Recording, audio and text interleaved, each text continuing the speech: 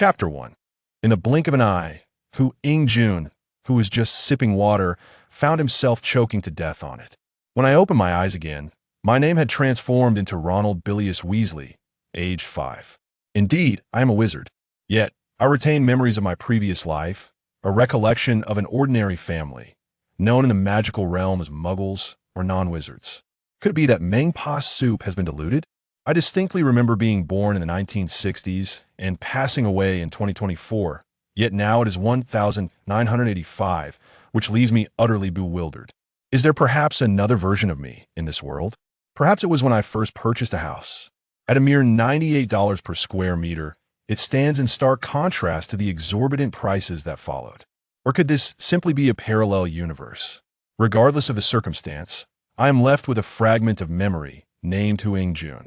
In my past life, my parents were alive but lived in abject poverty as the post-war conditions left many struggling.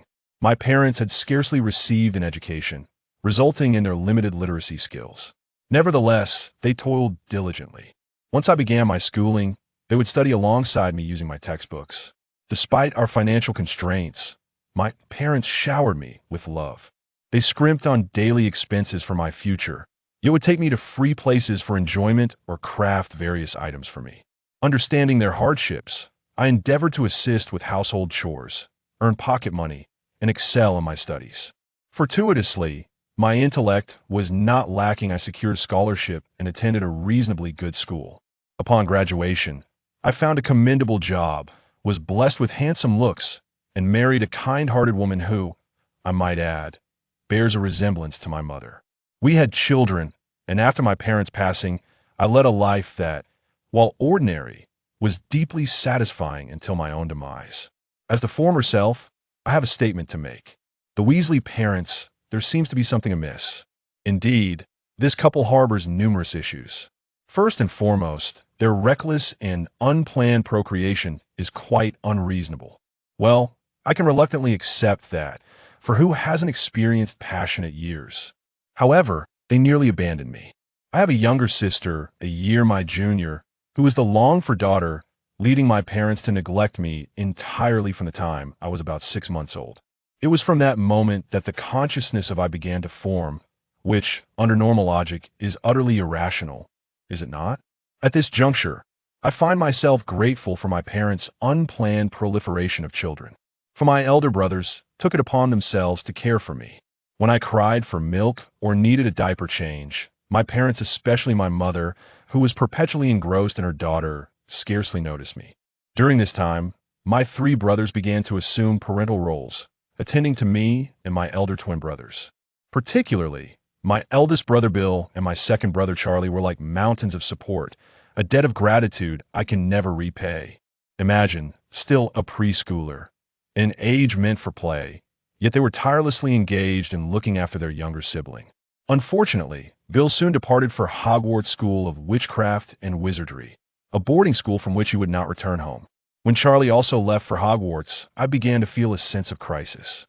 Though my brother Percy was also a caring child, he lacked the reliability of the first 2, he was studious and rather introverted, and I sensed he might be the most sensitive among us siblings. As for the twins, Fred and George, they delighted in teasing the serious Percy, which, to some extent, helped divert my parents' attention away from me. However, they were good children, and ultimately, they would heed our parents' commands. As a result, after Charlie's departure, our lives underwent a drastic transformation. The twins had their own little world, so they were not greatly affected. Yet whenever they felt discontent, they would cause a ruckus, orchestrating countless pranks, which ensured that our parents and sister would not overlook them or easily allow the twins to feel unhappy. My sister's education was also a concern. Being the only girl, my parents lavished upon her every item she desired. Meanwhile, I was left to wear my brother's hand-me-downs. The boys' clothing was reused repeatedly, with the occasional new piece, but I was never the recipient. Since these items were intended for future use, even the twins cherished them. Ah, dear reader, there is more to this chapter. Please click to the next page to continue reading, where the tale becomes even more riveting.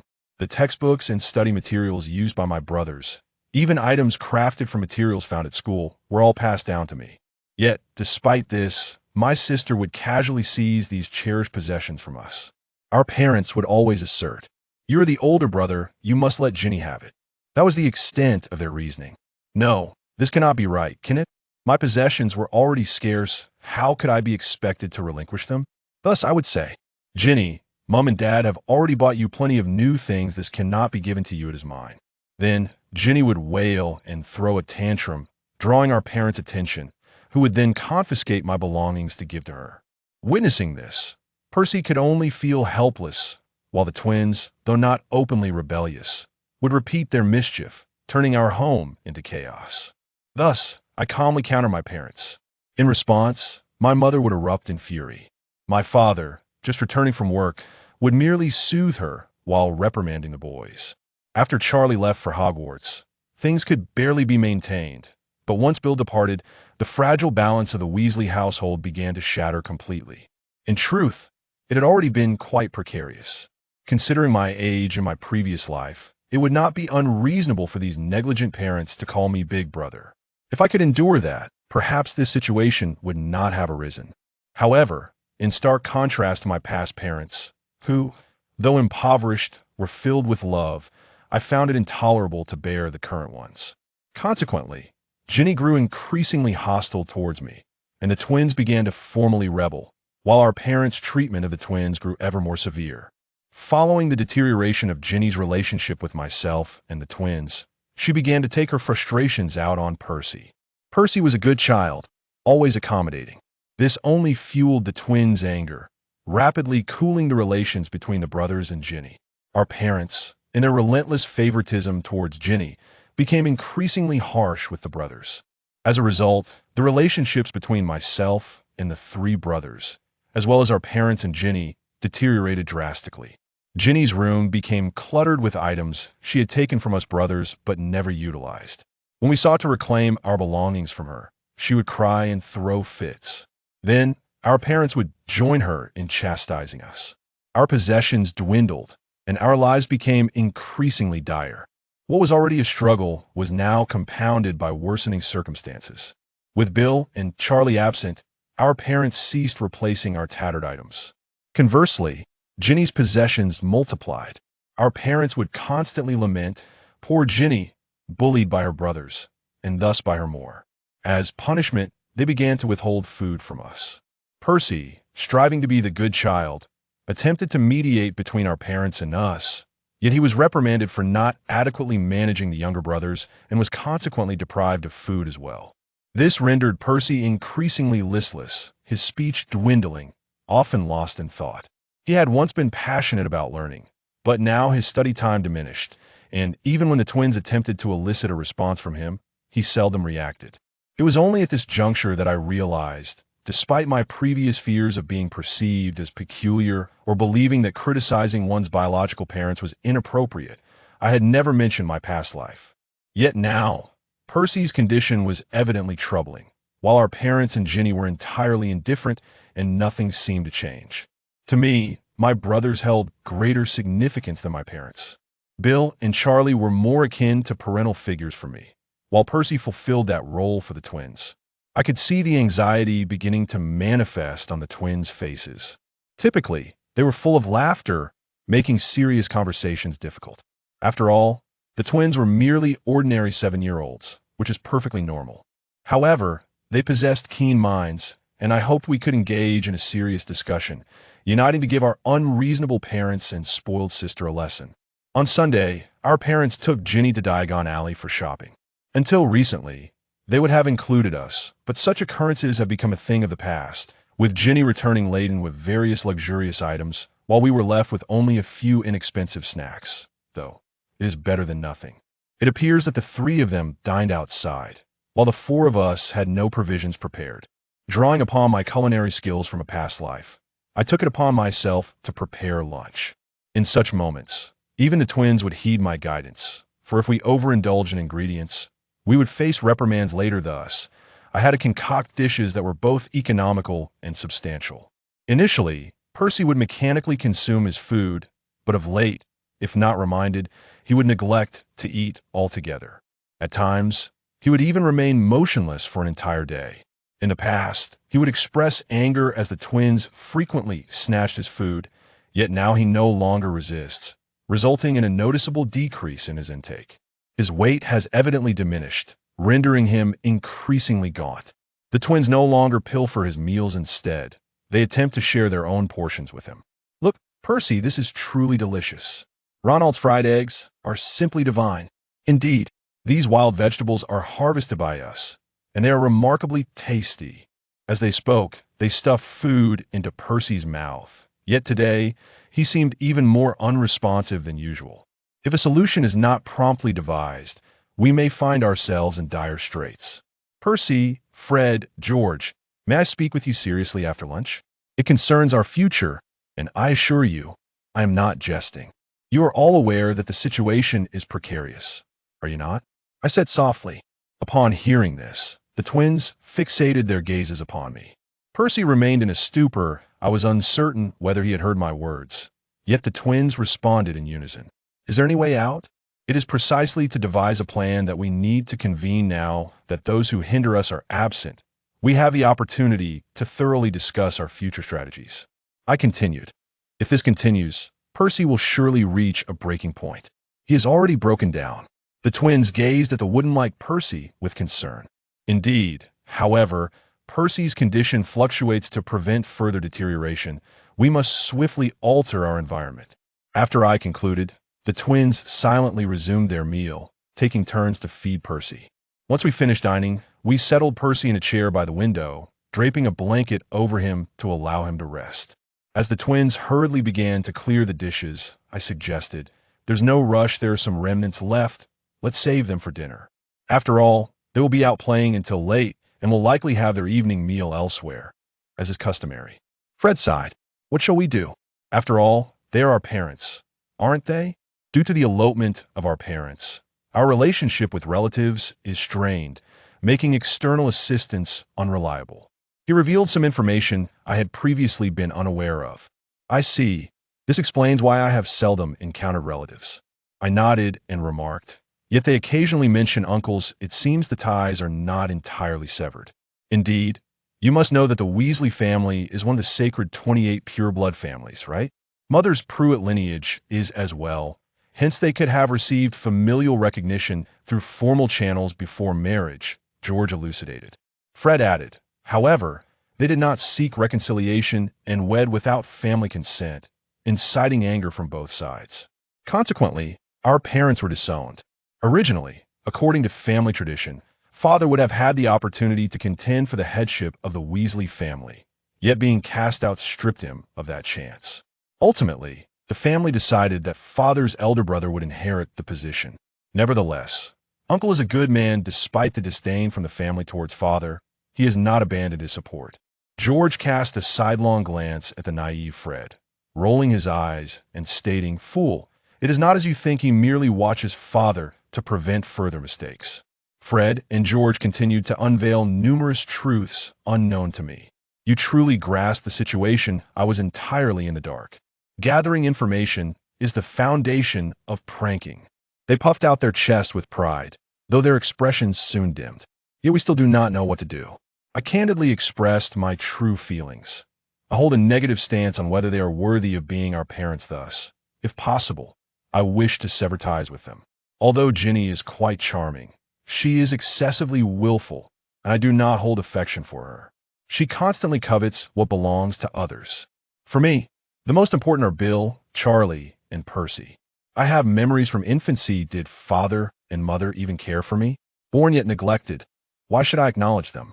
Subsequently, I enumerated to the twins, were it not for the 3 elder brothers looking after us, we would have perished from hunger long ago. Fred, George, it seems you rather favor Ginny. I am curious about your thoughts. I gazed at them resolutely, stating in advance that I was prepared to relinquish my parents and Ginny for Percy. Is it true that you remember these things from infancy?" George murmured. Fred, as if recalling something, softly remarked, "Indeed, I remember that it was not our parents who first cared for me, but rather Percy. My dear friends, there is still more to this chapter. Please turn to the next page to continue reading. As the story becomes even more captivating, to ensure their complete belief, I continued, by the time I was 6 months old, they had begun to neglect me. Before that, their care was only sporadic, dictated by fleeting whims. Subsequently, when Mother became pregnant and discovered she was having a girl, they completely disregarded me. Feeding and changing my diapers became the responsibility of Bill and Charlie. They were also the ones who tended to me at night. It was they who mashed cooked vegetables into baby food for me. During my first crawl and my first steps, they were the only ones genuinely pleased for me. They did not merely assist. They wholly cared for me as an infant. Percy, too, has always strived to care for you, yet he is the one most often reprimanded by our parents, simply because he is a good child. Thus, I believe Percy is merely exhausted from trying so hard. Perhaps liberating him from this stifling environment will allow him to recover. Upon hearing this, the twins shed tears. Yes, perhaps he is indeed a bit worn out. Indeed, he just needs a little rest. They wept side by side, that I clenched my fists and declared, therefore, I wish to change our circumstances swiftly that I can endure, but I fervently hope that Percy can leave this home soon. We are also willing to stand against everything for Percy. What shall we do next? The twins looked at me earnestly and I replied, first, we must inform Bill and Charlie of our current situation. Without their assistance, we cannot succeed. Moreover, we can leverage our connections at school or other available resources. However, even if we send an owl, we lack paper and ink. Mother and Ginny often send letters, yet we have never done so. So Charlie may have already sent something amiss. We have no materials for writing, and when Mother goes out, she magically locks everything tightly, rendering it inaccessible. In the Muggle world, paper and pens can be easily purchased with a child's pocket money. But the magical world is particularly backward in this regard. However, there may be some usable items among the Muggle scrap that Father collects. The twins blinked, looking at me with the wonderment of seeing something novel for the first time. How do you know all this? They inquired. Well, how should I explain? Ultimately, I decided to tell them that I possessed extraordinary abilities, recalling memories from my previous life in the Muggle world. Wow, such a thing exists. Fred said with curiosity. George stared at me and asked, from your perspective, do our parents deserve the title of parents? Not really. It feels like a game of pretend. They have children without any plans, excessively pamper their daughter, and shift the responsibility of caring for the children onto the other siblings. Such behavior is incomprehensible. They complain about financial difficulties, yet remain in low-paying jobs, merely passing time, spending on trivialities day by day. If we were already adults, it might not matter, but with so many children, have they never considered exercising restraint and waiting until the children grow up before indulging excessively? In my past life, even when my father desired certain things for himself, he always ensured I received the best.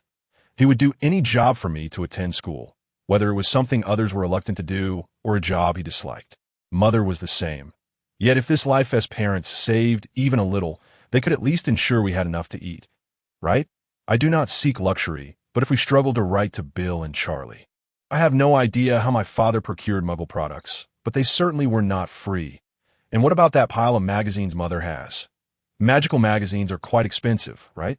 Even secondhand ones are not cheap. Especially considering she purchases only the latest editions, that if she refrained from buying those magazines, she could save some money. Old items could be sold to secondhand shops. When we visited Diagon Alley, I saw the prices of magazines in the bookstore. They were quite costly. In fact, if we waited a month, secondhand bookstores would have them available. Buying secondhand costs just a fraction of the price. Yet, she always buys new issues, glancing at them briefly before tossing them into a corner. Previously, even when Mother wished to buy books she liked, she would merely stand by the shelf and browse, or if she truly desired something, she would purchase secondhand or borrow from friends. Yet now, she prefers buying new magazines rather than new textbooks for me.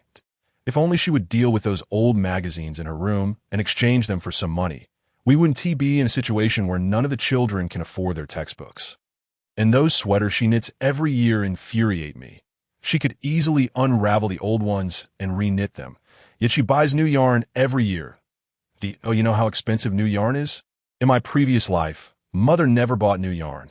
She would buy used sweaters that appear to have good quality yarn from thrift stores, discount events, or flea markets, then unravel them, wash them, and dry them to knit new sweaters. To say the least, if she knitted one for her sons, that would be acceptable, but she does not. apart from a few that she made for the eldest, which have been passed down for 6 generations. She has not knitted another. Moreover, Mother gains weight every year and has changed many of her clothes. Those that no longer fit could be sold for some money, yet she insists on waiting until she loses weight to wear them, without disposing of a single item. When she buys clothes for herself, she only buys new ones, never secondhand, even though she quickly outgrows them. When making her own clothes, she buys new fabric from craft stores, showing no intention of seeking cheaper materials that truly angers me. She complains about financial hardship while living extravagantly. This chapter is not yet complete. Please turn to the next page to continue enjoying the captivating content. If we are impoverished, we should be even more frugal. Yet her purpose in sewing is not to save money. While lamenting their lack of funds, they fill the house with unnecessary items that I in my previous life. We were far more impoverished than this. Yet this life as poverty is entirely different from genuine poverty. The house I lived in as a child was dilapidated, no larger than a kitchen. Yet it housed our entire family without all these belongings. Today, they ought to have merely strolled about, yet they undoubtedly will return home with more purchases. Truly impoverished families do not dine out. Dining at a French restaurant is an extravagant affair, yet this couple takes their daughter out weekly. Now that Bill and Charlie are still in school, they will soon have 5 children to educate. Do they not intend to save some money for the future?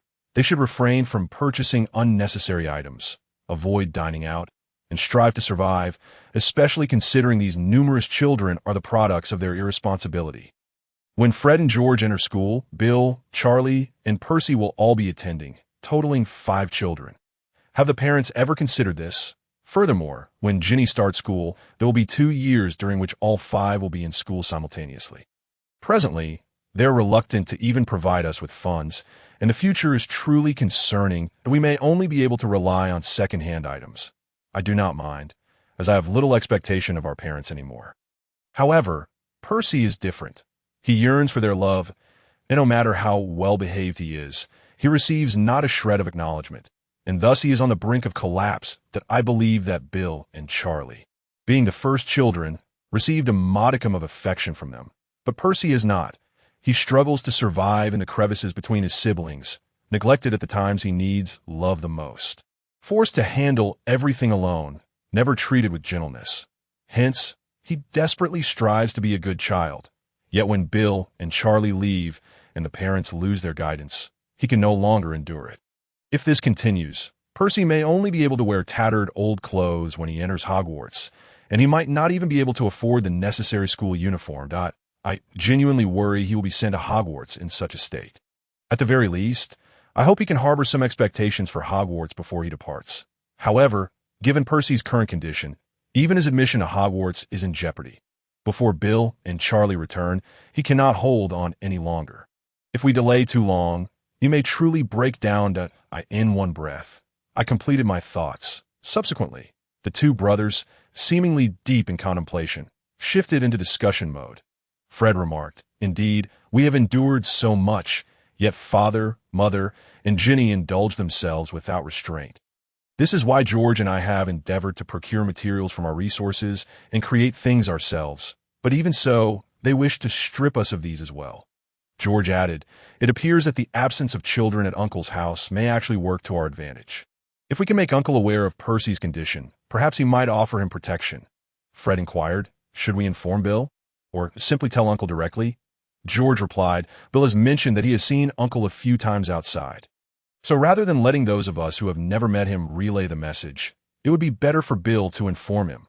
Fred commented, "Yet even if we notify Bill and Charlie, the next steps remain fraught with difficulty. If Mother or Ginny were to catch sight of the reply, it would create quite the predicament. Father would never rummage through others' belongings, but those 2 would not hesitate." George suggested, "Let us leave this to Bill." Fred then said, "But we first need paper and a pen. What should we do?" After Fred and George had conferred, they turned to me in unison that I pondered for a moment before saying, "George, you shall keep an eye on Percy. Fred, come with me to Father's storage to see if we can find anything useful. Since that storage belongs to Father, it is not locked like this house. And he wouldn't mind us taking some things he has no use for. We could utilize the paper we had hidden away previously, but the ink had run out, and that pen was no longer usable. Therefore, we must ensure we have some writing tools. I knew the twins often sneaked into father's storage, so there was potential there that I aimed to deliver the letter to Bill today, taking advantage of mother and father's absence. And since there was an owl available, if we sent it today, we could receive a reply by tomorrow without mother's notice.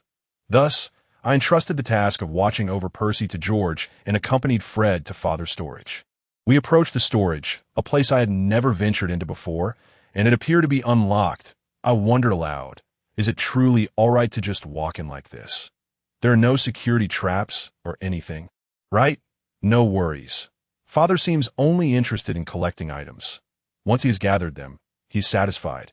Although there are some things he particularly cherishes, as long as we avoid those, we should be fine. Perhaps he has already noticed that we have taken things without permission.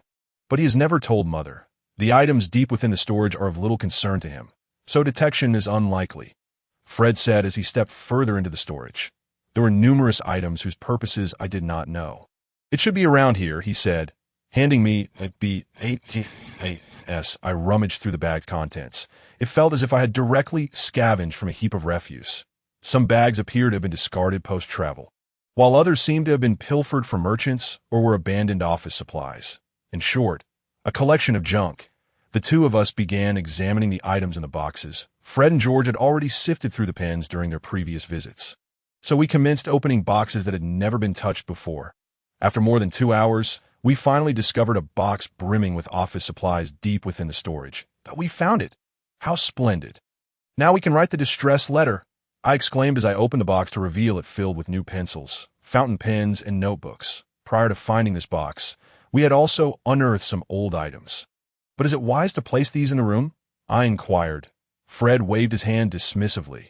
No worries, we can store them in George's and my secret base. Let us gather all the usable items into this bag and take them with us. We planned to carry the box directly, alongside the notebooks, drawing paper, pencils, erasers, ballpoint pens, fountain pens, dictionaries, paper clips, and folders we had found. Next, we temporarily halted our activities and returned home, stealthily taking some flour to make pancakes to stave off hunger while discussing how to organize these items. Percy's conditions seemed to have improved somewhat, quietly consuming his pancake, which brought me some relief. Pencils don't work very well on parchment, do they? I've tried before, and it doesn't write smoothly. Not that it can't write. But the results always feel unsatisfactory. Some pens don't work well either, Fred noted. I nodded in agreement. Indeed, fountain pens requiring ink perform adequately on parchment, but pencils are far better suited for muggle paper, which is made from plant fibers. Moreover, ink comes in both water-based and oil-based varieties. Water-based ink dissolves upon contact with water, while oil-based ink is more water-resistant. However, the majority of pens here are unusable due to the ink having run dry. Although testing the pens on drawing paper while eating was a bit crude, we began selecting the usable ones. Many of the pens had been neglected for so long that they were no longer functional. Oil-based ink can be applied to various materials, including metal and muggle synthetic resin, but it tends to bleed through thin paper. See, just like this. Wow, that sounds quite convenient. I suppose the ink used in the magical world is water-based. It should be water-based. However, it is also quite water-resistant, isn't it? Wait, could it be that the ink used in the magical world is still tannic acid ink? No wonder they still use quills. I've always wondered why they don't use dip pens or fountain pens. Quills are inexpensive and friendly to the wallet, possibly considering the financial situations of students and parents. What are you talking about? In the Muggle world, there are several types of ink. The ink for fountain pens is entirely water-based, but categorized into dye ink, pigment ink, and tannic acid ink. While they are all water-based, apart from dye ink, the other two are relatively water-resistant. Pigment ink is also commonly used in fountain pens, though it can clog the nib. Still, for those who frequently use and carefully maintain fountain pens, pigment ink is a commendable choice. However, if they continue to employ quills, the ink is likely tannic acid ink. This type of ink can corrode metal. So only fountain pens made from expensive materials like gold or platinum can withstand prolonged use. Of course, in the future, there may be developments of tannic acid ink that is less reactive, but that would mean individuals without money would be unable to acquire such ink. Nevertheless, tannic acid ink is the most durable, making it quite suitable for magical applications. That we should check the material of that fountain pen to see if it can be used. But generally, fountain pens are quite costly, so it should be fine that I never knew there were so many varieties of ink. I truly wish to visit a Muggle stationery store. While I also use pencils, sharpening them was a hassle. Using a knife was tedious, and even magical sharpeners required caution, lest I ruin the pencil. It was rather vexing that if I focused too intently on writing, I would soon have to sharpen it again. Such a nuisance, Fred lamented. There's a convenient tool called a pencil sharpener. Look, this one, I said, retrieving a small sharpener from the pile of miscellaneous items and began sharpening a pencil. Then, I produced a larger sharpener, the kind that requires turning a handle. Wow, this is so convenient, indeed, and it's compact, taking up little space. However, with this larger sharpener, the shavings 1T scatter everywhere, and my hands 1T get dirty. Ballpoint pens are also quite handy, but what if the ink runs out? After a while, some pens become unusable. In fact, many pens are inherently poured. This pen oil-based or water-based. Dear Master, there's more to this chapter. Please click the next page to continue reading. It only gets more exciting from here. Both types are available. The ink cartridge can be replaced, or it can be discarded once empty. Sometimes, the ink dries up before it is fully used, rendering the pen unusable. You see, there's still ink. You can no longer write that. In such cases, the only option is to discard it. Markers are the same. Once they stop working, they're simply thrown away. This pen is also no longer functional and can only be considered trash. Isn't that quite wasteful? Doesn't that cost a lot of money? Fred questioned it, as I mentioned earlier, in the Muggle world. These items are quite inexpensive, cheaper than a frog chocolate, so they are generally used and tossed. Fountain pens are valuable, but most other stationery is quite affordable. Otherwise, it would be even more challenging for underprivileged children to attend school. What is this pale-colored pen? It is nearly impossible to see when writing, and at present, I have no other pen available, so I must resort to using it. George picked up a slender pen. That is a highlighter, not intended for writing. For instance, one could inscribe the explanation of the spell Ramozan to facilitate memorization. One might draw a line over the word Ramozan, mark it with a highlighter to enhance its visibility. Students frequently utilize this method, and of course adults do as well. Thus, the mystery is resolved. While engaging in lively conversation with my twin brothers, I diligently penned a serious letter. After Bill and Charlie, our elder brothers, departed, no one intervened with our parents, leading to a deterioration in family relations. Despite Percy's attempts at mediation, the situation showed no signs of improvement, although they lavished gifts upon Ginny. The younger brothers do not receive the same consideration. Even though the younger ones cherish their old belongings, if Ginny desires something, it is invariably taken from them, and even Ronald's objections are disregarded. This dissatisfaction from Fred and George has resulted in an increase in pranks, and as a consequence, the younger brothers are often deprived of food as punishment. Their birthdays went unnoticed, devoid of gifts, cakes, or even a simple birthday greeting. When George pointed this out, we were shockingly told that it would have been better if we had never been born. Only our parents and Ginny ventured to Diagon Alley, leaving the younger brothers at home without even preparing lunch or dinner, which Ronald usually handled. Ever since they began facing frequent deprivation of food, Percy's demeanor has become increasingly strange. He appears lethargic all day, neglects his studies, and his responses are sluggish on some days. He is even unable to engage in normal conversation or eat, resulting in noticeable weight loss. Although the three of us managed to procure some ingredients and discreetly cook outside, we need not overly worry about going hungry. Despite Percy's dire condition, our parents and sisters seem utterly unconcerned. Thus, it is imperative to beseech our uncle to take Percy in as soon as possible. Even if only temporarily. As for the three younger brothers, we remain full of vitality and need not fret. Should we wait until Bill and Charlie return home for the next holiday, Percy is bound to completely break down. Thus, immediate action is essential. Having previously relied on old items, we now possess no new clothing, forced to wear tattered, patched garments. Mother and sister frequently rummage through my belongings. So it is best not to respond to letters that if a reply is necessary, please exercise utmost caution. After documenting these matters, I reviewed them with Fred and George. Upon objectively assessing our written words, it is truly disheartening. Our parents are entirely oblivious to their actions. If they had only Ginny as a child, perhaps this would not be the case. They likely desire only one daughter, do they not? Indeed. After Fred and George perused my writing and confirmed its accuracy, I remarked, I truly had no idea what they said to you on your birthday. Fred scratched his head. George explained, Ronald was overlooked on his birthday, and he hardly seemed to mind. However, I believe Mother was somewhat displeased. Why? She might have hoped Ronald would plead with them to celebrate his birthday. Seeing Ronald so indifferent, she seemed a bit angry. It is perplexing. They genuinely believe I would care about such remarks that I scoffed softly, then turned to the twins that I asked anything else to add. Both twins shook their heads in unison. Then let us swiftly dispatch the letter. George, you shall send it, while I accompany Ronald to transport these items to our secret base, that we began packing the usable items from the table into bags, while placing the trash into paper sacks to return to our father's warehouse. I carried the bag while Fred held the cardboard box. Following Fred, we ventured deep into the forest behind the house, completely avoiding sight of the dwelling. Upon reaching a discreet location, Fred retrieved a box from within a tree trunk. You took a box from a tree? Indeed, I performed a simple concealment charm to avoid detection. Although I have yet to acquire a wand, I can still utilize some magic within a limited range. Disillusionment charm, Fred announced as he lifted the spell. Consequently, the previously invisible hollow in the tree became visible, though it contained only a small space, just sufficient to accommodate a box as a secret base. This seems rather small, does it not?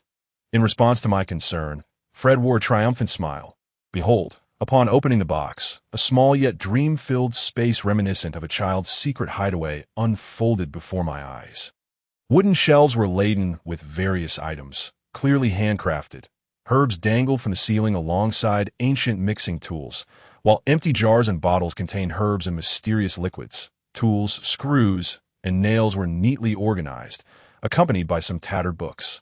A toy box and old wooden crates sourced from the Muggle world brimmed with woodworking supplies and enigmatic magical instruments that on a simple table, once used by children at a Muggle school, lay an unfinished magical device, sketches, and papers depicting magical circles, while the walls above the table were adorned with aged parchment illustrating magical patterns that a child could work comfortably within this space. What is this? It is astounding. I was left utterly speechless. Fred proudly showcased it to me. Though currently confined, the box has been enchanted with an expansion charm. While Bill assisted as well, after his departure, it has primarily been George and me who have been working on it. The box has also been waterproofed, so it can withstand being outside. Once we acquire wands, we plan to enlarge this space. What are these ancient magical circle items? Where did you acquire them? Oh, this? Back when we could still visit Diagon Alley. I secretly helped out at an antique shop. The shopkeeper, noticing my interest, gifted them to me. Although he himself was uncertain of their purpose, I could tell at a glance that they were powerful. Even without a wand, they can be activated with a surge of magical energy. The shop often provided me with various ancient items of unclear utility as compensation, but it has been quite some time since I last visited. That is remarkable. My brother is truly a genius. I have often wondered what you were up to while Percy and I were engrossed in our books at the bookstore. I had no idea you were crafting various magical instruments here. I had been curious about where you obtained these tools since your room appeared devoid of anything. Fred rubbed his nose and chuckled. Actually, I used to find you somewhat unapproachable. I never knew what you were thinking. So I rarely spoke with you. In hindsight, I should have consulted you much earlier. I candidly replied, it goes both ways, does it not? Had Percy not transformed into his current state, I would not have felt inclined to discuss these matters with you. Moreover, at that time, I was striving to accept the existence of magic. You can use magic now, correct? I suppose so. Whenever I lose my temper, peculiar occurrences tend to happen, and objects float. Many incredible things transpire. And merging this with my previous understanding is genuinely challenging. Additionally, my parents are like that, so I'm uncertain about when to voice my opinions. Originally, when Bill and Charlie were at home, my interactions with our parents were minimal. Thus, I never anticipated that their departure would precipitate such a decline in our circumstances. Upon mentioning our parents, a look of concern washed over Fred's face. What do you think will happen next? I predicted, if our uncle possesses even a modicum of conscience, he should swiftly ensure Percy's safety. The real issue lies with us, that if only Percy is taken away, it is easy to envision that we will face even worse treatment. Ideally, we would all be taken in, but given our numbers, I do not harbor high hopes. Perhaps once Bill reaches adulthood, he will attempt to take all of us younger brothers in. However, even after reaching adulthood, it will be challenging for him to acquire the financial means to take responsibility for us immediately. Even if he applies for scholarships, it is because our parents are present and our household has income. Thus, we do not meet the criteria that if Bill and Charlie graduate, perhaps we might barely manage, but we would still require some assistance to be, by the way, how is Mother's family doing these days? Fred shook his head in response. Mother once had a fiancé, but seemingly made a grave mistake in her youth, prompting him to demand compensation in a fit of rage, which led to the complete downfall of our already declining family. As for Father, his counterpart was younger than Mother and still attending Hogwarts.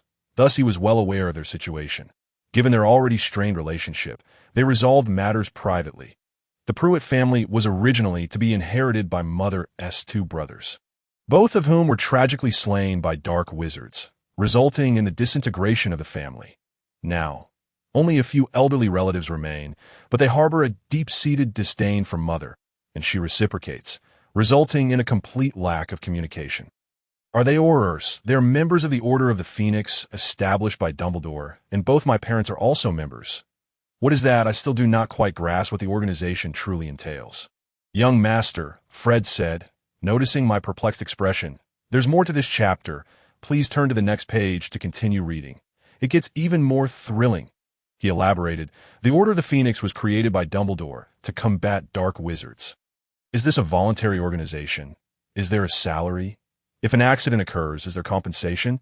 He chuckled wryly. Perhaps not. Being a member of that organization is, in itself, an honor, a symbol of bravery. However, if Aurors exist, then the necessity of this organization is questionable. Isn't it? It seems to suggest that too many cooks spoil the broth. What does that mean? It is an Eastern proverb indicating that too many leaders can lead to confusion and misdirection, resulting in chaos on sight. Dumbledore is the headmaster of the school, correct?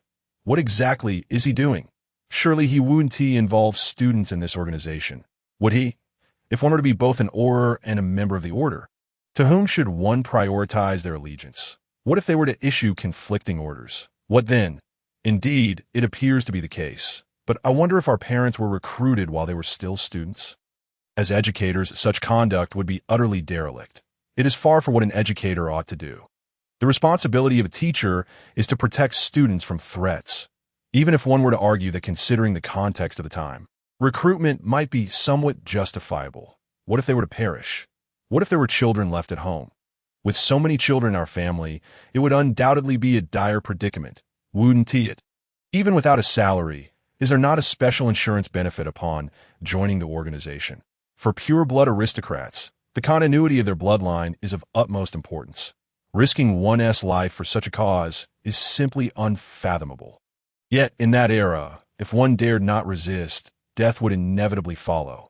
Perhaps our parents fought for us for a brighter future, and moreover, the Ministry of Magic itself is not a monolith. The ministry is hardly infallible. Is there a membership fee for joining the organization?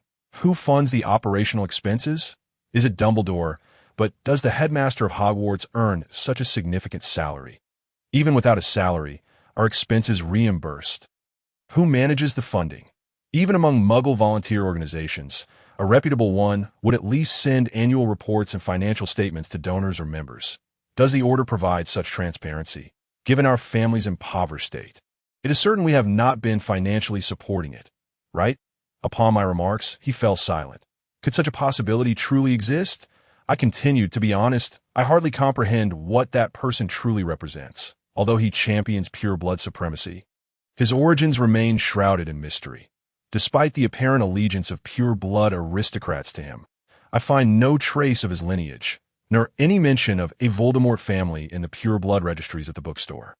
Is he merely self-proclaiming? If so, he likely is not a pure blood aristocrat at all. I have always found this quite suspicious. But if this is indeed the case, why do those pure bloods follow him? It is peculiar for a non-pure blood to wave the banner of pure blood ideology, that is this common knowledge, or do they treat him as a unique entity? It is truly a conundrum.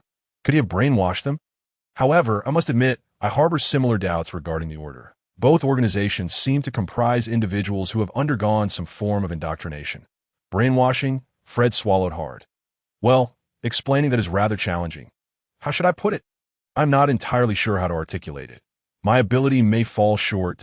IT is not magic, but rather a manipulation of thought through clever language or other means. Let us delve deeper into this later, once we resolve our family issues. Regarding brainwashing, there are likely numerous related books at Muggle bookstores that you can peruse and educate yourself that I wish I had the means to purchase books. Even without funds, Muggle bookstores are generally accessible for browsing. For now, we rely on Bill and Charlie to assist us with certain matters, and our priority is to take good care of Percy. I truly wish to avoid further explanations about brainwashing, thus forcibly concluding that topic.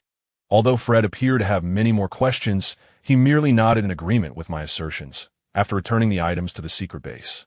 Fred and I ventured back to Father S.'s storage room, meticulously searching for usable items, but we stumbled upon a collapsible outdoor table and chair set. I had owned such a set in my previous life.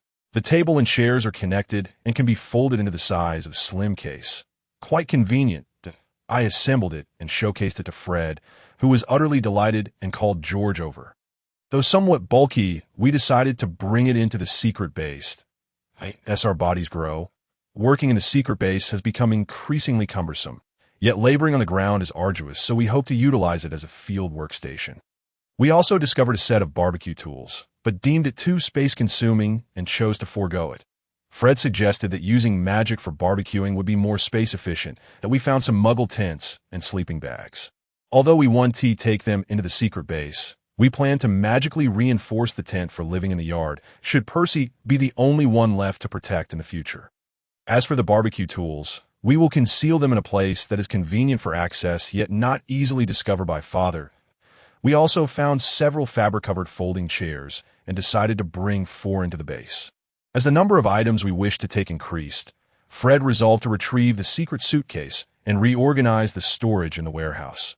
This way, even if those 3 individuals were to return unexpectedly, they would not uncover our activities. George was tasked with watching over Percy while remaining vigilant of our surroundings, that we also found some Muggle storage tools and resolved to make full use of them. The organization and storage skills I acquired from a life of poverty in my previous existence have proven invaluable. Paper products tend to occupy considerable space. Hence, we have undertaken the task of reorganizing and categorizing them with the aid of mundane binders and folders, resulting in a much tidier environment. To our astonishment, Fred and George have handcrafted binders from wooden boards, while items that do not require hole punching are secured together with clips. We have also replaced the antiquated hole punchers and staplers with more modern versions. The old, cumbersome tools previously used had rendered the space exceedingly cluttered. Additionally, we took the opportunity to dispose of several items that had been retained solely to accommodate these outdated tools. For those unfamiliar old tools, I inquired about their functions one by one. If I found that modern tools were more compact and convenient, we proceeded with their replacement and disposal. That I suggested utilizing the abundant loose leaf paper discovered in the stationery box to replace the notebooks that had become bulging with hastily scribbled notes. Upon explaining that loose leaf paper could be inserted into notebooks at any time, they expressed their intention to rewrite their notes during their leisure hours. Fred and George have made the most of their pencils, using them until they are too short to wield, even resorting to attaching a stick to continue their usage. However, this time they have truly reached their limits, with an ample supply of new pencils, ballpoint pens, and markers at our disposal. We decided to dispose of all the unusable writing instruments. They were exceedingly pleased, as they had often found themselves unable to locate a pen when inspiration struck. With the newfound space, we also moved in a small bookshelf and cabinet that had collected dust in the storeroom, utilizing them to categorize various small items such as staples, blades, and paper clips. We also stored in used binders, loose leaf paper, notebooks, and tools that are seldom required but occasionally necessary within the cabinet, that we labeled the small items housed in boxes for easier retrieval. The entire storeroom was organized with remarkable efficiency. After Fred and I had tidied everything up, George looked exceedingly pleased. Our methodical archiving by research area was both aesthetically pleasing and convenient for reference, earning us their high praise. By the way, The three of them had not returned until evening, so I prepared dinner. Later, we began discussing matters pertaining to the Muggle world, which piqued Fred and George's interest in stationery, though we even attempted to use a cleaning spell to restore a fountain pen, making it less prone to clogging. We laughed, attributing our success to magic. Upon learning that the Muggle world also produces glass pens, they appeared quite intrigued, and why thoughts and knowledge unconsciously gravitated towards the Muggle realm. Yet we discussed that merging magic with these concepts might yield innovative creations, potentially marketable within the wizarding community, that we also contemplated a future where we could open a shop together. These delightful plans for the future starkly contrasted with our current predicament. And it had been a long while since I had laughed so joyously I may have been frowning for an extended period. Although Percy did not partake in our conversation, he observed us with a serene expression. It had been a long time since I had seen him so relaxed. I felt a glimmer of hope. Perhaps it was not too late to salvage everything. After sending out this letter, there was a prolonged silence, but then that day unexpectedly arrived. Although staying at home unsettled me, the weather was splendid, and the twins expressed their desire to invent something in their secret base. I remained with the somewhat dazed Percy.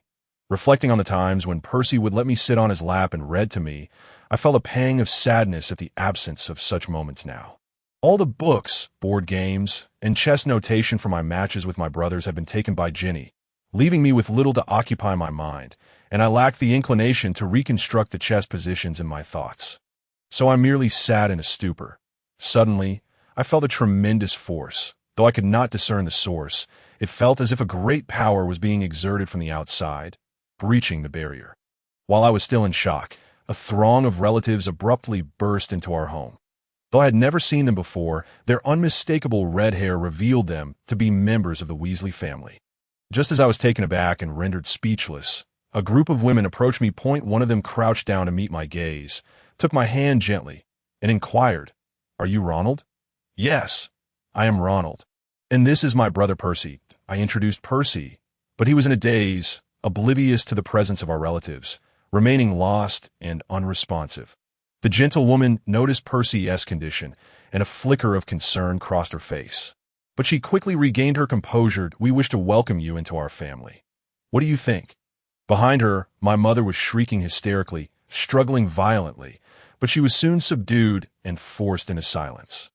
Ginny stood by, astonished at the unfolding scene. I said only Percy.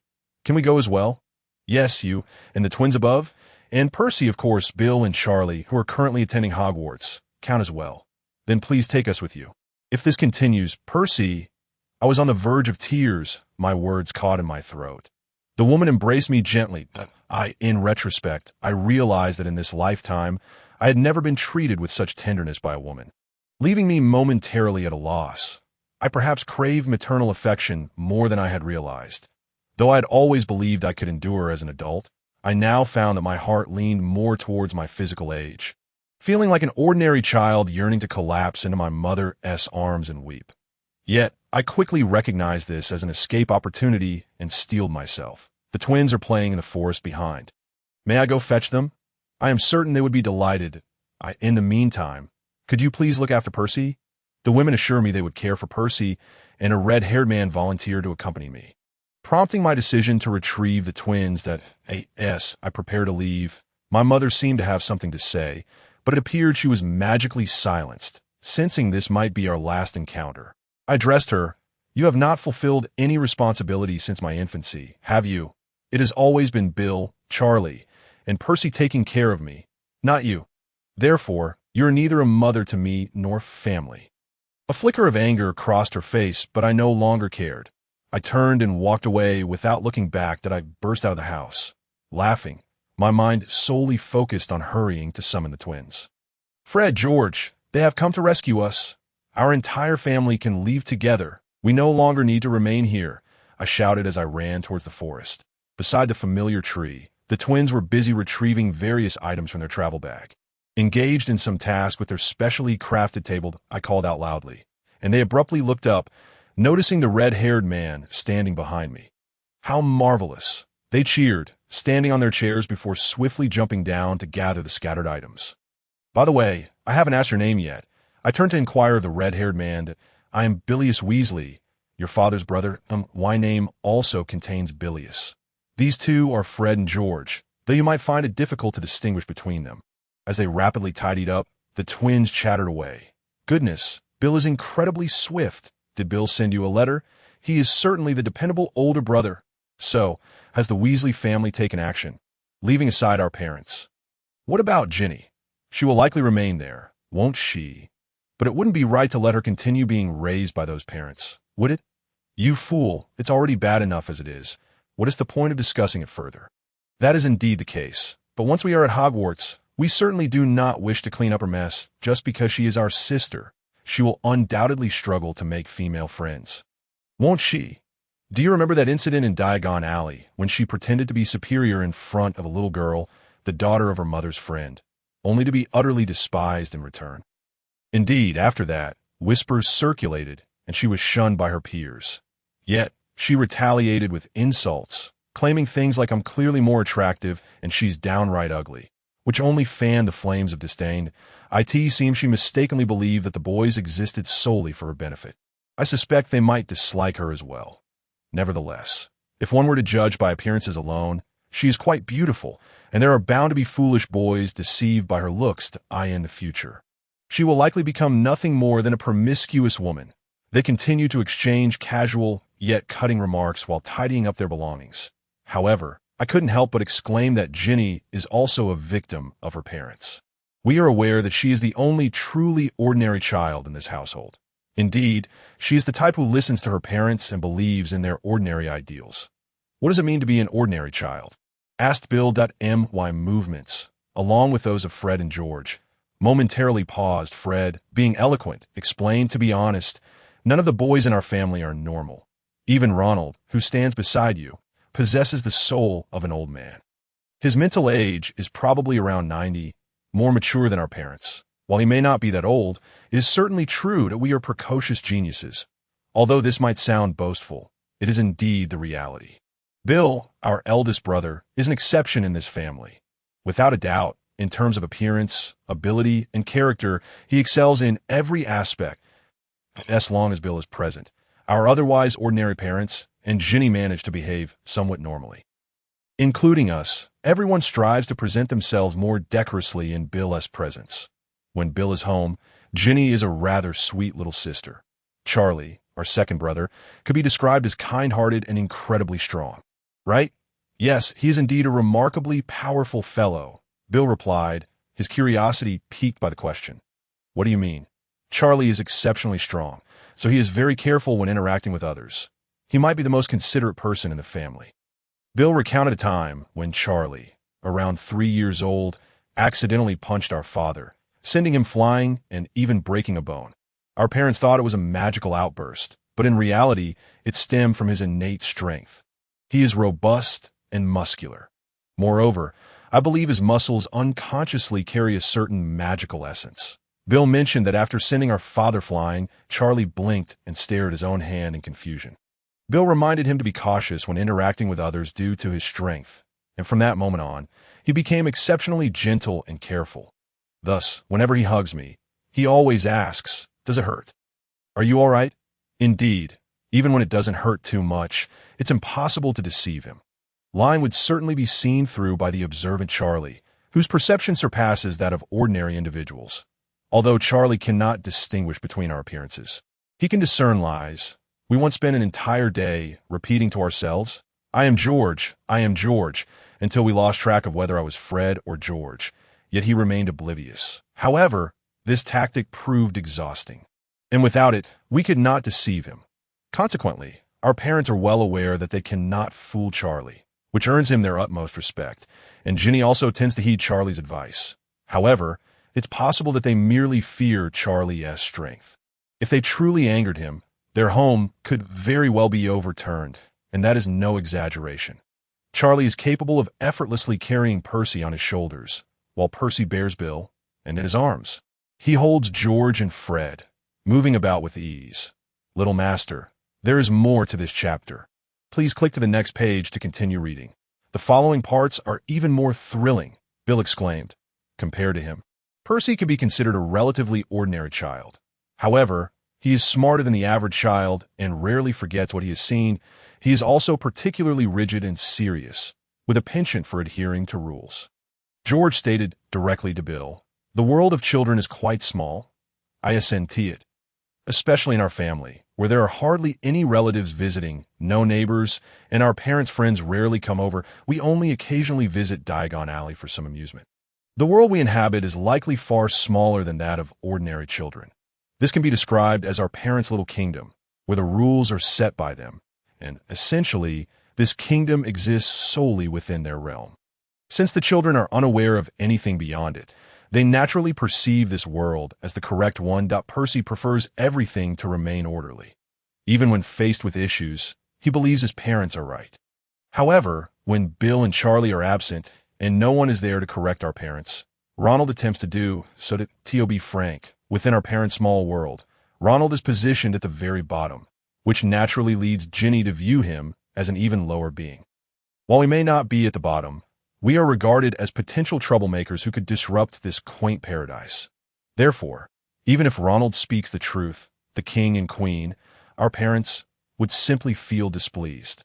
They have never reflected on their words and actions. Instead, they immediately try to correct Ronald, that we believe Ronald is correct and thus side with him, ultimately turning this into a contest of who is more right. However, they believe they are right, while the children are wrong, effectively excluding us from the discussion. Perhaps Percy's notion of correctness has become entirely distorted. To Percy, our parents are utterly incorrect, which is beyond his comprehension, leaving him a loss and mentally overwhelmed. Yet he eventually realizes that it is the parents, not us, who are in the wrong. This is where he diverges from Ginny. He is intelligent, while Ginny is rather foolish. That said, Ginny is nearly 4 years old, but she is still only 3, so we cannot fault her entirely. After listening to the twins, I couldn't help but murmur, have I made a mistake? Should I be more mature? Absolutely not. They vehemently denied my thoughts, which brought me a sense of relief that I paused my tidying efforts. Fred remarked, if it were Percy rather than Ronald attempting to correct our parents, perhaps they would listen. George shook his head and responded, is that truly the case? To our parents, Percy has always been a good child. If he were to correct them, they would no longer see him as a good child. Would they? Things might worsen. This incident has not directly harmed us. It has merely affected us. Even so, if Percy were to confront our parents directly, the outcome might be far more disastrous. I sighed. Indeed, Percy has always sought our parents' affection, which is why he has consistently behaved well, making him the most favored among the 4 of us. He has always been a good child, yet he has received such treatment that I end this regard. Ronald has completely defied our parents. He has done so since infancy. In fact, he possesses an inner spirit akin to that of an old man, as do having each other suffices for us. Thus we have little need for our parents' affection. Our parents initially disregarded Ronald, but he, in turn, has shown them contempt, which has displeased them greatly.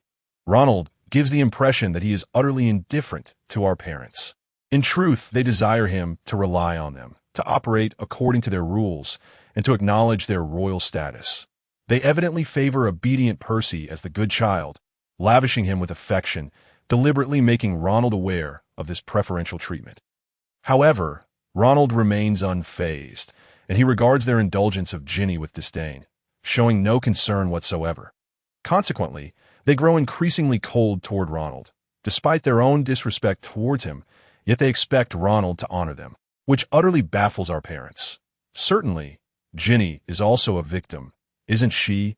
Witnessing the smug expression on her face as she seized our belongings left me utterly perplexed. In the aftermath, had she displayed even a modicum of remorse? We might have found her somewhat endearing, yet she exhibited none of that. After witnessing her behavior, our sympathy completely evaporated. Yes, I understand. I nodded in agreement with the twins, adding, even if we are deprived of food, it matters little to us, especially when it comes to snacks, while she's indulged by our mother, relishing homemade cookies and cakes with no sense of guilt. Instead, she revels in her sense of being treated specially. I feel we are fundamentally different from her. Fred chimed in. When only the 2 of us were deprived of food, Percy and Ronald would sneak us a bit. Yet, as we faced increasing deprivations, Percy felt immense guilt. even shedding tears at night, apologizing for having to eat alone, though he had done nothing wrong. His distress ultimately became unbearable. In stark contrast, Ginny exhibits pride, a stark juxtaposition to Percy. I suspect she has been thoroughly corrupted by our parents. My dear. The chapter continues. Please turn the page to delve deeper. The narrative only becomes more riveting, having been poisoned to such an extent in her formative years. She may be beyond redemption. She has entirely transformed into a resident of her parents' little kingdom. Once severed from their influence, she will undoubtedly flounder like a fish out of water. From this perspective, Ronald diverged from the rules of their small paradise from the very beginning, hence their disdain for him. Although he resides with them, he will never be a true inhabitant. George interjected, I comprehend. They must feel discontented with our separate world, right? Their need for control is overwhelming. Though they appear timid in public, they wish to ensnare their children within their own rules. Ginny is the sole child who adheres to these dictates, which is why they dote upon her. Moreover, she is the daughter they have long coveted, intensifying their indulgence. Yet, are these rules truly absolute? Do they recognize that they themselves often acquiesce to those stronger than they, rather than uphold their principles? Indeed, they are unstable. When the flawless Bill is present, they prioritize his rules, yet in his absence, they attempt to impose their own. The formidable Charlie strives to correct them, as their regulations increasingly revolve around their parental figures. Bill returns from holiday and reinstates order. This cycle commenced once Bill left for Hogwarts. When Charlie is absent, the entire structure collapses. That we are simply too exceptional. Our parents' little kingdom is far too confined. All right, all packed. The twins slung their bags over their shoulders and exchanged a triumphant high five. Mr. Weasley chuckled wryly. Then let us be off. Rest assured, your sister won't be accompanying us, nor will your parents let go. Now, hasten to pack your belongings in the room. It is time for us to depart. Our essential items are all contained within. To prevent Ginny from claiming anything, we had already relocated everything. The room now lay bare, save for tattered clothing and undergarments. Even the old garments could be replaced with better items from the Weasley family storeroom. The twins hinted at the lack of anything worth taking. However, let us pack a few of Percy's cherished belongings, I suggested with a smile. Fred eagerly raised his hand. Can we retrieve the book that Ginny snatched from Percy? I casually remarked, upon reflection, Bill and Charlie's possessions are still here, only those that Fred and George helped conceal. There is little left in my room worth packing, aside from worn-out clothes. Mr. Weasley noticed that the trunk seemed to have been enchanted with an extension charm and casually inquired, What's this about? We did it ourselves. The twins replied in unison that we had seen an extension charm trunk in Diagon Alley and desired one. But the price was beyond our means, so we thought, why not attempt to create our own? Despite Bill's assistance, we toiled for a considerable time, poring over specialized books in the bookstore, enduring the staff's mocking, and pleading with the shop owner to allow us to study the items thoroughly, even if we didn't make a purchase, hoping for a small tip in return and some guidance. After numerous trials, we finally succeeded. The twins proclaimed with pride that we dare not leave valuable items at home. For our mother and Ginny would seize them. I nodded in agreement. Necessity is the mother of invention. Even if they are not essentials, we have many aspirations. With hearts full of hope, the three brothers ventured out of the forest. Upon entering the house, we found our mother bound and silenced, our sister glaring furiously at the surrounding Weasley family members, while our father stood in a daze, uncertain of when he had returned home. At that moment, a composed gentleman, presumably the current head of the Weasley family and our father's brother, gently addressed us. My wife is assisting Percy with the packing. You should hurry along, too. Inside the room, Percy sat quietly on the bed, with an aunt and a young lady helping to organize the luggage. This all the baggage. It seems there is little to pack, I observed. Most of it is already in this trunk. That is about it. Originally, Percy and I, along with Fred and George, shared a room, but when Charlie went to Hogwarts, the arrangement was modified to provide Percy and me with separate quarters, while Charlie shared with me. However, with Charlie's departure, Percy grew increasingly withdrawn, and we ultimately reverted to the original arrangement. My belongings are in this drawer. I indicated they're yours now.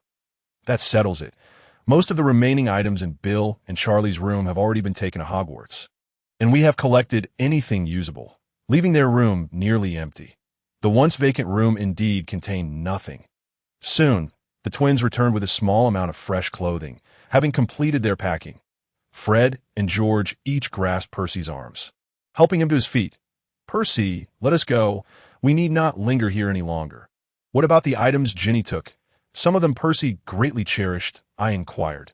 George replied softly, "Let us leave them here." "But those items were precious to Percy," I said. "That I know, and it is precisely because of what has transpired that I remember them so clearly."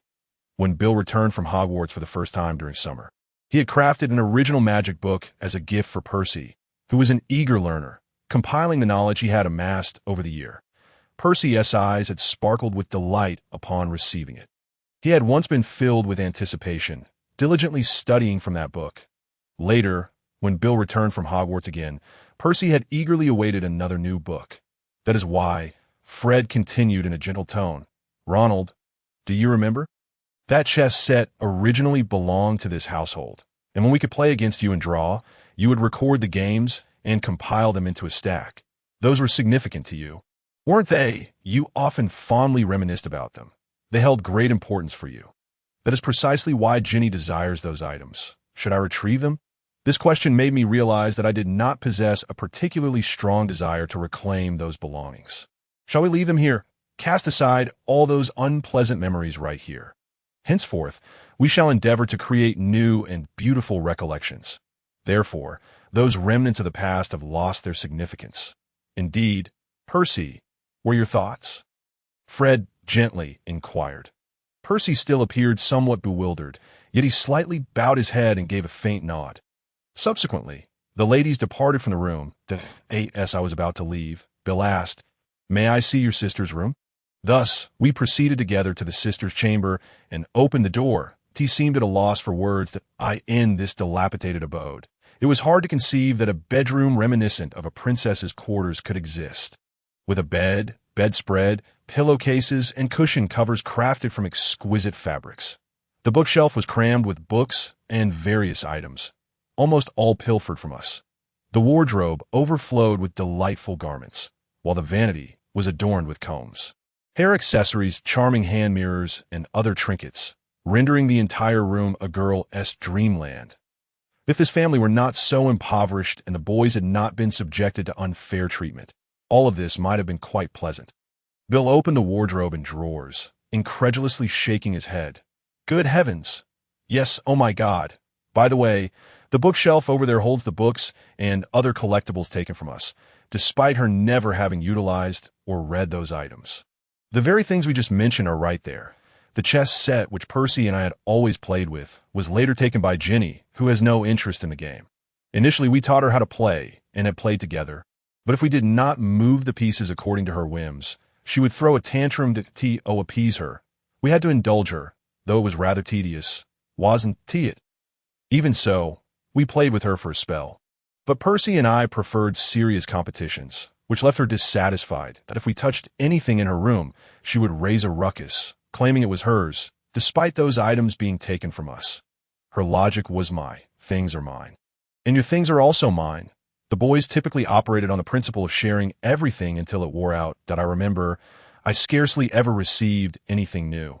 Even my undergarments were hand-me-downs. The twins, always needing to prepare two of everything simultaneously, occasionally received new items.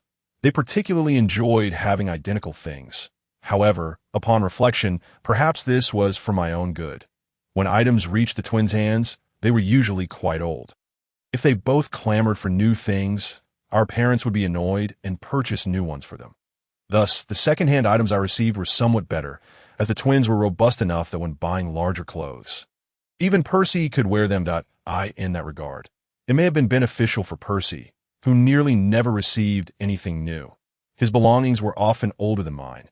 Hence, Bill would meticulously handcraft copies of textbooks or reference books for Percy, presenting them as gifts. Although he joyfully studied with those books, they too were taken away. Percy and I, along with the twins, openly expressed our lack of respect towards our parents, frequently clashing with them, voicing our thoughts, which prevented the accumulation of too much tension within the household. However, Percy, being the dutiful child, likely bore the brunt of his suffering, and he always endeavored to mediate between us, our parents, and our sister, thus enduring even greater harm. Although I had long realized Percy was not quite normal, I failed to take action sooner, resulting in him becoming the way he is now. That I constantly opposed my parents, subjecting Percy to additional stress. That I feel I could have done something earlier.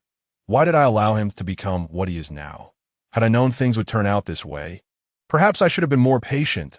In comparison to Ginny's room, overflowing with items, Percy's nearly empty room, along with his bewildered expression, brought tears to my eyes. That I remained silent, shedding tears quietly, witnessing my distress. Mr. Bill knelt down, placing his hands on my shoulders and gazing into my eyes. Just as the twins had remarked earlier, let us leave all unpleasant memories behind. From this moment on, we shall start anew in this fresh environment. Crafting joyful memories, we will fill Percy's heart with delightful experiences. But this also applies to you. Your heart must also be filled with joyous, that agreeable. Upon hearing these words, I could not help but weep audibly like a child. The first time I'd cried out so since my early years. That Mr. Bill swiftly gathered the sobbing me into his arms and carried me downstairs. Upon entering the living room, I observed my aunts and uncles prompting my parents to sign certain documents, and he gestured for us to step outside first. Once outside, the true Weasley family had assembled. Seeing me still crying in Mr. Bill's embrace, the twins exhibited expressions of surprise. Soon, the leading uncle emerged, signaling that we were ready to depart. And one by one, they vanished with a disapparition charm. Exhausted from weeping, I peacefully fell asleep in Mr. Bill's arms, awakening to find it was already the following day. I am Dusty Weasley, the patriarch of the esteemed Weasley family, part of the Sacred 28. Although other pure-blooded aristocrats often deride us as traitors to our lineage, I have frequently pondered how much better it would be if my father could simply remain silent and refrain from excessive commentary. However, it is precisely because of our exclusion that we do not incur excessive social expenses, which, in a sense, is a relief. Other pure-blooded families may appear resplendent on the surface, but are, in reality, burdened with debt. While our family may lack wealth, at least we are not compelled to put on a facade. Perhaps this is why we are even less popular, yet I remain indifferent. But, Father, you did not utter those words solely due to financial constraints, did you? Of course, this is merely a jest. Perhaps my father spoke without careful consideration. What he stated is indeed factual. The number of members from a Knott family who penned that letter was overwhelming. Perhaps they could not comprehend it all. However, throughout history, many have chosen half-blood or muggle-born partners. Yet, this is no different from other pure-blooded families. Why does no one openly acknowledge this? The answer is simple. It would make one an easier target for dark forces. Due to my father's ill-timed remarks, the Weasley family has more frequently become a target for dark wizards. Coupled with our self-identification as a family of light, we have become a common target for dark forces. Family members have implored my father, as the patriarch, to retract his statements. Yet he insists. Why should I retract? This is the truth. We should stand tall and proud. What I said is not wrong. He disregarded all counsel. The problem is, if issues could be resolved merely through slogans, that would be fine. The real world is not so simple, is it? Since my father assumed the mantle of patriarch, the Weasley family has nearly fractured. Despite our vigilance against dark forces, some families have narrowly escaped after attacks, while many others have tragically become victims. Relatives frequently approach my father, pleading with him to either retract his statements or at least enhance safety measures for family members. But he merely insisted on maintaining a dignified stance, taking no action whatsoever, even refusing to negotiate it. As a result, increasing numbers began to question my father's qualifications as the patriarch, and the once united family began to show signs of division. Sensing a crisis, I began to inquire with relatives, listening to their grievances, striving to grasp the family's current state, and attempting to act as a mediator. At the time, I was merely 6 years old. What does family truly mean? Even a child can recognize the peril of the situation. Why is my father oblivious to it? As discontent among family members grew, how could he remain so indifferent? In the face of the family's sacrifices, why did he feel no remorse? What did he consider the responsibilities of a patriarch? regardless of whether my father is a pure blood or the family patriarch. Especially considering he has married a wife, albeit from a collateral branch, who hails from the esteemed black family. He resides in the utmost sanctuary. He criticizes pure blood elitism, yet paradoxically relies on its protection. Why can he not perceive this? Why does he exhibit such hypocrisy? Even I, a mere child, comprehend that my father embodies the very essence of arrogance. It is precisely due to his ignorance of the plight faced by half-blood wizards within the magical realm that he utters such remarks. His oversimplification of matters suggests he fails to grasp the significant influence his words wield as the patriarch, leaving me momentarily dizzy with disbelief. During this period, even my mother, who had once married him out of admiration for his sense of justice and subsequently severed ties with her own family, began to harbor doubts about him. Nonetheless, they continued to share an intimacy reminiscent of newlyweds. Should I urge your father to reconsider? Deep within, I silently implored her not to take such action. It would only exacerbate the situation. This is not a viable solution. Please maintain the closeness you once shared. However, in order for me to fully grasp the dynamics within the family and prevent my father from uttering unnecessary words, I was relieved to see family members gravitating towards me as the next patriarch.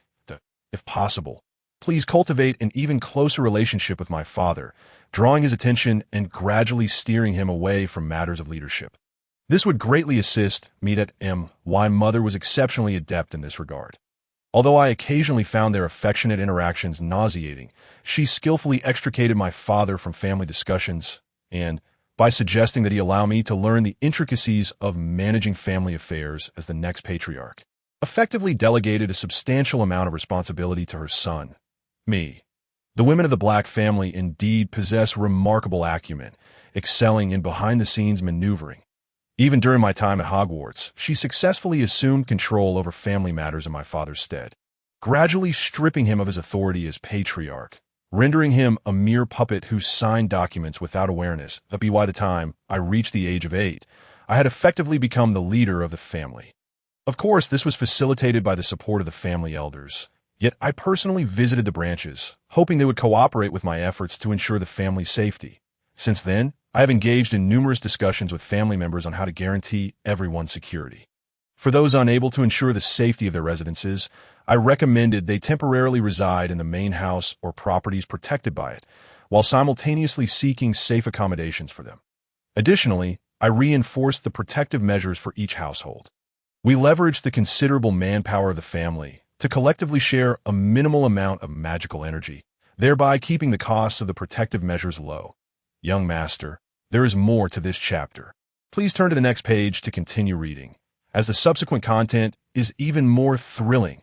At that time, the quality of the defense against the dark arts course at Hogwarts had significantly declined, prompting us to organize supplementary lessons. These courses could be referenced by the elders based on previous teaching materials, thus requiring no financial expenditure. That we also conducted repeated training sessions on seeking shelter during attacks across various households, preparing multiple safe havens just in case. During the training, we emphasized the importance of fleeing. To gain precious time for escape, we even incorporated Muggle combat techniques, particularly with regard to those children who have yet to master the arcane arts. We place a significant emphasis on their instruction. For adults, in times of peril, it is paramount to ensure that the children have the opportunity to escape, even at the cost of their own lives, while simultaneously teaching them how to effectively combat dark wizards. Despite the disdain that dark wizards often hold for Muggle combat techniques, these methods are precisely what enable us to mount a successful resistance against them. Our family's proficient members, who are Muggle-born, have mastered various martial arts, collaborating to gradually develop the most effective strategies that I have dubbed this approach physical magic. While we have contemplated the preparation of port keys, concerns arose that if they were seized by our enemies, it could expose our sanctuary and lead to greater casualties. Consequently, extensive discussions were held prior to their introduction. Ultimately, it was decided to establish waypoints for families with children, placing port keys in locations that would be difficult for enemies to access yet easily navigable for the children. We have also advised the children to seek entry into Gryffindor House, to refrain from acting alone within Hogwarts, and to exercise caution if they find themselves in other houses, ensuring they do not stray from their friends. Should they be placed in Slytherin, they would face a dismal future. Thus, it must be avoided. At this juncture, I find myself grateful for the characteristics of our family, our impoverished status, the multitude of offspring, and the rarity of female births.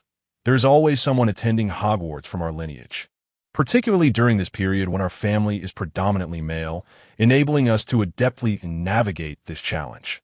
Even after my own enrollment at Hogwarts, I largely entrusted affairs to my uncles and mother. Yet I frequently issued directives during my time at school. During holidays, responsibilities accumulated, and amidst my academic pursuits, I also had to fulfill the substantial duties of a patriarch. Following my graduation from Hogwarts, I formally assumed the role of head of the Weasley family. Initially, my father expressed that the timing was not yet right, but my mother's remark that we could once again enjoy our newlywed life swiftly persuaded him to relinquish his position willingly. Upon becoming the patriarch, I remained incessantly busy that I commenced the implementation of plans that could only be executed after my formal ascension. Since seizing the reins of leadership from my father, I have advocated for a motto of protecting our family through our own means rather than relying on orders, further fortifying our family's defensive measures. Consequently, the number of family members entering the Auror department has dwindled significantly. After all, the duties in Auror are exceedingly demanding, leaving little time for them to safeguard their own kin. Following my father's comments, attacks against the Weasley family surged, prompting numerous members employed in the Auror department to request logistical support or reassignment. Those unable to transfer opted to resign and become private tutors or healing wizards. For those members still fervent about their work in the Auror department, I earnestly implored them to serve our family. Regardless, we require competent wizards capable of providing emergency assistance. As we entered a dark era, I intensified training, mandating participation from all. The training regimen encompassed dueling, perception, physical techniques, and concealment, with even the youngest children included. The majority of family members began to regard me as their protector, willing to unite around me to safeguard our lineage. After the conclusion of the war, I gradually eased the training requirements, though I continued to ensure it remained regular, preparing for unforeseen circumstances. Additionally, I diligently gathered all available intelligence concerning Voldemort, the headmaster of Hogwarts. Dumbledore possessed a wealth of undisclosed information, and I consistently sought insights from him regarding Voldemort. My father maintained a close relationship with him, and Dumbledore regarded me as my father's capable assistant, thus extending his trust to me as the de facto leader of the Weasley family. My views often aligned with his. Regarding Harry Potter, there were occasions when we engaged in disputes from a young age. Harry was compelled to confront Voldemort, believing such opposition to be his life's mission that I did not concur with this belief. I maintained that as the headmaster of Hogwarts, he should not place a child in the path of such a dangerous adversary. Although we occasionally experienced minor conflicts, we ultimately reached a degree of compromise that I have always held a deep respect for Harry. He is willing to sacrifice himself for the wizarding world and has indeed paid a considerable price. Yet I still believe he should not bear such a heavy burden at such a tender age. In managing family affairs, I have consistently adhered to a principle of justice and pragmatism, striving to ensure the survival of the Weasley family amid darkness. My mission endures as long as there is a need. I shall continue forward, safeguarding all that I hold dear. Upon assuming the role of head of the family, I immediately began addressing the concerns of Muggleborns. Though they may be considered Muggleborn, they remain integral members of the Weasley family, making them prime targets for dark wizards, along with their families. Thus, it is imperative to first secure their safety and that of their loved ones. However, with the improvement of the educational system in the Muggle world, an increasing number of Muggleborns find it challenging to secure employment, rendering the resolution of this issue urgent. Some have approached me regarding this matter, expressing a desire for a solution. Consequently, I have been contemplating the reconstruction of the family system once I wield actual power, yet this requires financial resources, time, and effort which I've been unable to implement prior to becoming head of the family. Raising funds has proven to be the most arduous task. The Weasley family is renowned for its poverty and numerous offspring, thus we possess little wealth. Even the scant resources we do have are devoted to our family security measures. While many issues in the magical world can be resolved through magic, rendering money less essential for daily living. The Muggle world operates differently to genuinely establish a system. Muggle currency is indispensable. However, as we have not engaged in any significant enterprises or financial ventures, a shortage of funding has emerged as our principal challenge. After careful consideration, I resolved to invite Muggle-borns from the Weasley family to our home to ascertain if there were any items in the Muggle world that could be sold at a high price. Our residence houses various antique silverware, exquisitely adorned yet aged ceramic tea sets, special dinnerware reserved for entertaining guests, glassware, opulent furnishings in the reception room, ornamental Eastern-style pottery, vases, decorative items, paintings, the non-moving kind, ancient tapestries, and luxurious carpets, all of which are well-preserved thanks to the aid of magic. Fortunately, due to my father's previous statements, we have nearly severed ties with pure-blood aristocrats. Thus, we need not maintain a facade of propriety. These items could be sold without hesitation.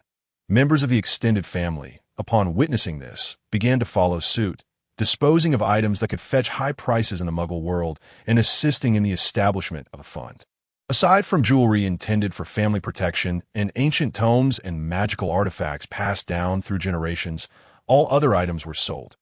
Incidentally, my father seemed entirely absorbed in his world with my mother, behaving as though he were invisible, showing no reaction to the sale of various household items, and it was uncertain whether he even noticed. Even the heavy, high-quality velvet curtains were sold and replaced with cheaper alternatives, to which he displayed no response. Why mother appeared somewhat disappointed. Perhaps he truly is ill-suited to be the head of the family. In truth, the Weasley family has secretly managed a sanctuary for Muggle-born since time immemorial. Although it is located far from urban centers, there exists a quaint town nearby, suitable for habitation. Everything operates according to Muggle rules, and the Muggle-borns lead ordinary lives.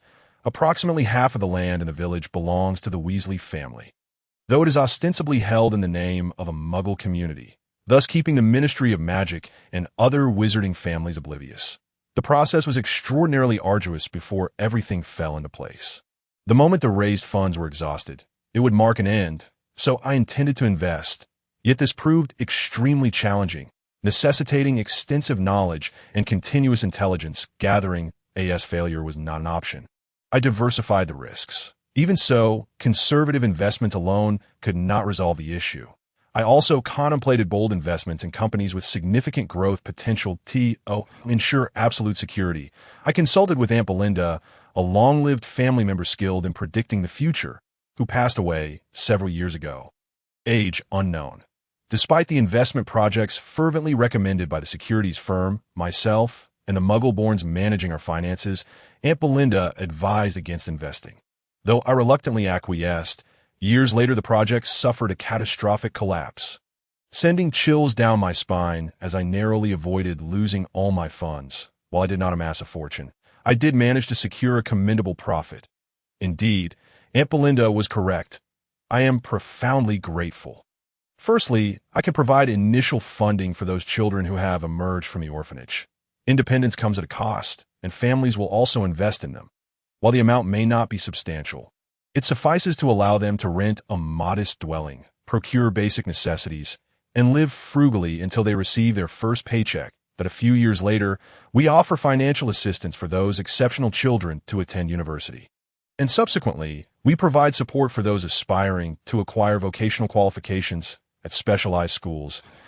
As these Muggle-born children establish themselves within the Muggle realm, they begin to give back to their families, contributing donations and sharing new investment opportunities, thereby stabilizing our funding operations. Their proactive assistance significantly bolsters the support we provide to the Muggle-borns of the Weasley family, thanks to the sufficiency of these funds to sustain our aid to Muggle-borns. I was able to recoup the initial capital allocated for the fund and escape a period of dire poverty. With the reclaimed funds, I established a new fund dedicated to assisting children within the family who possess magical abilities.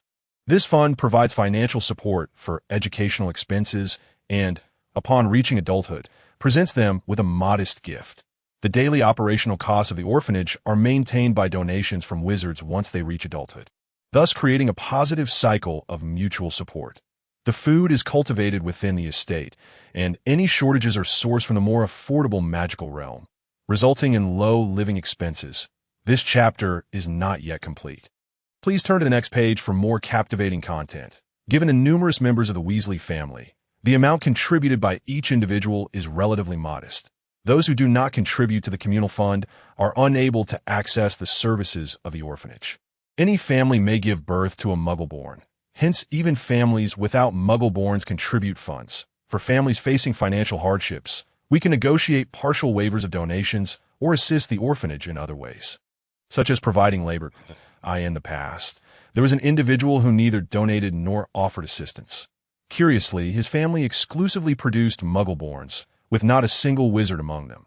Rumor has it that if one fails to pay dues or provide help, the birth rate of Muggle-borns increases. Due to this rumor, those who had never paid began to contribute actively. Once a Muggle-born is born, they remain with their parents until they enter Muggle school, subsequently being sent to the orphanage managed collectively by the family. Initially, we arranged for them to enter the orphanage starting from elementary school, but many Muggle-born children struggled to integrate into Muggle society without early interactions from preschool. Therefore, we decided to send them to the orphanage as early as 3 years old, and no later than 4. Determining whether a child from the Weasley family possesses magical talent is relatively straightforward. The consensus within the Weasley family is that red hair symbolizes magical prowess. If a child inherits prominent family traits from their mother, there exists the possibility of producing a wizard without red hair. Typically, in such cases, these children also exhibit distinct differences in appearance from the Weasley family. However, the Weasley lineage is exceedingly robust, and if they can suppress the power of the Weasley bloodline, they often become wizards. If a child bears the Weasley family's features but lacks red hair, they are likely a Muggle-born. Some children experience a transformation of their hair to red upon the awakening of their magical abilities, thus making it impossible to ascertain at birth. But in most cases, a child's magical potential can be determined by the age of 3. Even Muggle-borns who emerge from the orphanage, if they are reluctant to move to a large city, may find employment locally and assist the orphanage. We offer them a collectively owned house at an exceedingly low cost. Some children who are unsuitable for communal living may also reside in such homes. Essentially, when a child departs from their parents, they will also be removed from the Weasley family registry, as they become more susceptible to being targeted by dark wizards, particularly since their father made unnecessary remarks. The instances of dark wizards targeting the Weasley family have increased significantly, hence this precaution is necessary for the safety of the Muggle-borns, although they are removed from the Weasley family registry. We clearly explain the reasons behind this action. Many children understand the distinctions between wizarding families and their own, vowing to never disclose the secrets of the magical world. However, the children do not entirely sever ties with their parents. Most return home during weekends or extended holidays in a time of prosperity. Such behavior was once prohibited, but as long as the reasons are articulated, parents tend to understand. Even now, we still urge children to be cautious about being seen by other wizards when they return home. Occasionally, children who feel inferior due to their inability to use magic may refuse to go home, and some parents struggle to accept squibs, referring to non-magical descendants of wizards. Therefore, some children may remain in the village indefinitely. Although they lack magical abilities, they are taught skills akin to the shielding charm. Squibs cannot utilize the charm of happiness, but can learn similar shielding techniques, which involve encasing their hearts in exceptionally sturdy walls to prevent intrusion and protect their emotional well-being. Although they have always been aware of the existence of both the magical and Muggle worlds, they never reveal their true selves to either side while navigating between the two in the magical realm. Where they have family, they take great care not to let anyone outside their family detect their presence. Conversely, in their daily lives within the Muggle realm, they never disclose their magical lineage. They possess the potential to master the shielding charm with relative ease. Simultaneously, this naturally leads to squib children learning combat skills. During a time when support for squibs was scarce, many opted to join the military, as it ensured their basic needs without requiring a high level of education. This is also one reason why there are more male squibs. After undergoing combat training, some return to London to study martial arts such as judo, karate, and aikido, learning from various Eastern nations, while others returned after mastering combat techniques from different armies. Consequently, we also teach the children these combat skills. They have even invited some wizards from their family to collaboratively research combat techniques against magical folk. Although the consideration of introducing firearms was entertained, it was ultimately abandoned due to fears of misuse by children. In most cases, possessing a wand suffices for defense, and there are concerns about weapons falling into the hands of dark forces, preventing the opposition from upgrading their arsenal. While other villagers may vaguely sense that we are not an ordinary clan, they choose to turn a blind eye, which has greatly aided us. Such villages typically witness a decline in the number of children, with severe issues of declining birth rates and an aging population, resulting in a gradual loss of vitality. However, the Weasley family regularly sends children to the village. They attend school in neighboring towns, and some choose to stay and establish new families within the village. As a result, the villagers quietly accept this and refrain from probing too deeply. When the original inhabitants moved away, the Weasley squibs often purchased vacant properties to settle, leading to a significant portion of the village being occupied by Weasley affiliates. This chapter is not yet complete. Please turn to the next page for more captivating content. At times, squibs may emerge within magical families, and after deliberation, the child and their parents decide whether to enter Hogwarts as a Muggle-born or a member of the Weasley clan. However, almost without exception, they return to the magical realm. After all, the disparity in familial protection is significant. To ensure the safety of non-magical parents or siblings, they almost invariably choose to return to the magical world, despite the Weasley family being ridiculed as a poor household. Its large numbers enable the operation of a nurturing haven for children to prevent information leaks. We do not accept squibs from other families, restricting this to the Weasley lineage. Wives marrying into the Weasley family are strictly forbidden from disclosing related information, while Weasley men who marry out are exempt from this regulation. Consequently, adoptions or marriages within the Weasley family are rare occurrences. With a predominance of male heirs, other families observe the increasing number of Weasleys, and, as a result, the derisive remarks have also multiplied. Given our established contingency mechanisms, the emphasis on pure blood in marriages has diminished. When my father made those remarks, most spouses were pure blood, but now, as long as one can wield magic, we are indifferent to their origins. During the period when that individual held sway, Muggle-borns were urged to limit contact with their families. Even now, many wives of Muggle-borns opt to erase or manipulate their family's memories for safety reasons.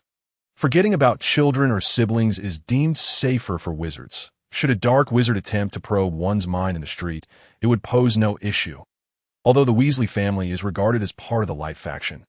This also renders them more vulnerable to becoming targets of dark forces.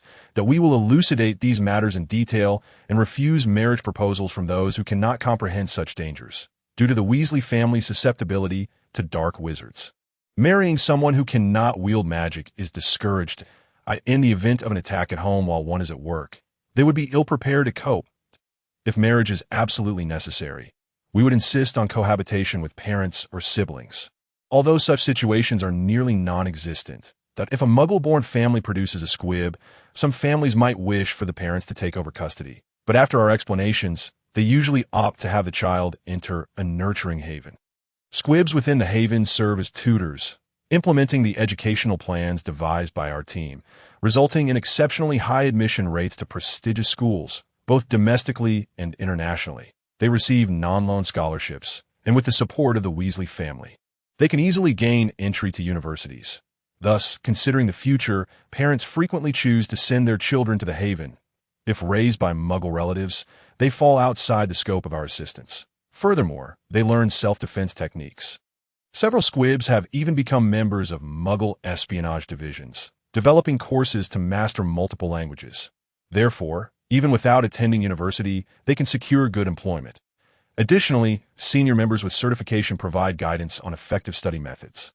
As an educational environment, it undeniably offers a higher quality of education than being raised by grandparents. In such cases, we inform the grandparents that the child has been sent to a boarding school. Typically, after explaining the actual admission rates and educational plans, grandparents have very few questions. The haven has existed for a long time, but since my assumption of leadership, it has been formalized, enhancing a system that allows capable squibs to pursue education without relying on their families. The outcome is that the Weasley family continues to grow stronger. Although labeled as a family with many impoverished children, both wizards and squibs are welcomed, allowing everyone to procreate without hesitation, as the family guarantees their future. While squibs are fewer in number than wizards, the Weasley family is indeed expanding significantly. Since the genuine acceptance of Muggle-born marriages, the family size has surged, yet the number of squibs has not markedly increased, showing little change compared to the past. In other words, the proportion of squib offspring has noticeably declined. What does this signify? That individual once claimed that accepting Muggle-borns would lead to the extinction of magical families. But if there are concerns about Muggle-borns or squibs leaking information to the Muggle world, one simply needs to ensure they cannot speak. This is precisely what we have done.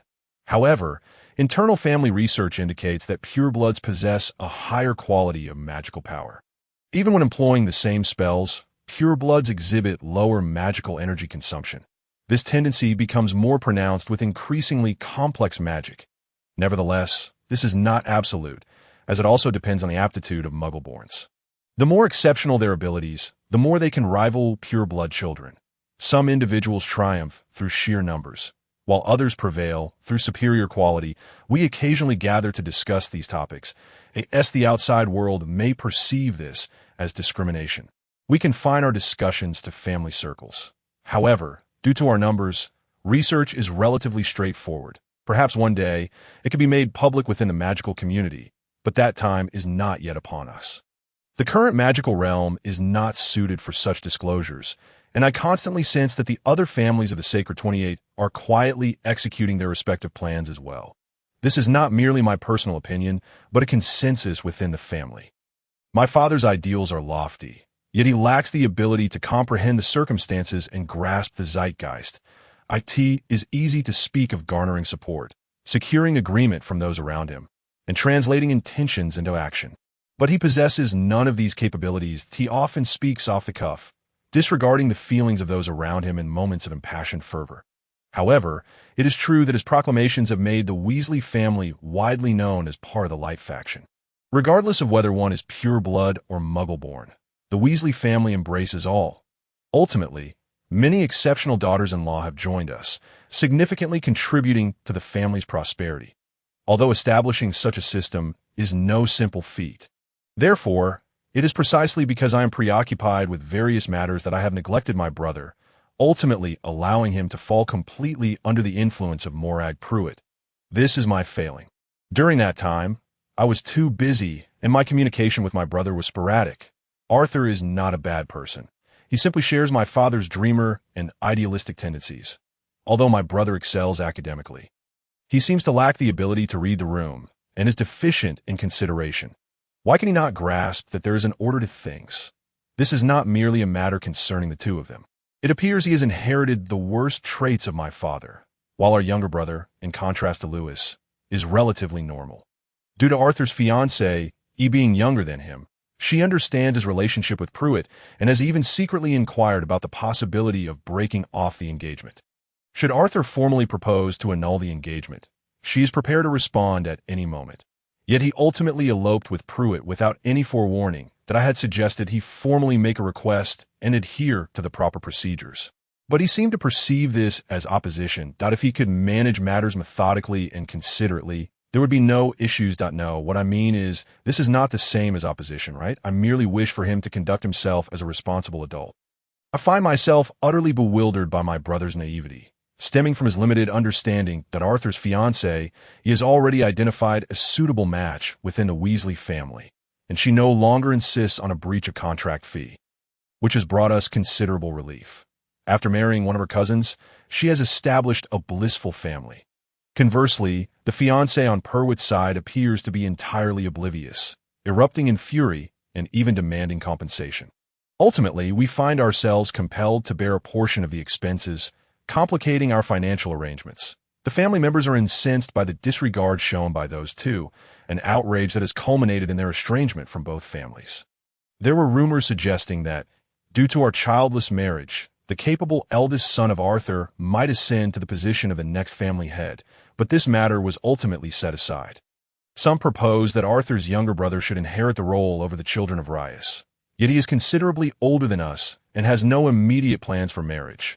Indeed, he has politely declined, claiming that marriage is too troublesome and that he has no intention of wedlock. That in the end, Percival's eldest son, William, was chosen as the next family head, though his academic performance at Hogwarts was merely mediocre. His ability to mediate and his thoughtful nature stood out. The overwhelming majority of family members endorsed him, which proved to be a decisive factor. The clan is unwilling to endure another family head like our father. Now, he has become the heir as the adopted son of my spouse and me. I have heard that my brother's eldest son is quite exceptional. To be frank, it is somewhat regrettable, yet the Weasley lineage is plentiful, and there is no scarcity of heirs. Moreover, within the family, I consider this a form of accountability. By the way, Arthur, having been estranged from the family, has not provided any support for his children and remains largely uninformed about their affairs. The children of the Muggle-born brothers within the family possess some understanding of the situation, but formal discussions must await their coming of age. Although Arthur has reached adulthood, we have never disclosed anything to him, as we fear he might indiscriminately broadcast the safety measures painstakingly established by the family. Since childhood, Arthur has mirrored our father. If someone speaks to him patiently, he can still comprehend. However, after my graduation from Hogwarts, I was unable to keep a close eye on him, and he began to change gradually. There have been several reports of Arthur openly regarding Slytherin students as dark wizards, displaying contempt. Each time, I admonished him, but at some point he ceased to heed my warnings. Indeed, the Weasley family has suffered due to the attention of dark wizards, yet among Slytherin students, there are those who, due to familial constraints, have been compelled to embrace the dark arts. Label them all as malevolent directly contradicts the chivalrous spirit of Gryffindor. I have repeatedly urged him to reconsider, but he remains obstinately fixed in his views, refusing to grasp our perspective. While advocating for justice is commendable, the world is not as simplistic as he perceives. Not all matters can be neatly categorized in shades of black and white. He truly resembles our father, particularly in his unwavering adherence to his narrow sense of justice. Apart from sighing, I find myself at a loss. After marriage, he has since fathered numerous children, although I once harbored concerns. I am relieved to note that none of Arthur's offspring are squibs. He vociferously champions the cause of Muggles. Yet in reality, his understanding of the Muggle world is woefully inadequate. His wife, Molly, is similarly uninformed, as they both were raised within pure-blood aristocracy, and though they are not heirs, their exposure to the outside world has been minimal. Since Arthur has been disassociated from the family, he possesses no right to allow his children access to family resources. And even if he implores, it would be of no avail. Should a squib emerge from their household, the consequences are easily imagined, which brings me a measure of comfort, given that we are already estranged from Arthur. Regardless of how vocally he supports Muggles, he will not be regarded as representing the Weasley family. However, should he inadvertently become entangled in complications, it could prove troublesome. Thus, I maintain contact with him not as the family head, but as an elder brother. I have long been apprehensive about the trouble he might attract. As an elder brother, I have consistently harbored concerns for Arthur. One day, I received a letter from my brother's eldest son. To be precise, it was a letter sent by my nephew Bill from Hogwarts, which included a plea for help. Upon finishing my nephew's letter, I was immediately beset by a headache. However, if the contents of the letter are to be believed, we must act swiftly, lest we find ourselves regretting our inaction. That I promptly summoned Edgar, a promising younger member of the family. "What is it, Uncle? You mentioned there was an urgent matter to investigate." Edgar, one of the grandsons of my late uncle, is exceptionally talented but prefers the freedom of being an independent merchant rather than being bound by familial obligations. He felt a genuine sense of relief at not having to be the heir, considering that his academic performance had been exemplary. Take a look at this. It is a letter from Arthur's son. This is Bill's letter, and it includes requests from your cousins imploring you to assist them. Edgar has 4 brothers, the youngest of whom is still attending Hogwarts. The usually vivacious Edgar's smile gradually faded. You want me to investigate whether the contents of this letter are true? Indeed, I have heard from my brother that Arthur's family is in dire straits, but I had not anticipated it to be this severe. Investigate as soon as possible, if what the letter claims is true. That child named Percy is in a very unstable mental state that in a few months, the long holiday will commence. But if they cannot wait even for that, it indicates a truly urgent situation. Arthur is solely preoccupied with procreation, completely devoid of parental responsibility. Edgar solemnly nodded. Though we have many brothers in our family, this is truly unacceptable that I will investigate immediately if the contents of the letter are accurate. What do you intend to do? We could seek assistance from Rias and prepare legally, I suggested. Rias is engaged in legal work that I cautiously inquired. He has 6 sons. Do you have confidence in that? Edgar pondered for a moment. What we know is accurate. The eldest son, Bill, has bloodlines closely aligned with the Black family, and his magical abilities are more akin to theirs. He is even closer to your late mother than she was to the Black family. He is a red-haired Black, remarkably gifted. For him, it would be entirely worthwhile to take on the other 5 children as well. The second son, Charlie, is only in his first year, but reports indicate that he is also quite exceptional. These two implore us to safeguard their younger brother, asserting that he is of greater value than themselves. That I concurred. The letters they sent were authored and compiled by children aged 7 and 5. It is truly remarkable to see such potential in these young ones. Offering them assistance would not result in any loss. Upon hearing my words, Edgar was utterly astonished. This letter was written by children who have yet to enter school.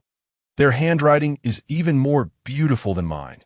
It is truly poignant that at such a tender age, they are already concerned about the mental well-being of their older brother. Very well, I shall commence the investigation at once. I promptly replied to Bill, exercising caution by having Edgar's brother, who is studying at Hogwarts, deliver the message. In my letter, I assured him that should the contents be true, I would willingly take charge of their brothers, alleviating any concerns they might have. That I also inquired whether they had discussed this matter with anyone else, for if outside interference were to occur, it would pose significant complications for us. Soon, I received a response, which was relayed through Edgar's brother. Prudence is indeed a virtue. The letter stated that apart from the brother and members of the Weasley family, no one else had seen the correspondence. Moreover, the brother and family members had kept the matter confidential.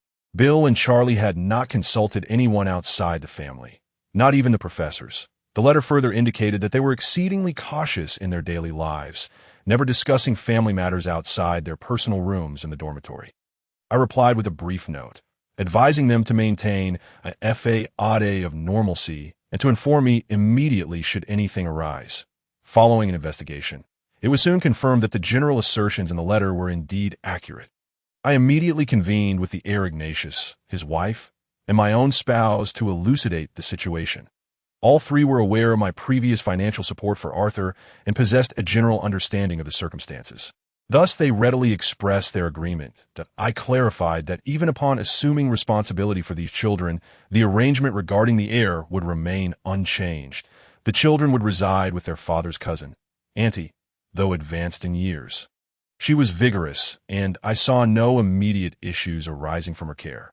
Furthermore, she was one of the few members of the Weasley family without offspring, and her late husband's inheritance afforded her a comfortable life. She took great pleasure in caring for others, feeling a sense of emptiness when idle, and I believed this arrangement would be beneficial for her. Upon my request, she readily accepted.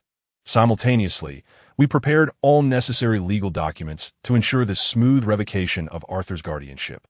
Although I had frequently intervened to rectify Arthur's missteps, I had thus acquired knowledge of many of his vulnerabilities. Each time I provided support, contracts were signed to bind him through magical means. Compelling his signature, I remained uncertain whether he comprehended this. In pursuit of my assistance, he had arranged for Bill, who bore resemblance to his mother, to meet with me. Yet this proved to be a miscalculation on his part. Bill was not only worthy of support, but even if he could not inherit the family title, he was deserving of refuge within the Weasley lineage. Each time I encountered Bill, I discreetly gleaned information about his brothers. Gaining insight into their personalities and characteristics, it soon became evident that Bill held deep affection for his siblings. Should any issues arise concerning them, I was certain he would align himself with my interests. I firmly believe that preemptively signing the contract to ensure the possibility of revoking the children's guardianship was a prudent decision.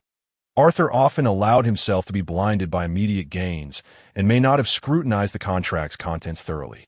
However, I had also cautioned him to read the contract carefully. Should he be willing to comply, I would extend my support. I found myself curious as to whether Arthur realized he was, in essence, using his children as collateral. That foolishly endearing Arthur, my dear brother. With each act of support, I had incrementally added conditions to the collateral, progressively widening the scope of children that could be claimed. Had he noticed? Bilius also assisted in ensuring there were no legal loopholes. So even if Arthur were to file a complaint, he would stand little chance. I had long been prepared for potential scenarios.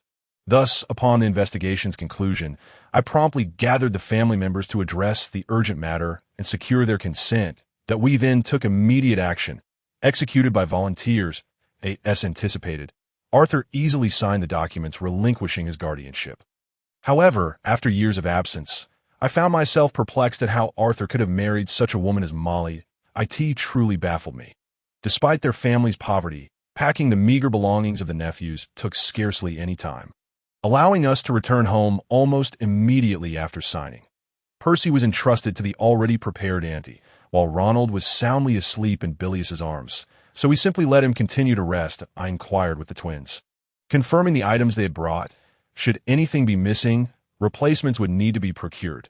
Thus, they produced a scant amount of luggage and explained its contents to me. No, one might even say that the term luggage seemed exaggerated given the meagerness of their belongings. Moreover, everything was evidently patched together with great effort by the children, evoking tears from the ladies who beheld the scene. This all. Indeed, this comprises the luggage for 4 individuals. How did you manage during the winter months? Mother would gift us hand-knit sweaters each year. Yet there are no sweaters here at all, merely thin garments. And this supposed winter coat, it has worn to the point of fraying at the edges, with sleeves so short that they are mended with other fabric, and the elbows are reinforced with layers of patches, not to mention the holes that have been painstakingly repaired. All of the sweaters were confiscated at the beginning of the year. In the harsh winter? Yes, indeed. The child named Fred gazed despondently at the flimsy clothing. This coat is in such poor condition that I truly cannot pass it on to Ronald, can I? While it is still somewhat wearable, the prospect of acquiring a new coat is impossible. And if this coat cannot endure, Ronald will truly have nothing to wear. Yet regardless of our pleas, they would not purchase new ones for us. Thus we spent our winters without coats, though thankfully we had sweaters. George carefully set aside the tattered garments. Percy and Ronald are the type to stay indoors, so they generally remain at home during winter, not requiring coats, but we often play outside in the cold. Doesn't that make you cold? Someone asked us that. Of course it does, I replied, to which they responded, then you must make your own. Thus, we secretly fashioned knitting needles, and Ronald taught us how to knit. Deciding to create capes to avoid concerns about size, we began with scarves, then gloves, and, after gaining proficiency, we eventually crafted capes. The 4 of us unraveled old sweaters to knit anew. As we grew. Those tight sweaters were dismantled, and the clothes left by Bill and Charlie were repurposed as well. They had consented to this. Initially, Percy tried to deter us, claiming that dismantling clothes without consulting Mother would surely lead to reprimand. But he too eventually joined us out of the cold, asserting that consulting would be futile, so we might as well proceed. Percy attempted to subtly request Mother to knit new items from the old sweaters, but it seemed he was rebuffed. Ronald remarked that the yarn was of fine quality and should be reused. Although it was our first attempt at knitting, we were doing quite well. Ronald suggested that since the cape was an outer garment, we should use double strands of yarn to create a tighter weave, effectively blocking the wind. The final product was thick and warm, working splendidly, and due to its loose fit, it should last a while longer. The yarn used for this outer garment was indeed repurposed. However, Mother appeared unable to tolerate our dismantling of her lovingly crafted items.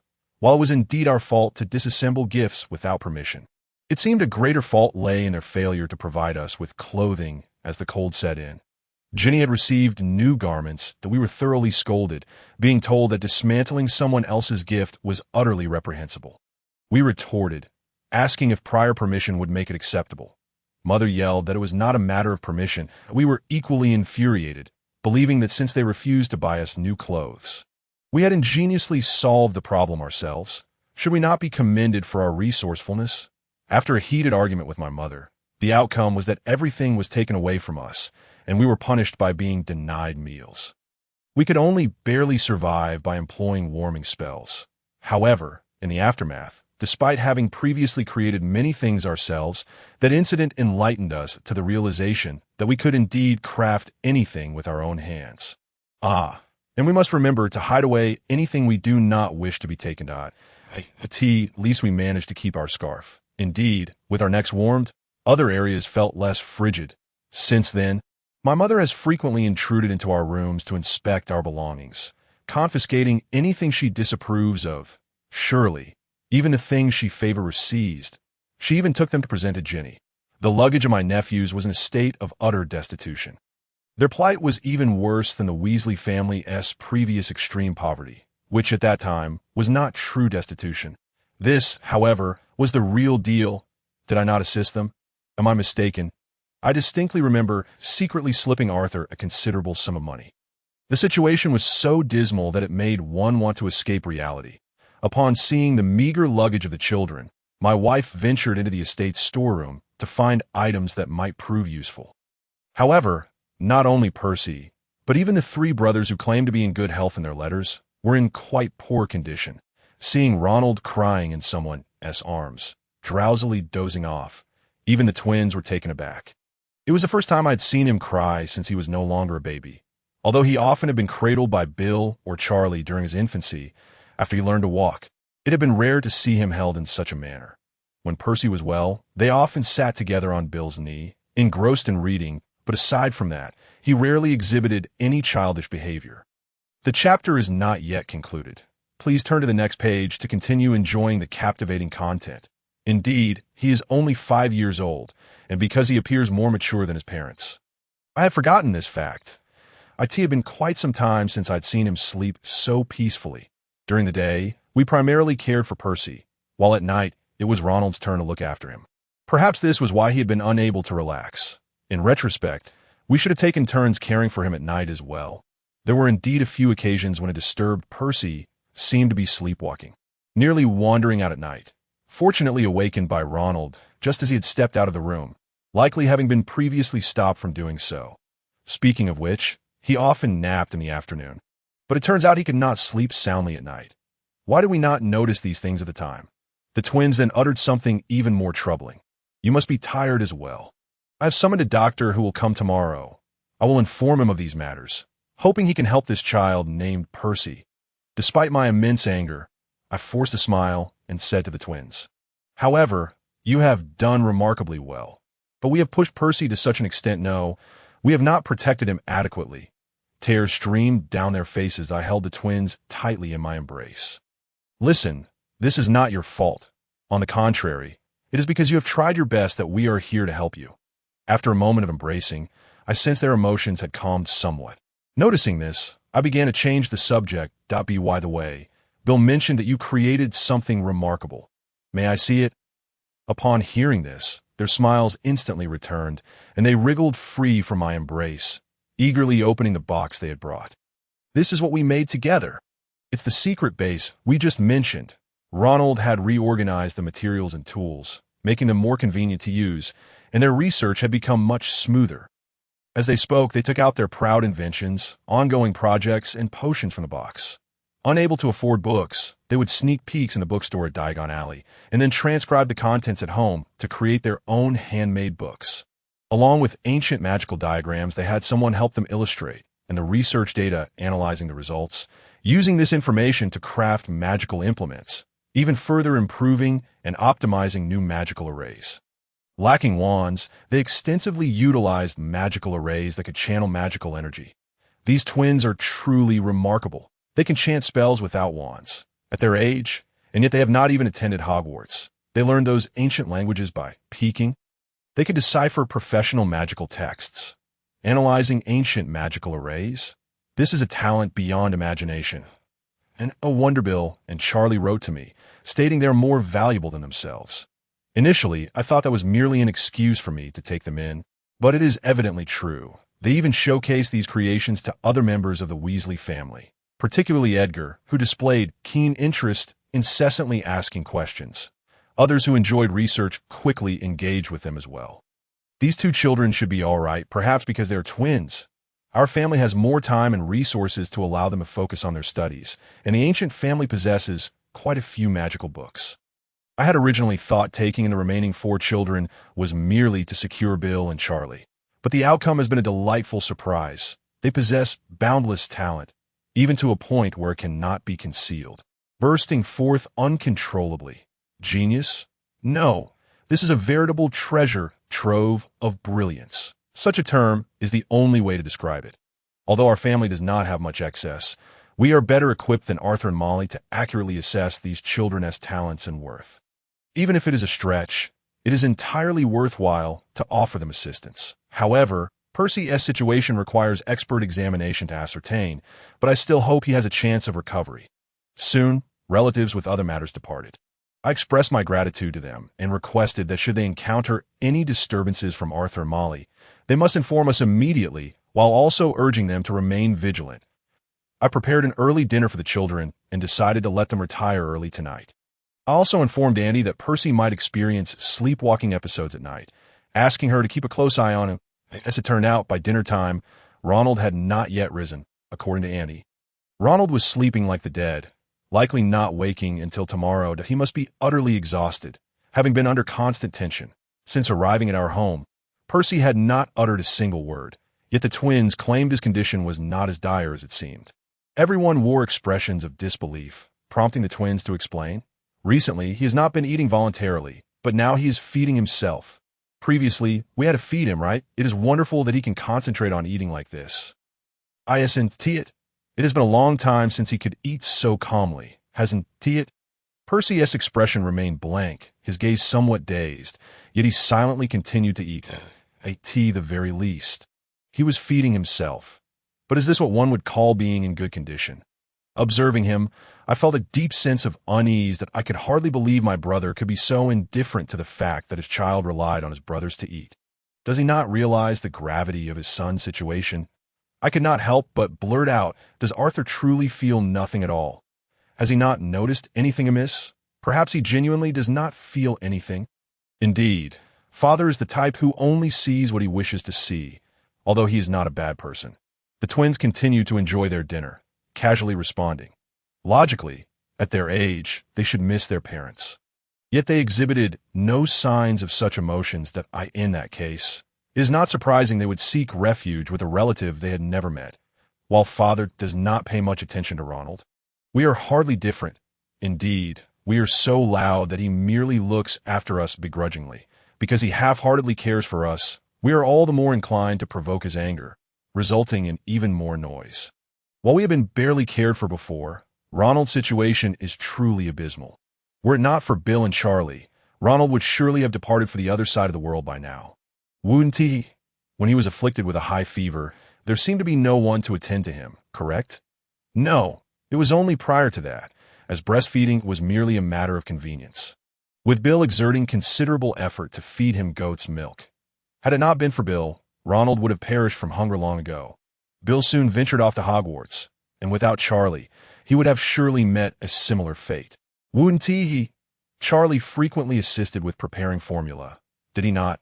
When Ronald was suffering from a fever, it was Charlie who tended to him, was it not? That time was indeed perilous, was it not? Bill even penned a letter and concocted potions himself. It was after that incident that I developed an interest in potion making and began to study it earnestly, did I not? Charlie truly is quite remarkable. That potion was highly effective. However, did not Bill also prepare some minor potions for us prior to his departure for Hogwarts? Indeed, how did he acquire such knowledge? Bill is truly impressive. Percy was also quite concerned for us back then, flustered in helping Bill while also tending to the still infant Ronald. How old was Percy at that time? 4, 5?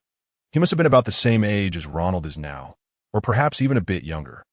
The family members present fell into silence, unable to find suitable words. The twins exchanged a glance with the stunned family members and calmly remarked, "Finally, Bill, Charlie, and Percy can escape that parenting life. It is time to prioritize themselves." Indeed, how could one expect a toddler to bear the responsibilities of parenthood?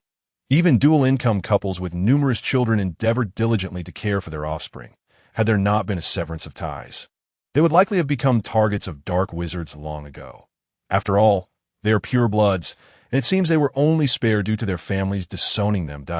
In hindsight, the decision to sever ties with Arthur was indeed the right one. Otherwise, those children would likely have already crossed to the other side. Why is it that we, who genuinely yearn for children, are denied, while those like Arthur and Molly, who do not cherish them, can have them at will? It is truly unfair, indeed. After the children ascended to bed, I expressed my gratitude to the family members who remained. However, it was utterly astonishing how those 3 little ones had matured so completely, considering they were merely 7 and 5 years old.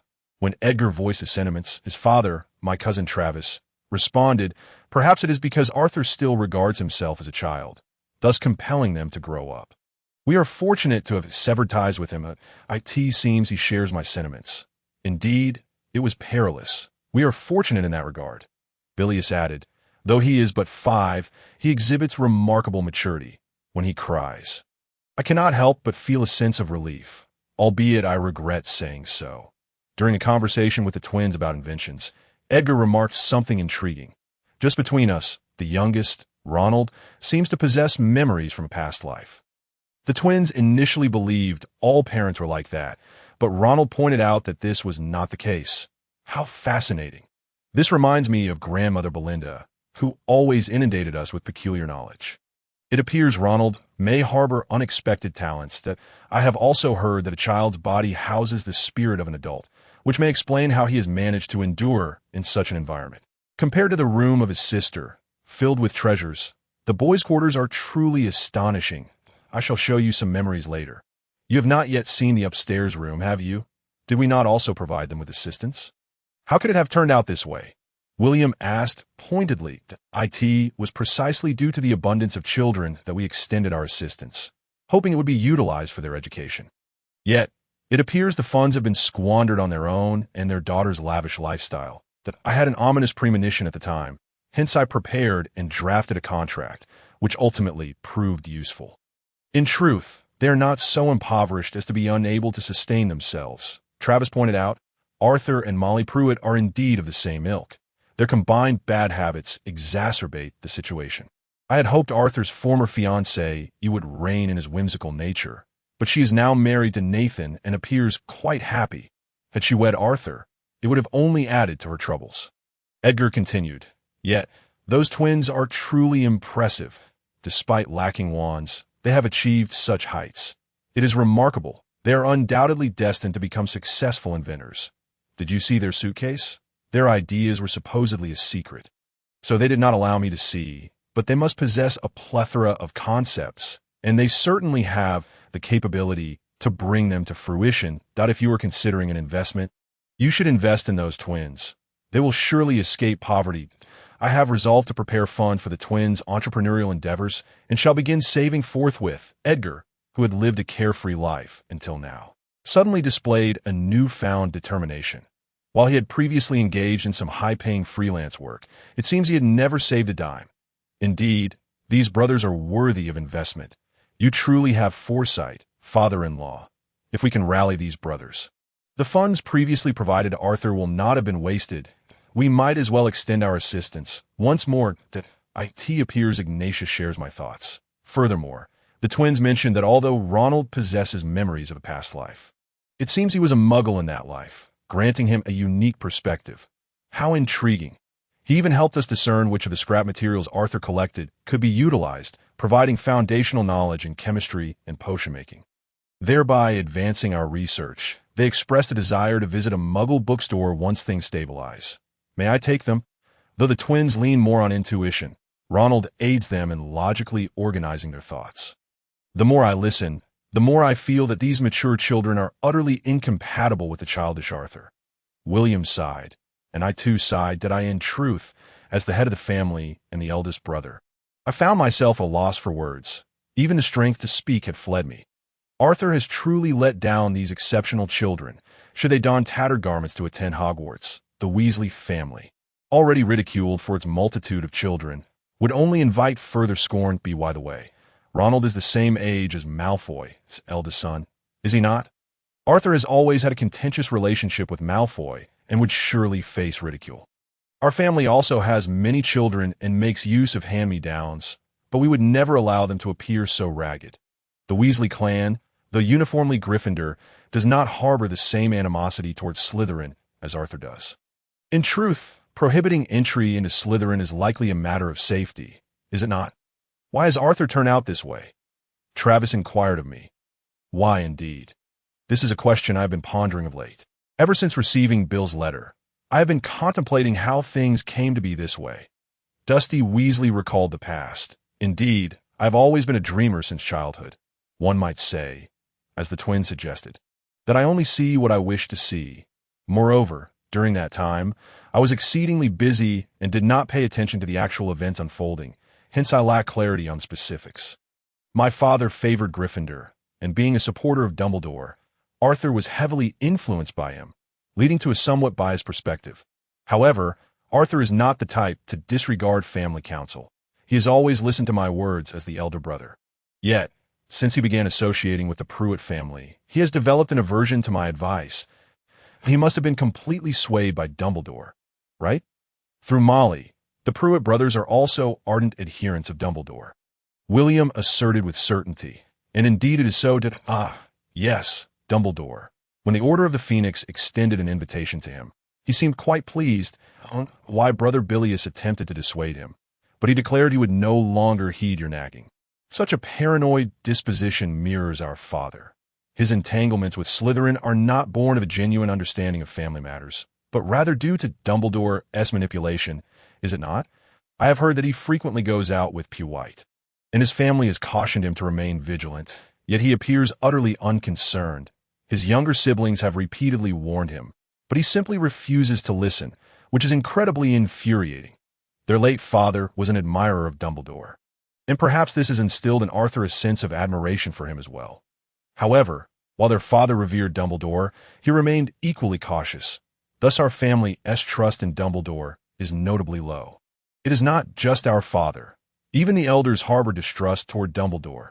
During that period, we were all preoccupied with the security of our family, leaving no time to heed Dumbledore's invitations.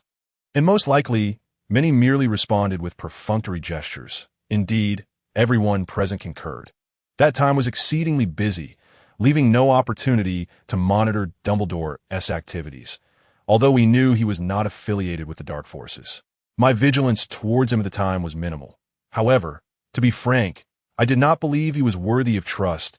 That my concerns regarding the handling of defense against the dark arts have lingered since before my enrollment. Due to the principal's incompetence, I specifically organized summer classes for the children at home. Those belonging to the Weasley family should certainly sense Dumbledore's ineptitude, yet Arthur did not. Typically, one should recognize such issues without needing reminders from others. He was eager to win over the Weasley family, as they embrace Muggle-borns within the Light faction, and although he successfully recruited Arthur, the Weasley family swiftly expelled him, perhaps something Dumbledore had not anticipated. Especially as I was to become the next head of the family, his efforts were quite pronounced. Had I been oblivious at the time, I might have truly fallen for his persuasion, as he was indeed quite adept in that regard. However, one only needs to look at the Potter and Longbottom families to understand that those two were also influenced by Dumbledore, correct? When I enrolled, Longbottom had already graduated, thus I am not well acquainted with the specifics. But Potter appeared to idolize Dumbledore. Although our time at school was brief, he seemed completely entranced.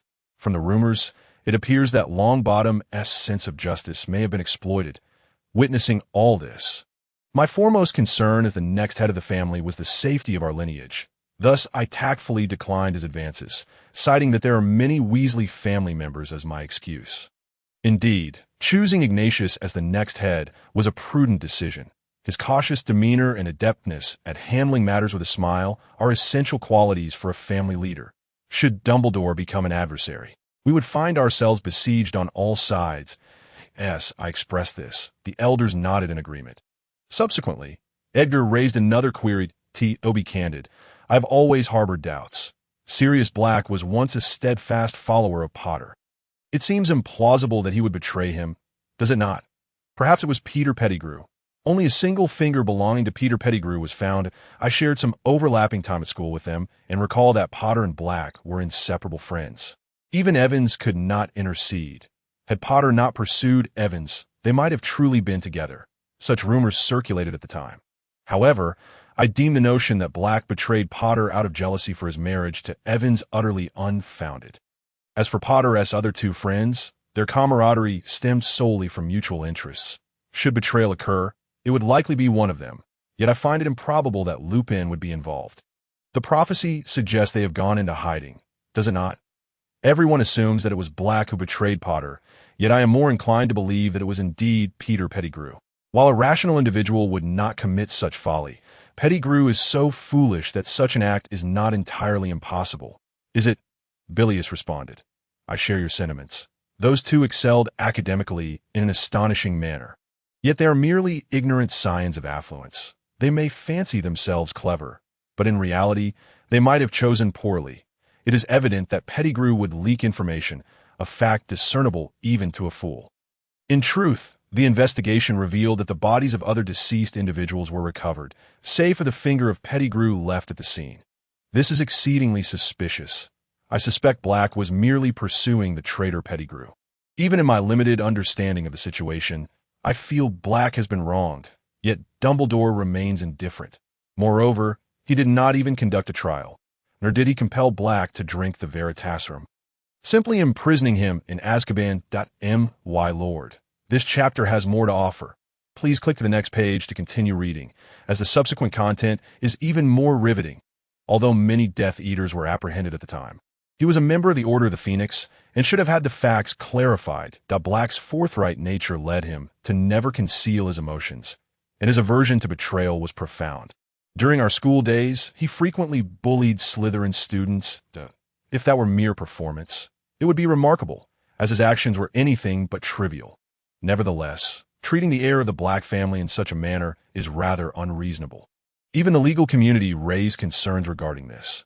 While his behavior was improper, he is nonetheless the next head of the Black family. At that time, many nobles were sent directly to Azkaban without trial, which incited widespread protests. However, prior to that, many esteemed noble heads succumbed to dragonpox, leaving their families in dire straits, unable to contend with the situation. Ultimately, this matter was left unresolved, even if there was a desire to protest.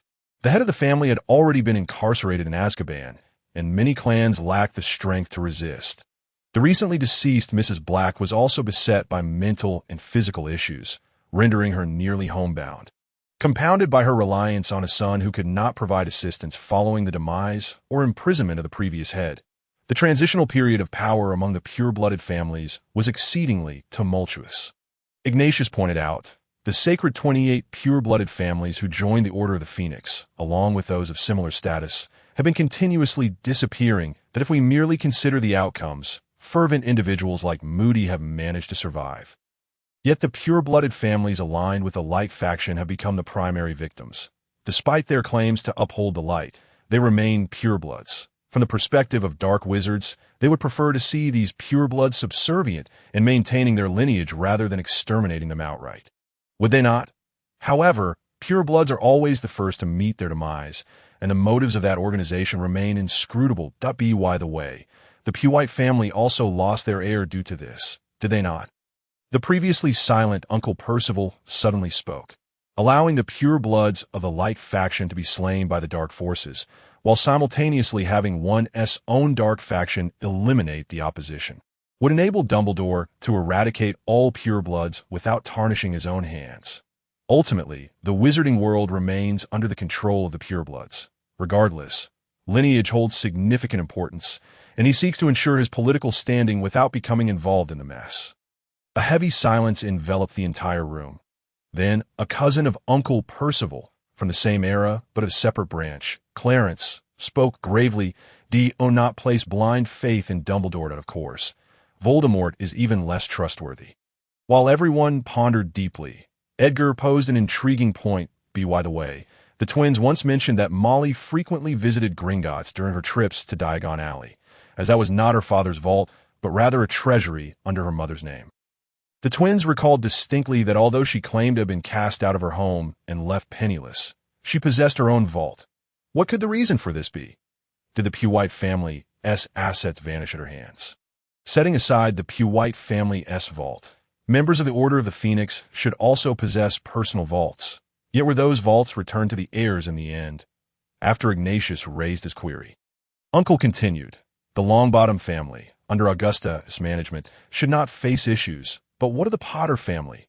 Their branch line has been severed, leaving them without representation to manage it, and their wealth is substantial. While there may be collateral branches as the rightful heir, Harry should have inherited the entire fortune, correct? Ah, thus the previous query now finds its answer. Edgar cautiously inquired. Could it be that the reason Sirius Black has not been exonerated is that the current Potter heir is under the care of Muggle relatives? What are the keys? Are they managed by the Ministry of Magic? Igneous, who worked at the Ministry of Magic, replied, no, that is impossible. The Ministry does not oversee the keys to the Potter residence. In fact, it is solely managed by Dumbledore. To be precise, it is more accurate to say that Dumbledore prevents the Ministry from intervening and even goes so far as to block their approach. Indeed, there are individuals within the Ministry who are not only inept, but could also pose a threat. Nevertheless, Dumbledore does not permit other capable and trustworthy individuals to intervene, which has left many officials feeling disgruntled. However, the issue extends beyond mere property. James Potter possessed formidable magical prowess. Although his character was lacking, his abilities were exceptional, surpassing even those of Black. Rumors suggest that the mother of his children is of Muggle descent. Yet she is equally remarkable, her magical abilities rivaling those of pure-blood aristocrats. Her striking red hair is no less impressive than that of the Weasley family. Do you believe that the offspring of such individuals could remain unharmed in a Muggle household? It is far too perilous, Dumbledore. Utterly terrifying. Has the Ministry dispatched anyone to surveil the Muggle family where the Potters are residing?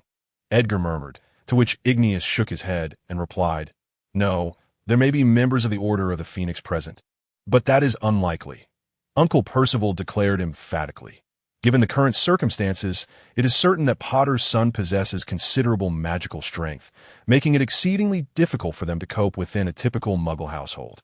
Even if he were to face mistreatment, it would hardly be surprising. With just a modicum of care, he could easily become a pawn in their game, and without the hindrance of Black, this poor godfather would be unable to intervene. Uncle Clarence added, those who blindly trust Arthur and Molly's children are equally ideal pawns.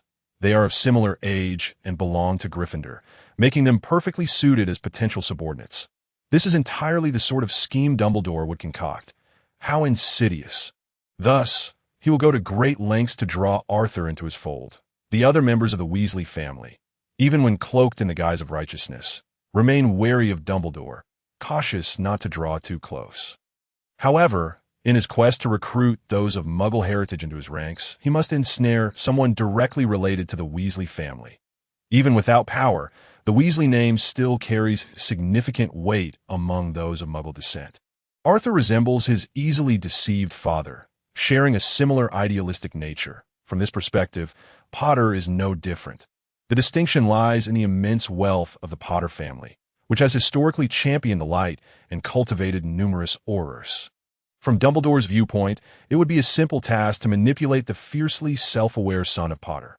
Furthermore, the Potter family is small in number, which diminishes the likelihood of interference, as most of the members possess personalities easily swayed by Dumbledore.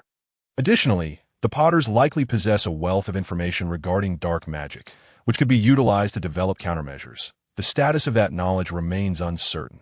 Travis responded, Uncles, you speak the truth. However, without evidence, all of this remains mere conjecture. That is the terrifying aspect of Dumbledore, that, if possible, I would like to ascertain the current situation of Harry Potter. Edgar, I implore you. Very well, I shall investigate, Edgar replied.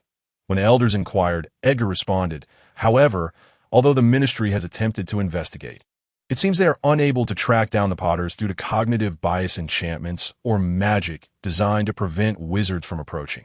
This is likely due to the channels of the magical world. Is it not? Harry's mother was of Muggle origin. She should have a record in the Muggle world, which may allow us to trace her relatives. I recall she had a sister, so we might try to locate her.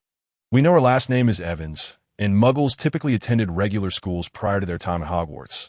There should be records available. Furthermore, Lily was a childhood friend of Severus Snape, who currently resides in the Muggle house inherited from his parents. So we could start there. It should not be too difficult. Although Snape might possess some knowledge, it is best not to inquire if we wish to keep our movements hidden from Dumbledore. What? You actually know Snape's address? Ah, well, during my odd jobs, such as gathering high-quality herbs or assisting with potion preparations that require two people, Snape often commissions me, so I suppose you could say I am a significant client. The Weasley family has long been known for their poverty, yet large number of children. Although they lack wealth, the attic and storage are filled with useless furniture, from which they can select a few pieces to take along.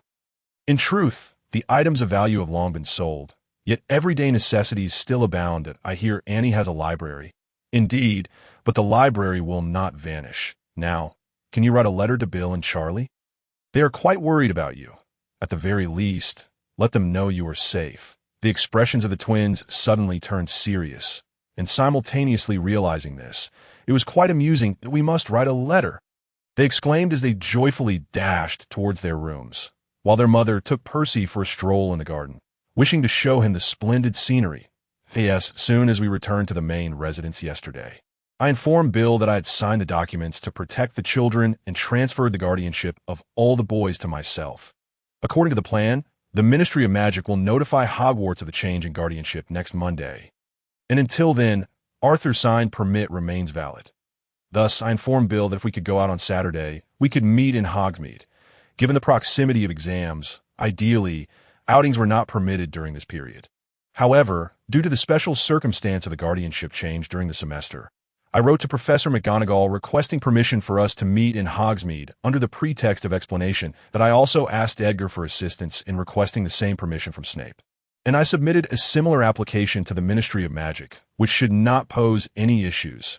Ronald rose before noon, appearing somewhat disoriented, wandering around the house until the twins finally discovered him. Hello, I didn't get a chance to properly greet you yesterday. I'm the first in the family. Before lunch, everyone gathered together, and the children began their formal introductions that I am Fred. I am George. Pleased to make your acquaintance. Seeing this, Ronald immediately corrected them. You got it wrong. It should be George and Fred. Stop joking. I am serious, although I can't tell you apart, he chuckled. Percy smiled, and his smile caused the three younger brothers to beam as well. This is our elder brother, Percy. Please take good care of him. Everyone merrily enjoyed their lunch, relishing the moment. These children are truly wonderful, but why does their brother not cherish them properly? The following day, they received notification that their request for weekend outings had been approved, and thus they arranged to meet before lunch on Saturday. That I informed the children that we would be meeting Bill. And their eyes sparkled with excitement as they asked if they could bring the gifts they had made. I agreed, reminding them that the gifts should not be too large. On that Saturday, I carried the letters and the items the children had asked me to bring, including the pressed flower bookmarks they had crafted from flowers gathered in the garden with Percy, as well as the cookies and jam they had made together in the kitchen. Bill, over here. Bill approached the designated meeting spot with a beaming smile. Indeed, he was remarkably striking, an undeniably handsome young man. Since we were to discuss sensitive matters, I had reserved a room, and we proceeded there. I truly appreciate your assistance. After receiving the twins' letter, I felt a wave of relief. They mentioned that Percy's demeanor had brightened a bit after being taken away, but Uncle, what is your first-hand impression of Percy? The worst-case scenario had likely been averted, yet to be honest, the situation was not favorable. That I briefly outlined Percy's condition. Your brothers may have become accustomed to Percy's state. They may have grown numb to it. On the first day he arrived at my home, Percy's gaze was quite vacant, yet the twins remarked that he seemed to be doing better today. So far, he has not spoken, and his expressions are few. But he occasionally responds to his brother's words, and, compared to the first day, his face appears somewhat more relaxed. I believe he has improved to some extent. The doctor also advised taking it slow and not rushing things for the long term. And how is it on your end? Are you well? I have prohibited those two from coming into contact with the children, although I have not restricted the children from reaching out to them. Actually, I wanted to discuss this matter with you, Uncle. Bill sighed. Is there any news from that side? I inquired, and Bill shook his head. No direct contact. However, Professor Dumbledore summoned me for a conversation, urging me to forgive our parents, claiming that everyone makes mistakes and suggesting that they be given a chance, stating that forgiveness is also a form of love. That I believe that our parents possess no love for the brothers, which has led to the present predicament. What exactly is going on? The outing was nearly canceled, but Walter defended the case, insisting that as long as the ministry had not officially notified Hogwarts of the change in guardianship, my permit remained valid. Furthermore, although exams were approaching, my grades were not in jeopardy and would not affect my examinations. He argued that if I were deprived of news about my brothers, it would adversely impact me. Initially, Professor McGonagall inquired about the situation, but after I explained, she understood and even stated that if Percy needed assistance, she would do her utmost to support him. Professor McGonagall comprehended my eagerness to personally ascertain the condition of my brothers. Although this was an exceptional case, she granted me permission to go out, saying that since the ministry's documents had not yet arrived, the guardianship permit was indeed still valid. Strangely, Professor Snape was also very supportive of me. He even helped persuade the other professors to counter Dumbledore's stance that he promptly went to Dumbledore to express his grievances, which truly astonished me. After hearing Bill's account, I asked, "Is there anything else?" Bill continued, "Among those who know my parents, more than I anticipated have remarked that the progression of events is, in fact, a good thing. Honestly, I am somewhat disappointed in my parents that, of course, some have encouraged me to forgive them, even suggesting mediation, but they are merely a minority. Even Slytherin students express sympathy towards me, saying that being adopted by you is far superior to staying with our parents." At this point, Bill looked at me earnestly. "Uncle, do my parents truly have such a poor reputation?" I replied, "When those two married, they caused countless troubles for those around them. The Slytherin aristocrats believe that the Weasley family has been ostracized by pure-blood elites, and your parents are among those rejected by the Weasley family. Hence your brothers being adopted by the family is a better option." Upon hearing this, Bill began to lower his head in contemplation, seemingly beginning to realize the unfavorable reputation of his parents. "However, it is possible that your parents went to complain to Dumbledore that I have prohibited them from contacting the children, yet they might still find ways to encourage you to reach out to them. I have been too lenient with Arthur. I should have prohibited third-party involvement. Nonetheless, I will handle it, and you must absolutely not respond to them. As for Dumbledore, you must manage him well too. Furthermore, Dumbledore is adept at legilimency, so you should learn how to shield your mind as soon as possible. You have already learned it? How splendid! What extraordinary talents these children possess. Can they truly be the offspring of my foolish brother? Charlie probably has not learned it yet, so do not let him have direct contact with the headmaster. Keep an eye on him. One more thing. Regarding Dumbledore's Order of the Phoenix, your parents are also involved if they invite you to join. You must absolutely refuse, as their associates might attempt to mediate your relationship with your parents, so exercise caution. Those minority voices may have been sent by your parents to persuade you. Please inform me of their names later. All right. By the way, how is Charlie faring?" In response to my inquiry, Bill replied, "He seems to have let out a sigh of relief. When I first entered Hogwarts, there appear to be signs of this. So when I saw the letters of plea from my brothers, he was less surprised than I. In summary, the three younger brothers have had a consistently poor relationship with their parents. Although Percy is serious and stubborn, he is a good child, excessively kind, and when placed in a dilemma, he may not know how to cope, which is entirely possible. My dear, this chapter continues. Please click to the next page to read on. The following parts are even more thrilling. Looking at this exceptional nephew, I could not help but say, you resemble our mother greatly. She is of the Black family lineage, and perhaps this is why Arthur listens to you to some extent. But Molly has never been fond of our mother. Your three younger brothers, psychologically speaking, are nearing adulthood. They exhibit remarkable rationality, and their thoughts are imbued with logic. Consequently, the inevitable conflict between them and the emotionally charged, mundane couple becomes apparent. Nevertheless, these three brothers hold Percy in high regard. The Percy of today is unrecognizable from his former self, yet on the day we came to fetch him, all three brothers wept for him. They cried? Bill was taken aback, and I nodded in affirmation. Indeed, they realized something was amiss with Percy and regretted their inability to intervene sooner. Witnessing Ronald in tears astonished the twins, prompting them to weep as well. Lamenting their failure to protect Percy, observing Ronald being consoled while weeping struck the twins as a rare sight. The following day, upon awakening, Ronald exhibited an astonishing resilience, showing no inclination for indulgence. Bill seemed to recollect something, a comforting smile gracing his face. Quite so. When our parents neglected to care for the younger brothers, Charlie and I took it upon ourselves to look after them. Yet, I felt that even as an infant, Ronald endeavored not to disturb others. His night wails were remarkably subdued, and he often endured a damp diaper until morning without displaying any petulance. Fred and George, though raucous, were not particularly challenging to care for. They delighted in teasing our parents, but seldom troubled us. As the eldest son, I was afforded many privileges by our parents, whereas my brothers did not receive such treatment. That I noticed that with the arrival of each new sibling, the attention from our parents diminished. I even pondered why they continued to have children, perhaps in pursuit of an obedient daughter, heedless of the consequences. When Percy was born, I sensed something was amiss. Thereafter, our parents seemed entirely indifferent to them, merely giving birth without any intention of raising them properly. That I explained to him. Ronald mentioned that he could recall memories from around 6 months of age. He told Molly, "The ones who truly raised me are Bill, Charlie, and Percy. You are not my mother at all." And then he left home. Did I ask that so?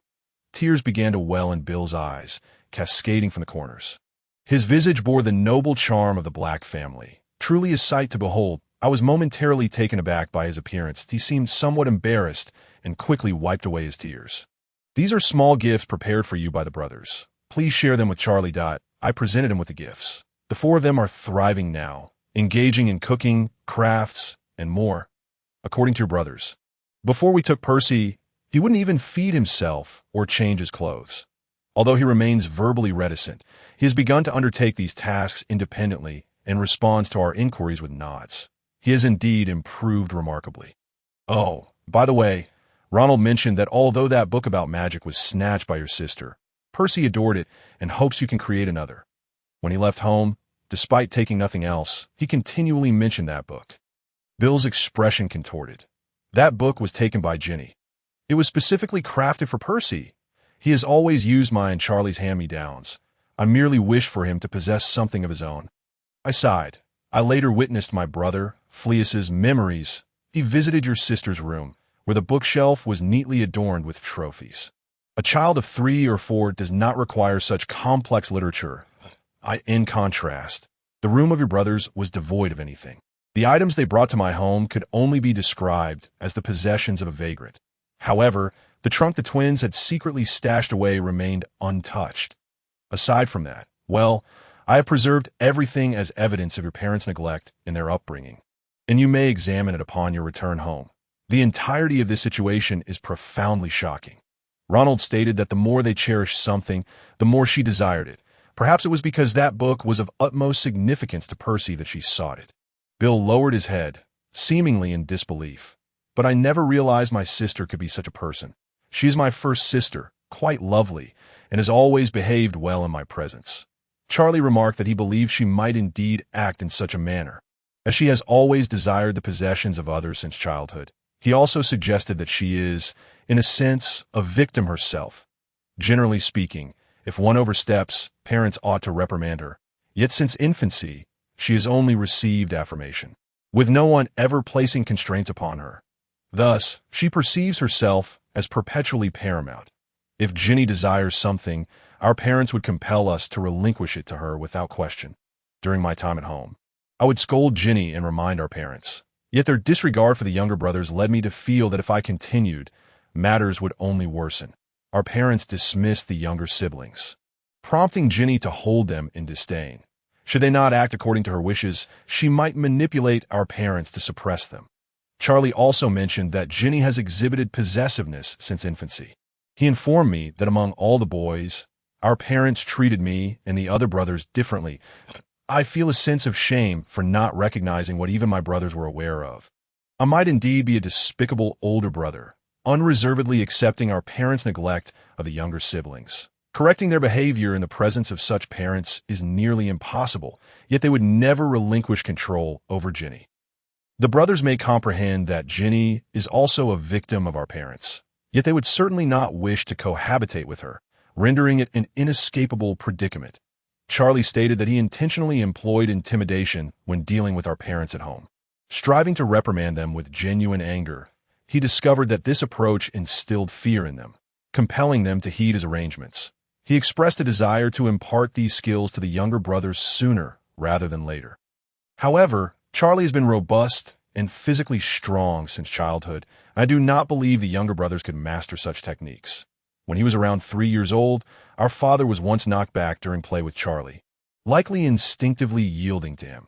While I find Ginny quite endearing, she receives affection from our parents, whereas the younger brothers do not. We can no longer remain together. I can never forgive them for driving Percy to such a state. Though the brothers continually emphasize in their letters that they are faring well, I sense they have truly been pushed to their limits. They are not the type of children to shed tears easily in front of others. With the eruption of anger, the magical energy surged, creating a whirlwind within the shop. Bill seemed to realize this as well, taking a deep breath to calm himself. That I apologize. I became somewhat agitated. Yet perhaps deep down, I had anticipated this situation all along, for life at Hogwarts has been so delightful that I chose to turn a blind eye. Upon arriving at Hogwarts, I experienced my first taste of personal time, immersing myself in it and forgetting the circumstances at home. Charlie had frequently remarked earlier this year that something seemed amiss at home, as the volume of letters from the brothers began to dwindle, which struck him as odd. When he first broached the subject, I merely suggested he was being overly concerned. I reassured him that letters from our parents and Ginny continued to arrive, so there should be no issues. However, as time went on, the content of the letters became increasingly scant, gradually reducing to mere inquiries about our well-being. Charlie even suspected that our mother was monitoring their correspondence, perhaps forbidding them from writing altogether. Yet, I consistently urged him not to worry excessively, without making any effort to uncover the truth. Charlie even suggested whether we could return home during the Easter holiday to assess the situation. But I was solely preoccupied with my time at Hogwarts, unwilling to contemplate the matters concerning my brothers. Despite the signs being evident all along, I feigned ignorance, perpetually evading the reality that I spoke softly after your departure. The situation gradually deteriorated. Charlie completely lost his balance after leaving, so it is entirely understandable that you did not notice the changes. This is not your fault. You are but a child. You have made every effort to shoulder the responsibilities of an elder brother. Do not blame yourself any longer. You have done remarkably well. Your younger siblings have thrived, thanks to your care. The twins expressed a piece of good news. Ronald insisted on taking the book meant for Percy, but they felt it was best to leave behind those unpleasant memories and focus on creating more beautiful ones in the future. Percy nodded slightly in agreement. Thus, you should follow suit. We will take good care of your brothers, allowing you to fully enjoy your time at Hogwarts and provide them with more wonderful memories. The twins also mentioned that previously, it was always the older brothers who looked after the younger ones, and they hope you can prioritize your own happiness moving forward. All right, I shall, Bill replied with a firm nod. Subsequently, as we enjoyed our lunch, we explained that we had officially gained guardianship and custody of your brothers. There was no need for you to return to Arthur and Molly's home, that I asked him if he wished to see them one last time, to which he immediately broke into a radiant smile and replied that it was unnecessary. He agreed to return directly to the Weasley family home during the holiday. After advising him to prepare well for next week's final exams, I watched him depart, compared to when he first arrived. His smile now shone even brighter, and he waved goodbye as he returned to Hogwarts. No, to be precise, his smile seemed to emit light, leaving me utterly mesmerized. Was it merely my imagination? Was he truly glowing? It could not possibly be an illusion, could it? He captivated the attention of everyone around him. The bloodline of the pure-blooded Black family is indeed astonishing, and curiously, I too share half of that lineage. Theoretically, my bloodline should be even purer than his, yet the wonders of magical heritage are truly remarkable. That Bill's handsome visage nourished my spirit as an uncle, prompting me to strive even harder to prevent Dumbledore from causing any chaos. I needed to issue another warning to my brother and his wife. Upon returning home, I promptly contacted the Pruitt family, requesting a meeting at their earliest convenience. They replied immediately, expressing their hope for me to visit as soon as possible, provided I had no other engagements for the day. Thus, I went to explain the situation. The Pruitt family seemed to be aware that Molly's children had been returned to the Weasley household and were eager to learn more. With the passing of Gideon and Fabian, only a few elders remained in the Pruitt family. Although one of them appeared quite youthful, it was merely a facade. Odd. Could I have misremembered? I recalled that this individual should be of the same generation as my parents. They welcomed me warmly. Expressing a keen desire to hear the details, I began with the distress signal I received from Bill concerning his 3 younger brothers, elaborating on their circumstances, Percy's condition, and the state of the brothers' rooms and belongings when I went to retrieve them. Touching upon the differing treatments they had received since birth, I also mentioned the brothers' personalities, as well as the contrasting natures of Arthur and Molly. Though the Pruitt family was not particularly affluent, it was evident that they were at a loss for words regarding the living conditions of Molly's children. Indeed, at that moment, we too struggled to find the right words to convey the situation. I clarified that I had been assisting them, so they were not entirely without means, at which point they widened their eyes in astonishment. "We have also been aiding them," one of them exclaimed. She informed us that the Weasley family had not provided them with any support, and life had been quite challenging. This was not entirely a falsehood. After all, the assistance did not stem from the Weasley family, but rather from my own efforts. How could they be so astute in this regard? The Pruitt family had considered adopting children for Molly due to a lack of heirs, and had even provided financial assistance for this purpose. I had heard they had shared this idea with Molly. By the way, I had always thought that the children had severed ties with the Pruitt family, but Bill, knowing of my private correspondence with his father, sought my help. The Pruitt family members were enraged upon hearing this.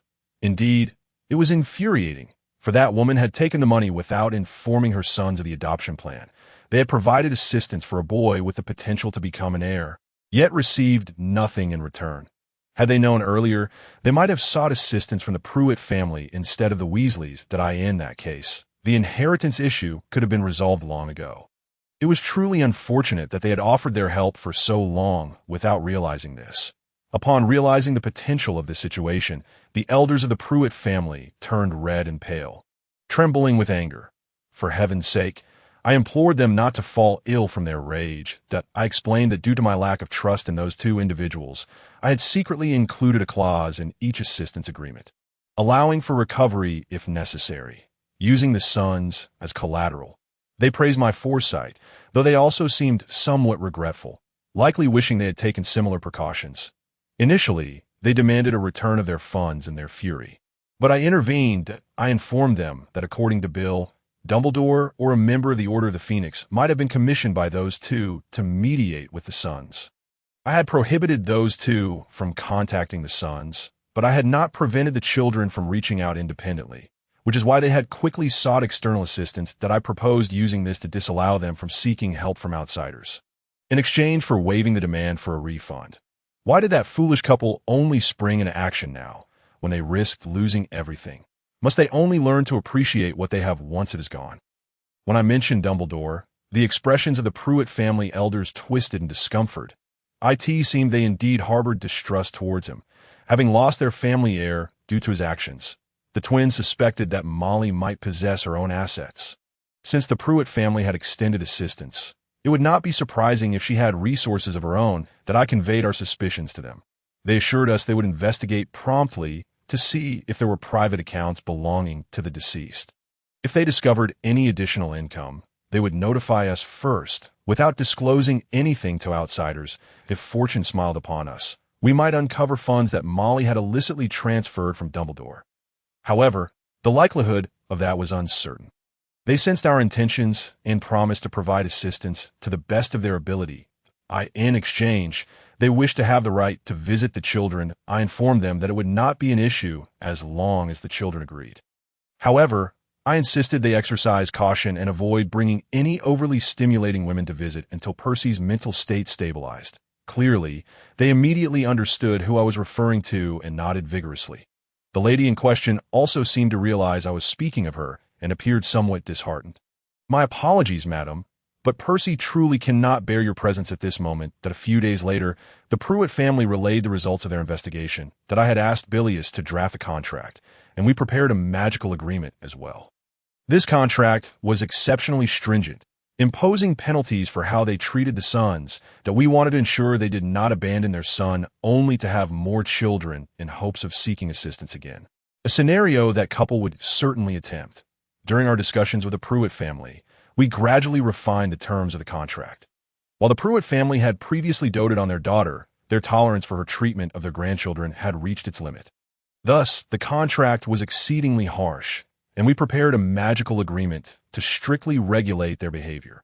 Once everything was ready, we intercepted Arthur at the Ministry of Magic before he finished work and headed directly to their home. We knew that even if we requested a meeting, they were unlikely to respond immediately. As anticipated, Molly began to complain, but we instructed her to send her daughter back to her room before taking a seat. We presented the contract co-signed by the late head of the family and myself, with Bilius explaining its contents. Point 1. Any information pertaining to the sons must not be disclosed to outsiders.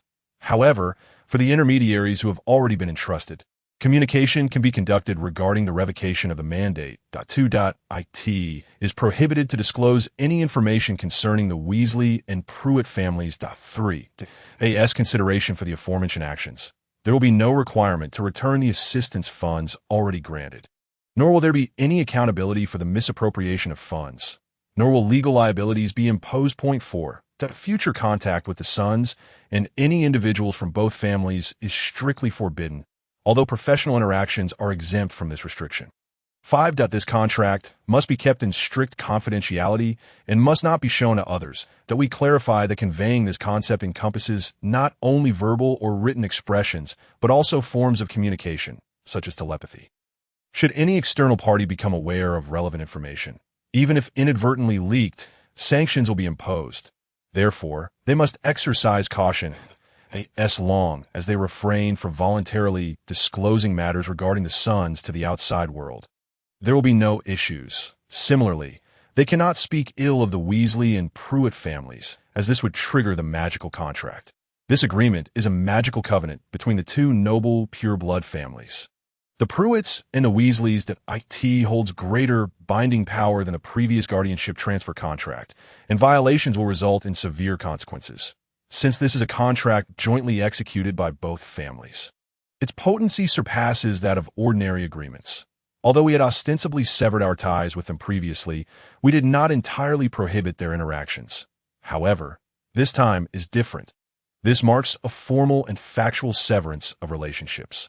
Although we have not prohibited them from initiating contact, it is highly unlikely that such interactions will persist. After elucidating these matters, Arthur's countenance grew increasingly pallid, while Molly's face flushed crimson, suggesting she might succumb to hysteria at any moment. The investigation by the Pruitt family revealed that certain keys to Fabian and Gideon's private vault had not been returned to them after joining the Order of the Phoenix and leaving home. It appears they secretly established a new vault in addition to the previous one that they clandestinely transferred the brothers' assets, concealing them in their own secret vault for their own indulgence. As the keys were returned by a member of the Ministry of Magic who is also part of the Order of the Phoenix. The Pruitt family assumed this represented the entirety of the assets, failing to suspect the existence of other hidden vaults. It is highly likely that this was orchestrated by Dumbledore. The funds concealed within the hidden vault have since vanished, possibly due to Molly investing them elsewhere or having squandered them entirely. Considering Arthur's modest income juxtaposed with the numerous possessions in the home, it is plausible that she has exhausted the funds. Records from a vault indicate that Molly indeed accessed those funds, leaving little behind in the original vault. The Pruitt family felt that the inheritance of their eldest and second sons should amount to more than what they had. Yet they ultimately relinquished their pursuit, believing it may have been misappropriated by dark forces. Someone murmured, "Not only has life been lost, but the money has been taken as well." Furthermore, the Pruitt family discovered that after obtaining the key to the hidden vault, Molly had failed to pay the maintenance fees for the vault. When they sought to close the vault, they were confronted with demand for the outstanding payments. If she had indeed stolen the money from the vault, she should at least have covered the vault's fees as a matter of basic etiquette. However, since closing the vault requires the signature of the official heir of the Pruitt family, she may have feared exposure and chose to neglect the matter, only to ultimately be revealed when the bill was sent to the Pruitt family. She ought to have settled that amount sooner to avoid exposure. Of course, the Pruitt family ultimately footed the bill, which was also included in the amount to be returned. As a party whose relationship has been severed, Molly had no claim to inheritance, unless the two established a will to the contrary. It appears they did not do so in their formal will. They clearly stated that upon their demise, all assets should revert to their parents. When questioned by the Pruitt family, Molly insisted that since her brothers possessed considerable wealth, she too had a right to inherit, believing it was her due. Yet, because you were compelled to pay a hefty compensation for the annulment of your engagement, you cannot afford to escape. Can you? From the moment you fled the family, you forfeited your right to inherit the family assets, did you not? Ultimately, it was your father who settled your debts. Faced with the elder's scrutiny, she retorted that the marriage contract was not of her choosing. Hence, she bore no obligation to compensate.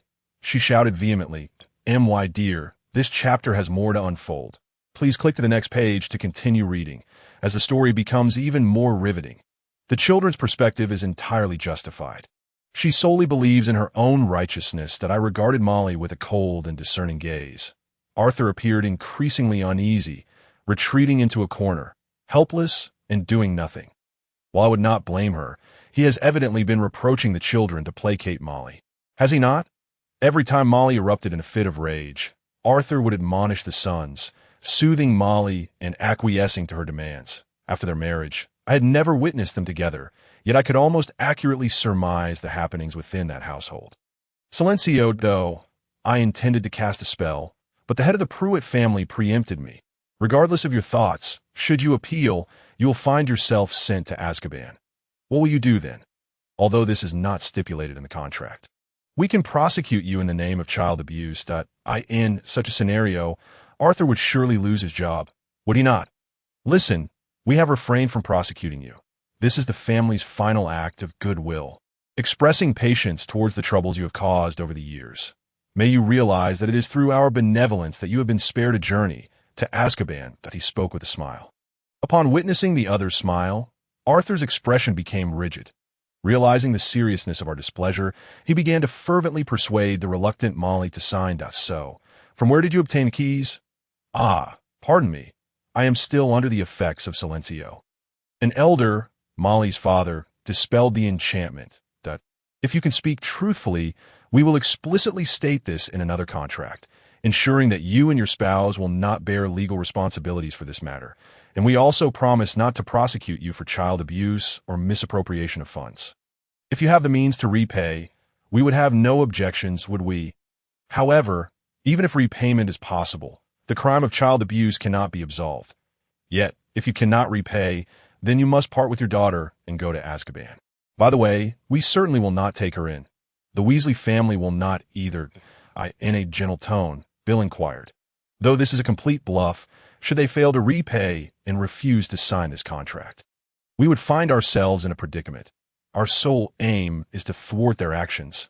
Molly seemed to finally realize that she might lose her beloved daughter and be sent to Azkaban, prompting her to turn to her father. The elder did not afford her the opportunity to continue her outburst, coldly stating, "You have been disowned, with no claim to inheritance, in Gideon and Fabian's formal will. There is no mention of you whatsoever, which means that money is not yours. If you do not accept this contract, the Pruitt family will sue you. Being disowned means you're no longer our daughter, and I'm serious about this." Molly finally grasped the gravity of her situation and began to speak incessantly. "That was given to me by Dumbledore. It is genuine that I merely assumed it was money left for me by my brothers. So I accepted it. Dumbledore said they hoped this money would help sustain me, as they were aware I had been cast out by the Pruitt family and was struggling. I merely accepted the funds. I am not at fault. I truly knew nothing." Well, that may indeed be true. She should have known she had no claim to inheritance, but it is improbable that she actively committed a crime. Even if you know nothing, you must bear responsibility. Ignorance does not equate to innocence. After all, you were the one who withdrew the funds and squandered them, regardless of what Dumbledore may have said. You had no right to accept that money, but if Dumbledore claims he never provided you with that key, then you may bear the full brunt of the consequences alone. Realizing this, her complexion turned pale. Indeed, only Dumbledore was aware of this matter. If he claimed ignorance, the wizarding world would undoubtedly believe him. Especially Molly, who had previously fled from a marriage and refused to pay the penalty. The public would certainly not side with her. All the responsibility would rest solely upon her shoulders. Her face grew increasingly ashen, as it seemed she finally comprehended the gravity of the situation. Dumbledore is not the saint you envision, is he? He may have long since planned to abandon you, for from the very moment he clandestinely handed over the key. Was there anyone else present when you received the key? Anyone who could testify on your behalf? She trembled and shook her head. Well, that confirms it. Observing her demeanor, Bilius gently remarked, but fret not. Should you sign this contract, we will not hold you accountable, nor will we demand the return of the funds. However, in the future, we may require your testimony, but as long as you agree to sign this contract, everything shall be well. Provided you recount the events truthfully, we shall do our utmost to ensure you are not sent to Azkaban. This is the collective wish of the Weasley and Pruitt families. Although you have been disowned, neither of us desires your incarceration in Azkaban. Thus, under Bilius's persuasive words, she signed the document requiring her testimony at a crucial juncture. One must admit, Bilius was quite adept at manipulating human emotions that we then had Arthur sign the magical contract as well. With the blood seal affixed, the contract was officially activated. This contract was empowered by the ancestral, binding magic of each family. And the blood seal would trigger the magic, rendering the contract binding to ensure they did not violate the agreement. We also provided them with a copy of the contract. Be aware, should you fail to uphold the contract, there shall be dire consequences.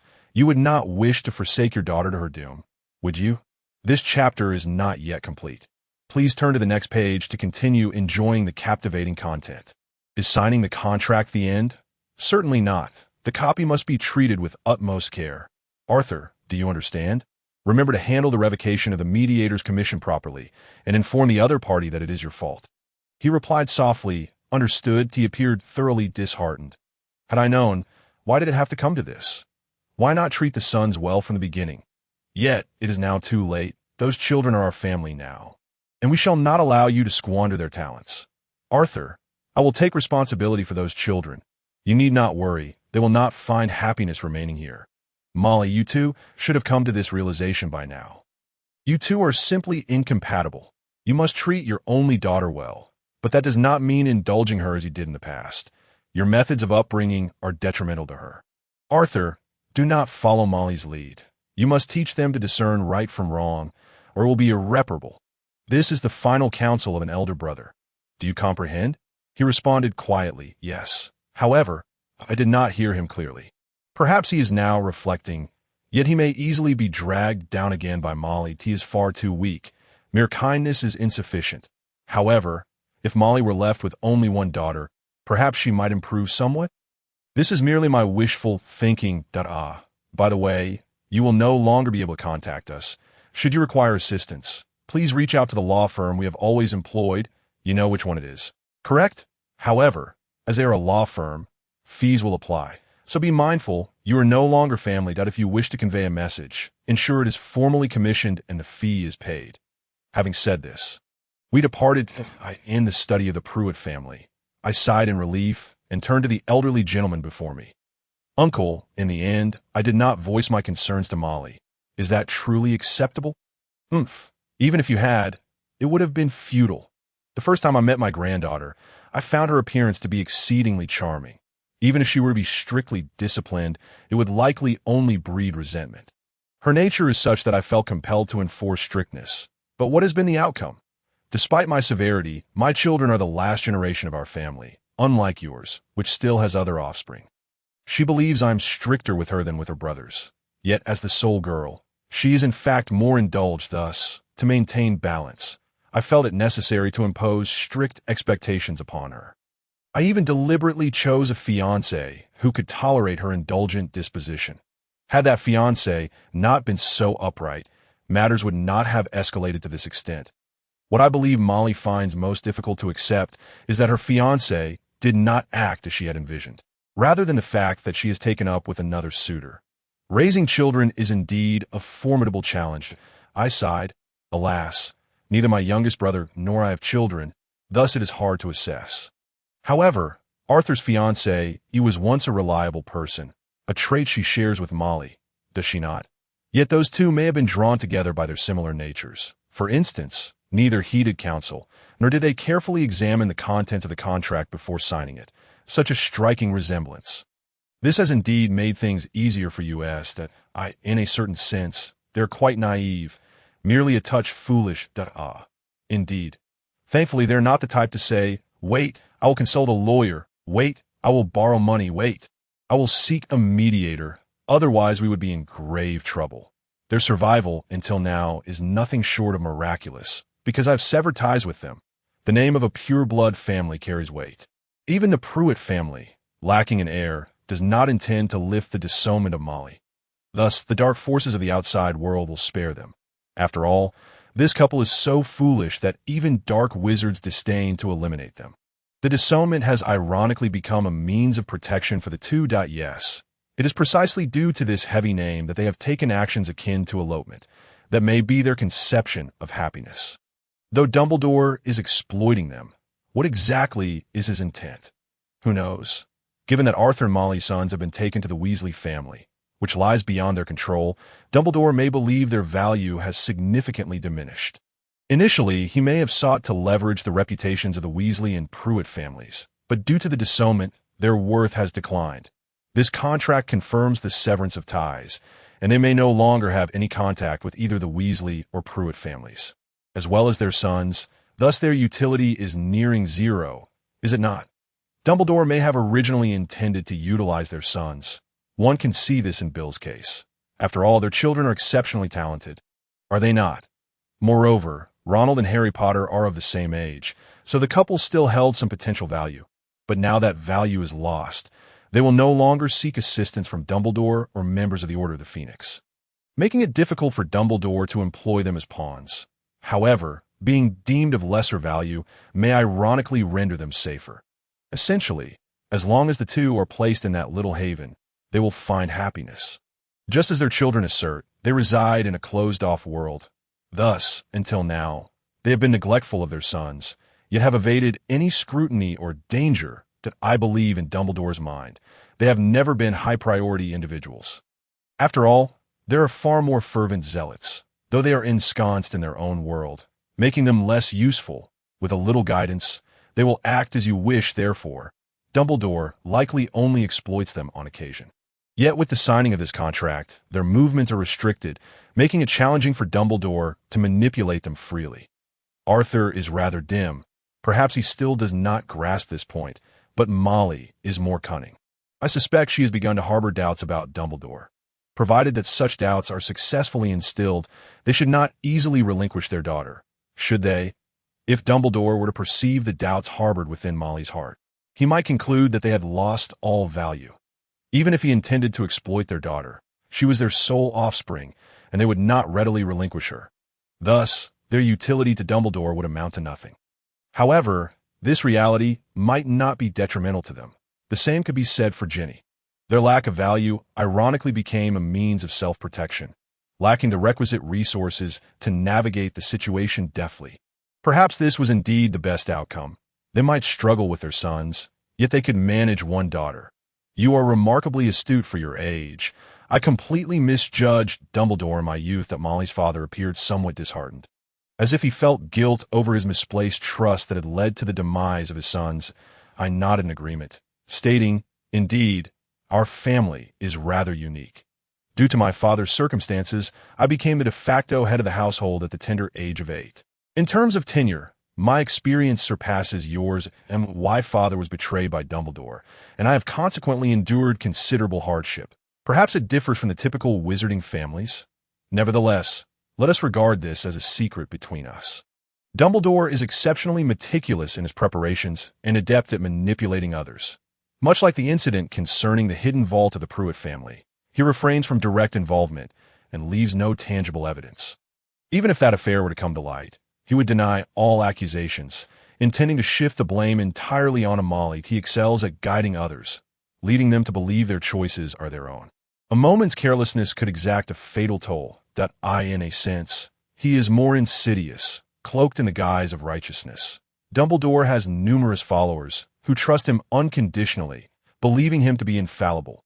Thus, they act upon his directives, all the while perceiving their actions as independent decisions. This renders him all the more perilous. Sooner or later, we shall investigate the legacies of Gideon and Fabian, but we must carefully select our timing. Until we possess irrefutable evidence of his guilt, we cannot act recklessly. Now is not the time. Presently, we are examining matters including the estate management of the Potter family, which appears even darker than that of the Pruitts. However, we lack decisive evidence, and the opposition might evade responsibility under the pretext of working for Harry's secret. This is insufficient to bring him down, that we require more at this moment. We are in the process of selecting suitable collaborators from among all members of the Weasley family. So please refrain from acting independently. We will conduct thorough vetting. In summary, I implored them to refrain from initiating any charges against Dumbledore until all investigations are complete. If revelations are dispersed, they may diminish the impact of exposure, and the opposing party could destroy evidence in other ways. That we aim to resolve this matter comprehensively, accumulating sufficient incriminating evidence to ensure his capture. They acquiesced, promising not to disclose this matter until we take action and to align with our pace. Additionally, I informed them that several children might consent to go to the Pruitt family in the future. The Weasley family would not obstruct this. It depends on their efforts. Thus, we encouraged them to persevere. They appeared somewhat revitalized and expressed their intention to visit us soon. Although they inquired about the children's preferences, I could not provide specific answers as I had not known them long. However, I can assert that the children have lived for quite some time with limited resources, relying on innovation and ingenuity. Thus, they may not readily accept overly extravagant items. Their frugal habits are deeply ingrained, and they likely prefer practical goods. When I mentioned that the Weasley family would provide them with clothing we no longer wear, they attempted to alter the sizes themselves. The Pruitt family responded that they had many craft enthusiasts at home and planned to send them to assist the children. If they are gentle and fond of craftsmanship, they are welcome to meet them at any time. They invited us to reach out whenever needed, and then by liaise, and I returned home. The patriarch of the Pruitt family inquired, "Has it been relatively smooth?" I nodded slightly. Yes, obtaining testimony from Molly is a significant breakthrough. Yet we still lack the decisive evidence to bring that man down. The elder pondered for a moment before speaking. Indeed, even with Harry's case included, the impact falls short. If we could rescue Sirius Black from Azkaban, he might align with us. However, at this stage, we lack sufficient means. After a temporary pause in affairs, we convened a results report and discussion meeting at the Weasley's ancestral home. Although attendance was voluntary, it drew a gathering of dozens of individuals. All adult family members were welcome, including spouses, to alleviate the pressure on Percy from encountering so many unfamiliar relatives. The children were sent to Annie S. house. The meeting commenced with a report on a series of events and outcomes concerning Arthur's family. Subsequently, it was confirmed that we would continue to support the brothers in showcasing their talents, that we aim to shed the label of impoverished Wesleys, yet we do not wish for them to feel indebted. Rather, we desire for them to express their abilities freely. Therefore, we stress the importance of not imposing pressure upon them, while offering research materials and assistance as much as possible. Additionally, we recognized Ronald's potential, akin to Belinda's, and requested that everyone observe quietly from a distance, ensuring Ronald remains unaware of this scrutiny. This announcement, as the head of the family, is to be adhered to by all members, including those unable to attend the meeting. Grandmother Belinda possessed remarkable foresight in her time, albeit she was hardly aware of one of the few witches born into the Weasley family. She preferred to view her prophecies as part of her consulting practice rather than grand revelations. Despite the accuracy of her predictions, she regarded them more as intuition or a feeling, often achieved through dialogue that calmed others and led them to solutions. Thus, strictly speaking, it was not divination, but rather akin to psychological counseling, that we remain uncertain if she genuinely possessed insight into the truth, or if her lack of conventional foresight and prophetic inspiration was the reason for her skepticism. The elders of the family believe that keeping her unaware of such abilities is a Weasley tradition.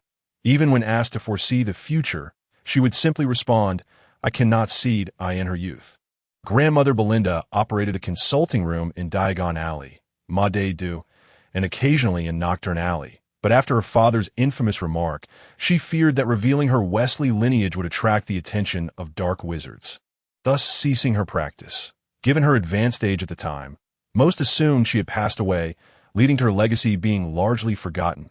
Subsequently, she opened a consulting room in a Muggle fortune-telling shop, occasionally earning a modest income that if faced with troublesome clients, she simply used disapparation to escape. While there were indeed individuals among Muggles who wished her harm due to her words or sought to kidnap her out of infatuation, such instances were significantly fewer compared to the wizarding world, making her prefer operating within the Muggle realm. Had she truly desired wealth, she could have amassed a fortune. However, as a pure-blood Weasley, she held no regard for money.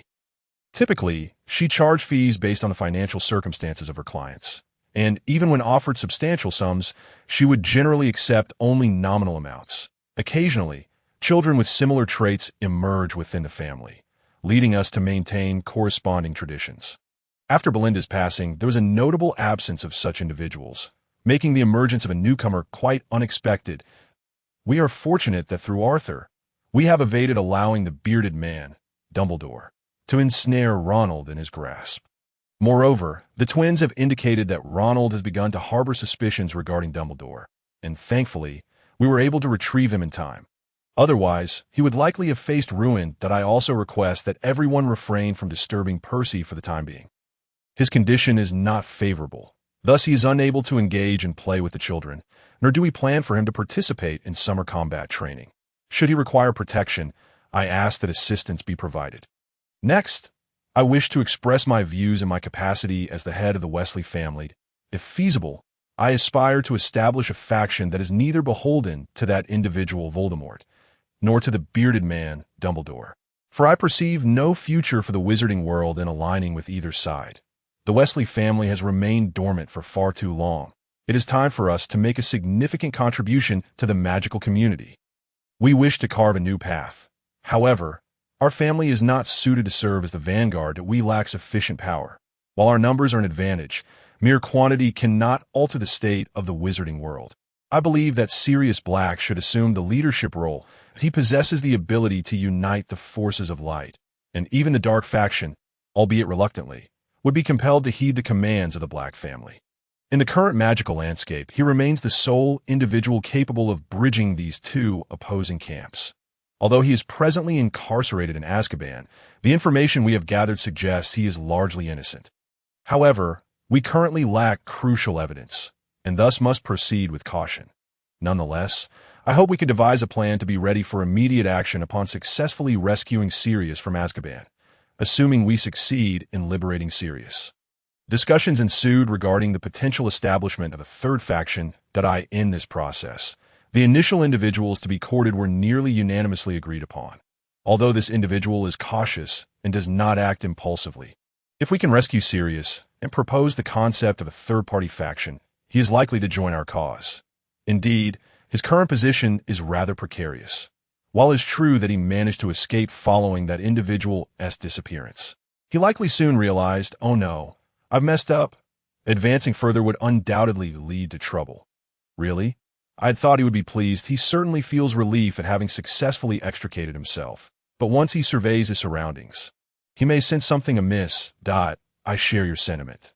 Their family has never favored being at the forefront of conflict. They prioritize their own safety, often preferring to occupy a third position, allowing for a quick change of stance should trouble arise.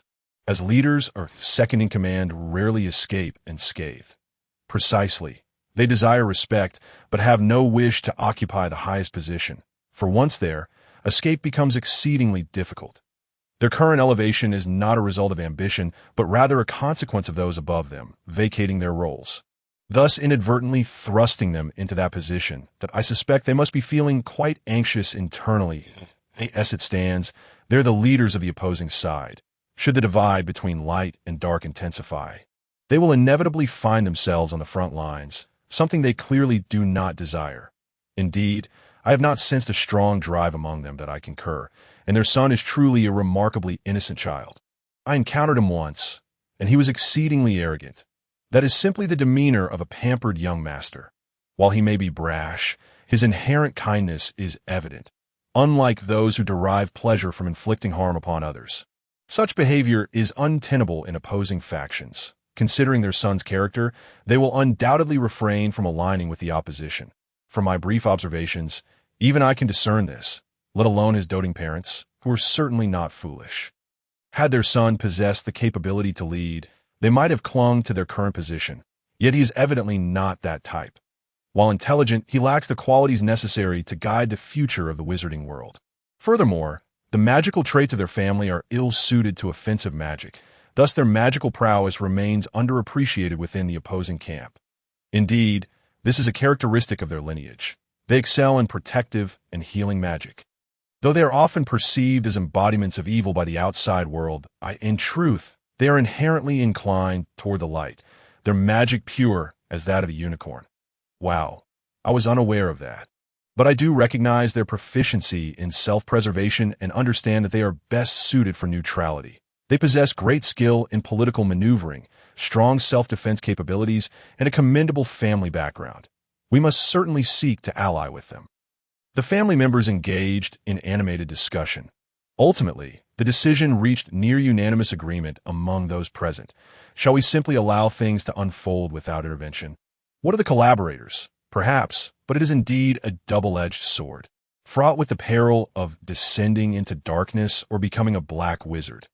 Even if one grits their teeth and endures such a situation, they merely become a pawn in the hands of a wizard who intentionally places themselves in such a predicament.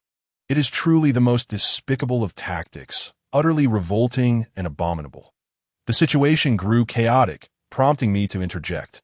All right, let us refocus on how to prevent such occurrences. We can temporarily entrust matters concerning Harry Potter to Edgar. I implore you. Understood, we aim to make Scrimgeour our ally. He has numerous adversaries, so we must tread carefully as for Shacklebolt. He is a cautious individual, and we should proceed slowly. He possesses great capabilities and could be swayed in the future. But we should not rush to include him until we have established a third faction and clearly articulated our ideology to gain his agreement that if, after careful consideration, he acknowledges our stance, he would become a formidable ally. However, it is premature to act now. We do not wish to turn him into an enemy. His character is indeed trustworthy, and ultimately, it would be advantageous if he could become our ally. Are there any other candidates? What about Amelia Bones, the deputy head of the Department of Magical Law Enforcement? Yes, what of her? However, her deep-seated hatred for Death Eaters may lead her to side with Dumbledore. Well, we share a similar sentiment. Yet she, like us, has not joined the Order of the Phoenix, despite her brother being a member of the Order. Indeed, and because of that, her entire family was victimized, with only one brother remaining alive. While she's the only one who did not join the Order. True, her adherence to the law is quite strong. She has drawn a clear line between pure-blood extremists and Dumbledore's followers, refusing to compromise her principle for the sake of objectives. Dumbledore's followers often claim that the ministry is corrupt due to pure-blood aristocrats, yet they themselves distort the law in the name of so-called justice, which is a form of corruption as well, is it not? From their perspective, they believe they are justified. From our viewpoint, both sides are rather similar, whether in the magical realm or the ministry. Even in the absence of that person, the pure-blood extremists have merely been replaced, and new values have emerged. But the internal dynamics remain largely unchanged. They desire to exclude pure-blood aristocrats, yet the actions of those attempting to do so bear striking similarities to the former pure-blood aristocrats. Indeed, however, if she is truly so law-abiding, she might privately investigate Dumbledore's financial misappropriations. If our family were to present a request, she might treat it fairly. If she learns of Harry Potter's upbringing, she may take action. And if evidence of Sirius's wrongful accusation surfaces, she could potentially assist. Should we casually mention the issue of financial misappropriation? What do you think? I concur her code of conduct is to act within the law. However, it is best not to speak too much about Dumbledore's suspicions at this stage.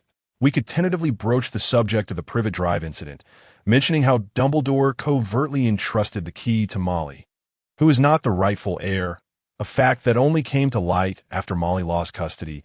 We could frame it as a condition for not returning the funds and refraining from litigation, demanding that she reveal the truth, while Molly claims it was given to her by Dumbledore.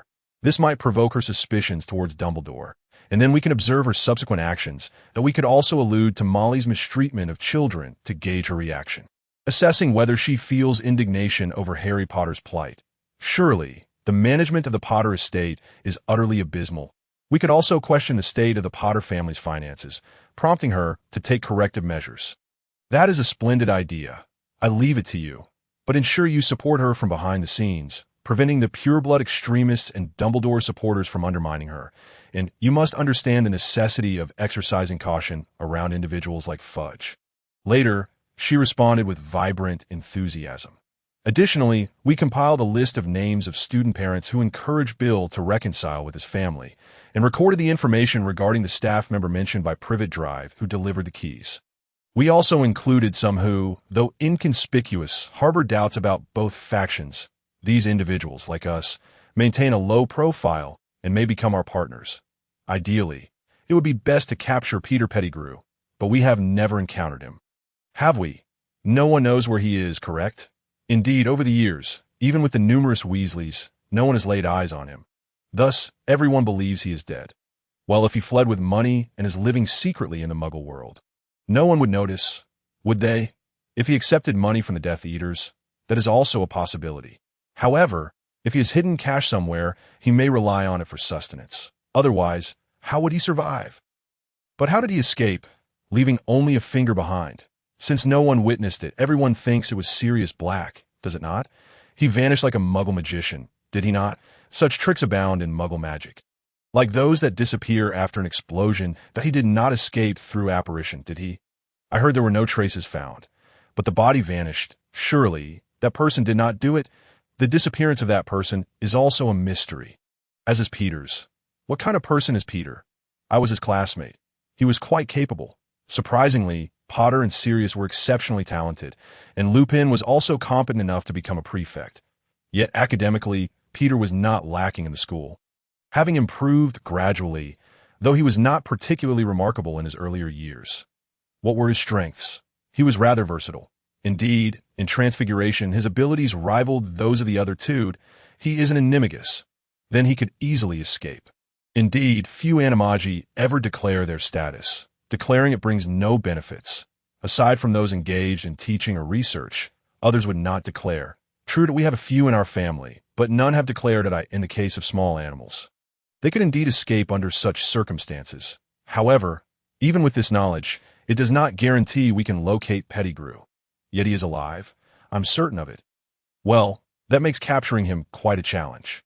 To free Sirius Black from Azkaban, there is only one method. Black is a clever fool.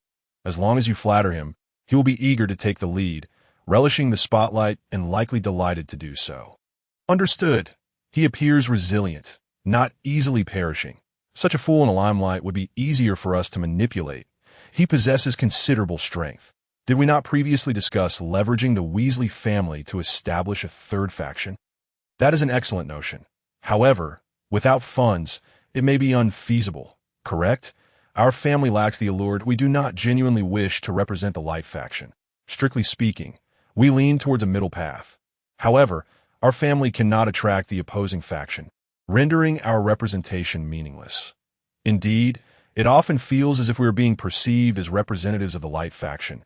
Yet philosophically, we lean towards moderation, do we not? The magical realm is excessively extreme that I struggle to comprehend the ideologies of both sides.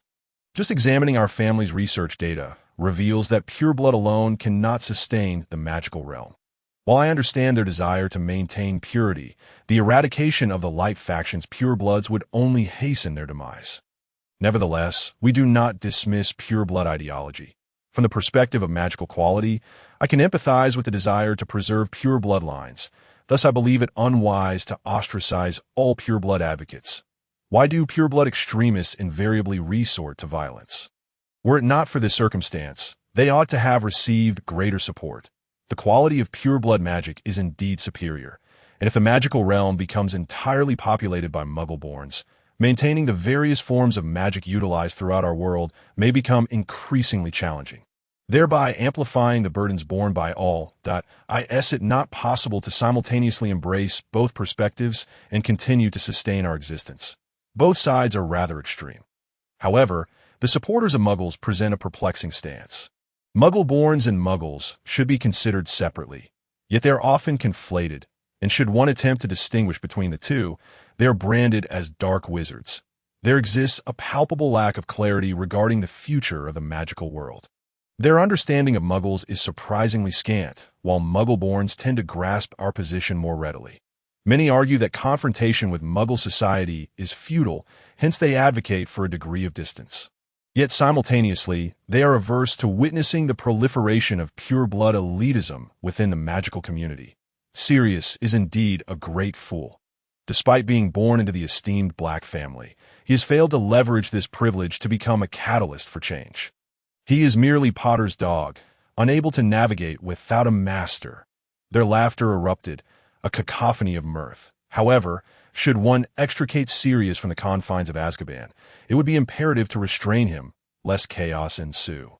Yet, finding Peter proved to be a formidable task, and matters may not unfold as smoothly as anticipated, leading to the conclusion of our discussions. Nevertheless, as Bill and Charlie returned to the Weasley family abode, a significant turning point emerged. I am Ronald Bilious Weasley. The summer holidays are swiftly approaching, and Bill and Charlie are set to return. While the family home is indeed comfortable, I find myself yearning for Annie Muriel's residence. Though the family home is spacious, the shadow of poverty remains ever present. However, having grown up in modest quarters in both this life and my previous one, I feel a stronger sense of belonging in a slightly smaller space. Yet, upon closer inspection of the family estate, one might discern that the family's financial situation is far from secure. Items of value in the Muggle world are conspicuously absent from our surroundings. Though cleverly disguised, it is challenging to recognize that this house is constructed primarily from mass-produced goods. Under such circumstances, their capacity to accommodate 6 children is nothing short of remarkable. The moment a letter from Bill arrived, they immediately initiated inquiries and took swift action. The head of a pure-blood family possesses an impressive judgment and decisiveness. Moreover, their demeanor during our rescue clearly indicated prior familial approval. They are utterly different from Father. While Mr. Bilious conveys an air of shrewdness, Father possesses a unique quality that seems to singularly lower the family's collective intellect. I have encountered several other family members, all of whom are remarkably reliable. They indulge us to an astonishing degree. Yet, when I expressed my discomfort with such treatment, they insisted it was entirely normal. Whenever I displayed a look of confusion, they would promptly lift me into their arms. During times of uncertainty, Fred and George would watch with eager anticipation. In my childhood, though the petite Percy would not carry me, he frequently held my hand for strolls or read to me. I truly felt cherished, to be candid. I initially harbored some trepidation regarding my father's ancestral home. For a family capable of producing someone as extraordinarily talented as him must surely possess its quirks. Well, never mind. It is futile to dwell on that individual. After all, ruminating on the past only squanders time. It is best to refrain from looking back, though we have visited Aunt Muriel's home several times, occasionally even spending the night. Our room at Annie's has gradually been adorned with furniture and children's clothing scavenged from the family estate storeroom, and has been transformed quite swiftly, despite being secondhand. The ability to choose is truly delightful. Furthermore, several uncles from the Pruitt family have visited us on multiple occasions. One kindly elder brought us a book of spells and assisted in arranging our room. Surprisingly, the household is devoid of young people. Mother is, in fact, the youngest member. The plight of the Pruitt family is indeed dire. I can genuinely sense their expectations of us. Though unspoken, it seems they hope that one among us may inherit the family legacy. It is said that should someone wish to become a foster child of the Pruitt family, they would even offer financial support to Mother. Indeed, this appears to be the case that I had previously found my parents' spending habits somewhat peculiar. But now the mystery has unraveled. The elder women of the Pruitt family are passionate about sewing, crafting gifts such as bed covers for us. They do not impose their preferences upon us, but rather create according to our tastes. The old children's garments left by the Weasley family have been skillfully adapted to contemporary styles. With merely a change in tailoring, the clothing becomes fashionable. A remarkable feat, moreover, they have taken it upon themselves to teach us sewing. At times they employ magic, at others they sew by hand, depending on their moods. However, when using magic for sewing as we lack wands, it requires considerable focus. This serves as excellent training, aiding in our mastery of magical control, which leads to friendly competitions among the brothers to see who can craft the best items. Percy donned an outfit that had been tailored to his measurements, appearing nearly as new, and he was exceedingly pleased. The four of us ventured to Diagon Alley together in our new outfits, of course accompanied by adults. Simultaneously, we received stern warnings. Previously, as children of a disowned couple, we faced little threat, but the circumstances have changed. The Weasley family has always been perceived as members of the Light faction, making us easy targets for dark wizards. Thus, we were repeatedly cautioned never to venture out alone and to always remain in the company of adults. Additionally, they advised that once our situation stabilized somewhat, we should begin learning combat skills to buy some time in the event of an encounter with dark wizards. Such diligence is commendable. It is said that Father underwent rigorous training. Yet he has never imparted such knowledge to us. Growing up in such a household, yet turning out as we have, perhaps he simply has no fondness for such matters. That is entirely understandable. In the past, when we visited Diagon Alley, we always roamed freely, but now we've been firmly admonished against such behavior, leading us to explore together as a group that we also stop by the shop where Fred and George occasionally lend a hand. However, due to its proximity to Nocturne Alley, we were warned never to visit alone. They both nodded in understanding. The shopkeeper was delighted to see them, visibly relieved to find them accompanied by adults. He is truly a good man. Perhaps he has grown accustomed to seeing them without parental supervision. Of course, we also often wandered freely, so the blame cannot rest solely on our parents. Indeed, self-reflection is in order. We scoured for good bargains, and Mr. Edgar graciously offered to cover the expenses, resulting in the three of us purchasing a plethora of items. Subsequently, Percy and I made our way to our favorite secondhand bookstore, where we encountered the same expression on the shopkeeper's face. Typically, we would peruse for extended periods without making any purchases, leading to his growing impatience. However, upon reflection, he has never shooed us away, that I feel quite remorseful for previously considering him an insufferable clerk. Today, we intend to buy something to take home. Even though the funds are not our own, Mr. Edgar seemed to grasp the shopkeeper's sentiments, and thus procured a book for both Percy and me. The shopkeeper remarked, "Well done, lads, this is truly splendid." This, instead, left me feeling even more embarrassed. Subsequently, such occurrences continued to happen repeatedly. We also visited the bookstore that the twins frequently patronized, which specialized in complex magical tomes, as well as the luggage shop that had assisted in crafting custom suitcases, and the quaint craft shop owned by the lady who often discreetly slipped us sweets unbeknownst to our mother. One by one, we paid visits to these establishments that had previously supported us in secret, expressing our gratitude. Although the wizards of the magical realm possess peculiar personalities, there are indeed many kind-hearted individuals. It is unfortunate that we were once overlooked children. Had I been a muggle, I surely would have found myself embroiled in crime long ago. In this moment, I felt a profound appreciation for being born a wizard. Realizing this made me break into a cold sweat. Upon reflection, it is quite peculiar for children of our age to roam about without parental guidance or financial means. I had only been 4 years old when I arrived here. While the twins were merely 6, and Percy was only 8, our clothing was in tatters. Looking back now, I truly feel a sense of guilt. Surely, everyone must have thought that we were severely neglected children, though no one voiced it aloud. The fact that we had managed to avoid criminality was indeed thanks to the care of those shopkeepers.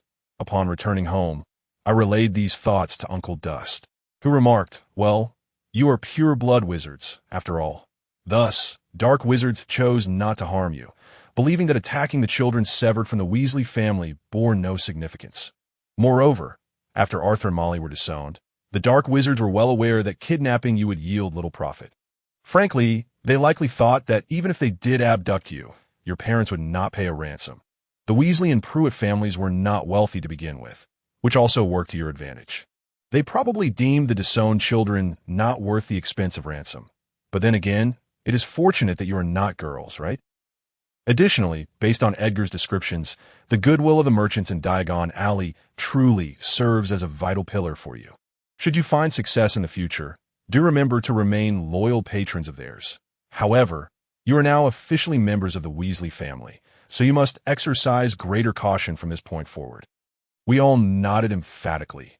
Truly, it was merely a stroke of luck. I had never considered that we had always been in peril. While tidying Annian's room, we rummaged through the Weasley family's storeroom and made a new discovery. The storeroom was brimming with ancient lace adornments. Although these laces were far too antiquated to be repurposed for clothing, they were remarkably well-preserved. One particular garment caught my eye, and I examined it closely. Could this be an antique lace piece from the Victorian or Edwardian era? It might even be older than that. Hey, Ronald, what do you plan to do with this? You wouldn't wear such lace-trimmed clothing, would you? These are exquisite handmade laces. Most lace today is machine-made. Yet look at these stitches. They're all hand-stitched at what? In the Muggle world, such lace holds considerable value. Even a mere few dozen centimeters can fetch a high price. And these garments have been magically preserved to appear as good as new, in excellent condition. Garments adorned with excessive lace can command quite a handsome price. Really?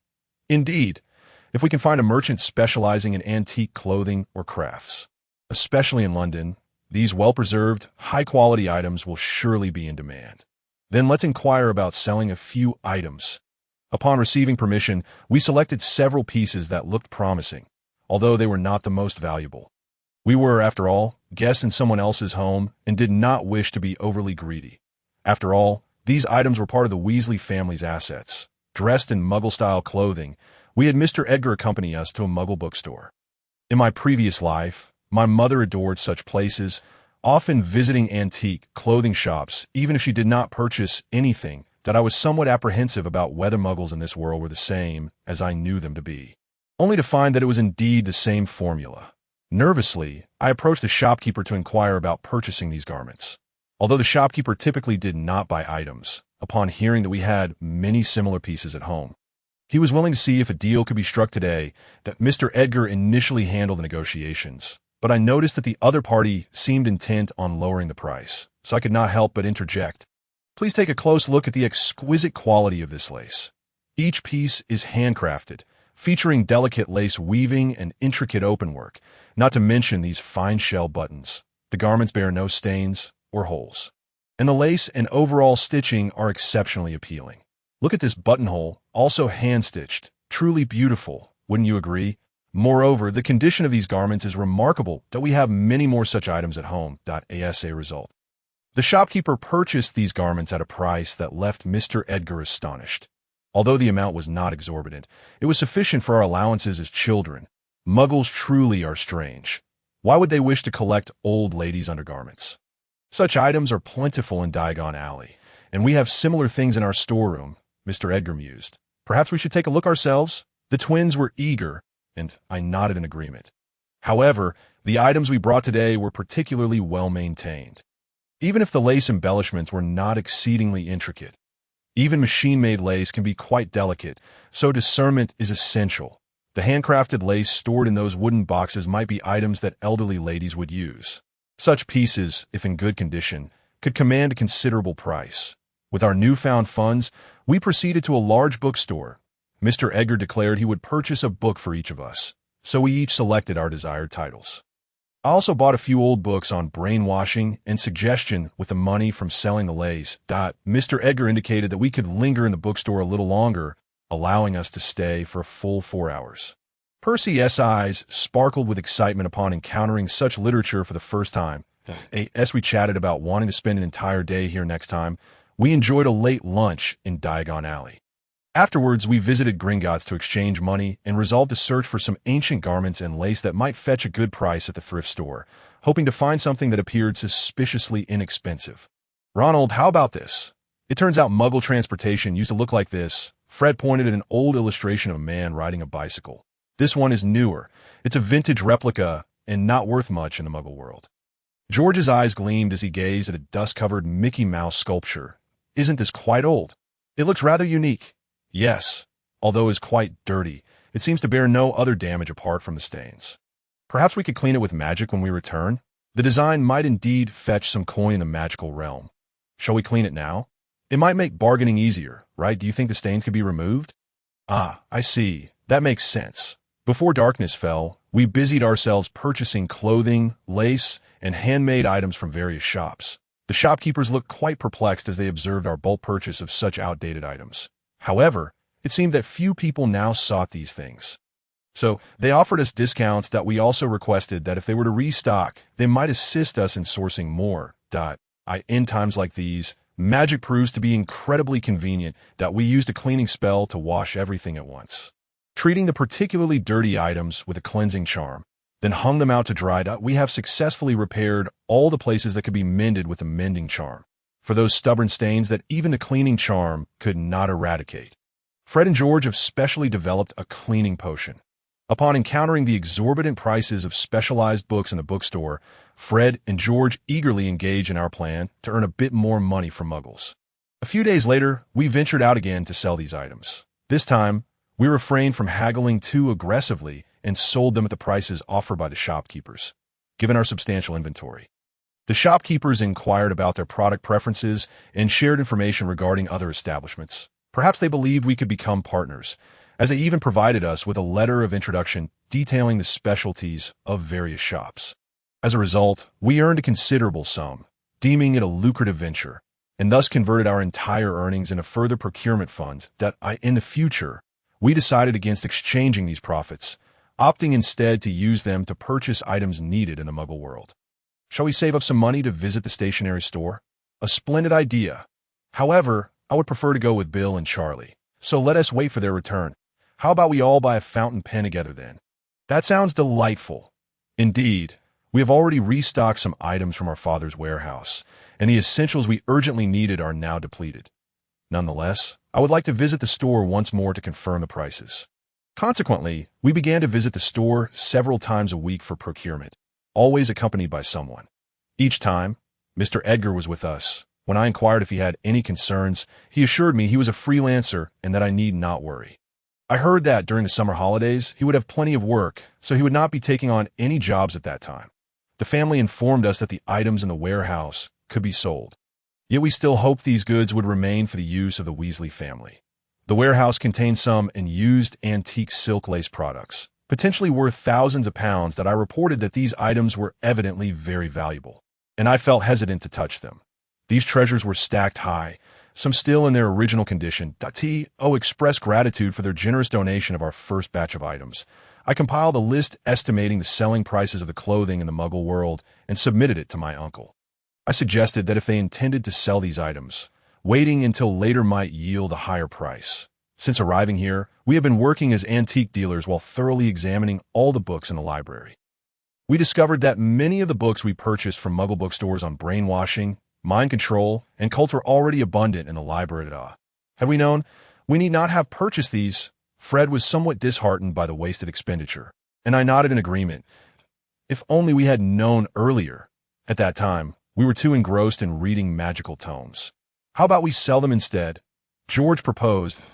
We could also consider gifting them to Bill and Charlie, or perhaps discreetly leaving them for those who appear a bit troubled at Hogwarts. The children of those problematic parents could also benefit. I jested. Shall we keep them then? Agreed. During this process, we made a new discovery. It happened while we were shopping for old clothes in Diagon Alley, as usual, having been recognized by the shopkeepers as those who would purchase large quantities of outdated garments. Not only were the displayed items shown to us, but also a plethora of old clothes from a storeroom were brought out for our selection. Thus, we patiently sifted through these potentially valuable garments. Now even Fred, George, and Percy have developed a keen eye. This is quite remarkable. The two were exhilarated, prompting me to inquire what was amiss. This garment bears a protective charm. This is no ordinary item. It is of heirloom quality. Could it be that they were unaware and simply discarded it? It is also possible that it has passed through the hands of a bankrupt magical family, finding its way into the Muggle world. Let us ask how much this costs. To our surprise, the shopkeeper sold it to us at a remarkably low price. It seems the staff did not fully comprehend the value of these old clothes, nor understood why we children were so thrilled. However, this was not the first instance of such a situation. In their excitement, they nearly began analyzing the garment right then and there. But I intervened. I acknowledged their enthusiasm, but reminded them that if they intended to develop new products from it, they would need funding. So, shall we continue our treasure hunting and earn some money? You are absolutely right. We will work even harder. Consequently, they became more diligent in sorting through the clothes. Upon returning home with the enchanted robe, they commenced their analysis. How was this robe crafted? There are no apparent magical patterns, yet something seems suspicious between the outer and inner layers. Should we dismantle it to investigate? Before testing, let us first confirm the magical patterns inscribed upon it. If the patterns were hand-drawn, embroidered, or woven into the fabric, replicating them would be quite challenging. The materials used could also be quite special, possibly ink, embroidery thread, or even the fabric itself, unlike parchment, which is thin and fragile. It remains unclear how this fabric was enhanced. If no reinforcement magic was applied to the fabric itself, it might not withstand the magical pressure. The fabric's capacity to bear magic is minimal. How was this issue resolved? Surprisingly, our experience with poverty came into play here. Indeed, when we repaired severely damaged clothing, applying too much mending magic often caused the fabric to give way, as ordinary materials simply cannot bear excessive magical force. Thus, alongside analyzing the magical patterns, understanding the fabric itself is equally important. All removed threads should be preserved, that if we can successfully mass-produce this, we might become quite wealthy. Yes, this time we must take it seriously. As the twins continued their discussion and analysis, I must admit their faces and voices were indistinguishable, to the point that even I, their own brother, sometimes could not tell them apart. Recognizing that these old clothes concealed potential inspiration for inventions, they redoubled their efforts. They also conducted a thorough investigation of the businesses recycling old clothing and purchased books on the history of clothing and craftsmanship from Muggle bookstores to enhance their selection process. The accumulation of funds progressed smoothly. Additionally, Fred and George gleaned new inspiration from the books acquired from Muggle bookstores, which they channeled into the development of new inventions. They had so many aspirations that life became extraordinarily busy. They even mentioned that if they could successfully earn enough for tuition, they would like to attend a Muggle university to study engineering or pharmacology. Tuition fees pose a challenge, but I learned from the bookstore that book costs are not to be underestimated. Muggle books are significantly more expensive than those in the magical world, particularly in Britain, where specialized texts are especially costly. Experiments and internships may also incur substantial expenses. My uncle stated that if we wish to attend a Muggle university, he would offer assistance. Yet the living costs there are quite high, ultimately depending on how much we can earn. Even though they are unable to attend university, they exhibit a profound understanding of the subjects they have studied. If they continue to learn at this pace, they could indeed achieve success through self-study. However, the well-equipped laboratories at university present a significant advantage in order to tackle these challenges, we must engage in extensive learning. Thus, we borrowed educational materials from our Muggle relatives to study together. These resources are exceptional, akin to a gifted education tailored for Muggle-borns. Far from ordinary study materials, the Weasley family is truly enigmatic. Although they appear to be of modest means, they might have invested considerable resources in these areas. If that is indeed the case, it is quite remarkable. Uncle seems to possess a decisive nature. With diligent study, we could easily reach the level required for scholarships, and with the support of the Weasleys, gaining admission to Oxford University would not merely be a dream. After earning credits in university, we could potentially advance to higher levels, and if we manage to learn and write several internationally recognized papers at an accelerated pace, we could graduate sooner than usual. A former Muggle, uttered these words. The twins' eyes sparkled with excitement. Though such occurrences are rare, Fred and George are geniuses and may well be the exceptions to the rule. Observing our dedication to study, Percy seemed to recall his own fondness for learning and began to engage in it as well. Although he still spoke little, his expressions became far more expressive. Initially, he would not act without prompting, but now he is capable of independent action. Since arriving here, he has not exhibited any signs of sleepwalking. I had anticipated that our parents would come to speak to us, yet they remained silent. I had assumed that such individuals, unable to act according to their whims, would surely cause a commotion.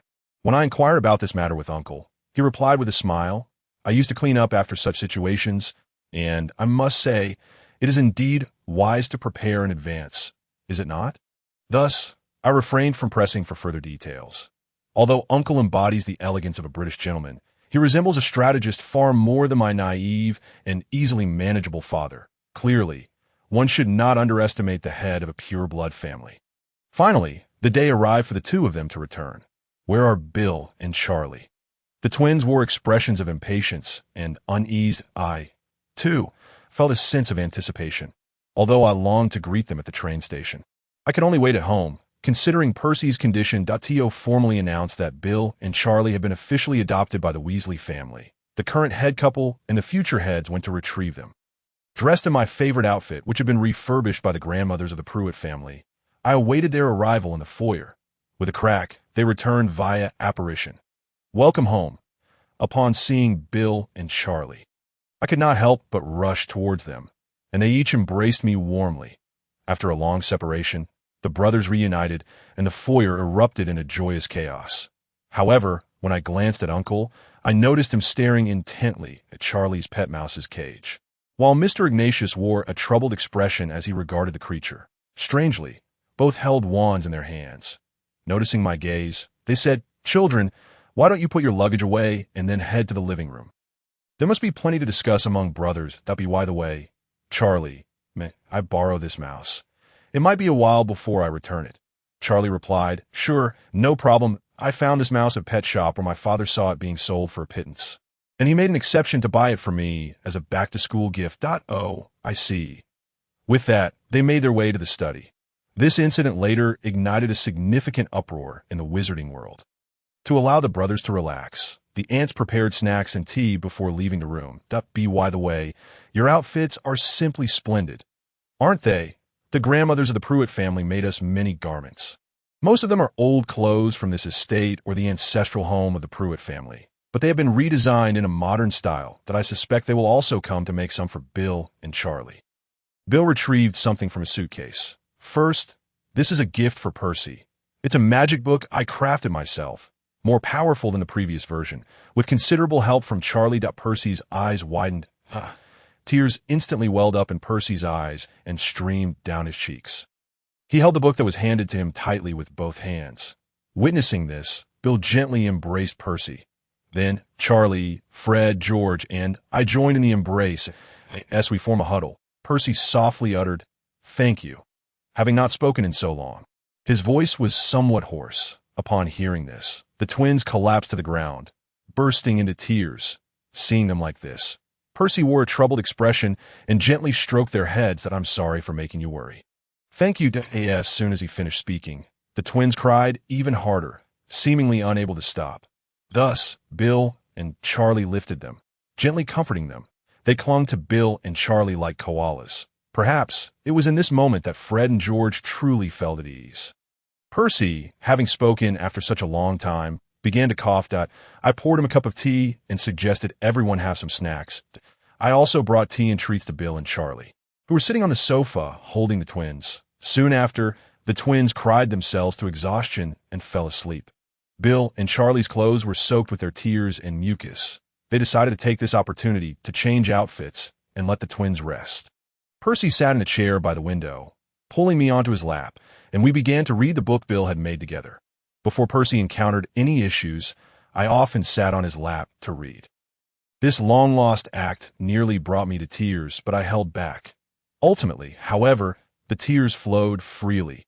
Seeing me in such a state, Percy wore a troubled expression and softly said, "Ronald is still a child, isn't he? I'm sorry to have forced you to." He tenderly wiped away my tears. Then Percy embraced me from behind, and we quietly read the book that Bill had crafted together, just as we used to by the window of that house before coming here. It was a simple act, yet I felt an overwhelming sense of happiness. Not only Fred and George, but I too finally felt the tension in my nerves begin to ease. A few days later, after the six of us settled at Aunt Petunia's house, we finally fulfilled our wish of visiting a high-end stationery store. This was a slightly pricey shop we had researched beforehand. Although the prices were steep, there were many items within our budget, and we confirmed that we could purchase enough for all six of us. Bill and Charlie donned Muggle-style clothing, yet they were dressed appropriately to avoid standing out. Bill and Charlie each held my hand. "You two have grown so tall." Ronald seems to have grown a little as well, Charlie remarked with a smile. Bill tilted his head. "Have I? Just a little?" I suppose that I replied with concern. "Yes, just a little, but the nutrition this year doesn't seem to be very good, does it? Yet Fred and George are growing particularly fast, and even Percy has grown quite a bit." "Why is that?" Perhaps it's simply a growth spurt? Or maybe Ronald, you're just worrying too much, Charlie cheerfully reassured. Bill added, that's right. While you may not be as relaxed as Fred and George, lightening the burden on your shoulders would do you good. Am I causing you too much worry? Percy, sandwiched between Fred and George, turned around. Well, perhaps, but I've decided to return to my childhood ways. Bill mischievously ruffled my hair. So be it. Let us do as you say. As proclaimed, my brothers began to dote on me. By the way, today, as chaperone, is Mr. Edgar S. father. Mr. Edgar has already commenced his summer job and is said to have received numerous business requests from loyal clients. I believe you ought to learn to rely on others a bit more and not always be overly polite. All right, yes, we chatted. We arrived at the shop. Is it really all right to be at such an expensive store? It is perfectly fine. Charlie, don't worry. Yes, we're currently engaged in some antique dealings here and have made a bit of money. I patted my bulging wallet as the twins confidently declared. We're not just pretending. We are legitimate businessmen now. Ronald had a discerning eye, and of course, we were assisting as well that we opened the door to what appeared to be an upscale shop. And the brothers entered together. Bill and Charlie had never been to such a high-end store, and thus were somewhat taken aback. Bill, Charlie, over here, Fred and George called out without a hint of shyness. The shopkeeper had already retrieved several items we were interested in. Aren't they splendid? Gold and red are the colors of Gryffindor, although we don't know which house will be sorted into. Red can also be interpreted as the color of the Weasleys, and I think it suits us redheads perfectly. Moreover, they can engrave names, so I thought we could have a brotherly set. Bill and Charlie picked up the items for closer inspection. Wow, they're beautiful. That I prefer this red one. But Bill, that color suits you better, doesn't it? We like this one, Ronald and I agreed. Ultimately, even Percy chimed in. Everyone discussed and decided which to purchase in the end. It was the observant Charlie who discovered an item on another shelf that we had overlooked, and everyone agreed to buy that. Although it slightly exceeded our budget, it remained within our means. And thus we all consented to this choice that we requested the engravings, paid for 6 items, and would return to collect them later. Since choosing the pens took quite some time, we agreed to look at the ink when we returned to pick up the items. We also planned to learn in detail from the shopkeeper how to use these stationery items. After exiting the stationery shop, I recalled Mr. Edgar S. reminder before he left. He had ordered a cake from an affordable bakery, asking us to bring it back when we returned. Although we often let him treat us, I still inquired of Mr. Travis if that was truly acceptable. That Mr. Travis merely smiled wryly. He was the sort who would spend money if he had it. But despite his demeanor, he earned quite a substantial income, far exceeding mine. However, ever since he declared his intention to invest in the twins' future, he had ceased his frivolous spending, so there's no need for concern. Had he not encountered you, he certainly wouldn't have considered saving money. I'm grateful he's no longer squandering it, so you need not mind. It's impressive that you earn more than your father at such a young age. However, we also bought quite a few things in Diagon Alley, Percy remarked, to which Bill responded, Is that so? Indeed, we visited some shops that had quietly looked after us in the past, expressing our gratitude while purchasing a few items, all using Mr. Edgar S. funds. Then we must express our thanks to him later, Bill noted discreetly. Mr. Travis said, No worries, Bill. Moreover, Mr. Edgar has a great deal of work coming up and might not be able to spare any time all summer. But after summer ends, you two want to be around, will you? Bill replied. I much prefer to thank him in person, but there will always be opportunities to meet again. Could you please convey my gratitude to him? Certainly, Mr. Travis responded. The chapter is not yet complete. Please turn to the next page to continue enjoying the exciting content. Indeed, we are all family now. Even if not at present, we shall surely meet again in the future. I gratefully accepted the cake and had them escort me to Annie and S. house. Upon returning home, I prepared some red tea and sliced the cake. Delicious. That person truly understands flavor. I savored the delectable cake. Bill inquired, Speaking of which, those fountain pens cost quite a bit. Did you earn that much money in such a short time? So far, I'd say it's been quite profitable, but I've mostly spent it all. Those antique laces are astonishingly expensive, especially the handmade ones crafted from extremely fine thread. I initially thought about buying thread at a lower price, reproducing it with magic, and then selling it as in used merchandise. But it seems no one can create that fine thread anymore, so I've been searching meticulously. Fred also lamented, Yes, especially the handmade ones, not those machine-woven. Even clothing with delicate lace is in high demand. Especially silk, which is prone to damage, so it retains better condition in the magical world. Will might also be susceptible to moths. Magic can render them quite clean, which is essential. George nodded. I have now fully become a connoisseur. You can find bargains in Diagon Alley since these items haven't been enchanted, so no one would notice that I inquired. This time, someone invited me to directly participate in the summer antique fair. Bill, you should come along. If you do, you're sure to attract many customers. When those formidable ladies attempt to bargain fiercely, just smile and sell them at a high price. All right, that's fine, but I'm not too knowledgeable about these things. Bill chuckled awkwardly. No problem. Yes, with you around, it's as if we have 100-fold more strength. What about me? Charlie pointed to himself. Of course. Charlie, you can also shine brightly for our family business. Fred gazed at him with shining eyes. Since magic cannot be used in the Muggle market, we'll need you to help set up the venue and transport goods, as well as carry tents and folding tables. Mr. Edgar has arranged for a vehicle. And someone with a license will accompany us. So I'm responsible for such tasks. All right, no problem. Percy couldn't help but laugh at Charlie's response. I forgot to grab some packing boxes from the supermarket on the way back. Suddenly, George slapped his forehead. Right, we can't use magic. If a box suddenly bursts with items, it would surely raise suspicion. Fred also found it quite troublesome that I casually suggested put the boxes inside other boxes. Then secretly take them out from the car. Wouldn't that work? Yes, that is a brilliant idea.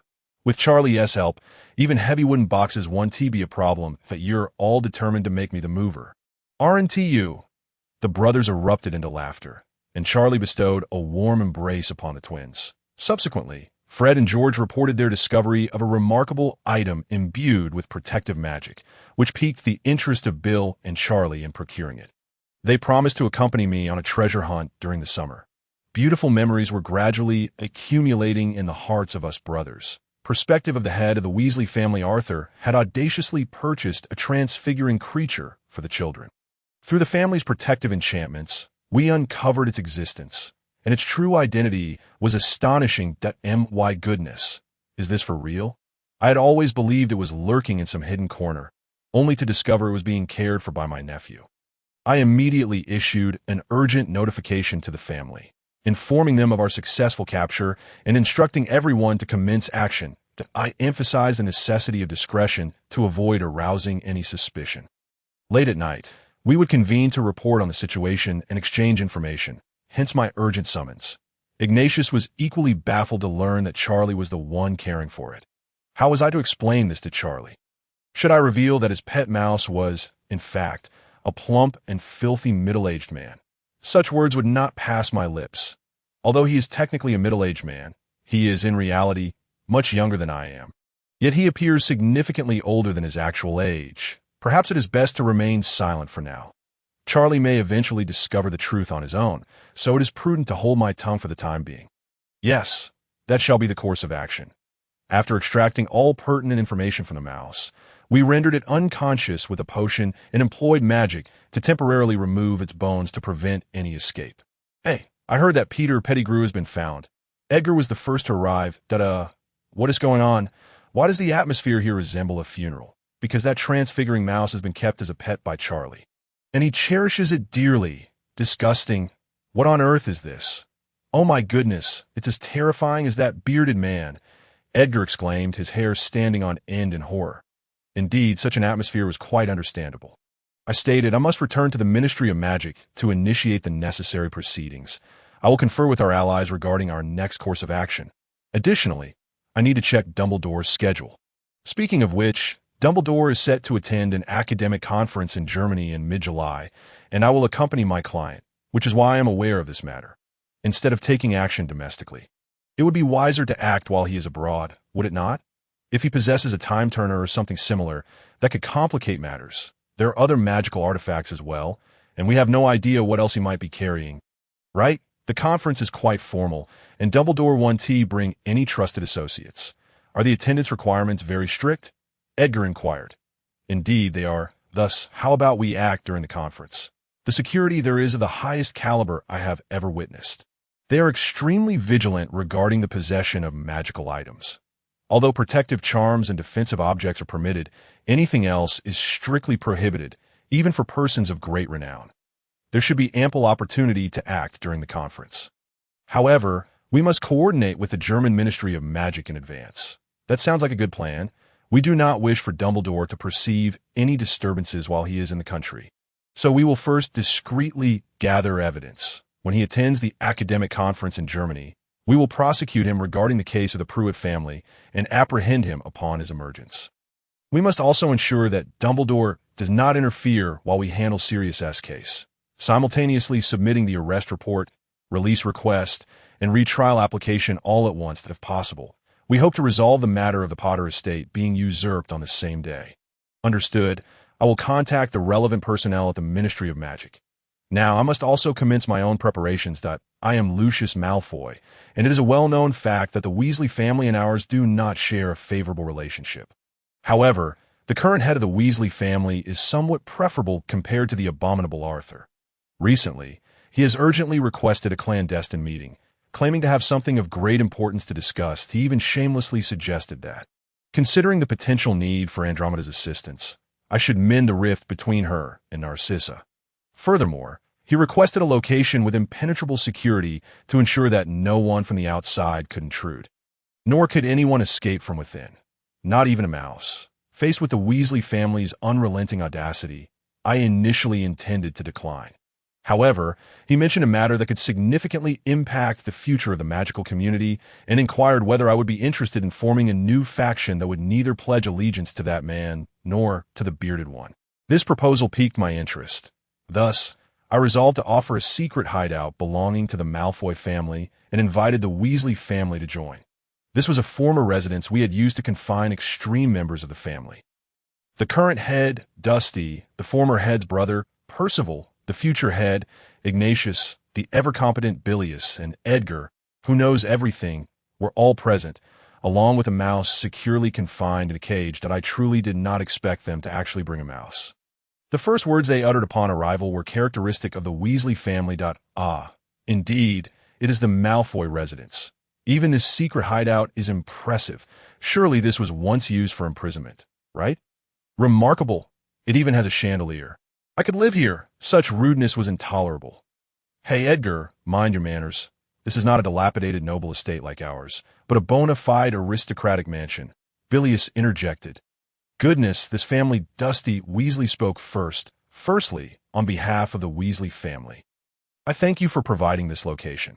You may have heard that Arthur's 6 sons have been detained. During this process, we uncovered many facts. Although we lack concrete evidence, we have been unable to take any action. However, one of Arthur's sons returned home from Hogwarts with a rather special mouse. With it, we can indeed facilitate the revival of the Black family. As for why we would make Sirius the leader and establish a third faction. After all, neither of us enjoys the limelight, right? He can bear this responsibility up front. The Weasleys from the light side and the Malfoys from the dark side support him, treading a neutral path. However, if we do not handle this properly, we risk being crushed by that bearded man or others. So we would very much appreciate your joining this new faction, especially since you have expertise in this area. The revival of the Black family. You say? Intriguing. Well, let us enter and discuss this matter further. With that, he strode into the room. Hey, old man, this is not your house. Such is the nature of the Weasley family. Is there anything else to discuss? I queried directly, finding the situation bothersome. Despite my silence, they each found a place to sit. Sigh, being in this family's presence is truly exhausting. This mouse, which Arthur's son has kept as a pet, is actually Peter Pettigrew. Although we have diminished his powers and rendered him unconscious with potions, this traitor, in an attempt to evade capture by Sirius Black, entangled himself with muggles, resulting in an explosion that caused multiple fatalities. He claims he betrayed them due to his mother being taken hostage, but if that were the sole reason, he might have a chance at acquittal on charges of coercion, wouldn't he? However, when I confronted him, questioning how he could betray solely for the sake of his mother's survival, he fell silent. Nonetheless, I could empathize with his feelings. The responsibility for ensuring his mother's well-being ought to have rested with the affluent Potters and Blacks. Yet they bound him with their so-called friendship, providing emotional value without any tangible reward, While imposing significant burdens upon him, I expressed to him that I did not consider his choice to be erroneous. And that revelation shattered him completely. If he were to testify, there would be others in the future to routinely check on his mother's living conditions and offer support if any issues arose. However, given the multitude of muggles he had slain, a verdict of innocence was utterly unattainable. He must atone for his transgressions. Before matters escalated, he should have surrendered to the Ministry of Magic, yet he confessed to being a traitor, claiming he was coerced into such actions. Regardless, that individual would likely kill him, and Dumbledore would not spare him either. For as long as Peter was alive, Sirius Black could not be imprisoned in Azkaban. So that was why he orchestrated for Sirius Black to pursue him. If the plan succeeded, it would eliminate both Peter and Sirius Black. That indeed seems like something that individual would do.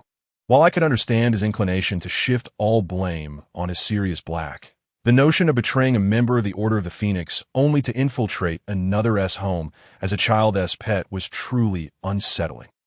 Weasley smiled as he unveiled the truth that it was Peter Pettigrew.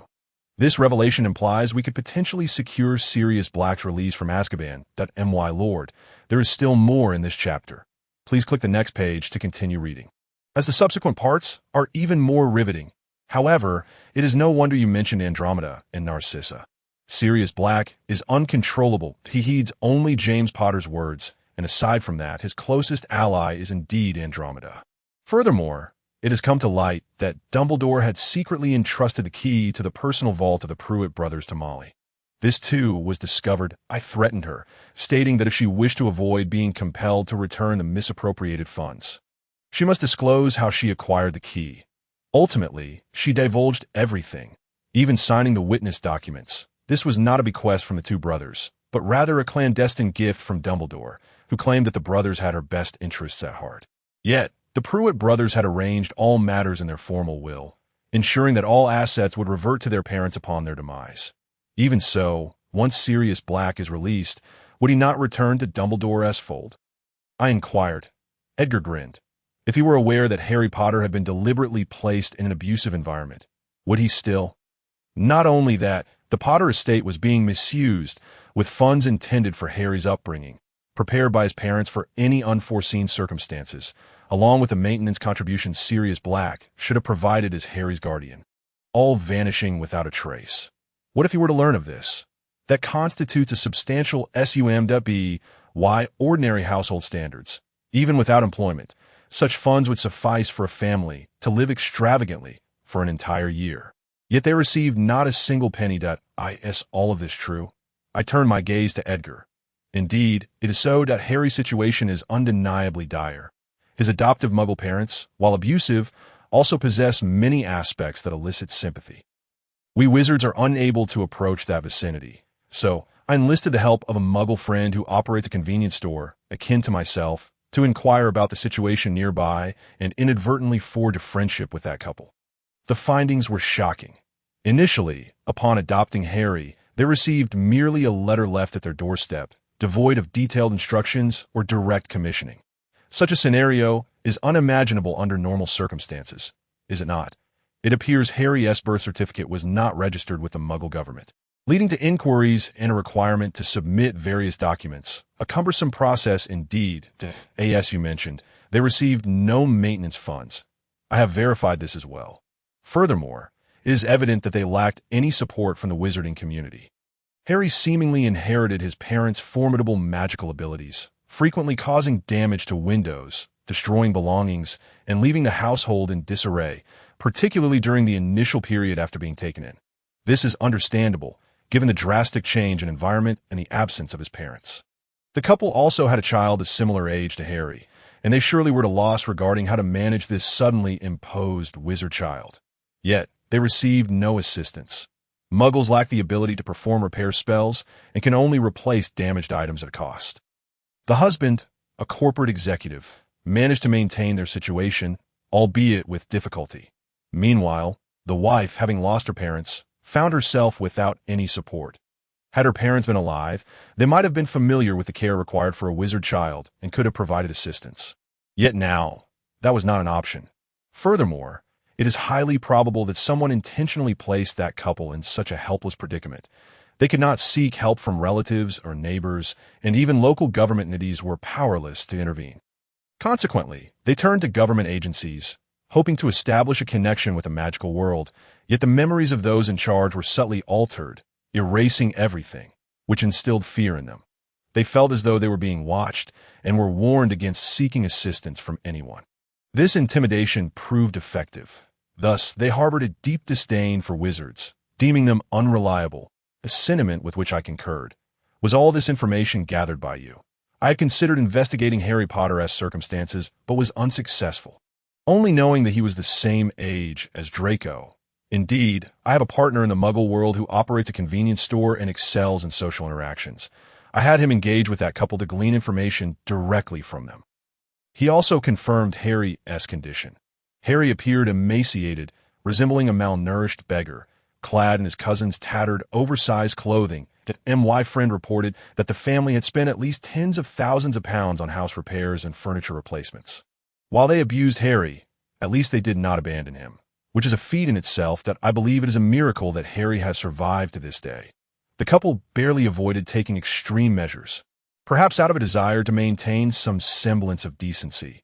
For Harry, perhaps abandonment would have been a more fortunate fate, yet due to his uncontrollable magical abilities, even an orphanage might pose significant challenges. However, if he were to repress such immense power within himself, the consequences could prove catastrophic. My friends speculated that the couple might have hoped to draw attention through their maltreatment of Harry, even wishing for someone to report the situation, thereby prompting the magical community to come and take Harry away. Or perhaps they secretly wished that if his treatment were sufficiently abysmal, assistance from the magical world would materialize. Yet, in reality, nothing occurred. They merely gained a neighbor to surveil them, and ultimately, their maltreatment escalated, likely due to overwhelming pressure leading to a loss of control. But my lord, there is still more in this chapter. Please click the next page to continue reading, as the subsequent parts are even more riveting. Bilious also interjected. We simultaneously investigated the Dursley's neighbors and discovered that after Harry was adopted, a squib placed by Albus Dumbledore began residing nearby. The Dursley family, being Muggles and business owners, resided in a relatively affluent neighborhood. You believe a squib could afford to purchase property there. She had previously lived in a low-income room, barely scraping by as a cleaner. Yet, after Harry was taken in by the Dursleys, she procured a detached house, resigning from her former job to become a dog breeder. Fortunately, she seemed to perform adequately in that role. Her task appeared solely to report to Dumbledore. And even upon witnessing Harry's abuse, she was prohibited from intervening. Where then did her funding originate? Ignatius continued. At the Ministry of Magic, I conducted a cursory investigation into the flow of assets belonging to the Potter estate and found that the ministry had no control over these properties. You should be aware of this. Am I correct? The clandestine communication with Gringotts revealed the existence of 2 accounts opened in the name of Harry Potter. It appears that the Potters had prudently prepared for unforeseen circumstances during their lifetime, transferring a portion of their wealth from their own vault to one designated for Harry. Furthermore, the Potter family has long maintained a vault that harbors a substantial fortune accumulated over generations. Each month, a sum of maintenance fees is transferred from the Potter family's vault to Harry's, in addition to a significant remittance that Sirius Black had arranged in advance as support. That a portion of these funds has been allocated to another account as savings, untouched by anyone, seemingly intended to be accessible only upon Harry's coming of age. The remaining funds are extracted monthly under the guise of maintenance fees, yet there are no indications that the Guardians have received this money. Nevertheless, Harry's vault remains sufficiently funded, ensuring it will not be depleted. Upon Harry's return to the magical world, he will likely notice the considerable wealth his parents had previously deposited, oblivious to the misappropriation of the monthly maintenance fees. This is indeed a cunning stratagem. The Potter family possesses multiple vaults, from which substantial amounts of funds and items are regularly withdrawn, particularly the branch vaults that have been severely depleted. Curiously, Harry's guardians are evidently incarcerated in Azkaban. Hearing this, I was taken aback. The child of the Potters has endured such unfortunate circumstances. If Sirius Black were aware of this, he would undoubtedly seek to confront Dumbledore. Thus, I wish to find an ally who can restrain him. Do you have any suggestions? I am contemplating enlisting Andromeda's assistance, or perhaps Narcissa's. That I have already conveyed the situation to Lady Lucretia of the Pruitt family, who has expressed her agreement. However, her support alone may not suffice. Correct? Upon hearing his proposal, I was filled with indignation. Not utter such terrifying words. I certainly do not wish for my Narcissa to become embroiled in such troubles. Although Sirius Black appears to be closer to Andromeda, I believe Narcissa would be more stringent in her discipline. Could you persuade your wife to assist? I fixed a serious gaze upon Shen. Not speak so casually. Is it not sufficient to rely solely on Lady Lucretia? Yet, Sirius Black remains unmarried, does he not? We require someone capable of managing the situation to help weather the storm. While Lady Lucretia may appear youthful, she is, in fact, of considerable age. I do not wish to overburden her. Moreover, she must periodically visit her father. I hope to find someone of the Black lineage to assist. Could we not facilitate reconciliation between Andromeda and Narcissa? Narcissa has the Malfoy family to care for. Yet Andromeda, having married into a common family, should possess the capacity to assist, should she not? Indeed, that is true. Draco is still quite young, whereas Andromeda's daughter has already entered Hogwarts, granting her more time. If given the choice to care for Sirius Black herself, or to allow Andromeda to take on the responsibility, she would likely opt for a superficial reconciliation and delegate the task to Andromeda. Very well, it is settled then. Even if we manage to diminish Dumbledore's influence, what shall we do on your end? In fact, I was just about to consult you regarding this matter, if I may. Parsifal inquired. Voldemort is a half-blood. According to your definitions, he qualifies as a dirty half-blood. He is not a wizard of Muggle descent, but rather the offspring of a non-magical Muggle who could not wield magic, and a witch from the direct lineage of the Slytherin family. The Gaunts, I've always been curious about the mindset of those noble individuals who adhere to pure-blood ideology, to understand why they would follow such a person. What? I was momentarily stunned. How? You are unaware? My generation is well aware of this fact. My cousin Clarence, who is of my age, certainly knows it too. Although it is an open secret, everyone understands that despite inheriting the Slytherin bloodline, he was raised in a Muggle orphanage. It is not difficult to imagine, given this context, that the leader of extreme pure-blood ideology is, in fact, a half-blood. Upon finishing, Parsifal chuckled. Undoubtedly, your forebears Orion and Walburga must also be cognizant of this. Indeed, it grows increasingly perplexing. Did they not relay this information to their children? Bilius remarked with an intriguing observation. By the way, Ronald has also taken note of this. Ronald is the youngest son of Arthur, whom we have recently retrieved, and is merely 5 years old. He mentioned that the accounts of Voldemort's past speeches and books easily stirred the blood of pure-blood aristocrats. Yet upon checking the registries and books concerning other wizards, he could find no trace of Voldemort's paternal lineage. Thus, he speculated that Voldemort is either half-blood or of Muggle descent, that he stated that if Voldemort had a noble family background, he would surely take pride in his lineage and would not have adopted the name Voldemort. Therefore, Ronald surmised that Voldemort likely does not belong to any illustrious family, which led him to question why Voldemort harbors disdain for Muggles. Ronald also inquired, could it be that Voldemort was once bullied by Muggles, perhaps beaten in the orphanage, or that some tragic experience led to his aversion towards them? However, I remain uncertain about the actual circumstances. Chun Weasley also seemed to recall past events. Indeed, everyone knows he grew up in an orphanage. Yet he was truly strikingly beautiful at that time, rendering his background seemingly irrelevant. Not only was he breathtakingly handsome, but he was also exceptionally talented. He once mentioned during the summer that he did not wish to return to the orphanage, which was suffering from air raids during the war. I recall that those noble offspring, led by Malfoy, all wished to bring him home with them, yet neither his supportive teachers nor Dumbledore permitted this, which instilled sympathy within me for him, as the air raids in London were indeed severe, and he surely did not wish to return, and I understand why the parents of pure-blood aristocrats would be reluctant. But why did Dumbledore also disagree?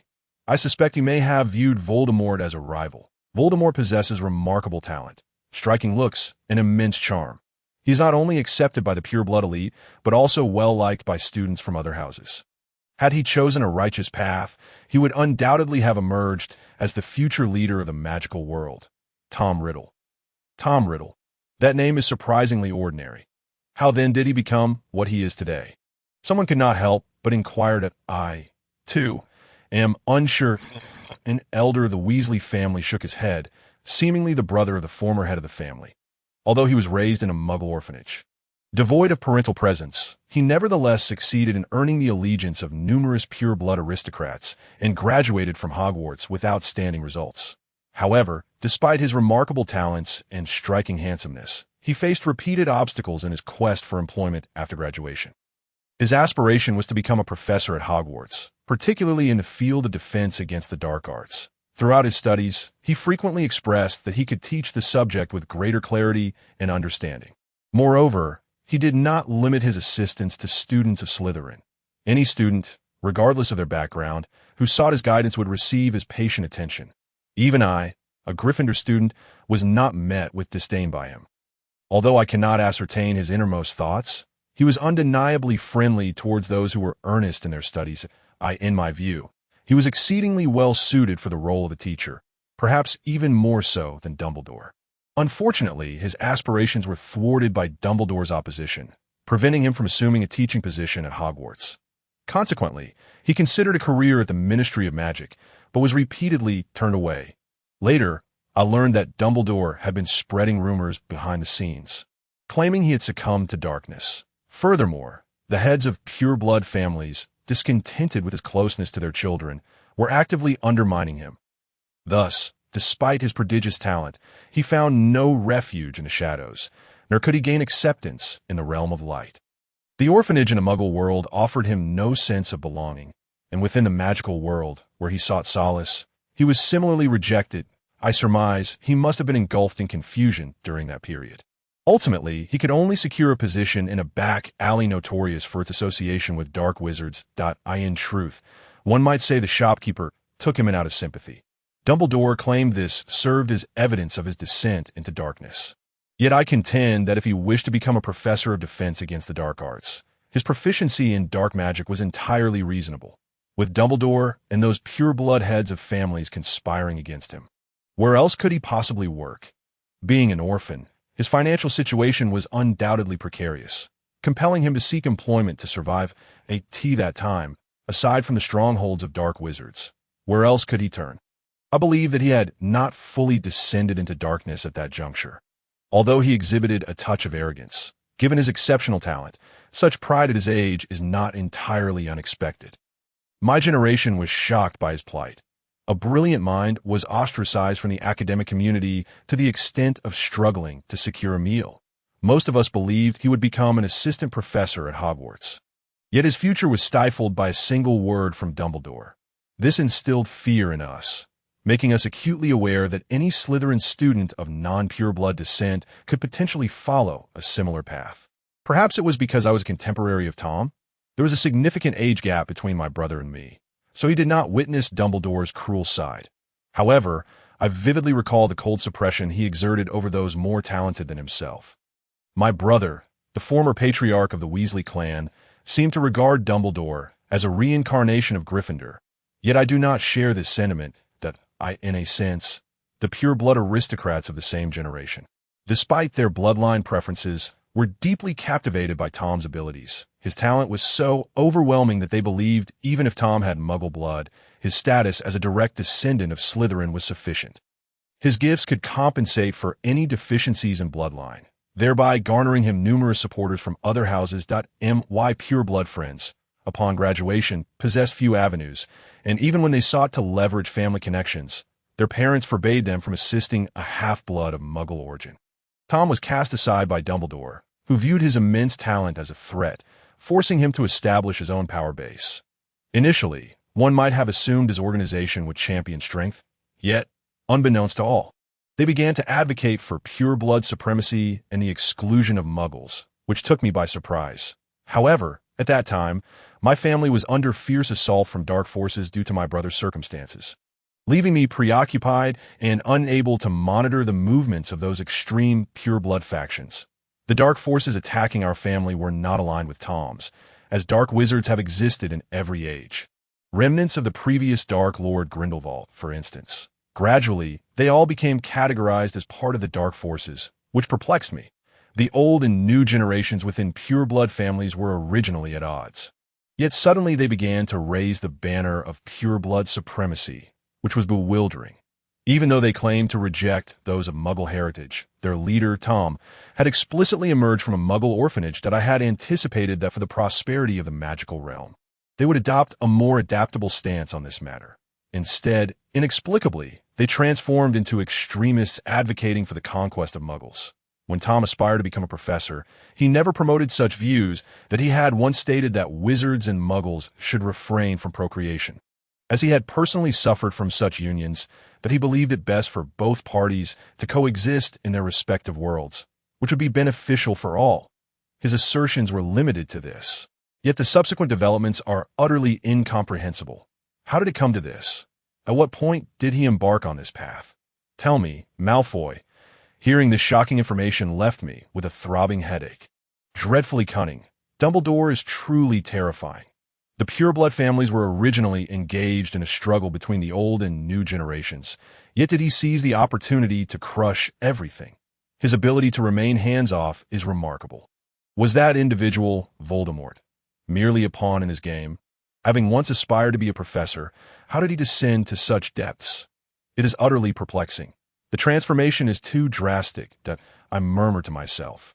Moreover, I had encountered him several times afterward, and he was utterly devoid of any semblance of beauty. Lucius glanced at me. I distinctly recall that when I was first introduced to him by my father, he was more handsome and beautiful than my father himself. I remember being astonished by his beauty, surpassing that of all elders, even Mr. Orion. Why had I never questioned this before?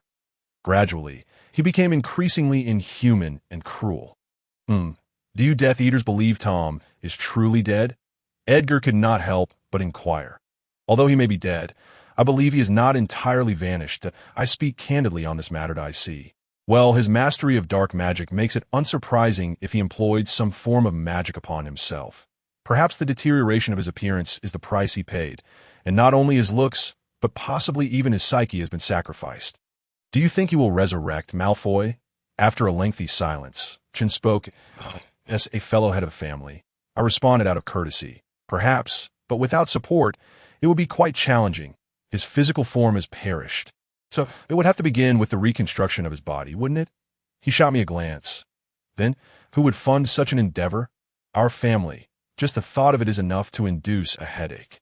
It is indeed a possibility I have long feared. Thus, could you lend a hand? Weasley smiled at me that in truth, if that individual were to resurrect, the ones who would likely rejoice would merely be those fanatics, such as the Lestranges, and the Lestranges, and the Lestranges, and perhaps others, Edgar interjected. However, the true financiers, along with unwavering loyalty, would primarily be those two, wouldn't they, particularly Bellatrix, who would certainly not shy away upon learning that he is not of pure blood. That said, why not arrange for Voldemort to marry Bellatrix? Perhaps it is due to the vehement opposition from the surviving elders. That old man possesses an overwhelming sense of superiority. I would never allow a half-blood to enter the noble Black family. He would probably say something like this. After their marriage, it would be quite advantageous for Bella to inherit from the Black family's collateral line, or perhaps to revive the Gaunt family, allowing their offspring to inherit the Black collateral line. Even considering a union with the main family, but if a powerful wizard like Voldemort could be integrated into the Black family, the family's strength would undoubtedly be significantly enhanced. Should this endeavor be successful, given that the main branch of the Blacks lacks a legitimate heir, their children could seamlessly become the rightful heirs of the Black family. Furthermore, just imagine the formidable power of their children, who would embody the direct bloodlines of both Black and Slytherin. If I were in their position, I would certainly pursue this course of action. Although the Lestrange couple are ideal partners in their admiration for Voldemort, at the end of the day, they resemble more like followers of a cult rather than a married couple. This conjecture is rather terrifying. Yet, it is indeed plausible. They might find it easier to seize control of the entire magical realm. And what of those zealots, such as Barty Crouch's younger son? His situation arose chiefly because his father was even more dismal than Arthur. Compared to his father, Arthur could be considered a relatively humane parent. Even if he understands that Voldemort is not pure-blooded, he would likely follow him to the ends of his life. That be why this logic. That rat-faced boy would also align himself with Voldemort. Regardless, Voldemort provided for his mother, granting her the stable life she yearned for, and he would likely feel compelled to repay that kindness. What about others? Caro, Dolohov, Malfoy, Avery. Although these individuals are also quite radical, how would they choose? Avery is of our generation. I have always presumed he is aware of these matters. But if even the current patriarch of the Malfoy family is oblivious, he might be as well. However, Avery's family did not suffer the sudden demise for dragonpox like my parents. So he is likely privy to the truth. Even so, he might still opt to follow Voldemort. Ignatius furrowed his brow, seemingly deep in thought. The timing is remarkably fortuitous. Do you not think? What timing? The outbreak of dragonpox. I've been contemplating this since our last conversation at my home. Due to that incident, the Black family has essentially crumbled. Regulus disappeared, and when attempting to explain the situation as serious, Mr. Orion collapsed. Although I am unaware of the exact moment Regulus went missing, if it were due to dragonpox infection, complete isolation would be necessary to prevent its spread if it were another illness that permitted visits. Mr. Orion might have endeavored to persuade Regulus to at least return to a neutral stance or similarly convince Sirius, employing whatever means necessary to bring him home to inherit the Black legacy. Yet before such actions could unfold, he passed away. The same goes for the Malfoy family. They too perished before being able to divulge any details to you. The most tragic case is that of the Potter family. The circumstances at that time were undoubtedly the worst for them, even leading to their division. All that remained was a young, naive head of the family, utterly trusting in himself, along with a vast inheritance. Then, when this head of the family finally had an heir, he was disposed of. The heir was treated merely as a pawn, and the immense fortune could be wielded at will. Dumbledore is also an authority on dragon studies. Is he not? He likely possesses extensive knowledge on how to manipulate blood and all matters concerning dragonpox. I found myself at a loss for words that, if that were the case, Avery might have joined Tom's ranks in opposition to Dumbledore. Correct? Fellow dorm mates thrust into darkness. Whether light or dark, pure-blooded nobles fell victim to a suspicious illness one after another. Surely he could not endure such a scenario. Silence enveloped the entire scene. It is as such, my family, the Weasleys, champions the light. Yet we harbor no fondness for Dumbledore. On the other hand, we cannot align with Voldemort's ideology of entirely excluding Muggleborns. After all, he himself cannot be deemed pure-blooded. Can he? While we are aware of the dangers posed by Muggles, I believe the best course of action is to continue concealing the existence of the magical lineage. Any attempt to dominate Muggles would be met with overwhelming numerical and technological superiority. Recalling the history of witch hunts in Europe, the medieval burning of witches, and the eradication of Buddhism in Asia, reckless actions could provoke violent backlash from Muggle rulers, and Muggle-born wizards would undoubtedly side against us, ultimately jeopardizing the very existence of the magical realm. Once a clear stance is taken against Muggles, they will undoubtedly retaliate. Pureblood supremacists should realize that slaughtering Muggles will only plunge the magical world into crisis. My lord, there is more to this chapter. Please turn to the next page to continue reading. It becomes even more thrilling. Of course, if there were 100 individuals like Voldemort, capable of existing indefinitely, then perhaps domination would be conceivable. Does he intend to achieve eternal life? Has he fragmented himself to facilitate his resurrection? Parsifal murmured that it is quite likely, is it not? However, if that were the case, does the magical lineage have a future?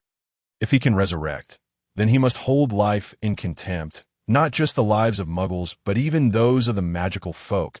Can a magical society truly flourish under such conditions? What is his true intention? To eliminate those individuals and resurrect them according to his own desires. That transcends the realm of humanity. Thus, he seeks to surpass humanity. This possibility leads him to believe that the magical folk are superior to Muggles. If so, is it a matter of the flourishing of the magical society, or merely his desire to realize his ideal world? Do the magical folk genuinely yearn for the world he envisions? Regardless, it is undoubtedly a world in which resistance against him would be impossible. such a world, I am unwilling to accept that I hope to avert the mutual exhaustion of the forces of light and darkness, which would result in a decline in the number of pure bloods. I understand that the quality of pure blood magic is superior, and sustaining the magical realm necessitates pure bloods. Relying solely on Muggle-borns may lead to dire straits in the future. My family fully comprehends this as well. Thus, it is unwise for pure-blooded nobles to engage in internecine strife. Otherwise, it will ultimately empower the Muggle-borns that pure-blood supremacists despise. You understand this, do you not? We must find a compromise somewhere. Otherwise, it will only benefit those who wish to see pure bloods weaken each other. Yet those individuals have not considered the implications of a world devoid of pure bloods. Therefore, I cannot entrust the future of the magical realm to him. Edgar murmured. You are correct. If this continues, the numbers of pure-blooded nobles from both the light and dark sides will only dwindle. Chun regarded me solemnly. The Weasley family is numerous, thus possessing formidable intelligence-gathering capabilities. Whether they be light-aligned pure bloods or Muggle-borns, we can access them. But for those neutral or leaning towards darkness, my family has long been detested by them. So I hope to rely on you in this regard. You appear to be aligned with the dark side. Yet based on my observations over the years, while you do not accept Muggle-borns, you seem indifferent to other matters, do you not? You are unwilling to actively kill or coerce them, right? You do not resonate with the extremist Voldemort. You wish for the flourishing of the magical folk. Yet you desire to live happily with your wife and children, do you not? Working tirelessly under Voldemort's command would hardly be worthwhile for you, would it? My family members have all remarked that your child possesses a kind heart and would never align with Voldemort. Aligning with neither Voldemort nor Dumbledore is not a bad position to hold, is it? However, a standard must be established, so let Sirius bear that burden. While there is nothing inherently wrong with this statement, his perceptiveness regarding my character unsettled me, prompting a reflexive retort. Are you not afraid of my betrayal? Upon hearing my words, the Weasleys all laughed in unison, with Chun leading the charge, stating, not in the slightest. I have confidence in my judgment. Furthermore, when our family discussed the establishment of a third faction, your name was the first to spring to mind, and it received near unanimous approval. Though our family outwardly represents the light faction, we are, in reality, more inclined toward neutrality. So, what do you intend to do? He deepened his smile and gazed at me. Truly, the members of the Weasley family are quite exasperating, but I resolve firmly. This is not an unwise idea. Maintaining the status quo is perilous. Ever since that individual vanished, I have been contemplating this matter. The current situation is such that, regardless of which side one chooses, the genuine prosperity of the magical community remains unattainable. Thus, we must embark on a new path. However, we lack sufficient strength to achieve this goal, for no one is willing to follow us. This, I am acutely aware of. Moreover, Draco cannot coexist with that person. The child is exceedingly kind-hearted. When I think of Draco, I yearn to carve out a new path for him. Despite the arduousness it may entail, these truths do not require the Weasley family to point them out. I have long been cognizant of them, that if I were to be appointed as a standard-bearer, I would decline. Yet, should we manage to rescue Sirius from Azkaban, the situation would be entirely different if the Weasley family were to ally with the Malfoys. More families would undoubtedly join our cause. Who could have anticipated that Sirius, imprisoned in Azkaban, might one day prove useful? So, what do you intend to do next? I hope you can lay the groundwork for Sirius's retrial. I have already undertaken some efforts on the side of the light, but I wish for you to make some arrangements leaning towards the dark. After all, the Weasley family's capabilities are limited. I have successfully persuaded Scrimgeour and Bones, explaining the situation to them and bringing them into our fold. They've already begun to act covertly, that I must say, these two individuals are exceptionally capable and have been of great assistance. They act swiftly, requiring hardly any prompting from me. Ever since they began to doubt Dumbledore, they seemed convinced of Sirius's innocence. Furthermore, their treatment of Harry has only deepened their suspicions. They are also investigating the matter of the Potter family's assets being usurped. Coupled with the capture of the elusive Peter, we are prepared for action at any moment. Rest assured, we have not courted individuals like Fudge. I never anticipated such maneuvers within the Ministry of Magic. The Weasley family's caution greatly pleases me. They are indeed worthy of collaboration. That indecisive fellow is merely a puppet of Dumbledore. And what of Shacklebolt? I will not seek to recruit him, that we are in agreement on this. He pursues a vision of an egalitarian magical community devoid of lineage, closely aligned with Dumbledore's ideology. If he could accept our envisioned future for the magical realm, he might become our ally. But for now, the timing is not ripe. Moreover, the influence of blood status on magic is an undeniable fact. The so-called true equality does not exist. Our family does not repudiate pure blood ideals, provided they do not resort to indiscriminately harming Muggles and those of Muggle descent. Initially, we considered courting him, but after family discussions, we resolved not to treat him as an enemy. However, it is not yet suitable to bring him into our alliance. Our family has had numerous students at Hogwarts across generations. Thus, we are well versed in the situations of all the wizards drawn to the Order of the Phoenix. I pride myself on my ability to discern those who join out of a sense of justice from those who do so out of blind faith in Dumbledore. After hearing their words, I could not help but exclaim, "Speaking of which, though you are referred to as the Light Faction, it seems that aside from Arthur, no one else has joined that organization." Indeed, a simple inquiry with older relatives would reveal the true nature of Dumbledore. His treatment of the defense against the dark arts class alone demonstrates his utter disregard for the future of the magical world. He merely wishes to be the most significant figure. The more ignorant people are of dark magic, the more they must rely on him. He may believe that by this means he can earn their respect. Worse still, he may harbor no malicious intent, which makes him all the more dangerous. He is undeniably the embodiment of justice. For this reason, the Weasley family maintains a respectful distance from him. Nevertheless, he consistently targets our family's most exceptional members. As a result, only that foolish fellow fell into his trap. The elder, the Weasley family patted Chen's shoulder. Though you possess remarkable magical abilities, you have also been somewhat careless. However, I cannot place all the blame on you, as we are in the midst of the busy period of formally inheriting the family estate, and we uncles have also been somewhat neglectful, resulting in this situation. Chun sighed. Indeed, I feel quite regretful. But thankfully, we have managed to keep several of Arthur's sons on our side. Each child is extraordinary, and had they all been conscripted by the opposition, it would have posed a significant problem. Additionally, we are also courting some families aligned with Dumbledore's faction, who may potentially lean towards our side. The Longbottom family has already signaled their agreement in secret, as has the Abbott family. Both families have children of the same age as Harry Potter.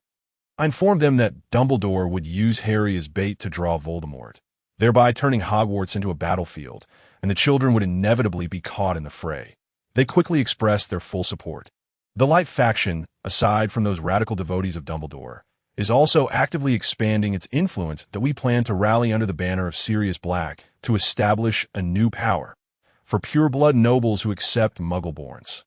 Witnessing Dumbledore squeezing prominent families within the Light Faction will make it easier to persuade them. Simply recounting the current plight of the Potter family suffices. This chapter is not yet complete. Please turn to the next page to continue enjoying the riveting content. Some families, upon hearing of the Pruitt brothers, have also begun to verify the situation. When mentioning what you know about Voldemort's upbringing, they all expressed fear. After all, this is a tale recounted by the renowned Weasley family within the Light Faction, so it was readily accepted. Surprisingly, many were not particularly informed about these matters regarding the information gathering on Hogwarts. We have deeply felt the impact of family size on the situation. However, those on the other side are unwilling even to listen to the Weasley family's stories, let alone meet in person. Thus, I hope you can persuade them that I do not intend to deny the notion of pure blood superiority. We can find common ground. Although Slytherin holds reservations about admitting Muggle-borns, they have not advocated for Muggles to dominate the magical community. Voldemort has gone too far that if we continue to follow him, the magical community will be at war with Muggles. Perhaps some wizards will defect to the Muggle side, leading to a complete schism in the magical realm. Even if absorbed by Muggles, the future would only entail being exploited. Moreover, new wizards may arise among Muggles. The Muggle government may incorporate these new wizards, creating a new magical community. Once a system is established within Muggle society, an era of universal magic will dawn, potentially posing a threat to us. Furthermore, once they lose their utility, they too will ultimately be discarded avert such a scenario. The only option is to embrace Muggle-borns within our ranks. We also need to demonstrate to the government over there that the Ministry of Magic can effectively manage wizards. There are bound to be individuals within the Muggle government who are aware of our existence. Their tolerance of those ambiguously defined wizards stems from our unified management of them. That I believe Gryffindor's acceptance of Muggle-borns is also based on this consideration, that if we do not adequately embrace Muggle-borns, we will ultimately face oppression from that side. Slytherin fears that accepting Muggle-borns will lead to information leaks, making wizards targets for Muggle persecution, while Gryffindor worries that failing to accept Muggle-borns will allow the emergence of new wizards that could endanger the entire magical world. Both concerns are indeed valid. We should not persist in promoting opposition, but should take practical measures to address each other's apprehensions. Furthermore, your family has also ventured into Muggle investments and should possess sufficient awareness of their technological advancements. In the future, their technological level will only rise. To cope with these changes, we cannot continue to engage in internal strife. Otherwise, the magical community may find itself at an extreme disadvantage. Indeed, a portion of our wealth does originate from that direction, and I am well aware of this fact. Although I am reluctant to admit it, the magical community, particularly the pure-blood wizards, is undeniably at a technological disadvantage. By the way, while I do not intend to disclose this publicly just yet, I can provide our family's research materials. These documents pertain to the decades preceding and following the acceptance of Muggle-born individuals. The findings indicate that the quality of magical power among pure-blood wizards far surpasses that of other lineages. Notably, in the realm of ancient magic, pure-blood wizards exhibit greater efficiency in their use of magical energy, especially regarding protective spells passed down through generations. Thus, maintaining order within a magical world still necessitates the presence of pure-blood wizards. However, there are indeed Muggle-borns who possess formidable magical abilities that transcend mere quantity, and we have observed that the half-blood wizards born from such unions also possess substantial magical power. While their magical quality may not match that of purebloods, they demonstrate remarkable adaptability in the application of potent spells, far exceeding those purebloods who have lesser magical energy. Nonetheless, this cannot be generalized. Some Muggle-borns display both high quality and quantity of magical power, leading to equally exceptional offspring. Regardless of whether they are purebloods, Muggle-borns, or half-bloods, each possesses unique characteristics, and as long as there is reasonable division of labor, there should be no issue, correct? We ought to acknowledge one another and coexist peacefully, rather than engage in conflict. It is time to contemplate the future development of the entire magical community. Although I believe it is still premature to publicly disclose this information, we might first present it to the pure-blood aristocracy to persuade them, in order to establish a new faction that unifies both camps. Depending on their reactions, we can decide when to unveil the materials during the announcement of the new faction's formation. After all, our family has long been targeted by dark wizards, and we possess a degree of self-defense capabilities. After listening to Weasley, I nodded. Indeed, having persuasive materials is advantageous. However, it is quite impressive that you conducted such research in secrecy. Chun chuckled and replied, "This is also possible due to the large number of members in our family, enabling us to undertake such research. The Gringotts family should be easily swayed, shouldn't they? They have always been neutral. What about other families, such as the affluent Zabini matriarch? Financial support is indeed crucial. If we present the argument that her son could create a better magical world, she might be inclined to contribute funds. The Crabbe and Goyle families should be amenable to your family, correct? What about the Parkinson family? Can we win them over? Furthermore, if we successfully recruit Sirius, we can unite with the Weasley family, the Malfoy family, and those who have already expressed support, and jointly announce our collaboration under the leadership of Sirius Black to the media. To that point, we will need to ensure that both parties' positions are aligned and clearly articulate our vision for the future development of the magical community. Can you assist in advancing this endeavor? Without the support of funds and connections, such efforts are likely to falter." Chun regarded me solemnly as I sipped my red tea. "Indeed, this is not an impossible task. I will give it considerable thought." As for the Knott family, given their elderly patriarch and only son, They likely do not wish for chaos in the magical world that could lead to their family's demise. And they may be swayed towards moderation. They have numerous connections in the media. However, convincing that old man will not be easy, as he has many sympathizers. Upon hearing the negotiations, Edgar quickly added, I heard he will attend an academic conference in Germany in mid-July. I mentally organized various pieces of information. That conference? Indeed, the baggage checks for that event are exceptionally stringent. One must possess a certain level of achievement as a researcher to gain admission to safeguard premier researchers from dark forces. All attendees must undergo scrutiny without exception. I see. You plan to take action during that conference. Chen nodded. Yes, we will issue a lawsuit while he is attending the conference and apprehend him upon his exit. Otherwise, if we attempt to seize him domestically, we cannot predict what means he might employ to resist, as long as we dispatch meticulously selected officials there in advance. Interference should be minimal, correct? I have already requested this of Sklingle, and he has promised to assemble a team that will not lean towards Dumbledore.as for the matter of apprehending Dumbledore. We will leave that to him. Bohr will assist us in issuing the lawsuit from behind the scenes. We must ensure that Dumbledore remains unaware of our actions, as long as he successfully attends a conference. We should be able to succeed, but we must not allow him to catch wind of our plans beforehand. I drained my cup of red tea and replied, Understood. I excel at such matters.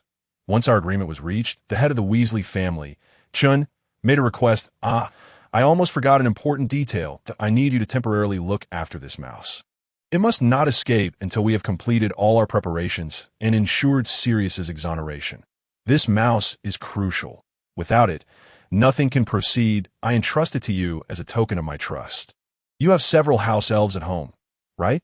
I would appreciate your assistance in caring for it. To be honest, thinking of my once beloved nephew with this mouse now makes me feel quite repulsed. The pressing issue now is how to address Sirius's situation. I plan to meet with Lady Lucretia to explain the current circumstances. While I would like you to accompany me, considering the historical discord between your family, the Weasleys and Lady Lucretia's family, our simultaneous presence may raise suspicions. Perhaps it is best if you do not join me. I spoke. If our two families go together, it might be more persuasive, wouldn't it? If I go alone, he may not believe me that I in that case. Timing becomes crucial. That I do not wish for anyone to discover our alliance with the Malfoy family at the last moment. So, you intend to clear Sirius's name while accusing Dumbledore simultaneously, correct? After the accusation, things will become exceedingly busy, so I suggest we act the day before it be. Why then? Dumbledore should have already left the country. If we confirm his departure, we can arrange to meet with Sirius. Precisely, let us proceed accordingly. However, I still worry he might lose control. Do you have any suggestions? Oh, right, we could locate Lupin and hire him to monitor Sirius. That he likely has no job at the moment. Right? I have not heard of him taking up work anywhere. Yes, what about Remus Lupin? Does anyone know where he is? Baliosi inquired, to which Edgar replied, We could ask Snape. I've seen Lupin at his place several times, and he does seem to be unemployed. However, Lupin is a member of the Order of the Phoenix, isn't he? Wouldn't that risk revealing our plans to Dumbledore? Ignatius expressed his concerns that I was surprised to hear Snape's name come from him, as they did not seem particularly compatible. Oh, you know Snape? He is one of our esteemed customers. Because I run a general store, I assist him in procuring herbs, aid in potion making, and document the brewing process. I've done quite a bit for him. Do not be deceived by his demeanor. He is quite remarkable and has even joined the Slavic Club, fulfilling the requirements to attend that academic conference in Germany. While Lupin is a member of the Order, his level of loyalty to Dumbledore is also critical. That if he were to learn the current state of affairs regarding Harry, how would he react? After all, he has a decent relationship with Potter, right? If that is the case, we might be able to sway Snape to our side. He likely feels guilt over Lily and has been manipulated by Dumbledore. If we reveal the truth to him, he may very well turn against Dumbledore. After all, he betrayed the Dark Lord to protect Lily Evans's child. If he becomes aware of the current situation, he will undoubtedly become enraged. His loyalty to the Dark Lord was sacrificed for Evans, so his loyalty to Dumbledore could equally be in jeopardy. Chun concurred.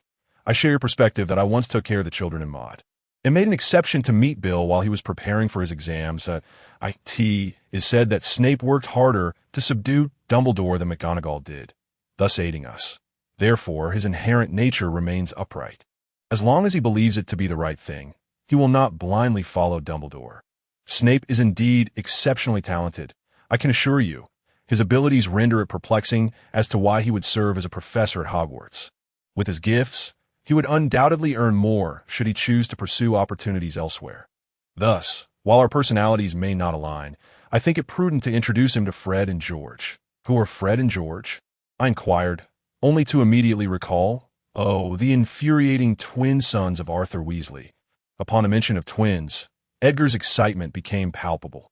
Though merely 7 years old, they have already demonstrated remarkable prowess. Even without wands, they have managed to create quite a few things within their means. They are undoubtedly prodigies. One might even say geniuses that I have resolved to save money to support the twins in their entrepreneurial endeavors. To be deemed a genius by someone so young as to be permitted to participate in a German academic conference indeed attests to their immense talent. Then allow me to invest, I stated. Upon hearing my words, Edgar immediately grew agitated. No. If you invest, I shall lose my chance to become wealthy, and you, the Malfoy family, are already sufficiently affluent, so do not even think about it. I scoffed at this, remarking, you must understand, the reason the wealthy remain so is because they never miss an opportunity to make money. Despite this, I held Edgar in high regard, even if he is a Weasley, and proposed, you are quite capable as well. Why don't we become partners? Absolutely not. I merely wish to invest and experience the sensation of earning money while reclining, just as we exchanged jests. Dusty Weasley interrupted us. All right, enough of these topics for now.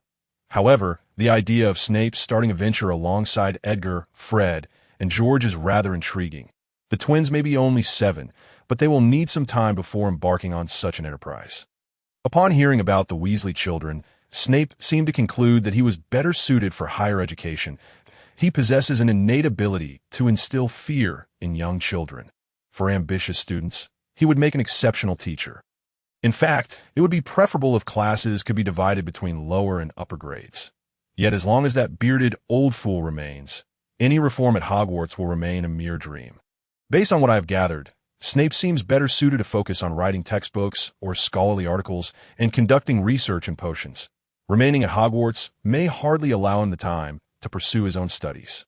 Once the reforms in the magical world and at Hogwarts come to fruition, I truly hope he can dedicate himself more to his research. Indeed, Snape may be most suited to follow this path. However, that child is exceedingly talented, and Dumbledore will undoubtedly not relinquish him easily. The elder Weasley expressed some concern. Someone is curious. If he is truly that exceptional, which family does he belong to? I recalled Edgar mentioning that he had inherited a house in a Muggle city from his parents. He is a half-blood wizard raised in a Muggle environment, though he did not disclose to me the specific family. I know. Edgar interjected that I believe it is the Prince family. His mother is a pure blood which will elope with a Muggle-fathered. Lucius Malfoy, felt a twinge of annoyance. Why had he not shared this with me? But felt compelled to inform such a frivolous individual. Thus, I retorted, you seem to know quite a bit, don't you?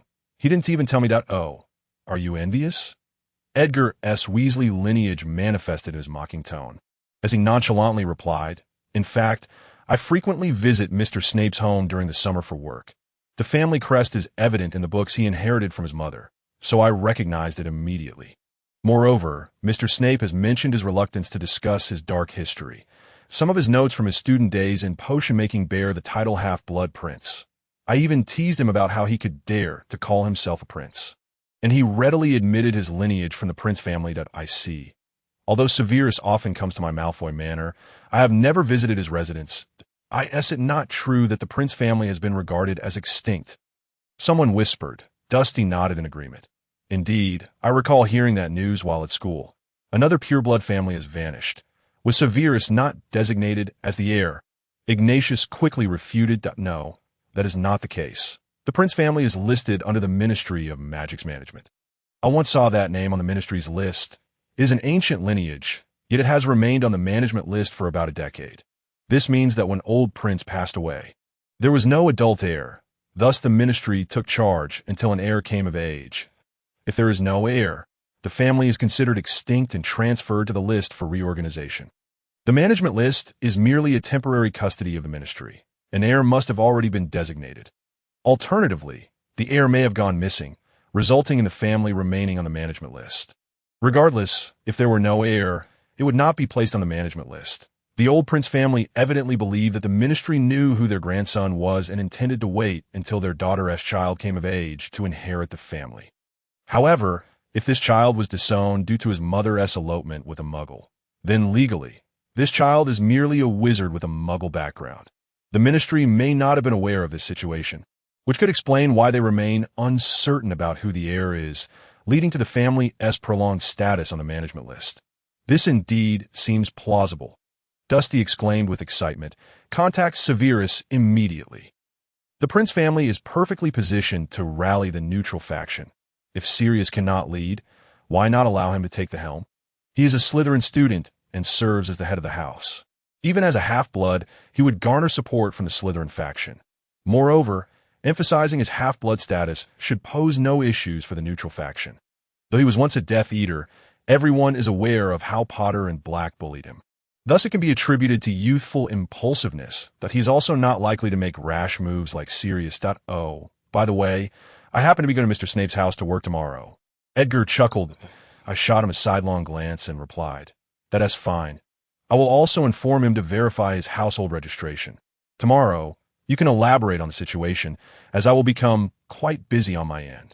Thus, that group of individuals took their leave, leaving the rat behind. Indeed, this old rat may become the catalyst for a revolution that I was astonished that they would so readily entrust it to someone with whom they had never engaged in deep conversation. Uncertain of his trustworthiness as a former Death Eater, that individual's past conduct had been excessively radical. In my youth, I had been drawn to his dazzling aura, yet now that I have settled down and established my family, I am reluctant to return to that era. I wish to safeguard the happiness I presently possess. Furthermore, even if that person were to resurrect, should he systematically eliminate the pure-blood nobles of the Light faction, the magical world could never thrive again, that if everything were to unfold according to his desires, leaving only those who appease him, while eliminating those he finds distasteful, then reviving them as loyal servants. Such a scenario is highly probable. Yet, would this truly benefit the magical community? Upon observing the Weasley family's acceptance of Muggleborns, which has led to their continuous flourishing, I cannot help but speculate that pure-blood aristocrats will inevitably follow suit. However, it is rather surprising that the Weasley family has not directly intermarried with Muggles. They have distinctly maintained a boundary between themselves and the Muggle community. This boundary is drawn with such clarity that pure-blood aristocrats may now find themselves feeling a twinge of envy towards the Weasley family's current state. Of course, our family will strive to uphold pure-blood status. Yet with the gradual decline in the number of purebloods, it remains uncertain how long we can sustain this ideal. The dichotomy between light and dark has resulted in increasingly limited choices. Even with that individual in existence, pure-blood aristocrats cannot foresee a luminous future. The same applies to those who follow Dumbledore. For purebloods, Dumbledore is a far worse fate. Since Dumbledore's emergence in the wizarding world, the number of purebloods has steadily diminished, with several from the Sacred 28 having vanished without a trace. History is not devoid of rulers who have sought to dethrone pureblood families, as evidenced by the Huangchao rebellion in Asia, the Great Revolution in Europe, and the world-renowned conquests of Genghis Khan.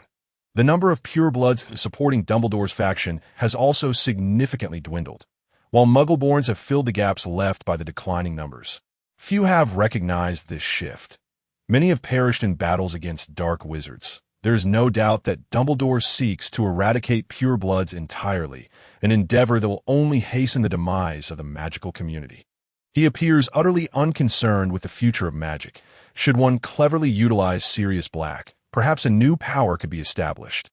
Although controlling him would be quite challenging, the endeavor seems worthwhile. That it is well known that he opposes Slytherin. Thus, members of the Light faction would likely be inclined to follow him under the banner of the Black family. Conversely, for purebloods aligned with the Dark faction, the revival of the Pureblood King The Black family might compel some families to reluctantly acquiesce. Perhaps the experience in Azkaban has rendered him more composed and somewhat wiser. Nonetheless, such a possibility is slim. He cannot truly mature, regardless of age. Arthur Weasley's fervent allegiance to Dumbledore surprises me regarding the Weasley family's response. Reflecting on my school days, apart from Arthur, the other Weasleys never entangled themselves with me when they witnessed Arthur's attachment to me. Expressions of guilt appeared on their faces, and some even scolded him.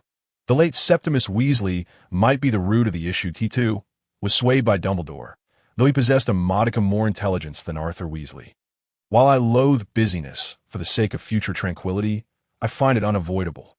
All of this is for family. I am about to embark on a period of intense activity, but where should I begin? I am Edgar Weasley, 21 years of age. Since graduating from Hogwarts, I have had no desire for a formal job, opting instead for various odd jobs, taking on anything as long as it is not illegal. Professor Slughorn, upon learning of my intention to work independently rather than seek employment, offered me assistance in harvesting and brewing potions as he prepared for retirement to focus on his research. Occasionally, I also help out in ordinary shops. This opportunity has led to others seeking my assistance, and I have encountered little trouble in my life. Professor Slughorn also introduced me to his successor, Mr. Snape, who frequently assigns me tasks during long breaks. Although his instructions can be annoyingly meticulous, the remuneration is exceedingly generous. Despite his fearsome appearance, he is fundamentally not a bad person, and I find myself rather fond of him. During my time at school, I had little interaction with Mr. Snape due to our significant age difference and his Slytherin affiliation. I had only seen him a few times at Professor Slughorn's and hardly exchanged words. However, it was common knowledge that he had once harbored feelings for the enchanting Lily Evans, and that Potter, envious of their childhood friendship, had bullied him in collusion with Black. Despite this, no one around him offered sympathy. In fact, I found that quite admirable. He often kept to himself, his somewhat twisted disposition not marring my respect for his apparent indifference. Upon hearing of his transformation into a Death Eater, I thought it unsurprising. Considering the torment inflicted by Potter and his allies, Dumbledore may protect Gryffindor students, yet he neglects those of Slytherin. Consequently, Potter and Black have driven many Slytherin students towards darkness, all the while brandishing the banner of justice to combat the dark. When I discussed this matter with my great-uncle, he remarked that Dumbledore was merely a fade. The Weasley family aligns with the Light faction, yet apart from Arthur, none of them joined the Order of the Phoenix. Later, Mr. Snape became a Death Eater, but for reasons unknown, was subsequently sheltered by Dumbledore, eventually assuming Professor Slughorn's position at Hogwarts. It was from that point that our relationship began to develop.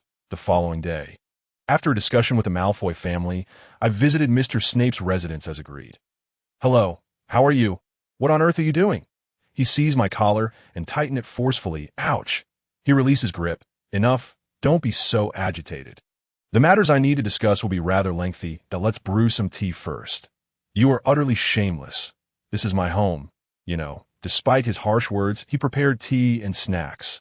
That is just how Snape is. He remains considerate regardless of the circumstances. I inquired, "Did the Malfoy family send you a letter?" Snape replied with a stern expression, "No, they came directly last night to explain the situation. That is it true regarding Harry? If so, I must protest to Petunia." Petunia, who has loathed wizards since childhood, is responsible for caring for Harry, and the outcome is glaringly obvious. Why did I only start to doubt now? He suddenly displayed an expression of shock, lost in contemplation. However, the Dursley's residence is protected by magic that deters wizards from approaching, so you cannot get near them. But I have a phone, just in case I know their number. His family is unlike typical wizarding households. They have electricity. Why didn't you call earlier? If you had occasionally called to allow Petunia to vent her frustrations, perhaps Harry's treatment would differ. I couldn't help but raise my voice, and he appeared somewhat dejected, though not overtly so. That's because my relationship with Petunia has always been strained. We haven't seen each other since our last quarrel, and I simply do not know how to initiate the call. We are already addressing Harry's treatment on our end. A friend of mine has successfully contacted the Dursleys to improve Harry's standards of living. After all, in the wizarding world, Harry Potter is regarded as a hero. And if the Dursleys' abuse comes to light, they could face dire consequences. I had my friend hint at this. Although Harry is confined at cupboard, the Dursleys do not employ reparative charms and lack the funds to do so. Thus, they can only keep him locked away to avoid incurring greater repair costs. So, you can make the call, but please do not blame that family, all right? He remained silent for a moment before reluctantly nodding. Sensing the atmosphere growing tense, I shifted the topic. By the way, how is the inheritance issue regarding the Prince family progressing? I confirmed this morning at the Ministry of Magic that I am indeed the heir. I had never paid attention to the Ministry's registration records. Thus I have been listed as Severus Snape, Muggle-born. The Ministry is unaware that my mother is Eileen Prince. After all, she severed ties with the magical community after eloping, resulting in a mountain of paperwork for me to handle now. The Malfoy family has introduced me to a law firm capable of managing both Muggle and Wizard affairs, and I have entrusted them with the work. What a hassle. Yet, weren't you once known as the Half-Blood Prince? I jested that Snape seemed somewhat reluctant to discuss it. That was during his school days. At the time, I believed that familial support would ease the burdens. Thus, I yearned for the backing of my mother's family. However, as I matured, I realized that such support often entails obligations, leading me to view it as a mere nuisance. Yet, in order to safeguard Harry, you still require the backing of the Prince family, do you not? Accept what is feasible, he nodded begrudgingly. This summer, I might find myself preoccupied with these trivial matters, hence I must rescind the task I previously entrusted to you. Is that acceptable? No problem. May I take my leave now? I am rather busy. Upon hearing there would be no payment, I prepared to stand and depart. Wait a moment. I need to call Petunia, and you must stand by to ensure I do not misspeak. Furthermore, while I cannot visit Petunia's home, we may arrange to meet elsewhere. Could you enlist the assistance of that friend of yours? Certainly. I shall provide compensation. That's agreeable, but you must inform Petunia that the child support will be forthcoming. And additionally, you might mention that they could possibly demand compensation from the magical community for the damage Harry caused in the past. According to my friend, the Dursleys are quite meticulous and likely retain detailed records. We can handle this matter, so please ensure she provides us with a copy of the invoices. Moreover, the elderly neighbor of the Dursleys is a spy for Dumbledore, so it is imperative that Petunia remains unaware of our actions. Understand, Snape, as if facing certain doom, grasped the phone and took several deep breaths, as if needing this to muster the courage to make the call. After all, he had never made such a call before. At last, he dialed the number. Beep, beep, beep. Initially, the other party erupted in a furious tirade. It is only natural.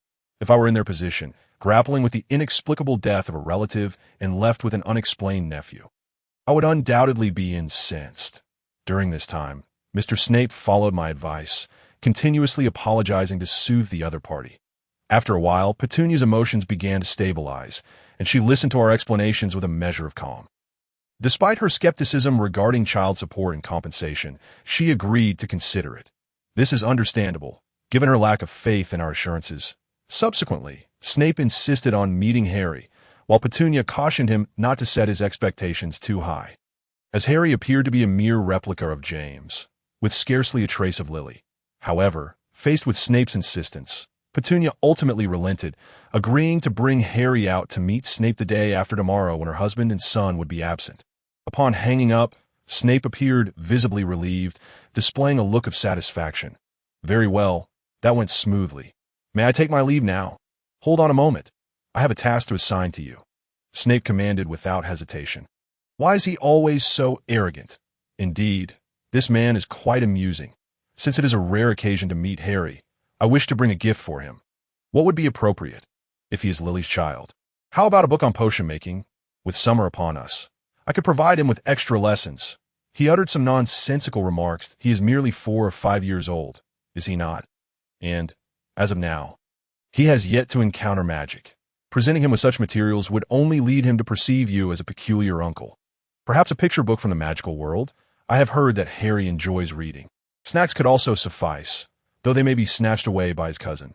What about clothing? The man before me, resembling a bat-like baron, inquired, that is not entirely out of the question, although his diet has improved. He still wears the oversized cast-off clothing of his cousin, and I have heard he is smaller than the average child. Furthermore, should I gift him clothing, he might wish to try it on, thus allowing me to discreetly assess his physical condition. Yes, it has been decided. I shall gift him clothing, and I am eager to see him as well. Snape nodded emphatically. Strangely, I felt a wave of nervousness wash over me. Snape took a deep breath and looked at me. Very well. Introduce me to your friend. I require his company to purchase children's clothing. Wait, should you not first consider your own attire? If a Muggle child were to behold the current Mr. Snape, they would undoubtedly be terrified. Not just Muggle children, even those from the magical world have been frightened by you before. Are you aware of the immense intimidation you wield over those little ones at Hogwarts? He displayed a look that suggested disbelief in my words. Really? You are completely oblivious to this? This man, with such an interesting personality, possesses an endearingly oblivious quality. How utterly fascinating. In any case, if you were to enter a children's clothing store with that greasy hair and all-black attire, you would surely be perceived as a deviant. You might even be reported. He gasped and began to scrutinize his reflection in the mirror, which was quite comical. While I concoct potions daily, I do also bathe regularly and have washed my hair. Do you utilize shampoo and conditioner, or do you merely wash with soap? It cannot just be soap, can it? Snape's expression faltered, as if he indeed adhered to this practice. That simply will not do. Merely using soap will not only leave your hair dry, but it will also strip away excess oil, rendering your scalp even greasier. You are a professor of potion making. You should comprehend this as soon as I finish speaking. He lowered his head in visible dejection, albeit subtly. First, visit a hair salon. Have them wash your hair and teach you the correct washing method. Then perhaps get a haircut, and finally procure some professional shampoo and conditioner. Do you possess any Muggle-style clothing? I have a few pieces. However, they consist solely of shirts and trousers, the remainder being work attire worn by my father. Very well, then. After your haircut, we shall proceed to the department store to acquire a complete outfit for you. While bespoke will be preferable, we lack the time and must settle for ready-made garments. Surely, you wish to leave a favorable impression on Harry as a responsible adult. Additionally, we shall purchase some men's skincare products. Your complexion appears rather poor. It would be prudent to learn how to care for it. Thus it is settled. Do men require makeup? Snape gazed at me in disbelief. That is not the intention. Rather, it involves using toner for skincare and applying moisturizer to massage the face, which can enhance one's complexion. This is not makeup. It is grooming. Afterward, I accompanied Snape to withdraw some money, converting it into pounds. The hair salon had an immediate opening, so we went that very day, where we also procured facial care products. However, he complained incessantly throughout the ordeal, truly exhausting. The following day, I took him to the department store. Snape plunged into the children's clothing section and refused to leave. I could only persuade him to wait until his friend who knew Harry arrived before making any purchases, ultimately managing to pull him away to shop for his own clothes. Throughout this, he continued to grumble, truly exhausting. Later, I contacted a friend and paid a special fee to enlist their help in finding clothing for Harry, initially intending to leave this task to Snape. But my friend insisted on accompanying us, so I ended up being present for the entirety of the endeavor. Incidentally, from that point onward, every time Snape visited Harry, he insisted that I accompany him. Due to his lack of eloquence, I had to assist him in conversations. Each time, Harry was terrified by his gifts, yet Snape remained utterly oblivious, leaving me to expend considerable effort to rouse the comatose Harry from the ICU. After a few days, once work had concluded, I ventured to the secret residence prepared by the Malfoys. I have heard that Severus has recently become notably tidy and organized. You must have reminded him, correct? Mr. Malfoy regarded me with keen interest. Alas, it has been quite the bother. I escorted him to the hair salon, but he complained that it was a shop exclusively for wealthy ladies. I had to begin my persuasion with the assertion. This establishment caters to both men and women. There is no issue. However, when it came time for him to have his hair washed, he started nitpicking, lamenting that he did not want his eyes obscured. When I attempted to rest on the sofa, he insisted that I remain by his side to watch him. After much hesitation, he finally decided on how to cut his hair to provide him with some inspiration. I handed him a men's magazine while he was getting his hair trimmed, but he glared at the magazine with such intensity that it left the barber too frightened to continue. As for the shampoo and cosmetics, he inundated the staff with myriad questions regarding their ingredients and effects. leaving them utterly bewildered. In the end, he remained unsatisfied and insisted on dragging me to a Muggle bookstore. He then declared that he would concoct his own shampoo in the future to my heavens. If he could do that, why not just make it himself from the start? The following day, at the clothing store, he incessantly complained about this and that. When I inquired what he preferred, he fell silent.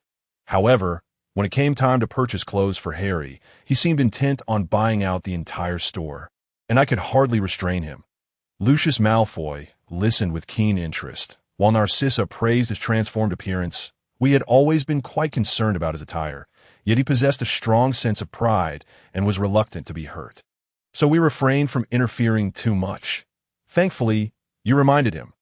Alas, all of this was for Harry. I conveyed to him that such attire was unsuitable before a child raised in a Muggle environment, and he immediately wished to make a change. However, he was oblivious to even the most basic methods of washing his hair. Not only did he lack knowledge about hair care, but also about fundamental grooming. I had initially thought he simply disliked maintaining himself, yet it turned out he was merely unaware of how to proceed, which saddened me somewhat. Perhaps it was due to his initial arrival at Hogwarts, where he appeared thin and dirty, clad in tattered clothing, and covered in bruises. He looked like a child who had suffered abuse. Although I had attempted to guide him a little, he was averse to excessive interference in his life. Malfoy sighed. That I pondered. James Potter and Black had indeed bullied such a child. This must be why he holds such particular concern for Harry. Perhaps he empathizes. Speaking of the clothes purchased for Harry, when I checked his body while changing him, I discovered it was covered in bruises. Although I had put a stop to his uncle's violent behavior, the harm inflicted by his cousin alone was already quite severe. How could the situation be so dire even after improvements? What of Black's situation? He should be freed soon, I thought, as I was about to travel to Germany. Malfoy took a sip of his herbal tea and leisurely replied. Yesterday we met with the Weasleys and Lady Lucrezia, confirming that Dumbledore had entered Germany the day before. That I struggled to recall who Lady Lucrezia was, feeling somewhat fatigued, when Ignatius, who had accompanied us, explained she is Sirius Black's aunt by marriage to the Pruitt family. She did not come to our home because Percy's condition is not very good, and we thought it best not to have the imposing presence of Lady Lucrezia around. That incident required us to maintain communication with the Pruitt family, which proved quite helpful. She had been eager to see Arthur's sons, but her aura was too overwhelming for those children in poor mental states, so we did not allow her to visit. Instead, she vented her frustrations on Sirius's training. Re-education. Nonetheless, true to the Black family, even in Azkaban, his spirit remained remarkably intact. Fortunately, his blind faith in Dumbledore had not spiraled out of control. When I spoke of Harry's current situation, he seemed to regain some clarity, and I genuinely worried about what I would do if he turned out to be an irredeemable fool. Ignatius chuckled and continued. Initially, when I briefly explained the situation, Sirius immediately began shouting, declaring he would kill Peter and that he would never forgive Dumbledore. But thankfully, Lady Lucrezia managed to calm him down in time. She told Sirius that his emotional reactions were what allowed people like Dumbledore to exploit him. Leaving the matter of Sirius to Lady Lucrezia should be problem-free. By the way, have you been in touch with Lupin? I awkwardly averted my gaze.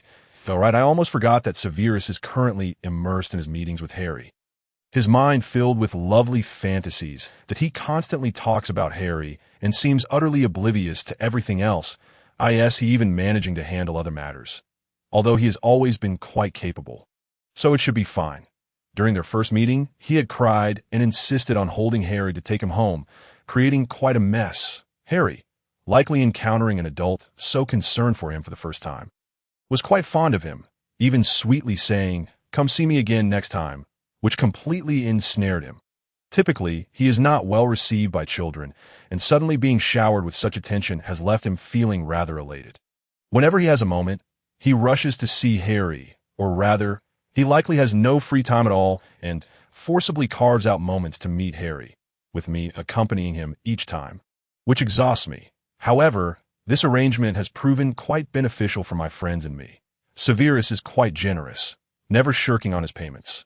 Initially, I had intended to have Black cover these costs, but Severus insisted on bearing all expenses himself, resulting in a windfall for us. Despite his seemingly gloomy demeanor, it might be due to his teaching at Hogwarts, which keeps him energetically engaged, leaving us utterly worn out. Each time he sees Harry, he expresses a desire to take him home, even going so far as to say he wishes to adopt Harry as his SO. And by the way, I have informed Harry that he cannot see him for the time being and advised him to remain at home until further notice. Malfoy curiously asked, "Does he resemble Evans?" I waved my hand dismissively. No, he looks just like James Potter, with only the eye color resembling Evans completely. Severus claims Harry's personality mirrors Lily's, gentle and kind, but to be honest, Evans was not particularly gentle. Was she? Her character was quite strong-willed, a type of older sister I have never particularly favored. Sometimes I feel that Severus has fallen in love with his idealized version of Evans. But given his past, it is hard to blame him. After all, he grew up in such a shadowy environment, suffering abuse, with the only light in his life possibly being his childhood friend. Evans, it is indeed understandable. As for Harry's character, I feel he bears little resemblance to either Potter or Evans. The child is gentle and kind, not at all arrogant, which starkly contrasts with Potter. However, if he continues to grow up in such a high-pressure environment, there is a significant chance he could become quite aggressive in the future. Nonetheless, he is quite perceptive, accurately guessing the personalities of his parents and Sirius, which makes us all chuckle, although Severus appeared somewhat perturbed upon hearing this. Having frequently been bullied by his cousin and the neighbor's children, he harbors a strong disdain for bullies. Perhaps because both Severus and Harry grew up in abusive environments, their bond is quite strong. This is indeed good news. It seems it could be utilized to encourage Sirius to settle down a bit. Malfoy remarked with a smile, "By the way, is that rat still here?" Ignatius replied, "If we leave it to the Ministry of Magic, they may intentionally let it escape, so we have decided to keep it under close watch until the end." Additionally, I had the twins design a magical device to prevent the rat from escaping. They quickly produced a design, and Bill has joined in, working at high speed to fabricate it, which is nearly complete. The device is equipped with numerous formidable mechanisms that, the Ministry of Magic likely does not wish to acknowledge that they imprisoned the head of the Black family in Azkaban without trial. Although accompanying Severus has been exhausting, I will soon be taking another client to Germany.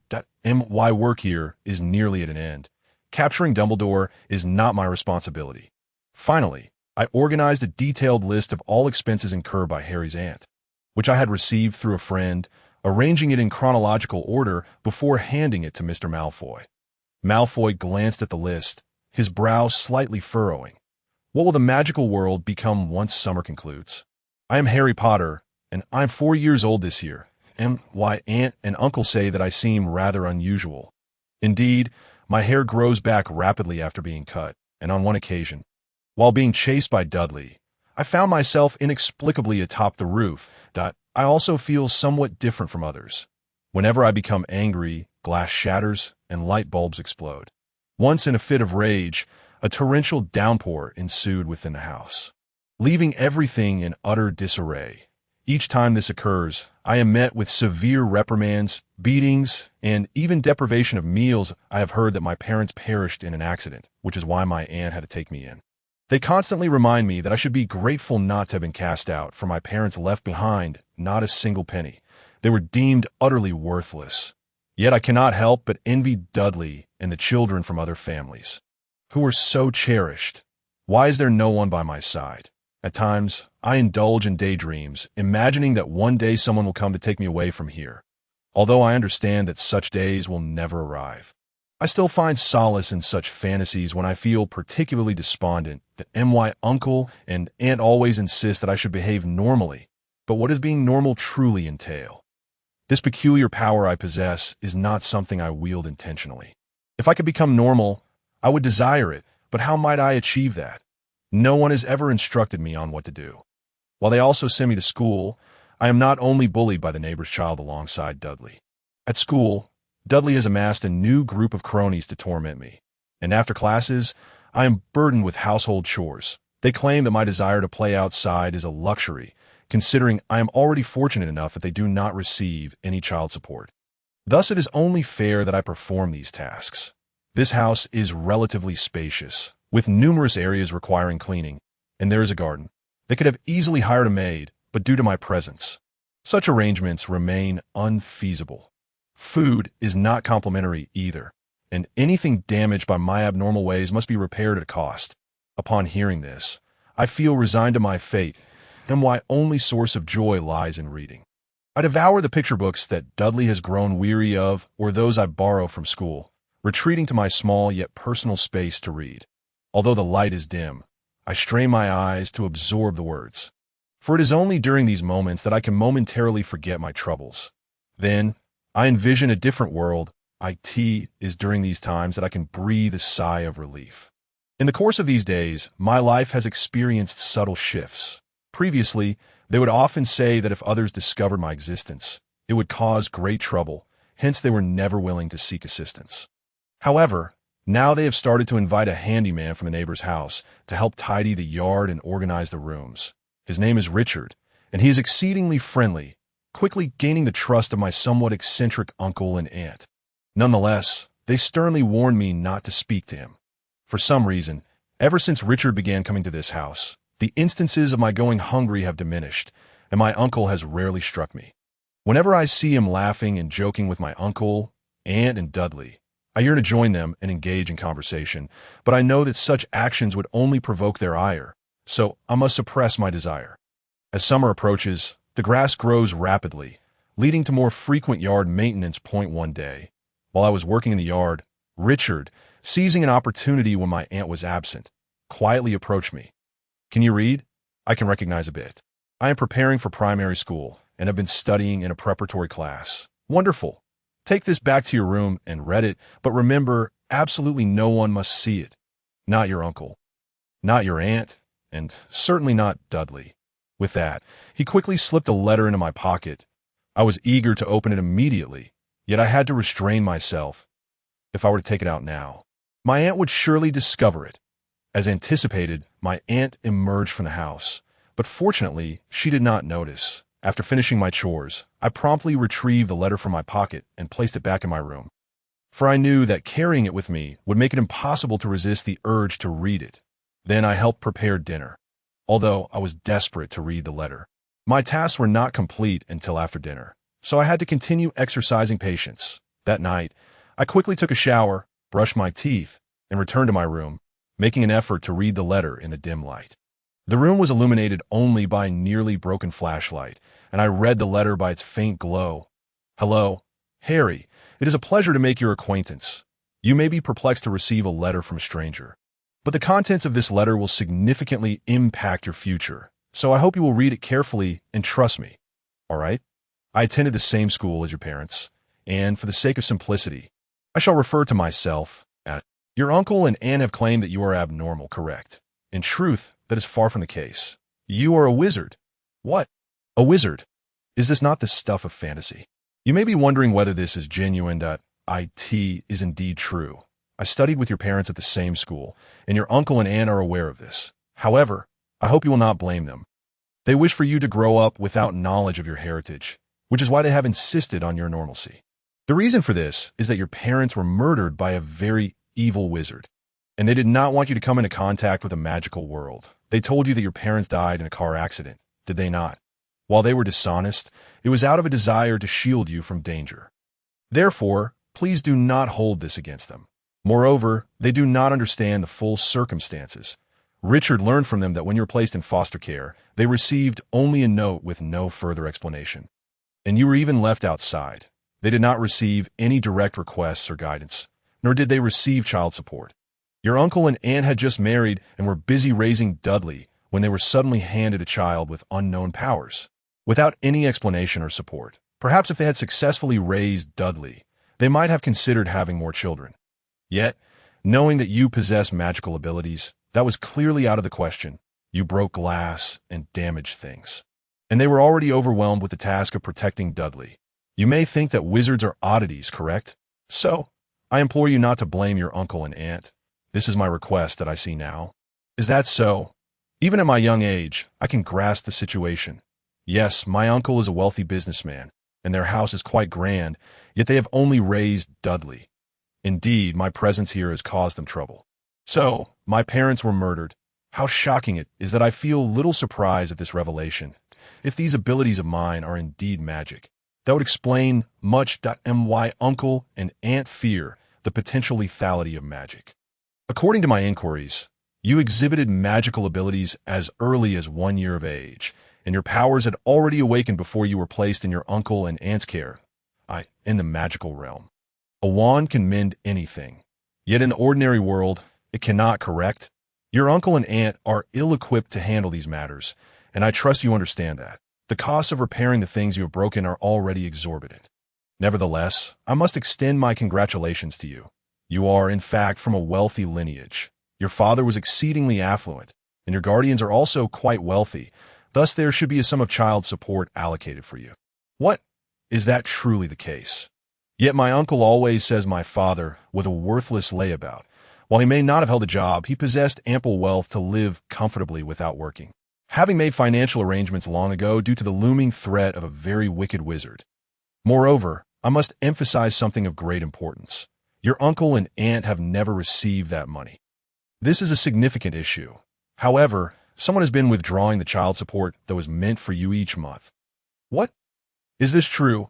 I finally understand why my uncle and aunt are always eager for me to become normal. Additionally, your uncle and aunt once attempted to inquire about wizards with the relevant government departments, but it seems that this too has been erased by magic. Alas, it is no wonder that they harbor disdain for wizards. Yet, they have treated me with a modicum of kindness. To be candid, their decision not to cast me out has taken me by surprise. From these events, one might discern that a formidable force orchestrates everything from behind scenes. Would you not agree? In truth, a barrier has been erected around your home, preventing other wizards from drawing near. Thus, I implored Richard to assist in delivering this letter. By the way, Richard is my friend, albeit not a wizard. Nevertheless, he managed to approach your uncle and aunt with the singular purpose of conveying this message to you, that if you are able to read this letter, then we have succeeded. Have we not? As for the reason why your surroundings are under such stringent protection, it is because your parents were slain by a malevolent wizard who sought to shield you from harm. What? Why? I was but an infant at the time.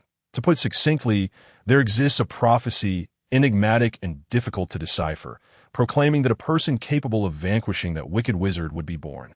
Consequently, although your parents sought refuge, they were ultimately discovered and murdered. Curiously, the malevolent wizard vanished at that very moment. What does vanish mean? Was he truly gone, or did he meet his demise? We remain uncertain. However, it is irrefutable that on the day your parents were killed, you alone survived, and the malevolent wizard also disappeared. Hence, within the magical realm, you are regarded as a hero.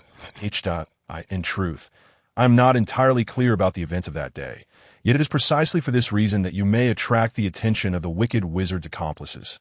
Or some may wish to approach you due to your heroic status. This sounds quite terrifying. Hence, your uncle and aunt risked their lives, as well as the safety of their cherished son Dudley, to raise you, and I hope you do not lose sight of this fact. Indeed, it is true that you may perceive them as biased, but they are, after all, Dudley's biological parents, and it is only natural for them to dote upon him. Although your surroundings are heavily guarded, it also renders you inaccessible to both foes and friends that I suspect that those who engage in mischief may also be embezzling your upbringing funds.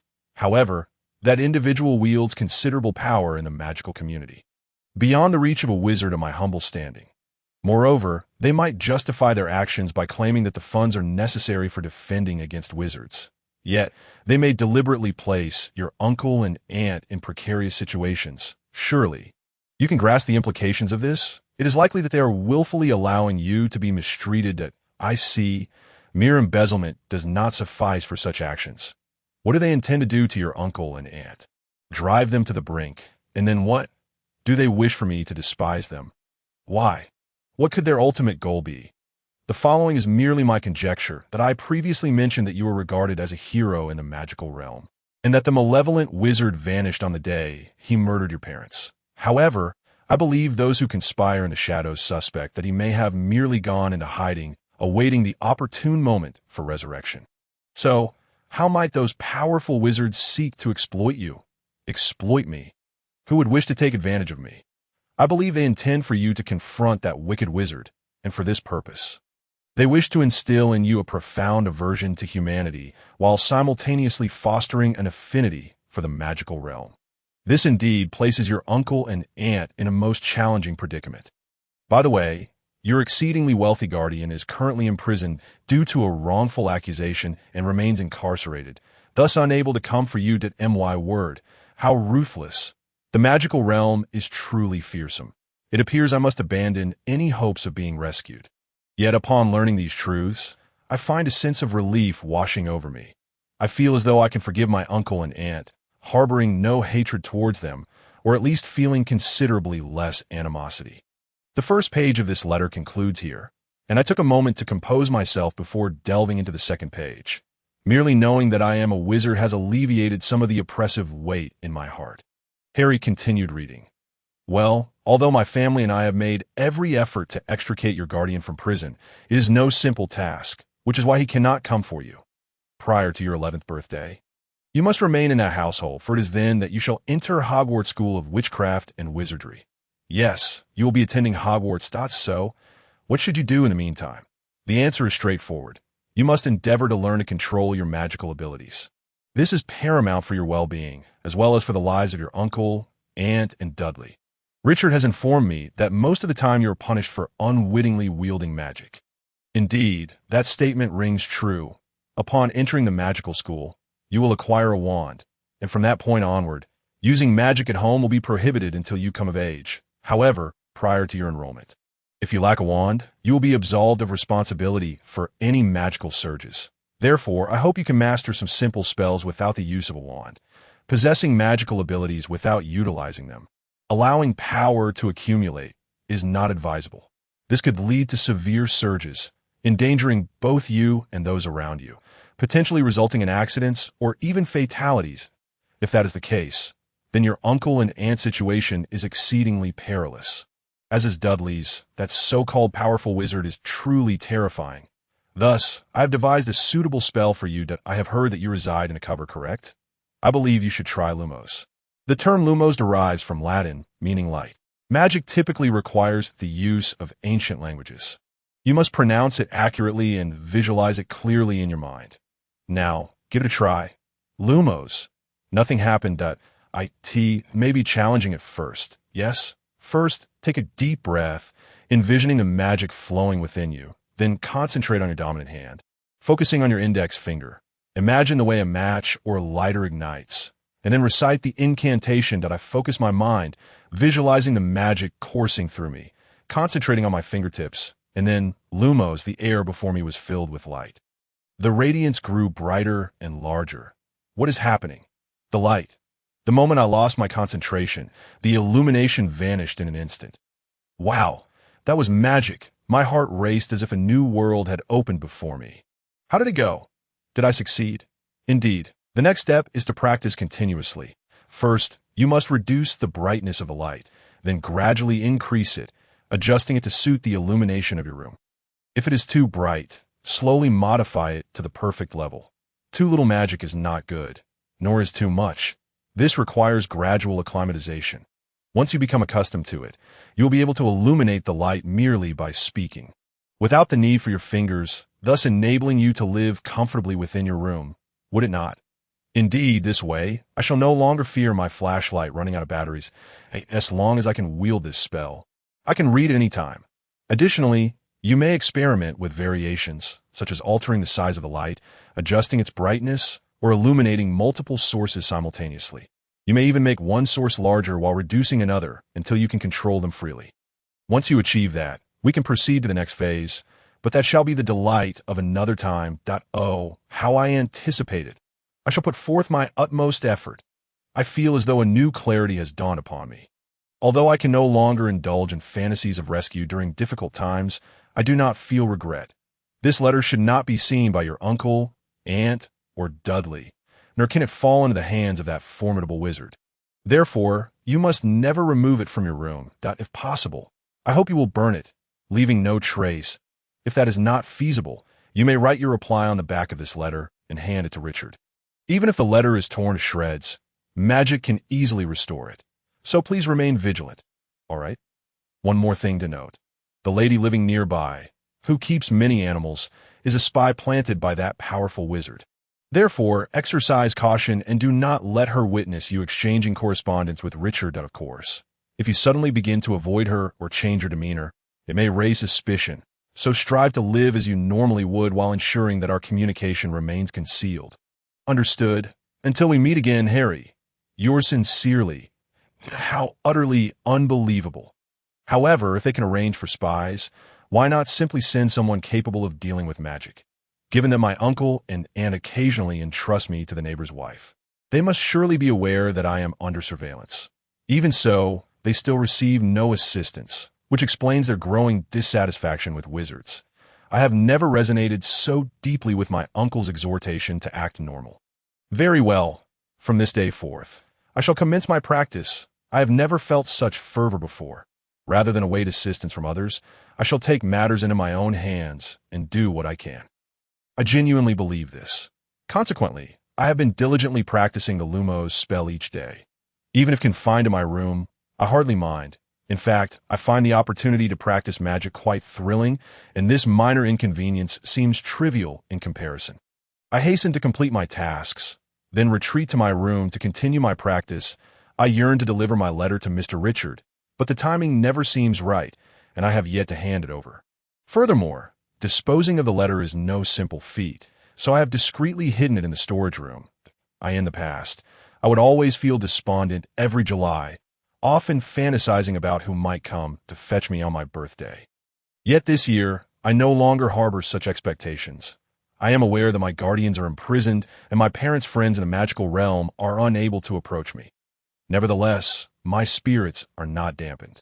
Perhaps it is due to my practice of magic in my room that I have gradually acquired better control, no longer casting spells inadvertently as I once did. As a result, my aunt and uncle's demeanor towards me has softened somewhat. Although still harsh by ordinary standards, I have come to understand the circumstances behind their behavior, and I recognize that blaming them is unjust. Of course, I still harbor a dislike for Dudley. However, even Dudley has refrained from physically confronting me recently, though he still does so occasionally, but far less than before. That I recorded my newfound proficiency with Lumos on the back of the letter, and, seizing an opportunity, I finally managed to deliver it to Mr.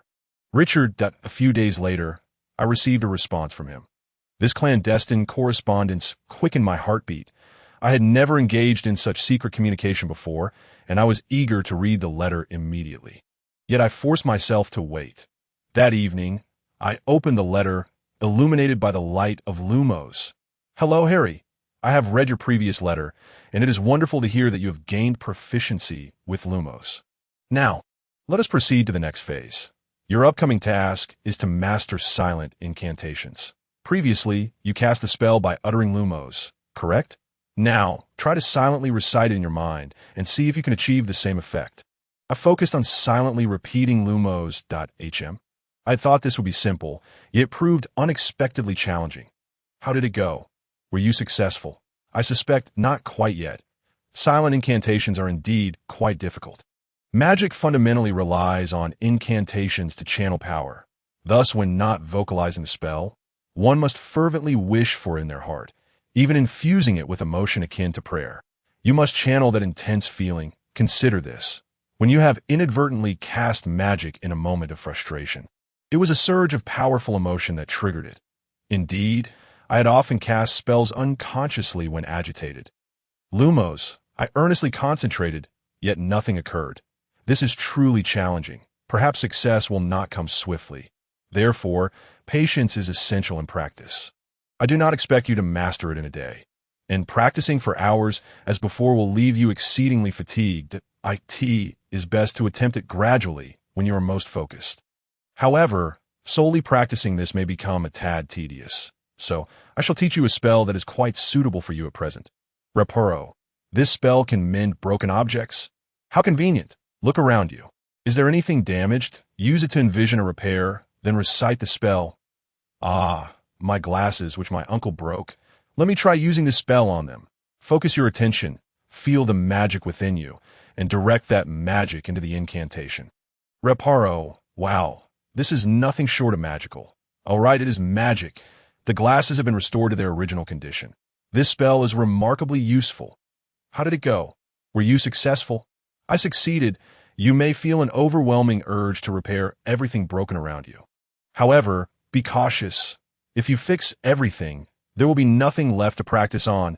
Indeed, I found myself unconsciously searching for other items to mend out of course. This spell can also be cast through silent incantation. So do not rush to repair everything. Save some for practice. All right, I shall do just that.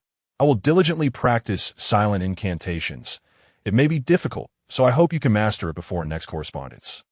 Farewell, from E.A. Magic is truly wondrous. If I were to open a repair shop using this spell, I could earn a considerable sum. If life in a magical world becomes untenable, I could become a repairman. What a zero-cost venture. Yet, those formidable wizards are rather intimidating. Very well. I must master silent incantations before the next letter. How marvelous is the human heart. In the past, I felt anguish daily, suffering unbearably, yet a single letter has lifted my spirits immensely.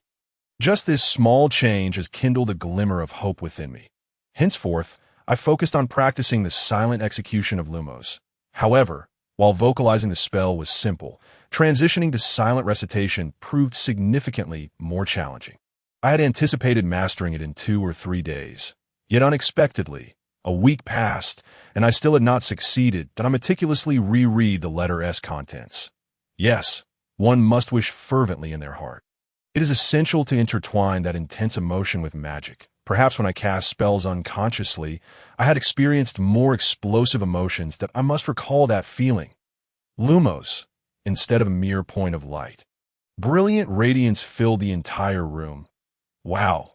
The light just now was more intense than when I first used Lumos. However, the moment my focus wavered, the illumination vanished instantly and I had succeeded, but it was indeed challenging. When I attempted to recite the spell again in silence, the light did not return. Perhaps I need to concentrate more. Rather than attempting numerous times each day, it would be better to calm my mind and focus my energy on practice. Realizing this, I immersed myself back into my magical training. I entered the typically dreary month of July. A sudden change occurred one day. My aunt was arguing with someone on the phone. Her voice raised in anger. Upon closer inspection, it seemed she was blaming the other party for issues related to my mother. Lily died because of you. Why did you not protect Lily? Could it be someone from the magical realm? No one had ever called before. She raged for nearly an hour. Before gradually calming down and engaging in a more composed conversation, I strained to listen. You know how much the repair costs have accumulated by now. Indeed, it is quite a sum. You said you would pay eventually? Yet you have not paid a single penny thus far, have you? I too find that rather dubious. Is a recent trend to receive scam calls? You wish to see Harry? But how would that be possible? Richard claims we are under watch by wizards and cannot approach, right? Even Mystery has stated as much. You want Richard to impersonate a nanny and bring him to a rendezvous point? Well, that might not raise suspicion. But for this to work, my husband, Dudley, and I must arrange for it to happen swiftly during a time of urgency. Dudley has extracurricular activities the day after tomorrow. So it is not impossible. Yes, we are indeed under surveillance. It is quite troublesome. But was it Mr. E who expressed a desire to see me? I understand that you have fondness for Lily, yet you must also recognize that the child bears an uncanny resemblance to James, making it almost impossible to discern any trace of Lily within him. You comprehend. You may find yourself disappointed so it appears he is enamored with my mother? Mr. E does not strike me as that sort of individual. Could it be someone else? Nevertheless, it seems I truly resemble my father, a fact I have long been aware of. You still wish to meet him? Honestly, he looks exactly like James, and it will undoubtedly leave you utterly disheartened. Aunt, please refrain from discussing this further. I shall become quite emo. Were you mercilessly bullied by James during your school years? Do you genuinely desire to meet a child who is his identical twin? I truly wish to remain oblivious to the veracity of this news. Is my father really that kind of person? Such a blow. From Anne's tone, it seems the individual in question is an acquaintance. Could he possibly be my mother's childhood sweetheart? He harbored affection for her, but was tormented by my father, and ultimately, my mother was the very man who bullied her childhood companion. I find it incomprehensible why she would choose to marry such a person. Perhaps the image of my mother I hold in my heart diverges significantly from the reality. I am reminded of Sarah. Sarah, a year my senior, was the most beautiful girl in the neighborhood. Whenever she witnessed me being tormented by Dudley and his companions, she would always treat me with kindness. To be frank, I fell in love with Sarah.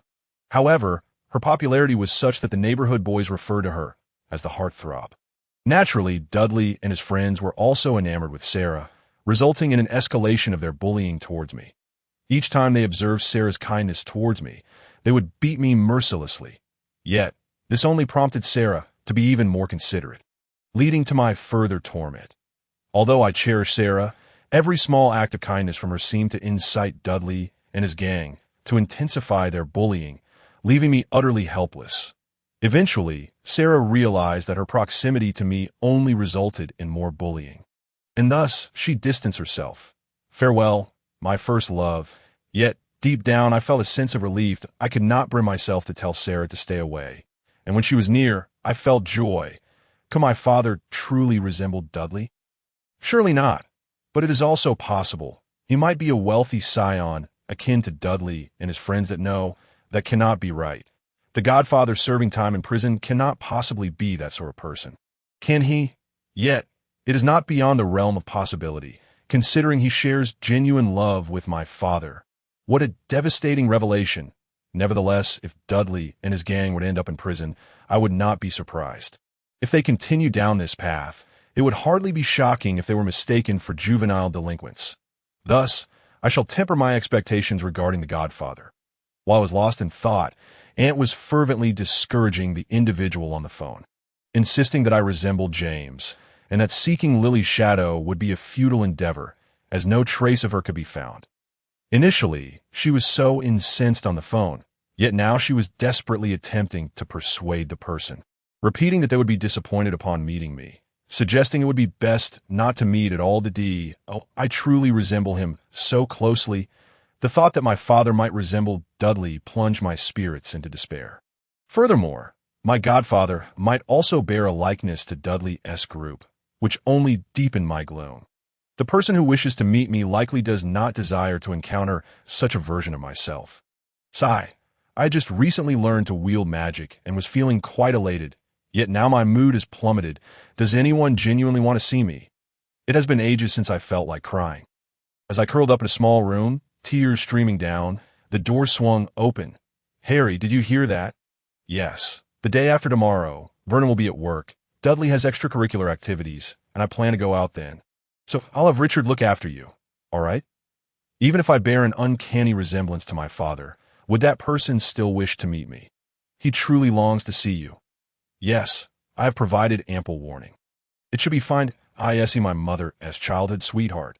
Indeed, he has known us since childhood. My relationship with him is not particularly strong, but he was very close to Lily, having even attended school together. Aunt sighed, appearing somewhat troubled. A magic school? Yes, you must have heard about it from Richard that I suspect that person is likely acting on someone else's behalf, and it appears that is indeed the case. However, the powerful wizard who arranged for me to stay here is probably not the same individual. The neighbor lady is also a spy for that wizard, having once cautioned me to be careful. I whispered. Aunt paused for a moment before replying, Yes, that could be so. Richard will come the day after tomorrow. Let him take you there. When meeting that person, is there anything I should be cautious about? Maintain direct eye contact with him, and you should be fine. With that, Aunt departed. He wishes to see me. How delightful. Just maintain eye contact. Could that truly resolve everything? What should I do? I am already brimming with excitement. I may not sleep a wink tonight or tomorrow. Although I thought so, my excitement ultimately led me to sleep earlier than usual the night before the meeting. The day has finally arrived to meet my mother's childhood sweetheart, the wizard. Upon reflection, I realized I had forgotten to inquire about his name from Aunt. Although I intended to ask later, she was not particularly approachable, and I could not bring myself to voice the question. After lunch, Mr. Richard arrived to escort me. Hello, Harry. I hope to be of service today. Then I must rely on you. Please be cautious and remember to return him before 5 and instructed. Mr. Richard nodded with a smile. Understood. By the way, here is a letter I have kept for you. Please take a look.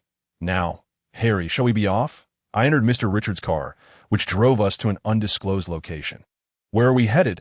I cautiously inquired from the back seat. Well, it's a bit complicated to explain, but you know there's a shopping center nearby, right? Yes, I've been there a few times. Occasionally, when Dudley wanted to acquire new toys, he would call upon me to help carry his bags. Do you know there's a children's amusement facility there? Yes, I know, but I have never been to ITS, that amusement facility. Though it's indoors, it boasts a plethora of enjoyable attractions, and I have always wished to try it out. How splendid. I have seen the local children visiting there. You are aware that there's a watcher observing you, correct? Therefore, we must proceed with caution that we will meet E at that amusement facility, and then he will employ wizarding methods to take you to the individual who wishes to meet you. That location is inaccessible without a child in tow, and the watchers cannot enter unless accompanied by a child. What are those wizarding methods? This is so thrilling. I feel as though I'm the protagonist in a spy film. In the blink of an eye, we arrived at the shopping center. I exited the car and followed Mr. Richard to the amusement facility. He presented something akin to a membership card, and we were granted entry. He led me to a spot within the shopping center that was not easily visible, where stood a boy who bore a similar hair color and height to mine, accompanied by a brown-haired man. All right, Richard, I entrust the child to you. The brown-haired man gently pushed the boy forward. Mr. Richard took the boy's hand, smiling as he said, "Understood, but you must return within 2 hours, 3 at the most, I understand." "Then I shall leave it to you. Paul, be sure to listen to Uncle Richard."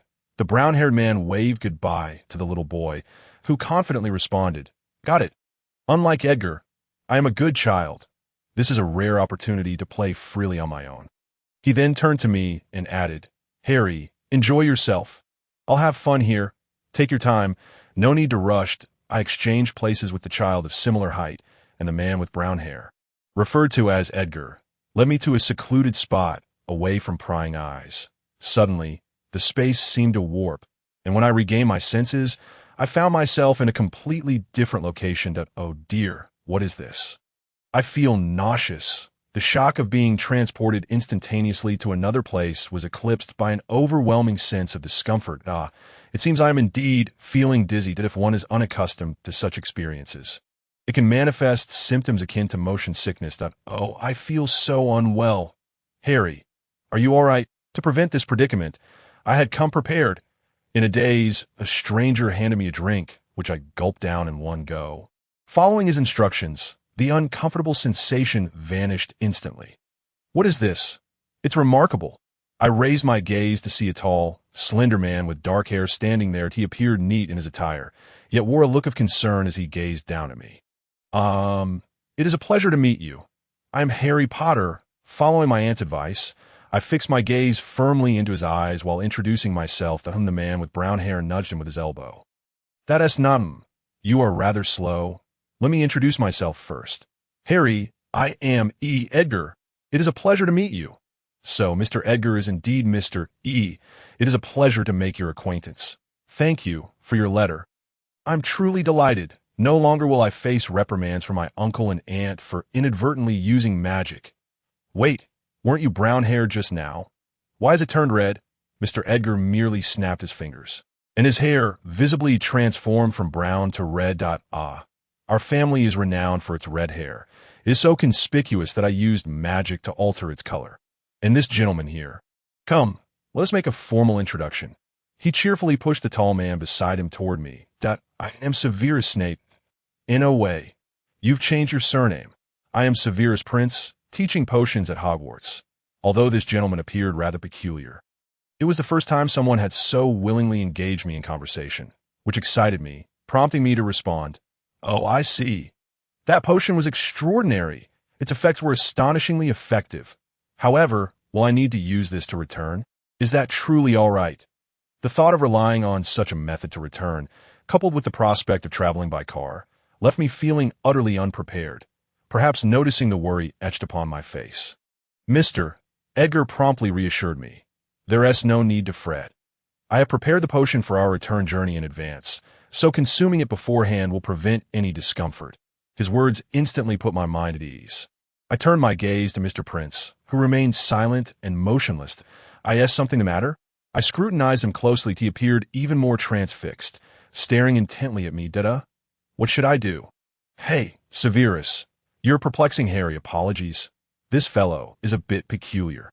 In any case, let us move on. I have prepared tea and snacks for you, along with some juice, Mr. Edgar remarked as he led me toward a table.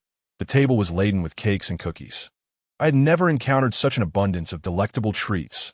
Wow, they look absolutely delicious. May I partake? I was utterly captivated by the snacks, almost forgetting Mr. Prince as I focused solely on devouring the cake. It is so delicious. I have never tasted anything so delightful. Do you have a fondness for sweets? Indeed, it's only after Dudley's birthday party that I can rummage through the trash. However, I also enjoy non-sweet foods. Unbeknownst to me, Mr. Severus had already taken a seat beside me, observing as I devoured my meal. This is quite tasty, I assented.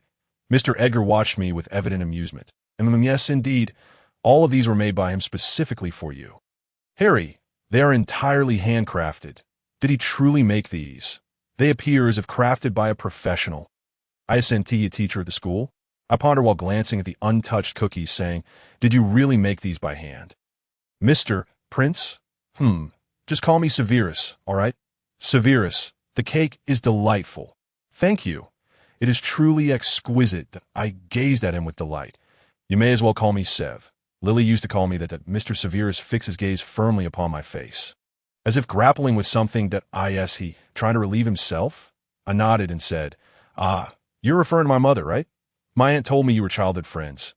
Indeed, aside from my mother, Lily was the first which I encountered. I see. So for me, Mr. Edgar and Severus are the first wizards I have ever met. I replied as I continued to nibble on the snacks. These treats are incredibly delicious. Are you skilled at making them? There is a correlation between baking and potion making. One must accurately measure ingredients according to the recipe, follow instructions precisely, and master the temperature and timing in the oven. All these aspects are quite similar. If one does not carefully read the method and prepare beforehand, creating the perfect treat is impossible. How fascinating. You are truly impressive, Severus. However, I may not be particularly adept. Upon hearing this, Severus shook his head. That is not true. Lily was also very proficient in potion making. So? Then I shall endeavor to try. I looked up at Severus, who appeared momentarily taken aback. What's the matter? He seemed not at all like a teacher accustomed to handling children. Yet he seemed to be staring intently into my eyes. Could it be? My eyes resemble my mother's. Severus suddenly inhaled sharply. I see. That is why my aunt offered me such advice. I apologize. It seems I only inherited my mother's eyes. My aunt has mentioned I bear a striking resemblance to my father, to the point of being annoyingly similar. Do not say such things. You are overthinking it. Even though he recognized that Harry resembled James, he still went to the barber and purchased new clothes to meet Harry, for he previously lacked any decent attire. He truly made an effort to present himself well. Mr. Edgar interjected. Severus appeared quite embarrassed. Hey you, don't speak out of turn. See, that's exactly how Severus is. Mr. Edgar chuckled as he explained. Severus sighed. Indeed, I truly wish to meet Harry, although the resemblance to James brings me a tinge of regret. I'm certain that Black, as Harry's official guardian, will be overjoyed. Is he the one in prison? I inquired. Yes, he is your father's closest friend.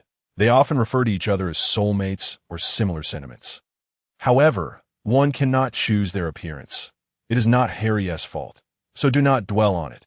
More importantly, I brought a gift for Harry. Would you care to accept it?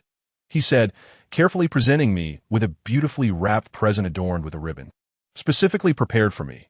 Upon seeing it, I felt a surge of emotion. There truly exists someone who would give me something but a gift that is genuinely meant for me. Harry. What's wrong? Do you not like it? Severus began to panic. How strange. I felt immense joy. Yet the tears kept flowing that I desperately wanted to convey to him that I did not dislike it, but rather felt sheer happiness. Yet the tears streamed forth. And words eluded me, so I could only shake my head to indicate my lack of disdain. Severus leaned closer, tentatively embracing me. I suspect he had never held a child in such a manner before. It felt somewhat clumsy and inexperienced. Yet his hands were gentler than anyone else I had encountered, providing me with a sense of security. After a while, once my tears subsided, I became exceedingly curious about the contents of the gift. After all, this was my very first present. May I open the gift? Of course. Dolly is perpetually showered with an abundance of gifts. the sound of tearing wrapping paper echoing like a symphony. Yet this particular gift is adorned with exceptionally beautiful wrapping, prompting me to carefully peel away the tape. I wish to keep this present as a cherished memento. Wow. Is this for me? Inside lies a remarkably exquisite garment. May I try it on? Yes, but remember to change back into your original attire before leaving to avoid raising any suspicions. A garment that belongs to me, and it's brand new. I immediately slipped into the elegant outfit. Strangely, as I changed, both Severus and Mr. Edgar regarded me with subtle expressions, leaving me puzzled. How do I look? Severus? Is it pleasing? Is there a mirror? I wish to see myself. Upon hearing my request, Mr. Edgar promptly fetched a mirror. Wow. I appear just like a child from a wealthy family. Thank you, Severus. Indeed, Severus is a gentle soul. Albeit somewhat difficult to comprehend, his awkward gestures, expressionless visage, and taciturn demeanor often lead to misunderstandings. In truth, he is profoundly kind-hearted. Such a pity that it would be unfortunate to stain this fine garment while enjoying some snacks. Perhaps I should change back to... No need. Just wait until it's almost time to leave. Severus shook his head, and Mr. Edgar chimed in. Yes, Harry, fret not. This person has recently come into a fortune, so purchasing new clothes is no burden for him. By the way, once you master the freshen up spell, you can clean your clothes yourself. Is that a new magic? Indeed. See, he's a professor at Hogwarts. Teaching you is his duty. Subsequently, Severus taught me the spell with remarkable clarity. As expected of a teacher, that he even imparted the secrets of performing it silently. Severus, you are truly remarkable. I could never grasp it before. This spell seems useful for tidying up a room, and perhaps even for cleaning that filthy blanket. Magic is astonishingly convenient.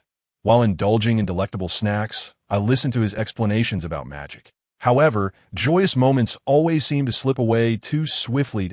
Mr. Edgar neatly packaged the remaining snacks for me to take home. Severus, it's nearly time. Has it come to an end?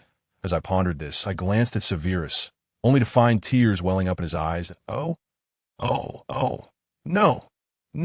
no. I wish to take him home. I wanted to be my child. Why must I send him back? He clung to me, sobbing, desperately unwilling to let go. He held me tightly, insisting on taking me home. You cannot do this, Severus. You have no legal right, do you? Your guardian is black. Perhaps you two should have a duel first? Even as Mr. Edgar reminded him, he paid no heed, continuing to cry out in refusal. Even adults can cry like this. Witnessing such immaturity in an adult oddly calmed me down. Yet, I felt a surge of happiness knowing someone cared for me so deeply that I gently patted Severus' shoulder as he clung to me. Hey, Severus, will you come visit me again? Please. Besides, if I don't return today, my aunt will worried if my absence draws the attention of that powerful wizard, preventing us from seeing each other again. I would be even more sorrowful. I gazed at Severus with the eyes my mother passed down to me. I understand. I will visit you again, and I will ask Petunia to take good care of you. Upon saying this, he released me to tea that moment. I hurriedly changed back into my original clothes. So, we have an agreement. You will visit me again. Hearing my words, Severus broke into an awkward smile. Then, farewell. Goodbye, Severus, Mr. Edgar concluded, and then he transported me away in an instant. Perhaps due to the emotional high, this time, the sensation of transportation did not leave me feeling as ill as the first. However, since I still had to travel by car afterward, I felt a bit unwell, so I took the potion Mr. Edgar offered me. Upon returning to the amusement park, Mr. Edgar placed the gift into Mr. Richard's bag. Now I must bid farewell, Harry. Next time we meet, I shall introduce you to a friend. Yes, thank you for today. Then I returned home. Upon my arrival, my aunt sat silently in the living room, saying nothing. The Black brothers are about to make their entrance, including Regulus. My aunt appeared to be in low spirits on the second day after my first encounter with Severus, when my uncle went to work and Dolly was off playing at a friend's house. I could not help but ask a question that had been troubling me. It seems Mr. Severus has known the phone number here for quite some time, but why hasn't he reached out? I suppose it is because he and I have a strained relationship, and his parting with Lily was also unpleasant. Perhaps he feels embarrassed. Why Aunt sighed. I continued to inquire. Why did they part on such poor terms? I heard he referred to Lily using the term mudblood. That is what she wrote in her letter. What does mudblood mean? It is a derogatory term over there, seemingly used to describe ordinary people from the non-magical world. But didn't you mention before on the phone that my father had bullied Severus? So, he may have spoken out of turn, right? Reflecting on Sarah's situation, I could understand that feeling. I told my aunt that since the girl Dolly liked had been friendly toward me, I had been inexplicably bullied by him. Although my aunt appeared somewhat conflicted, she seemed to grasp my meaning. Sarah realized that her proximity to me only led to my bullying, so she understood that keeping her distance was the best choice for me. But did my mother fail to recognize this? She clearly understood the situation, yet still asked Severus if he was which likely prompted him to utter such words. He probably spoke out of frustration. I, too, if Sarah remained oblivious and continued to show concern for me, might have blurted out something like, "Your concern has led to my bullying. Please leave me be." Sarah was not at fault, and neither was Severus. My aunt sighed heavily. Lily sometimes indeed struggles to understand others' feelings. Having been favored by her grandparents since childhood, she tends to think of issues from a self-centered perspective. However, she is not a bad child. It is not intentional. She often inadvertently hurts others due to her lack of understanding. Perhaps my aunt is also one of those who have been hurt by her. Did Severus not apologize? He later attempted to apologize, but Lily completely refused to accept in her letter. She stated she would never forgive him. Reflecting on the past, my aunt also exhibited a hint of nostalgia. This. I queried, but this incident bears half the responsibility on my mother. Even a child as young as Sarah can comprehend this principle. Why can't she forgive Severus? Everyone makes mistakes. Severus has his faults. Yet my mother and he were childhood friends, weren't they? It appears my mother is quite different from what I imagined. Perhaps she has never experienced the helplessness of being fortunate, hence her inability to understand. And my father likely shares a similar disposition. I have heard that the family home is quite wealthy, and considering that no one wishes to adopt me, he must also be the only child of the family. Possibly spoiled, but Severus, are you all right? Have I placed too many expectations on my mother? I cannot fathom my parents' thoughts, yet I can deeply empathize with Severus' feelings. It seems I cannot rely on that guardian in prison anymore. I must prepare myself mentally, for he may be akin to Dolly. My aunt remained silent for a moment before replying. You make a compelling point. Yes, I am constantly being urged to become normal, leading me to ponder what normal truly means. Indeed. However, it may not be entirely appropriate for me to say this, but Dolly has far surpassed the boundaries of normal. It would be better to find a way to address it. Look, am I not much more normal now? Indeed. Upon finishing her words, my aunt departed, leaving me with a lingering impression of her unusual tenderness that day. Since my initial encounter with Severus, Mr. Richard has frequently taken me to visit him. Perhaps it was an inexplicable sense of familiarity that compelled me to embrace him warmly during our second meeting. Severus appeared quite bewildered, yet he cautiously patted my head. It became evident to me that he possessed a remarkable kindness, albeit accompanied by certain clumsiness, and why mother might struggle to comprehend his awkwardness. Perhaps she lacks a measure of sensitivity herself. Both my father and mother seem to belong to the same type of individuals, thus attracting a fair share of adversaries, even in the absence of malice, making it easy to cultivate enmity.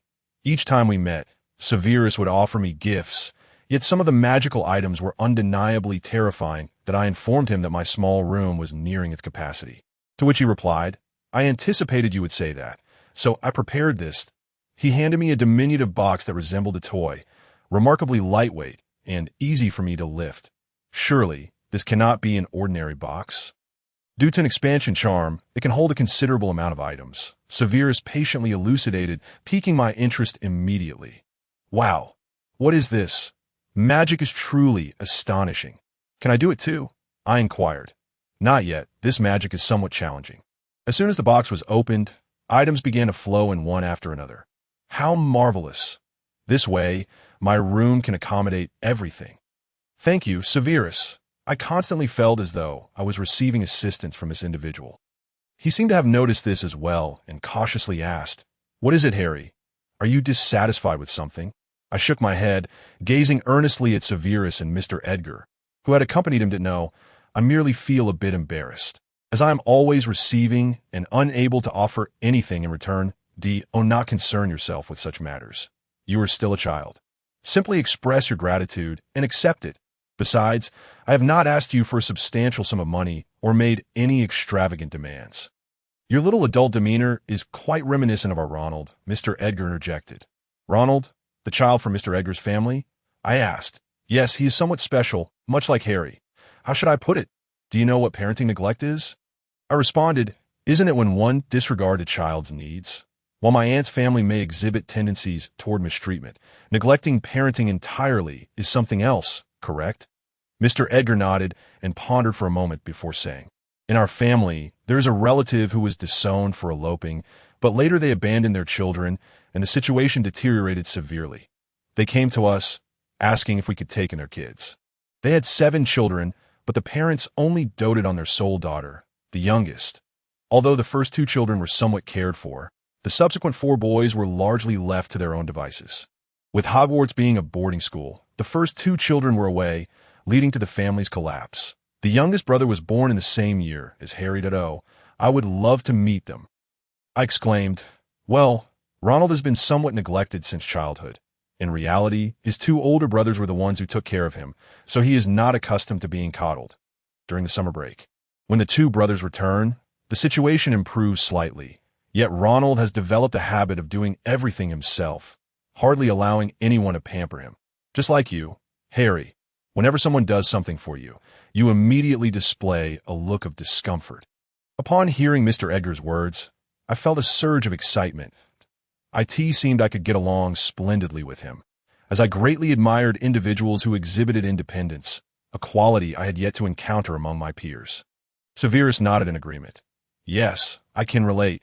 During my student years, I was often taken care of by Lucius and Narcissa, unsure of how to express myself. Then he recalled something and added, speaking of which, Draco is also in the same year. Draco? Upon hearing that name, my scar throbbed momentarily. He's the child of my senior who looked after me. You and Ronald may encounter him in the future. However, the 3 of you are unlikely to be sorted into the same house. Edgar, should we inform Harry about that matter? Severus looked at Mr. Edgar, who then spoke. Yes, we will soon need to take action. What matter? I inquired, and Mr. Edgar merely patted my shoulder gently. I am about to take on a new job, so I may not be able to visit you frequently during this period. Not just me. Everyone is quite busy. But it's summer vacation, I protested. Indeed, but we're close to finding Harry's official guardian, and I cannot divulge more at this time. Please be patient, do not venture out carelessly, and try to assist your aunt with household tasks. Avoid leaving the yard, and ideally, refrain from going into the yard as well. Severus also advised, I will discuss this with Petunia. Furthermore, magic can read minds. So, when meeting others, avoid making eye contact. Avoid eye contact? Mr. Edgar explained, this is called legilimency. Some individuals can read your thoughts simply by looking into your eyes. How remarkable that I had previously mentioned that certain powerful wizards excel at this. Understood. Additionally, to ensure you can be taken away at any moment, remember to place all your belongings into this box. Got it. My dream was about to come true, yet I had one more question to pose. I've been pondering this matter. May I share my thoughts with you? I conveyed my imaginings regarding parents and guardians to Severus. His expression turned grave, while Mr. Edgar burst into laughter. Well, it is roughly as Harry envisions it. I suppose, from my perspective, it indeed seems so that Mr. Edgar wholeheartedly agreed with my sentiments. While Severus hesitated, Lily was a gentle soul. It appeared my assumptions were largely correct. As for the guardian, how should I put it? That individual is akin to your father's loyal hound. Thus, Harry, I hope you can manage him well. What does that mean? It means if he goes awry, it will create considerable trouble for everyone, as the future of the magical world rests upon him. As a hound, one cannot be too harsh or too lenient with him. So good luck. Harry, the future of the magical realm depends on your ability to train him. Oh, what a heavy responsibility. And no worries. Harry is exceptionally clever. Entrusting this task to him is no issue. In fact, I feel more at ease than I had anticipated. The forthcoming times may prove challenging, but remain vigilant about those around you. Understood, I nodded emphatically. Then, under their farewell, Mr. Richard escorted me back home. Upon our return, my aunt handed Mr. Richard a few items. When I relayed Mr. Edgar's message to her, she mentioned that Severus had conveyed the same information during their recent phone call. Aunt, I truly appreciate both you and Uncle. Especially after hearing Mr. Edgar's words, I comprehend the absurdity of placing a non-magical person in a position to care for a wizarding infant without support. You could have chosen to cast me aside, yet you did not. Would you be able to convey my heartfelt gratitude to Uncle after I depart? My aunt's eyes glistened with tears as she replied. We too feel remorse for you, but we simply wish to lead a normal life. Well, I now understand, so let us not dwell on it. We are all alike. Annie looked at me with tear-filled eyes, yet ultimately said nothing as she retreated into her room. It was then that I realized Auntie, much like Severus, was not one to articulate her feelings well. Perhaps Mother and she simply did not get along. From that moment on, I found myself nearly confined to the house. Venturing outside scarcely at all, in response. Uncle maintained his silence, and even chastised Dolly, who had attempted to take me out, insisting that I must not be allowed to leave. With both Uncle and Auntie on edge, Dolly obediently complied, and I spent most of my time in the small room, diligently practicing my magic. By August, shortly after my birthday had passed, a remarkably wealthy guardian arrived in an exceedingly lavish vehicle to collect me.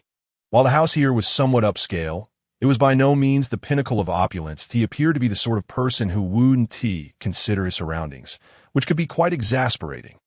Ah, Harry, you're the spitting image of James. I've been longing to meet you. Oh, James, just look how much he resembles you.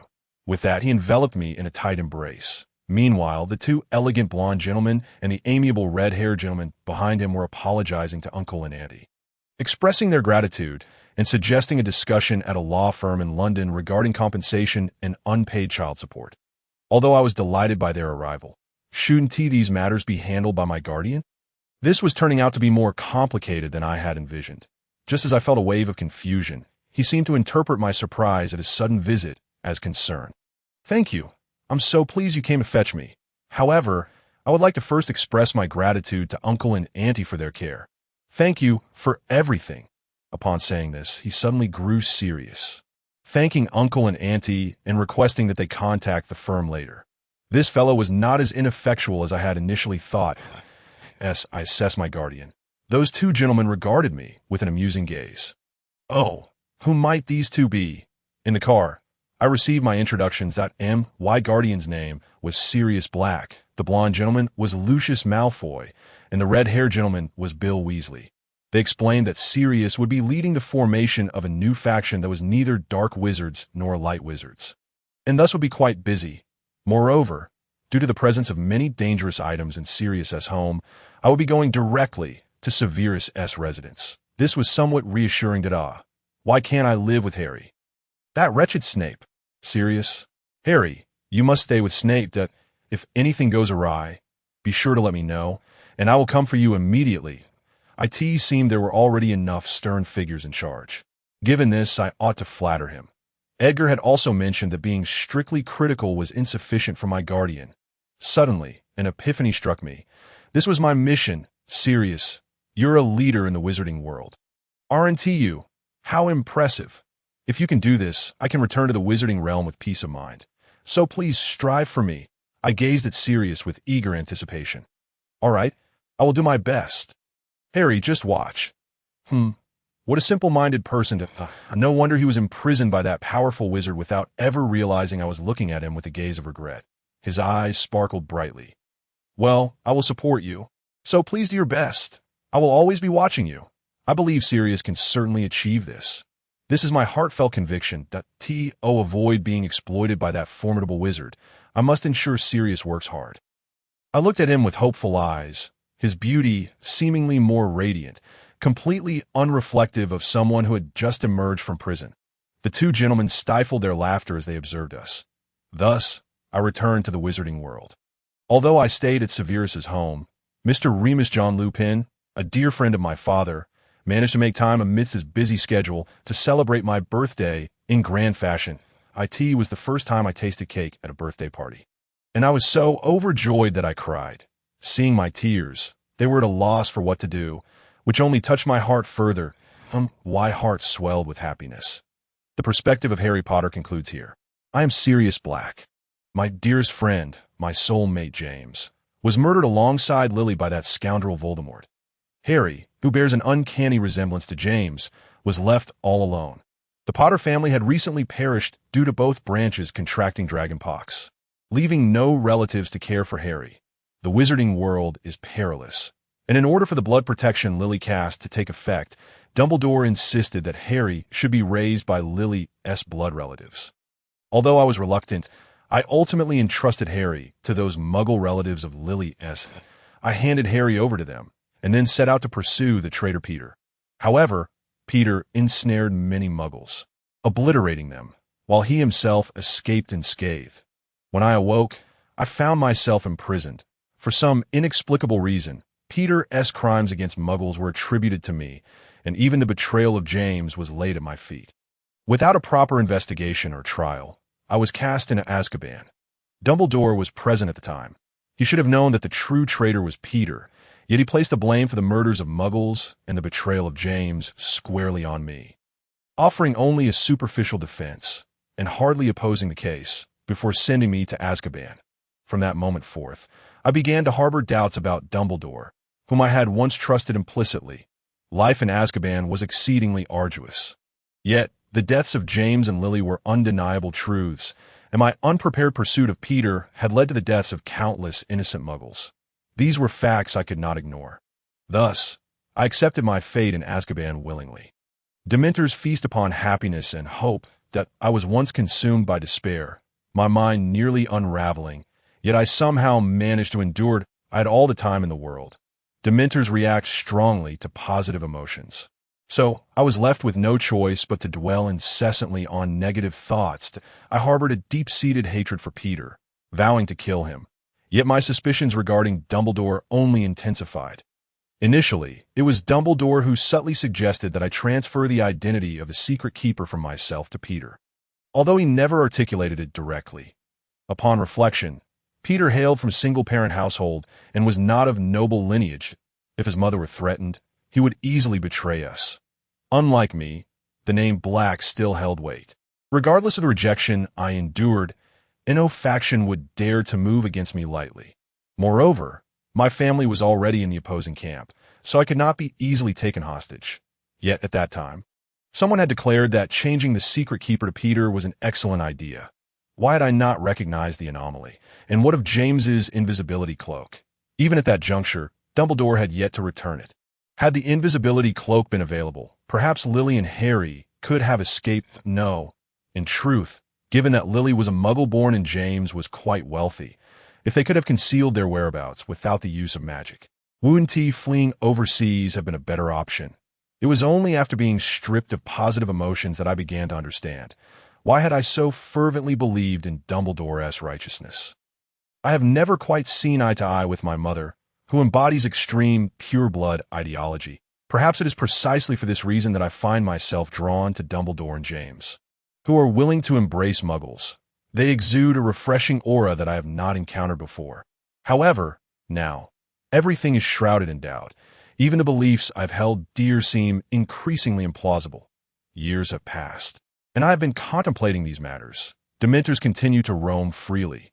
Yet perhaps due to my upbringing in the darkened halls of the Black family, I find that, despite the hardships, I am not yet on the brink of despair. Moreover, I have discovered that Dementors show no reaction to animagi. Are they solely interested in humans? If I wish to leave, I could do so at any moment. Yet I would undoubtedly be hunted down afterward. With Dumbledore no longer a trustworthy ally, it remains uncertain whether I could find any allies upon my departure. If I were to perish amidst the chaos, I would never see Harry again. Thus, I remain indecisive. During these tumultuous days, 3 visitors arrived. An odd assembly indeed, and my aunt, Lucrezia, now married into the Pruitt family, along with the head of the Weasley family, Dust, and Lucius, the patriarch of the Malfoy family. The moment Weasley spoke, he chuckled. "Ah, you appear even more spirited than I had imagined. Truly, you are a Black, and your current plight stems from your failure to recognize your own worth. Are you aware of this?" I was at a loss for words. It seems you do understand. How delightful. I feared you were a fool who could not grasp such a simple truth. Weasley laughed heartily. What on earth do you mean by that? I exclaimed, unable to contain my frustration. When will you mature? Lucius gazed at me with an air of pity. Silence. I have no desire to listen to a Death Eater-esque lecture. I retorted. He merely raised an eyebrow. Unfazed by my outburst, be quiet. You troublesome child, and at least Lucius can safeguard his home and family, while you cannot even protect your own ward. You are incomparable. What of Harry? Is he well? I inquired. That is precisely what we need to discuss. Our subsequent conversation with Weasley only deepened the doubts that had already taken root within me while imprisoned in Azkaban. That man, I yearned to kill him. This is the crux of your issues. If you cannot alter this aspect of yourself, you will remain perpetually exploited. Lucrezia pointed out that is it possible that your prolonged stay in such a place has diminished your emotional control? Perhaps, but his nature has always been thus. Lucrezia and Lucius exchanged resigned glances. By the way, the rat that betrayed you has been captured. You need not worry. That scoundrel, Peter, look, your magic is flared once more. In your current state, you cannot retrieve Harry. Even my Draco would be overwhelmed by your power. I suddenly regained my composure. You must calm yourself. You have been told since childhood not to tarnish the Black family name. The more you resist, the stronger your magic becomes. You fail to realize that this creates trouble for those around you. That I believe your parents were strict with you precisely for this reason, yet you have consistently rebelled and refused to listen. Lucrezia sighed and continued. Among the Blacks I have encountered, you are the most exceptional, and thus have always been held in high regard. However, to be frank, your talents are squandered. You are not utilizing them to their full potential. Consequently, you cannot overcome Voldemort and have instead become a pawn for Dumbledore. Dumbledore is an exceptionally powerful wizard. Legitimacy is child's play for him. As a member of the Black family, you should have master clemency. Yet you consistently reveal your emotions, rendering you defenseless against him. Not only Dumbledore, but even I can easily manipulate you to a Black. You ought to evade such a fate, yet your foolishness has led you here. The more you deny your heritage, the more entangled you become in this destiny. The very least, you should wield the power of the Black family to protect the one and only Harry. Yet you have failed to do so. You did not consider the consequences resulting in your exclusion from Harry's guardianship. Dumbledore must have reveled in your pursuit of Peter Pettigrew, for you stand as an obstacle to Harry. Frankly, your disposition is detrimental to him. You would merely mold him into another James. You lack the self-control required, yet possess formidable magic, making you ill-suited for parenthood. Moreover, if you cannot even master your own magic, how can you hope to raise a child? Even without Dumbledore, no one would agree to let you live with Harry. I was rendered speechless. Weasley then added, "We are preparing for your retrial, and we will formally file an appeal the day after tomorrow. You will soon leave this place, so before that, learn to control your emotions and magic. Indeed, if you feel anger, take a deep breath." I asked, "If you release me, what do you plan to do next?" As if anticipating my question, Weasley smiled and replied, "We will form a third faction, one that does not belong to Dumbledore or Voldemort, neither light nor dark. We shall tread a path of neutrality. Extreme ideologies often lead to extremities. Thus, Weasley and Malfoy will gather supporters for both sides, and of course, you will be our leader. We will not entertain dissent. And if I refuse, do you truly wish to refuse? Are you willing to stand by and watch Harry grow up in abuse, the Potter family's legacy eroded, only to be exploited by Dumbledore once more?" Weasley replied with a smile, then locked eyes with me. "If you refuse, we shall appoint Severus Snape as our leader." "What? Why him? He is the coward I once bested." My anger surged, but I took a deep breath to steady myself. After that, Severus chose to pledge allegiance to Dumbledore. Teaching potions at Hogwarts. Upon learning of Harry's situation, he too lost faith in Dumbledore. Furthermore, he seized the opportunity to inherit his family's estate. The Prince family, an ancient lineage focused on potion-making, neither aligned with light nor dark. While not as prominent as the Blacks, he is a suitable figurehead for neutrality, claiming he would risk anything for Harry. They gazed at me with amusement, as if waiting for my next move. "Damn it! If Snape can do it, why can't I?" "Very well, I accept."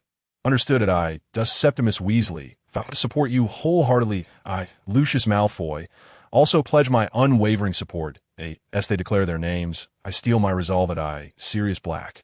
Hereby swear to pursue a path of neutrality and bring about change in the magical world. Before departing from Azkaban, I endeavored to calm myself, striving to prevent my emotions from influencing my magical abilities. My father often reminded me of this during my childhood. However, upon reflection, I realized that the old hag's magic was similarly affected by her emotional fluctuations. Ultimately, I discovered that I bore a striking resemblance to my mother, which left me somewhat disheartened. Perhaps I had been too harsh on Regulus. Indeed, while the old witch and I suppressed each other's magic, had we been children from an ordinary magical family, we would likely have succumbed long ago, within the fortified walls of the Black Estate. Only those of our lineage could withstand such turmoil that I also contemplated the circumstances surrounding the Black family. As Weasley indicated, the situation was far more dire than I had initially imagined. Thus, the responsibility of being the secret keeper should rest upon my shoulders. Furthermore, if I were to fully align myself with the forces of light, Regulus would inevitably be drawn into darkness.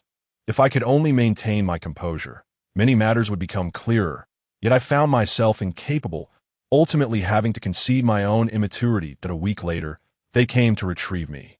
It appeared that my release had been decided. Although Peter had been captured and my innocence had yet to be formally declared, it seemed all but assured. They escorted me to St. Mungo's, where the doctors confirmed that I was in good health.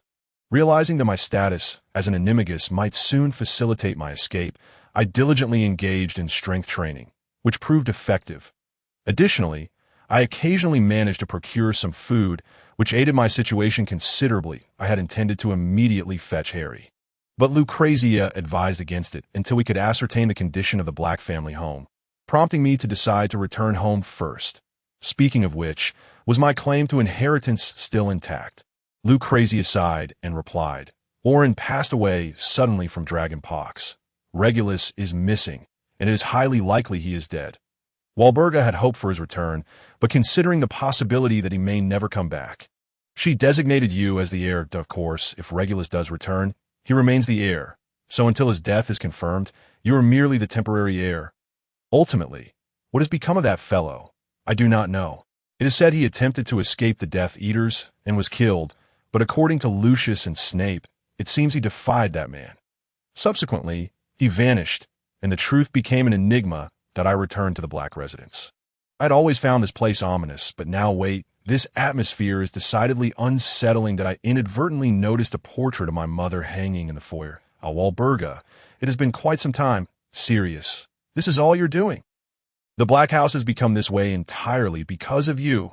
The old hag was once again unleashing her wrath. Enough. The kind mother you once knew has long since perished. Cease your clamor. Sirius, she screamed, unchanged even in death. What am I to do? Sirius, you should stay over there. The mansion still bore its gloomy countenance, but was it truly so grim? I entered the drawing room, sat upon the sofa, and stared vacantly around the room. When Lucrezia entered, I casually inquired, what did the old hag say before her demise? Lucrezia sighed. Why provoke her? I had finally managed to quiet her down. She claimed to have prepared all the inheritance documents. Do not be deceived by her demeanor. She is, at heart, a mother prone to softness. You ought to treat her with kindness. That is out of the question. We are incompatible. This house truly is dreary, as it seems. Lucrezia nodded in agreement, stating, I concur. Shortly after Orin's passing, the last time I saw Walburga, the atmosphere was not as dire. However, I did feel a hint of darkness, given the circumstances of Orin's death, Regulus's disappearance, and Walburga's mental unraveling while you were in Azkaban. This estate has faced one calamity after another, and my mood has soured, which led me to perceive it as dark. Yet now, it appears that my feelings may not have been unfounded. Creature, with a snap, he materialized before me. Isn't this the brother of young Master Regulus? Welcome back from Azkaban. He remained unchanged, still bearing that detestable, scheming visage. Yet, Regulus had trusted him more than I did. I took a deep breath. Striving to suppress my anger, I said, It has been a while, but this place seems imbued with a foreboding aura. What is the cause of this? Do you know anything? Lucrezia gently inquired of Creature. Creature was at a loss. Really? But wasn't Regulus the one who trusted you most? Tell me, why has this house become like this? Moreover, do you possess any knowledge regarding Regulus? This is not a request. It is an order. She knelt down, grasping Creature's hand. Lucrezia spoke softly, and as her words fell, Creature's tears flowed freely. I failed to fulfill young Master Regulus's last command. What was the final command? Can Lady Lucrezia help me accomplish it? Of course, if it is within my power, I shall assist you. If not, I will find someone who can. How does that sound? Young Master, there is more to this chapter. Please click the next page to continue reading. The subsequent parts are even more thrilling. Creature pondered for a moment before producing a pocket watch. I inhaled sharply. It was it, without a doubt. Lucrezia instructed him to wait, retrieving a black handkerchief from her pocket. Could you place it upon this? Creature laid the watch upon the black handkerchief, and Lucrezia carefully observed it without direct contact, wrapping it up with caution. That moment, the ominous aura slightly abated. Undoubtedly, this was the object. What did Regulus say to you? Young Master Regulus instructed Creature to ensure that this object was destroyed, yet Creature could not accomplish this under any circumstances that I understand. Your wish shall be granted. Lucrezia then turned to me, saying, serious, there should be a box in this house for housing dark magical artifacts. Do you know where it is? I will first place this inside. I nodded, and she continued. Afterward, I would like to inquire about Regulus. May I? Regardless, I wish to bring Regulus back to this house. Understood. Serious. Please take care of it. I have come to the realization that perhaps I should not remain here. Consequently, I made my way to the chamber where dark artifacts are stored. Initially, I intended to fetch Harry, but there were still numerous matters demanding my attention. Subsequently, Lucius and Severus also arrived to examine the timepiece, which indeed appeared to be connected to that individual. However, we resolved to first retrieve Regulus and sought to reclaim his relic, the timepiece, from the pool. Severus, who may now be referred to as Prince, or simply as Severus, for Harry holds a strong aversion to calling him by the name Snape, expressing his fury whenever it is mentioned in his presence, as he greatly admired that man, asserting that if I continued using such a name, he would surely come to detest me. Moreover, Harry harbors a profound disdain for bullies. Thus, if I wish to avoid invoking memories of his school days, I must never again employ that title. Return to fetch an antidote, after which Lucius, Severus, Creature, and I proceeded to the cave. Severus swiftly retrieved the timepiece from the pool, while Creature and I extricated Regulus's lifeless form, and Lucius incinerated the approaching dead with hellfire. We soon returned home. Regulus appeared as a youthful boy, reminiscent of my memories, as if merely in slumber. For a moment, I entertained the hope that he might yet be revived. But Severus pointed out that his body had already stiffened, indicative of complete death. I had allowed him to perish alone at the frigid bottom of that pool. He was my only brother. Even when James died, my heart had never ached so painfully, nor had tears flowed so uncontrollably. Why did I not care for him more? Why did I not engage him in conversation? At that moment, he had clearly wished to speak with me. Why did I respond with indifference? Why? An unending tide of remorse surged within me, and tears streamed down my face. I am so sorry. Regulus, I am a wretched brother. You still regarded me as your brother. I could only lean beside the youthful visage of Regulus, repeatedly apologizing. Together with Narcissa, Andromeda, Lucrezia, Narcissa's spouse Lucius, Ted, and Creature, whom Regulus cherished most, along with Severus, we held a belated funeral for him. Thereafter, I circumvented Dumbledore's obstacles and successfully retrieved Harry. However, everyone believed that the Black family was utterly incapable of caring for a child. Furthermore, since Harry had been raised in a Muggle household, he was unfamiliar with the wizarding world, prompting consensus that he must first acclimate to life in the magical realm before being brought back to live with us. Thus, I reluctantly relinquished my desire. The Harry I received was utterly delightful. His face bore a striking resemblance to James, yet his demeanor was entirely different, more innocent, reminiscent of young Regulus. Although I had much to say to the Dursleys, I restrained myself, merely expressing gratitude and introducing them to the Muggle consultant lawyer of the Black family, allowing them to discuss compensation matters thereafter. Despite my longing to bring Harry back to the Black family, I suppressed the urge, informing him that for the time being, he would reside with the Spriggs family, assuring him that I would eventually come to bring him back to the Black home. Harry was exceedingly charming, especially that face of his. Aside from his eyes, my desire to live together with him grew stronger. For this, I must strive.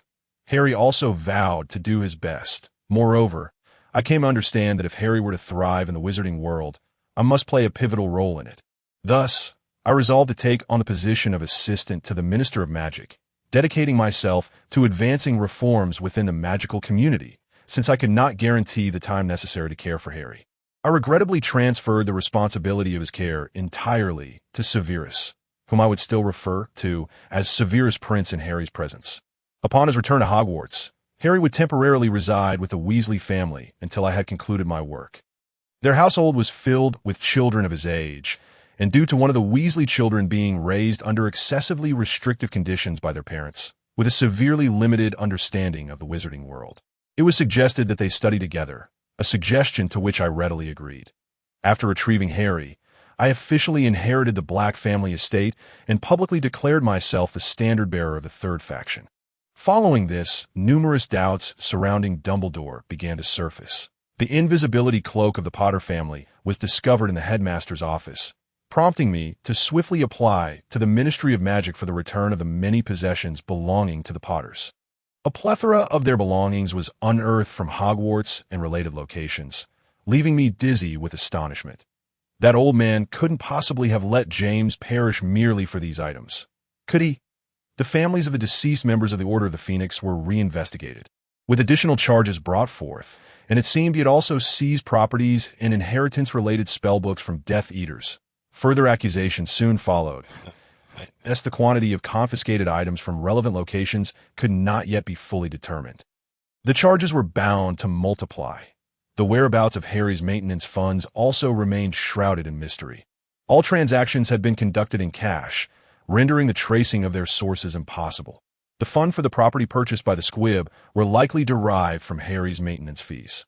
But due to the one-time cash payment, the origins of the funds could not be established. I could not help but admire Dumbledore. He left no trace, employing any means necessary, and we could only assess based on the circumstances. Regarding the Squib, as she had not committed any overtly aggressive acts against Harry, I pledged that if she testified truthfully, I would not demand the return of the property. In truth, she was almost entirely unaware of the reality of the situation. She also testified that Dumbledore had prevented her from intervening in the Dursleys' abuse of Harry, which put us in a favorable position in this investigation. When I investigated Peter, I discovered that his mother had moved into a well-appointed nursing home. It seemed she had been subjected to a memory charm, believing she had no son, yet she appeared quite content. Ultimately, I gleaned nothing about Peter, merely imposing my own thoughts upon him. For Peter, his mother's peaceful old age mattered more than the safety of James and his son. That was all that in stark contrast to my prioritization of James over my own family. Peter's chief concern was his mother. Although he could not be forgiven for his crimes against Muggles, I still endeavored to secure immunity for him concerning his betrayal of James. Significant progress was made in the investigation concerning the impediments to Slytherin's employment prospects, in a bid to assist Peter in escaping. The parliamentarians and staff had begun plea deals and offered testimonies. This was what they referred to as a turnaround. Did Dumbledore truly believe that Slytherin students must succumb to evil? Furthermore, I realized that I too had been complicit in such matters, becoming an accomplice under his influence, just as James had. How shameful it was to come to this realization now. Those who had been imprisoned without trial were also set to be reinvestigated. However, at present, the Ministry of Magic was exceedingly busy, and actual reinvestigations would likely be delayed for some time. Clearly, the staunch followers of Voldemort, such as the Lestranges, would not be released and would remain incarcerated for the time being. Additionally, I informed the Ministry of Magic and judicial authorities that Dementors would not respond to Animagi, effectively closing off the potential for future escape attempts by successors. This caused considerable headaches for many, but as it was impossible to transfer all criminals held within the ministry to Azkaban, it was decided to take this opportunity to adopt different handling methods for minor offenders and other criminals. Based on the escape prevention devices designed by the Weasley children, we developed a new type of magical apparatus, which was expected to be utilized for the criminals in Azkaban. Prior to this, these offenders would be temporarily detained within the Ministry of Magic. The Weasley children seemed to be engaged in some business recently, as they urgently needed funds and sold us the patent rights that I could not comprehend why their father, Arthur, would abandon such talented children, but the affairs of others were not my concern. Nevertheless, having inherited the Black estate, suitors began to flood in, and I entrusted all matters to Aunt Lucrezia that a multitude of sycophants has emerged around me, and Lucrezia has assisted me considerably in navigating this tumult. For this, I can only express my gratitude. Lucrezia has sternly instructed me to adopt a more gentle demeanor regarding my mother's portrait, and thus I have endeavored to present myself with greater softness, yet I find myself unable to refrain from quarrels. Indeed, I have proven incapable of achieving this. Upon the return of Andromeda's daughter to Hogwarts, she was originally meant to aid in managing the affairs of the Black family. However, due to the overwhelming demands of the Ministry of Magic, she was solicited for assistance elsewhere and consequently diverted her efforts that way. Lupin has since become Lucrezia's right-hand man, helping with various matters. Alas, it is truly exhausting. Merely managing the estate of the Black family constitutes an enormous workload. And at times I feel an acute weariness, questioning why our ancestors bequeathed such a vast inheritance. Not to mention, I must also contend with negotiations involving the Ministry of Magic, Wisingamot, pure-blood aristocrats, and media outlets, alongside preparations for a new venture spearheaded by the Black family, leaving me with scarcely any time for sleep. These individuals are indeed charming, are they not? You have finally grasped their exquisite nature. Recently, my preferred method of alleviation has been to observe the peacocks of the Malfoy estate. I find myself lost in thought, gazing vacantly at these magnificent creatures, though they have never approached me. Their surreal beauty allows me to momentarily forget the chaos of my daily life, providing a balm for my spirit. In truth, I yearn to visit Harry every day, yet my schedule is so demanding that it is challenging to carve out time to see him. Managing to squeeze in a visit once a week has become my limit. However, each time I do see him, Harry always offers me encouragement. Therefore, apart from that, I typically take a moment to unwind at the Malfoy residence before commencing my duties in the morning. I never anticipated that there would come a day when I would comprehend Lucius's peculiar hobbies. I am merely an ordinary wizard employed by the Ministry of Magic, not one of those so-called pure-blood aristocrats, but rather a member of an exceedingly commonplace magical family. Although my parents are wizards and technically pure-blood, tracing back several generations reveals ancestors of Muggle descent, thus categorizing us as a very ordinary magical household, one entirely disconnected from the illustrious sacred 28 families or the renowned pure-blood aristocracy. When that individual whose name cannot be spoken appeared, the power of the pure-blood aristocracy surged, only to vanish.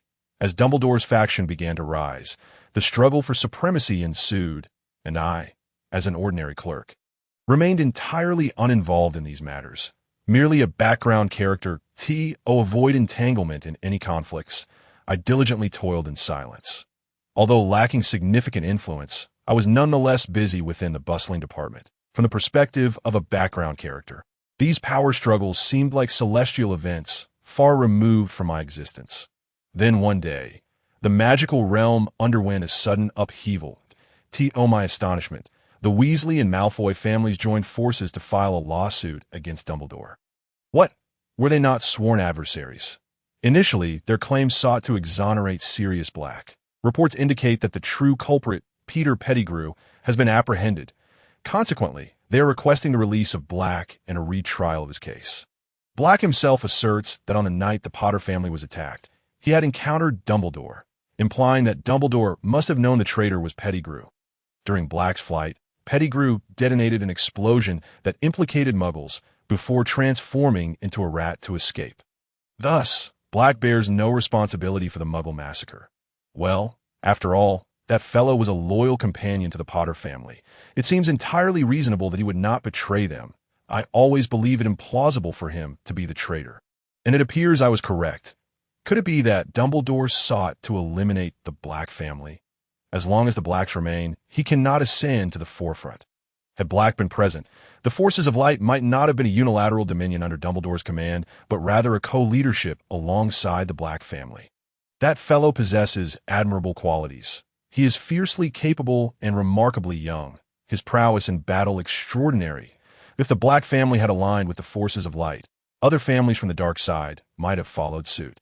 Dumbledore likely detests that prospect.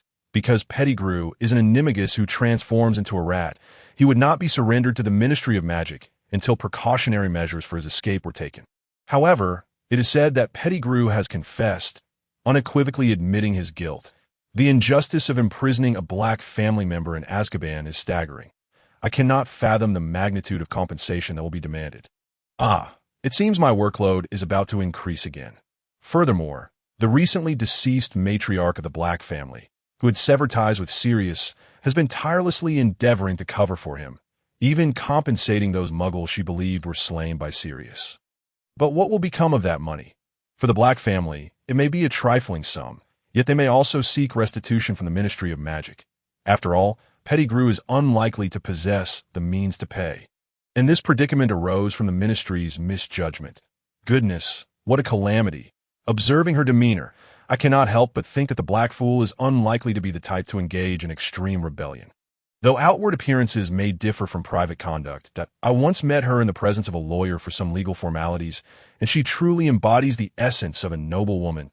I find myself worlds apart from the wives of pure-blood aristocrats.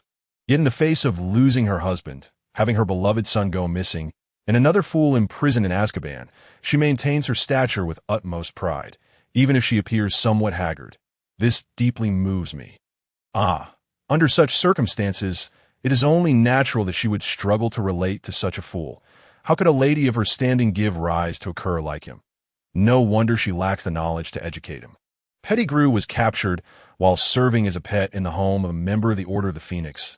I hope nothing befalls my own pets. Goodness, if my daughter were to discover that the creature she has adopted is that thing. She might inadvertently eliminate it before handing it over to the Ministry of Magic to AS for that fool. I cannot concern myself with him, but upon reflection, Pettigrew is remarkably fortunate to have been discovered in a household that appreciates his worth. In a more ordinary family, he would likely have been swiftly dispatched upon discovery, for he is the key to releasing Black. That I resolved to confirm the state of the fish in my aquarium upon returning home. But at that time, I remained blissfully unaware of the arduous days that lay ahead, with scarcely a moment to return home. Subsequently, the Weasley and Malfoy families, acting as guardians for Sirius Black, filed a lawsuit against Dumbledore regarding the misappropriation of Harry Potter's maintenance funds. According to their claims, neither Harry nor his Muggle guardians have ever received any funds for his upbringing. Furthermore, Harry's issues with uncontrolled magic have been entirely overlooked, with no wizardly assistance or intervention provided. For an ordinary employee, such as myself, the monthly maintenance costs are astronomical. Even accounting for expenditures related to safety, it is patently impossible for such sums to be spent, yet these enormous funds have not been allocated to Harry himself or his Muggle relatives. Rather, they have been surreptitiously siphoned off each month. It is said that these funds originally belonged to Harry's personal treasury, and the Potter family vault has also been subject to certain individuals' plundering. Although Dumbledore is not the guardian, he possesses the key to the vault, and thus they demand that Dumbledore return the key and provide compensation. What? A person who is not even a guardian can manage the key to the vault and freely misappropriate property. At this juncture, the Potter family is truly remarkable. Their monthly maintenance costs surpass my annual income. Moreover, it is rumored that the Black family has provided additional support for Harry's upbringing. Wow, the aristocracy is indeed extraordinary. The Potter family has long been renowned for its wealth, but this level of extravagance is quite astonishing. What? Even the assets from the family division have been indiscriminately appropriated by Dumbledore. This is intolerable, truly outrageous. The treatment of the offspring of the heroic couple is utterly deplorable. Dealing with my own child's magical mishaps during their youth has already been a considerable headache. Just imagine the extent of Harry's magic going awry as a scion of such an illustrious lineage. Although Harry's mother hails from a Muggle family, her talents surpass those of many pure-blood aristocrats. In fact, Harry's relatives have been exceedingly cold and harsh towards him due to their inability to manage his uncontrolled magic. The Malfoy family likely orchestrated behind the scenes, as the following day's newspaper detailed Harry's situation. Truly, the Malfoys possess remarkable acumen. It is likely they were already aware of the situation. Yet without Black, they were utterly incapable of initiating a lawsuit. The newspapers meticulously detailed the expenses incurred in raising Harry. From the initial letter left at their doorstep to the myriad costs throughout his upbringing.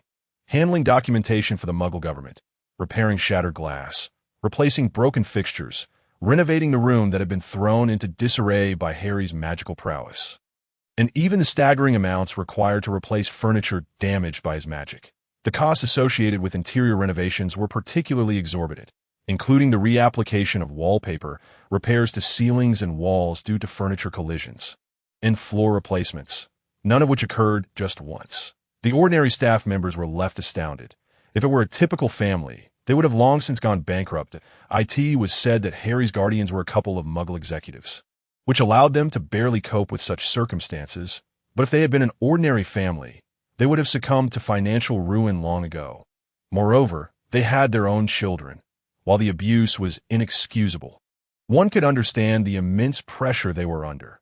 Although the cost of living differs between the two worlds, this sum was indeed staggering. Nevertheless, Harry's ample upbringing funds should have been more than sufficient to cover these expenses. After all, they were incapable of employing magic, even for something as simple as the repairing charm. Raising a child with considerable magical abilities in the Muggle world undeniably necessitates substantial financial support. The Potters may have foreseen that, in the absence of relatives to rely upon, should they encounter misfortune, they would have to entrust Harry to Muggle relatives, which could explain the preparation of such a significant amount for his upbringing. With these funds, regardless of the extent of Harry's destruction, they could have rebuilt or even repurchased their home. They likely never anticipated that these funds would be misappropriated, although Dumbledore was aware of Harry's uncontrollable magical issues. He chose to turn a blind eye. Despite this, he employed funds of dubious origin to place his own people in the vicinity. What? In such circumstances, he opted for neglect. Even I can see that this is wrong. Why would he act in such a manner? If he had the capability to arrange for personnel, why not deploy some competent wizards to assist? He had numerous supporters at his disposal, including friends of James and Lily. Or did he pay these ineffectual watchers with the misappropriated funds instead of providing for the guardians? This is utterly absurd. What on earth is going on? At the very least, had he allocated these funds to the guardians? Harry's living conditions could have been vastly improved. Here, Harry Potter is revered as a hero, yet his treatment in their world is so deplorable. It is truly shameful to consider that after Voldemort's disappearance, no one cared to inquire about Harry's well-being. Harry Potter, I apologize. Everyone in the magical community owes you a debt of shame. The other staff members nodded in resolute agreement. Furthermore, Dumbledore faced a lawsuit from the Pruitt family for unilaterally handing over the key to the private vault of the Pruitt brothers, a member of the Order of the Phoenix, to Molly Weasley, without returning it to the designated heirs, the Pruitt brothers' parents. Simultaneously, the Pruitt family also sued the ministry employee who came to return the so-called soul key. Oh, I see that it makes sense that the Weasley family has so many children. Under normal circumstances, a typical ministry employee salary would be insufficient to support 7 children. Moreover, his department's pay was already low and had been further reduced due to various issues. While his wife was a full-time homemaker and he frequently attended Quidditch matches, how this family managed to sustain their lifestyle has always been a mystery. Even though people say the Weasley family has fallen from grace, they still belong to a noble lineage when compared to ordinary folks. Considering the secretive activities of the Weasley family, Arthur is indeed quite a burden. It is no wonder he was cast out. To be honest, even we insignificant individuals can discern that a fool like him is utterly unsuitable for a prestigious family. As for Molly, how could she choose Arthur over a more accomplished individual? Is there something wrong with her judgment? While Arthur might be more forgiving, he truly lacks capability. If she were an ambitious woman, she might find Arthur acceptable, but if she aspired to be a full-time homemaker, she would undoubtedly have chosen her former fiancé. That if they were willing to live a simple life, that would be understandable, but clearly that is not the case. These two came from distinguished backgrounds, and regardless of the circumstances, their upbringing and education must have been vastly superior to that of ordinary people. They just seem oblivious to this fact. I also heard that Arthur's 6 sons were recently taken back to the family home for upbringing. Despite their family having so much additional income, they did not invest it in their sons. A ministry employee once spotted the Weasley family in Diagon Alley and remarked that their daughter was dressed beautifully. While the sons appeared as though they were homeless, the couple seemed to focus solely on their daughter, neglecting the sons entirely, especially the youngest, who, although only slightly younger than his sister, bore the full brunt of care responsibilities thrust upon him by his older brothers. Those boys looked exceedingly fragile, huddling together for support, struggling to get by. The employee was contemplating how to assist them, but before he could devise a plan, he never saw those boys again. Later, he learned that those children had been taken by their extended family, which brought him some relief. Clearly, it was not due to a lack of funds that they treated their children this way. It is no wonder they were taken away, under Arthur and Molly's care. While the children's lives may not have been entirely destitute, they surely could not have been particularly pleasant, and on the very day the lawsuit was filed, an elite Auror team from the Ministry of Magic quietly took action. Apprehending Dumbledore himself at an academic conference in Germany, it is said that this operation was spearheaded by Scrimgeour. What? No one heard a whisper of this. How long had they been preparing in secret? Even we who are actually responsible for execution were completely unaware. How did they manage to pull this off? But considering the Weasley family's infiltration into every corner, they must have been involved in this operation as well. Though it is not something that could be accomplished alone. The Weasley family is numerous, yet in terms of power, they are on par with us insignificant individuals. They must have secretly sought assistance from others. The Malfoy family is quite adept at such conspiratorial activities. If the Weasley and Malfoy families were joined forces, it would indeed be the strongest combination. The German Ministry of Magic must have received advance notice. Yet astonishingly, no information leaked during the entire operation. Does the International Magical Cooperation Department also have their own informants? Wow, this is truly impressive. The planning for this operation was evidently meticulous. One must admit that the noble families are indeed exceptional, and those elite employees who can collaborate with them are remarkable, existing at an entirely different level from us ordinary people. News spread rapidly that day, whether from the light or the dark. The operation was initiated by pure-blood noble families, with Scrimgeour and Bones at the core. Initially, Dumbledore dismissed the situation, claiming he was being wronged, but then even more shocking facts emerged in Germany, when the Aurors confiscated Dumbledore's wand. An elderly Austrian wizard present insisted that the wand had once belonged to Grindelwald. An elderly German wizard present made the same testimony, prompting the German Ministry of Magic to commence an investigation. It is said they have been searching for this wand for many years, as it is exceedingly dangerous, and they hope to recover and destroy it. For the time being, it would be kept in the custody of the British Ministry of Magic until the investigation was resolved. Dumbledore contended that since he had triumphed in his duel against Grindelwald, possessing this wand was his rightful claim. Is that true? By that logic, regardless of the means employed, one could justifiably obtain this wand by eliminating Dumbledore. His credibility plummeted dramatically within a single day. While it may be true that the victor of a duel might rightfully claim ownership, since that wand originally belonged to Grindelwald, it is clearly not an ordinary wand. Thus, it is no wonder the German Ministry of Magic has been seeking it. Surely, defeating Grindelwald was not solely for the sake of this wand, was it? On the same day, a task force from the Ministry of Magic, remaining in the United Kingdom, conducted a sudden raid on Hogwarts. As a result, a vast array of artifacts belonging to the Potter family and other noble lineages was discovered. Reports suggest that numerous items were also uncovered in other related locations. Remarkably, all of this transpired within a single day. How astonishing! There was not a whisper of warning beforehand. It appears they have assembled a special operations team. The likes of Weasley and Malfoy are truly formidable. It is said that this operation was led by Bones. Goodness, she is undeniably competent. Tiomi, this lady seems an unattainable figure. Seems her promotion to the position of minister is all but assured. And perhaps even becoming the Minister of Magic is not out of the realm of possibility.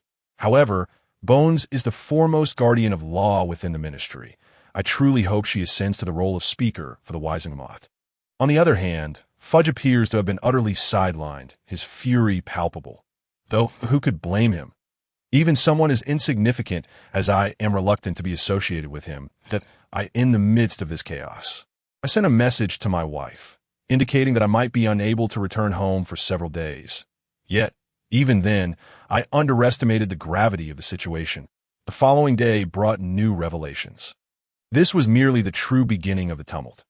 After an all-night work session, we found ourselves eating breakfast at our desks while discussing a newspaper article that had potentially leaked from the Malfoy family, which mentioned the expenses incurred by Harry's Muggle guardians, an assertion that left us all incredulous. No sooner had we begun our tasks than we received an urgent notification from the Hogwarts search team. In their investigation into Dumbledore's suspicions, they duly informed the school staff of Dumbledore's arrest, which led to Hagrid losing control. He attacked the investigating personnel, bellowing, "You dark wizards have arrested Dumbledore. Release him. Do not steal Dumbledore's belongings," and assaulted the searchers. Given Hagrid's giant bloodline, ordinary wizards were no match for him. He tossed the investigating staff, including regular police officers and ordinary confiscation officials, around with abandon, creating a scene of utter devastation, with various items strewn across the floor. Fortunately, while they sustained injuries, none were fatally harmed. However, most were sent to St. Mungo's Hospital. This debacle even drew the attention of the Special Forces, who dispatched a small team that ultimately cornered Hagrid. Yet, due to the chaos of the scene and the multitude of injured parties, they were compelled to request emergency support from the Auror headquarters, and in the end, Hagrid was easily captured by them. Those exceptional Aurors are truly remarkable. They are indeed the elite of the elite. One cannot merely join their ranks based on reputation alone. Even those who gain entry through connections will face elimination without the requisite skills. In the turbulent times of Voldemort and Dumbledore, lacking strength could indeed cost one their life. Many members of the Special Forces were sent to St. Mungo's, while the Aurors managed to apprehend the enemy with immediacy. Though the Special Forces may not rival the Aurors, they still succeeded in rescuing all the injured. Such is the distinction of the elite. How impressive! Just as we were enthusiastically discussing these events, shocking news arrived. Before the Aurors could arrive, Hagrid, amidst a fierce battle with the Special Forces, unleashed the acromantula he had secretly nurtured in the Forbidden Forest. It seems the Forbidden Forest of Hogwarts has become a nest for acromantulas. Wait, isn't he the keeper of the Forbidden Forest? My child is still studying at Hogwarts. The Ministry of Magic was thrown into disarray, particularly among those employees with children. Were those spiders under the dominion of that colossal figure while we were in school? At that time, Hagrid was already the keeper of the Forbidden Forest. Everyone turned pale, unable to fathom that Hogwarts had existed in such a perilous environment, while we had remained blissfully ignorant during our student years. Truly, ignorance breeds fearlessness.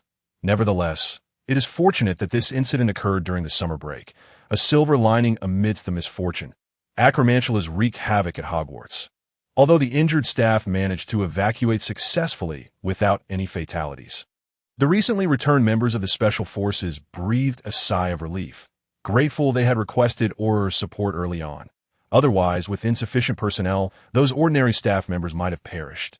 Incidentally, most of those employees were sent to St.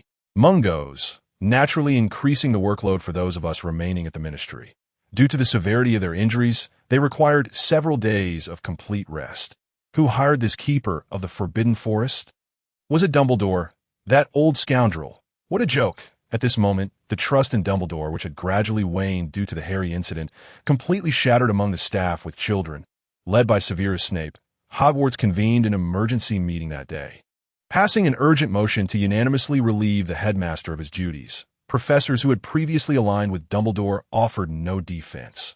The situation spiraled entirely out of control, and thus Professor McGonagall stepped in to act as interim headmaster in place of the detained and incapacitated headmaster.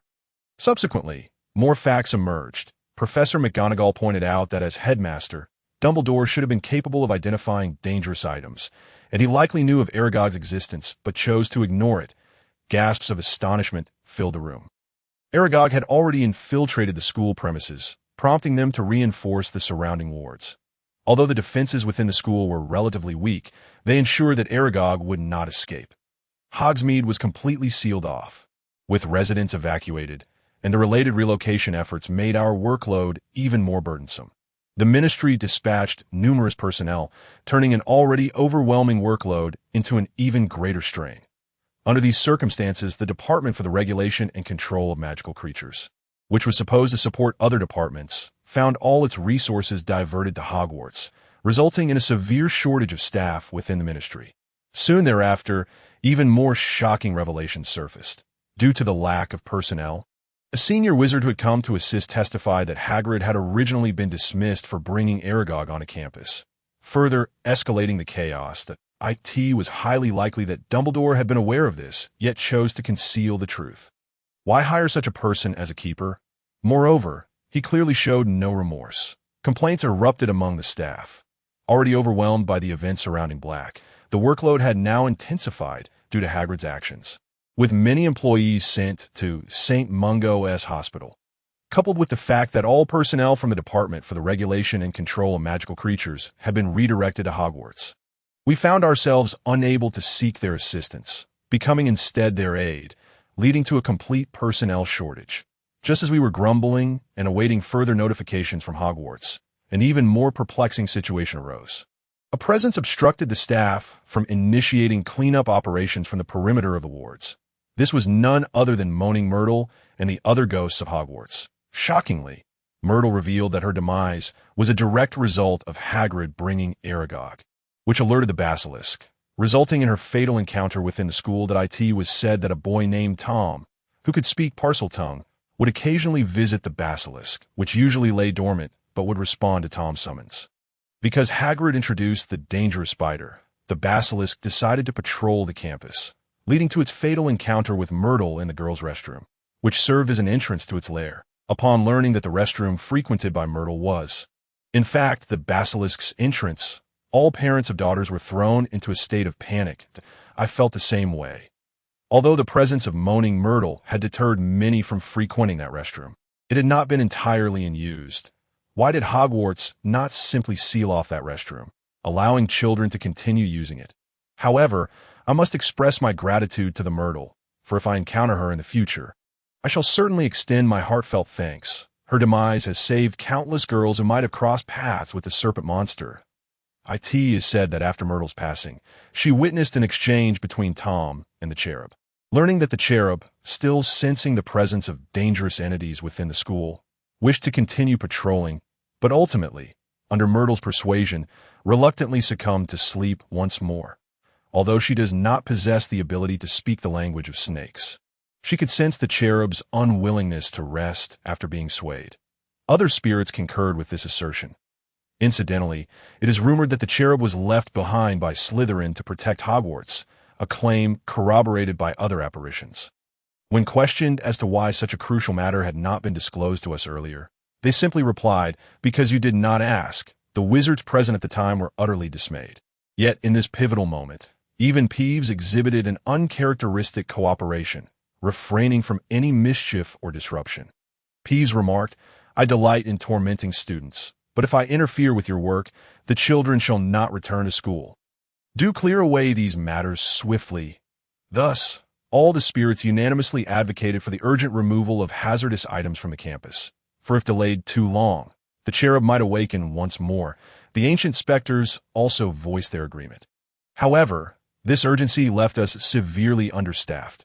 Consequently, the Ministry of Magic urgently summoned external experts in dangerous creatures. Simultaneously, personnel from the Department of Magical Barriers and the Department of Mysteries, as well as outside specialists well-versed in ancient wards, were hastily convened.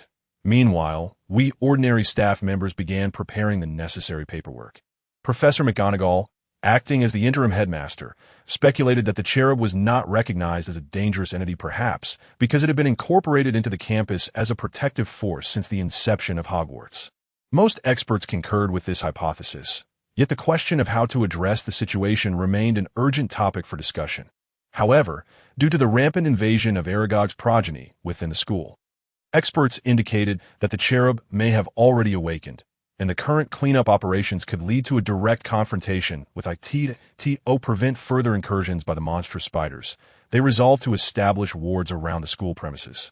strictly controlling access while temporarily postponing the chaotic cleanup within, prioritizing the forest for initial clearance. Thus, the Ministry of Magic swiftly initiated a search for a wizard fluent in Parcel tongue. It is said that a renowned Parselmouth resides in Greece. Yet he is currently traveling, causing the ministry's staff to scurry about in search of him. Experts from the Department of International Magical Cooperation, the Department of Transportation, and the Department for the Regulation and Control of Magical Creatures were mobilized in large numbers, working tirelessly day and night, leading to a significant increase in workload. As the need arose to traverse various countries, the volume of documentation also surged dramatically. Meanwhile, with the Ministry of Magic facing a manpower shortage, our workload continued to escalate. Although it initially proved challenging to locate a Parselmouth, he was ultimately discovered in the far reaches of Japan. That it is said that he was paying homage at a shrine to the serpent deity, leading to the decision to dispatch a group of snake-speaking onmyoji he knew in Japan to assist. Due to the necessity of collaborating with the onmyoji from Japan, the Department of International Magical Cooperation and the Department of Magical Transportation commenced negotiations, further exacerbating the workload for us ordinary staff members. Originally, the wrongful case of Sirius Black and the allegations of Dumbledore's corruption had already kept the ministry in a state of frenzy, with Hogwarts in utter disarray.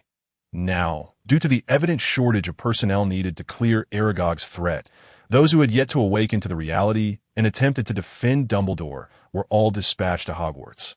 It was then that they finally realized Dumbledore's miscalculations. Most individuals only came to this realization at that moment. Fortunately, the Weasley and Malfoy families began to restore order, yet the situation was far from resolved. The cleanup efforts at Hogwarts led to a mass reassignment of personnel from within the ministry, resulting in members of the Weasley family from my department being urgently transferred to higher offices. Indeed, the Weasley family had previously endured extreme disdain from pure-blood aristocrats, often becoming targets for dark wizards, which is why they had consistently worked in departments detached from power. However, in truth, every member of the Weasley family surpassed the average standard and could be described as exceptionally capable. The head of the Weasley family serves as the prime example. Brilliant beyond compare, entirely unlike someone who would be a brother to Arthur, yet had remained in the rural branch office. This was due to the demands of family affairs, prompting him to select a relatively tranquil position. Nevertheless, even in such an ostensibly idle role, he was still stifled. The next head, Ignatius, while working at the main office, was also confined to handling mundane paperwork in a department unrelated to power. Our department included a Weasley member whose work capability was remarkable 8 times, despite the pure-blood aristocrats intentionally piling excessive work upon him. He always managed to handle it with ease and leave on time. Now that he has departed, our workload has surged dramatically. The reassignment of the Weasley family members has plunged the lower department into chaos, resulting in a sharp increase in workload. Goodness, how extraordinary it is that the Weasley family was so exceptional. How shall we survive without them? At this juncture, the authorities from Austria unexpectedly arrived during such a busy period. It was truly unbearable. Even as we lamented internally, they would not wait. Just as the Department of International Magical Cooperation concluded their search for the Parselmouth and prepared to assist other busy departments, they found themselves faced with a visit from the Austrian authorities, with personnel critically lacking. I, as an ordinary staff member, was also requisitioned to assist. Even those from the Department of Mysteries, who typically handle only complex matters, had to pause their routine work to partake in the response effort. By the way, the wand has been confirmed to belong to the previous Dark Lord, Grindelwald, so the higher-ups readily consented to surrender it to avoid increasing the workload. Indeed, it is easier to pass the trouble on to external parties, especially since we have a plethora of tasks to tackle. The Department of Magical Accidents and Catastrophes has also compressed their daily operations to a bare minimum and dispatched elite personnel to support various departments. Unsurprisingly, Fudge also requested to assist at his ministerial office or the Department of Magical Law Enforcement, but was informed that, as the head, he must remain on duty, forcing him to relent. After all, that fellow might exacerbate matters.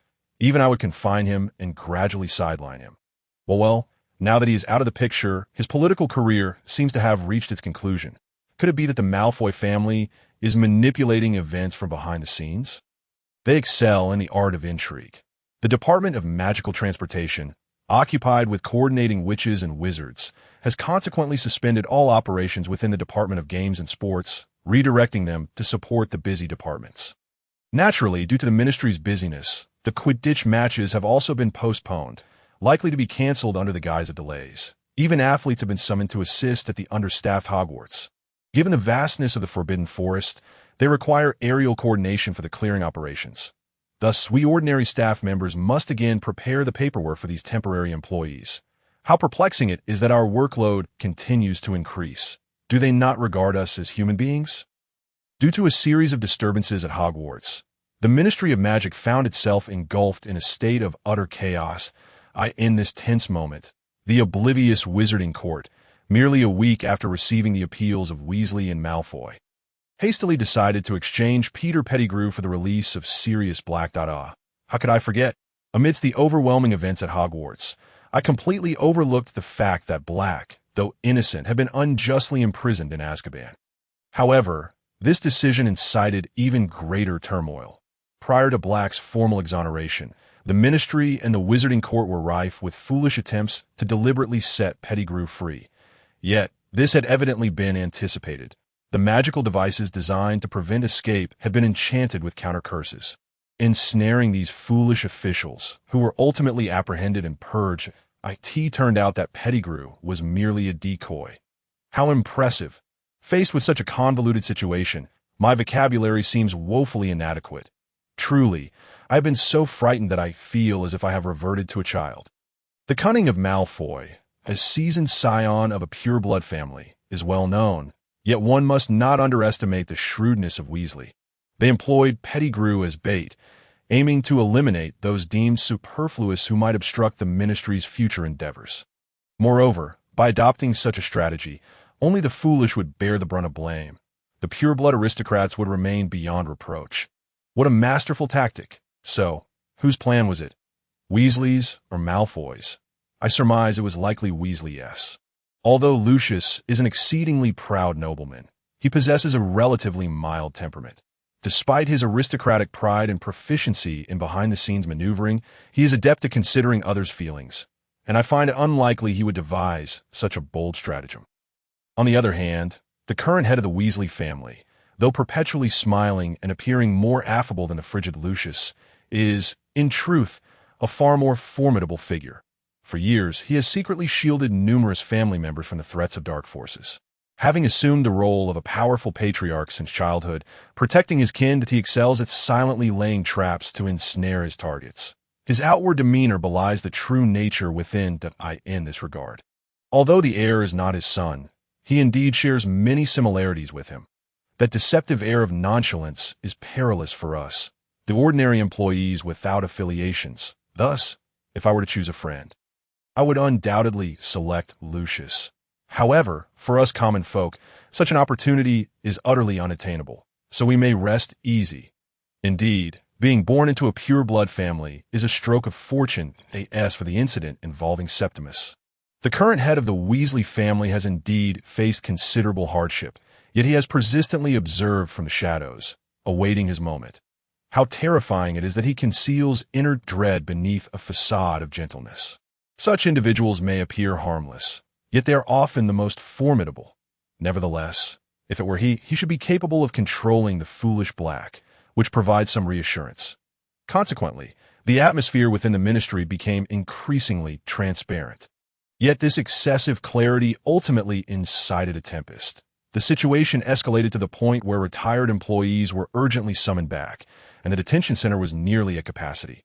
Due to overcrowding, the facility had to be magically expanded, significantly increasing the workload. That we finally realized that, despite the incompetence of those scoundrels, they had indeed performed some measure of work. The shortage of personnel was so severe that the new hires, who were supposed to commence work in September, were thrust into action without any training. Even so, it was glaringly evident that staffing was still insufficient. Thus, candidates who had passed the final interviews were urgently called upon to fill the gaps. It is said that those students who abruptly received employment offers from the ministry were overjoyed, but do they realize they stand at the threshold of hell? Were it not for the eradication of those dangerous elements, Hogwarts might very well explode annually. Ignorance is indeed enviable, yet welcome to you, future successors. Even so, there remained a dire lack of personnel, to the extent that even those who typically did not work were mobilized. The nursery was preparing for expansion, yet most families with children expressed reluctance to assist until after Hogwarts reopened, unless an emergency arose. After all, they were all quite aware of their husbands' work situations. Those with children likely would not come. However, some families did express a willingness to help, such as those saving for a home or families with multiple children hoping to fund their education, as well as the wives of older employees seeking to bolster their retirement savings. Incidentally, my wife has stated that even when the children return to Hogwarts, she has no desire to assist. She only comes to deliver my change of clothes. She has issued me a stern order to work tirelessly for the children's sake, as there will undoubtedly be special allowances this time. Some branches have temporarily closed, and even other related institutions have suspended non-urgent work to increase manpower. Observing this trend, perhaps sensing a slight easing of the situation, the surviving relatives of other members of the Order of the Phoenix, as well as those of the Death Eaters, began to accuse Dumbledore. Complicating matters further, what shall we do? The situation is spiraling out of control. Most employees are forced to rely on medication to sustain them, working tirelessly without rest, nearly unable to return home. When did the magical world become so intensely competitive? Just then, a shocking event transpired on the very day of his release. Sirius Black made his way to St. Mungo's Hospital. Despite having spent many years in Azkaban, he was confirmed to be in good health by the doctors and returned home in high spirits that very day. Wow, after so many years in Azkaban, his body and spirit remained so vigorous. Some overly curious employees rushed to witness the spectacle and returned stating, he appeared invigorated, as if he had undergone years of rehabilitation training. However, none of this truly matters. For just a few days later, he energetically reported to the ministry he is indeed quite handsome, despite having the heart of a dog. Many female employees were captivated by him. Yet I wish to remind them, he possesses the heart of a dog, the very dog of Harry Potter and his father. Nevertheless, I refrain from voicing this caution. Speaking of Potter, I am curious about Harry. I heard he came to the ministry regarding this matter. I yearn to see this son of a hero, yet due to the extensive invisibility and confusion spells Dumbledore has cast around Harry's residence, it is utterly impossible to approach. What? Hyacinth T. Black is guardian. Even so, he remains unwilling to relinquish Harry. What could he possibly want? Surely he merely intends to use Harry as a pawn. Black demanded that Dumbledore lift the enchantments. While the ministry insisted that Harry be handed over to his guardian, Black, or rather the scheming Weasley and Malfoy behind him, further threatened the ministry, claiming that based on its performance, they might show leniency regarding damages. Otherwise, they would resort to extortion and contact the media to widely publicize how the wizarding world treats the orphan hero. Thus, the ministry obediently requested that the still detained Dumbledore surrender Harry, yet he refused. Even while shackled and his powers sealed, he astonishingly managed to maintain this impasse. Truly remarkable. One cannot deny that Dumbledore, as a wizard, is indeed extraordinary. Black was furious out of course. Even the most tempered person would erupt in anger under such circumstances. It is simply inconceivable to be unable to retrieve an abused ward. Surely even Muggle guardians would hope to hand Harry over as soon as possible, within the floor strictly monitoring Dumbledore. The formidable magical power of the head of the Black family ran rampant, causing some employees to vanish amidst the magical tempest. Not do this. Quickly, hand Harry over to Black. Damn, that old man. The employees within the Ministry of Magic were united in their sentiments. In fact, some even voiced their feelings aloud. I too could not restrain myself from shouting. Yet Dumbledore remained defiant. Despite having his magical powers sealed, he continued to resist Black, causing the very floors of the ministry, indeed the entire establishment, to tremble from their magical confrontation. The ministry began to sway alarmingly. The staff exerted all their efforts to protect themselves. But their work came to a complete standstill, as so much work awaited us. and now it lay utterly dormant. At this juncture, the dialogue between the two began to echo throughout the ministry. Black incessantly demanded the surrender of Harry. Dumbledore asserted that Voldemort had not perished, and that there existed a possibility of his resurrection. Thus he must keep Harry close at hand. Black, in a fit of rage, accused Dumbledore of attempting to exploit Harry. Dumbledore maintained that only he could confront the threat posed by Voldemort. Black's anger escalated as he argued that such matters should be handled by the Ministry or by him and other adults. Dumbledore insisted that this responsibility could not be entrusted to other wizards. Black pressed on, questioning whether Dumbledore intended to use Harry. Dumbledore continued to assert that Harry must face Voldemort. Black, reaching the pinnacle of his fury, reiterated his demand for Harry's surrender, and the argument returned to its starting point. Their dispute perpetually cycled in this manner, yielding no progress. From Dumbledore's perspective, he believed he was rightly guiding the wizarding world, convinced that the necessary sacrifices were justifiable, and thus felt no remorse. It was evident that he had no intention of relinquishing Harry. Regardless of whether through potions or dark magic, Dumbledore's rhetoric seemed unyielding. He was indeed a troublesome elder, in the narrative he had conjured in his mind. His actions were entirely justified, embodying the triumph of good over evil. Hence the negotiations bore no fruit. Faced with Black, he repeatedly reiterated the same arguments. This illustrates how a misguided sense of righteousness can blind one to their own missteps. This was precisely why neither potions nor magic could sway him. For him, the exploitation of Harry or the misappropriation of funds were seen as legitimate. All of it was for the sake of justice. Are you well? Is your mind still intact? Yet, the more pressing question remains, is Voldemort truly on the verge of resurrection? Why conceal such a matter? Merely learning of this seems to carry significant weight.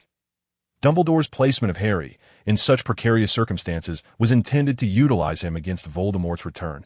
Indeed, for Dumbledore, the revival of Voldemort was perhaps his greatest hope. For only then could he be utterly vanquished. Certainly, for Dumbledore, everything transpired under the banner of justice. We felt utterly appalled.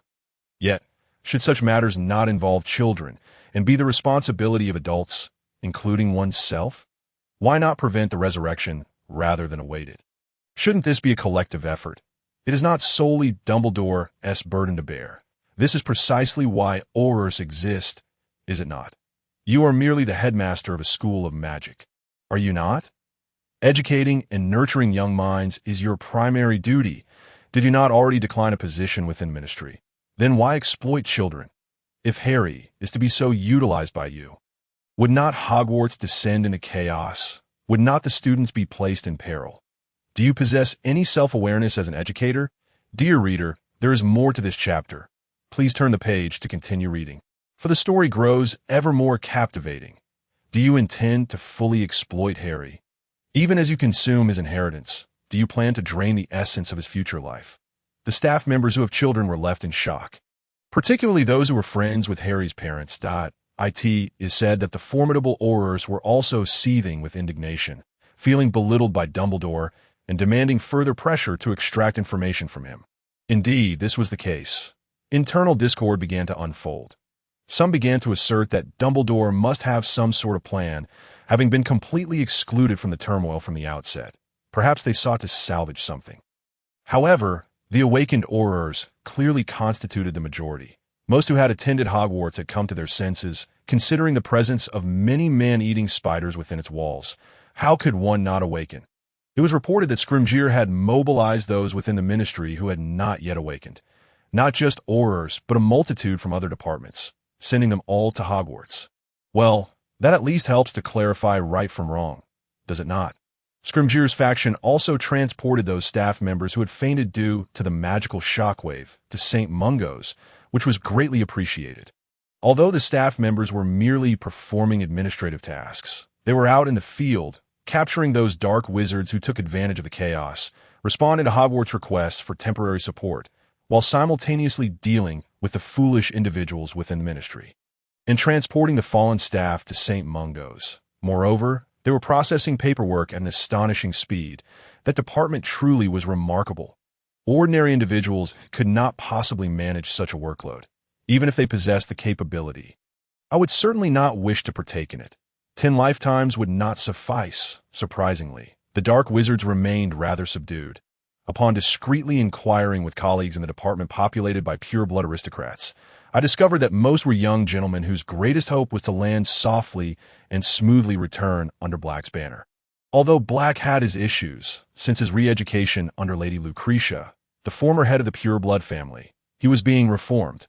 Malfoy and Weasley, under Lady Lucretia's management, were kept in check, leading everyone to believe there was no cause for concern, as they felt that the overly radical that person should preferably remain dormant.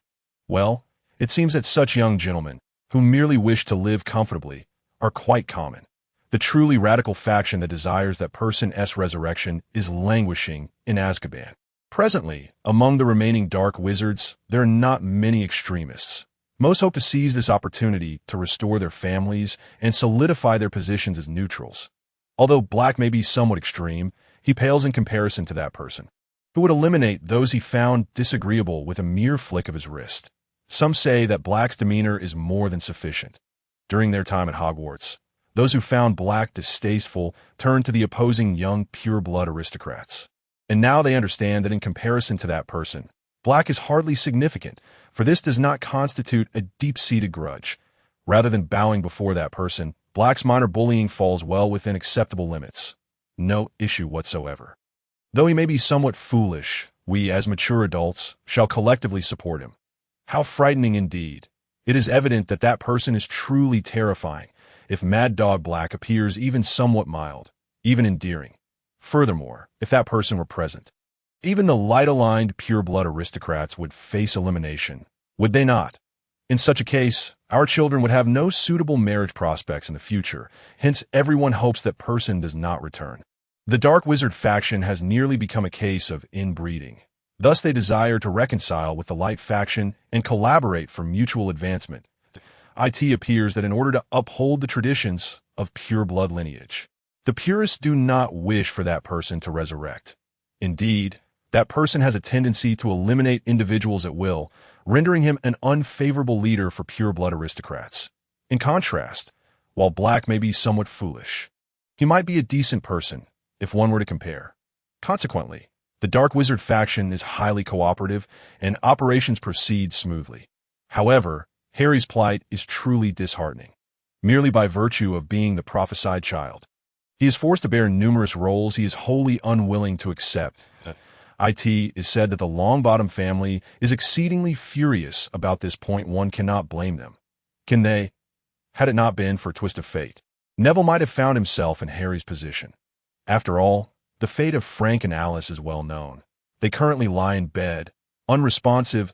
If Harry can no longer be utilized, would Dumbledore not turn to Neville? Frank and Alice were exceptionally talented, not in the least inferior to James and Lily. Had they remained healthy and active, they would never permit Neville to be exploited, nor would they allow Harry to be. If they were still alive, surely they would have taken an active role in the battle, never allowing future children to take such risks. Although it was Bellatrix Lestrange who dealt with those two, there is an unsettling feeling that something is amiss, everything simply proceeding too smoothly. In the prophecy, 2 children born in July are foretold. One shall lose their parents, while the other, though alive, may as well be dead. The Longbottom family has an elder generation that vigilantly protects Neville, while the Potter family, aside from Harry, has all but perished, entirely under the dominion of Dumbledore. If it were not for the resolute Augusta, Neville's situation would likely be dire as well. There's an unsettling feeling that lingers. Consequently, the pure-blood aristocracy of the Light faction has unequivocally declared their formal withdrawal from Dumbledore's camp. After all, they harbor concerns that their children or descendants may be compelled to assume such perilous roles at any moment, with their wealth, status, and lives potentially drained away. This sentiment is quite comprehensible. Being a pure-blood aristocrat is no easy feat, is it? One suddenly finds the prospect of being an ordinary person rather appealing. Moderation in all things seems to be the best approach. This back and forth continued for several days, until one day, Black failed to appear at the Ministry of Magic. People speculated he might be engaged in quiet contemplation or strategizing like a tea last, Everyone felt at ease enough to resume their work and exchanged a few long-awaited jokes. Just then, a sudden sensation of magic being frantically siphoned away swept over them, rendering their bodies weak. It turned out that Lupin had brought dangerous artifacts hidden within the Black family vault into the Ministry, and had placed them upon Dumbledore. It is said that these artifacts drain magical power to the brink of life itself. Such items should logically be confiscated. However, as per my acquaintances in the Department of Mysteries, the Ministry is utterly incapable of managing items of this magnitude, and thus they remain unconfined. Moreover, Dumbledore's uncooperative stance regarding Harry's situation left them with little choice. Nevertheless, it must be said, these artifacts are exceptionally formidable. She surmised that the Black family might possess numerous similar items. Should a search of the Black estate be conducted rashly, one could uncover many illicit items. Yet it could also result in the entire search party being sent to another realm. Furthermore, these artifacts could endanger the entire Ministry, rendering it taboo to disturb the Black family. The ancestral command handed down through generations is to never forcefully search the Black household. And no wonder the Black family is regarded as the closest to darkness. Even the ordinary staff find it hardly an exaggeration for them to proclaim themselves the royal family of the magical community. Growing up in such an environment, Black is indeed an extraordinary individual. Is this perhaps the reason behind Black's madness? Not only has Dumbledore's magic been siphoned away, but the Ministry's magic has also been severely impacted. However, recently, the Ministry has been saturated with the magic of both Dumbledore and Black. Thus, the repercussions may still be minimal. Had that artifact been confiscated, the Ministry could very well have faced collapse. The fact that the Black family can harbor such items is truly terrifying. Soon after, news arrived that Dumbledore's magic had been drained to the very limits of sustaining life, resulting in the weakening of the magic surrounding Harry. The pure-blood aristocracy united to exert great pressure from the outside, successfully dispelling the enchantment. Following this, it was reported that Harry had been effectively safeguarded by Black, Weasley, and Malfoy. So that was why he had not come that day. He was preparing all of this. What thoroughness! He often appears foolish, yet this fool has evidently put considerable thought into Harry's welfare. Had he been this meticulous from the outset, perhaps he would not have been ensnared by Dumbledore and imprisoned in Azkaban. What a regrettable fellow! Upon receiving the news, Lupin calmly retrieved the dangerous artifact from Dumbledore and departed with an expression of tranquility. Dumbledore appeared nearly desiccated, though he had always been a rather withered old man. You are remarkably resilient. To have endured such torment from that deranged Black, and yet remain alive, is indeed a testament to your fortitude. Despite the staff being utterly exhausted, the news of Harry's safe protection brought them immense joy. The puppet master of your life has been apprehended. May you find happiness henceforth. From the moment Black first emerged to the time Harry was rescued, work had hardly progressed. Now, they could finally commence in earnest, although the manpower had dwindled significantly. However, this was merely the inception of their troubles. Due to the immense magical exertions of Dumbledore and Black within the Ministry, the internal wards bore an extraordinary strain. Simultaneously, the mysterious artifacts of the Black family continued to exert abnormal impacts from within, triggering a crisis response in the ancient wards of the Ministry, which automatically initiated emergency repair protocols. The Department of Magical Buildings reported that this process could not be halted. Subsequently, the magical reserves of the remaining employees within the Ministry were automatically drained. Stop! Stop! The staff cried in anguish. With numerous employees dispatched to St. Mungo's Hospital, the Ministry's personnel had already been reduced, and with many dispatched to Hogwarts. The situation grew increasingly strained. Concurrently, due to the rising number of wizards under arrest and quarantine, the demand for isolation rooms increased, leading to an even greater extraction of each employee's magical essence. While the magic of the isolated wizards was also being siphoned, the wards of each facility had been elevated to the highest alert level, resulting in an inherently greater extraction of magic. Moreover, the magical artifact of the Black family further drained the already weary employees. The Ministry staff felt their magical energy rapidly depleting, with many being urgently transported to St. Mungo's Hospital. As more and more employees vanished. The burden of magic on the remaining personnel intensified, ultimately compelling the Department of Magical Buildings to issue an extreme alert, just as chaos and exhaustion enveloped everyone, rendering them incapable of rational thought. Sirius Black allied with the Weasley and Malfoy families to formally announce the establishment of a new faction, a coalition embracing both dark and light forces, and declared an intent to reform the magical community. Many pureblood families rallied in support. So that is the case. Just as everyone felt bewildered, the pureblood aristocrats supporting the Black family, accompanied by their kin, began supplying magical energy to various facilities. To be precise, they were merely conducting inspections, yet the burden of magic was instantaneously alleviated. Wait, is this what pure blood means? Despite the existence of a considerable number of employees within the Ministry of Magic, the population of pureblood aristocrats is significantly less than that of the staff. Nevertheless, the supply of magical power is swiftly replenished, thereby alleviating the burdens borne by the employees. Just as astonishment permeated the air, a new announcement was issued. The newspapers exuberantly reported on the forthcoming policies, particularly the research data from the Weasley family, which garnered the trust of us ordinary employees. The articles were rich in content, elucidating the significance of pure blood status and the quality of magical power, among other topics. Notably, it was mentioned that in ancient protective charms, the magical potency of pure bloods is the most efficient and requires minimal usage. However, in realms demanding formidable strength, quantity often outweighs quality, which is why the article did not diminish the value of those of Muggle descent, instead emphasizing the distinct roles they play within the magical community. Indeed, within the Ministry of Magic, it is often those hailed as noble who appear most at ease amidst the extraordinary circumstances. Among Muggle-borns, some seem to struggle significantly, while others exhibit a remarkable composure. Certain individuals excel as wizards, capable of casting large spells multiple times a day, yet appearing fatigued. Conversely, some wizards, though not particularly exceptional, seem entirely at ease. Even some aurors, who are bustling about outside, become utterly exhausted upon entering the ministry. However, once they depart the ministry's confines, they swiftly regain their vigor, thus being assigned to tasks outside. Some perform large spells more frequently than pure-blood wizards, yet remain invigorated. Indeed, certain fields prioritize the quality of magical power, while others emphasize quantity. One cannot generalize. Different roles necessitate diverse capabilities. This experience has profoundly illuminated this reality for me. I surmise that among pure-blood elites, information regarding the commendable performances of Muggle-borns and half-blood wizards during this extraordinary situation may have long circulated among them.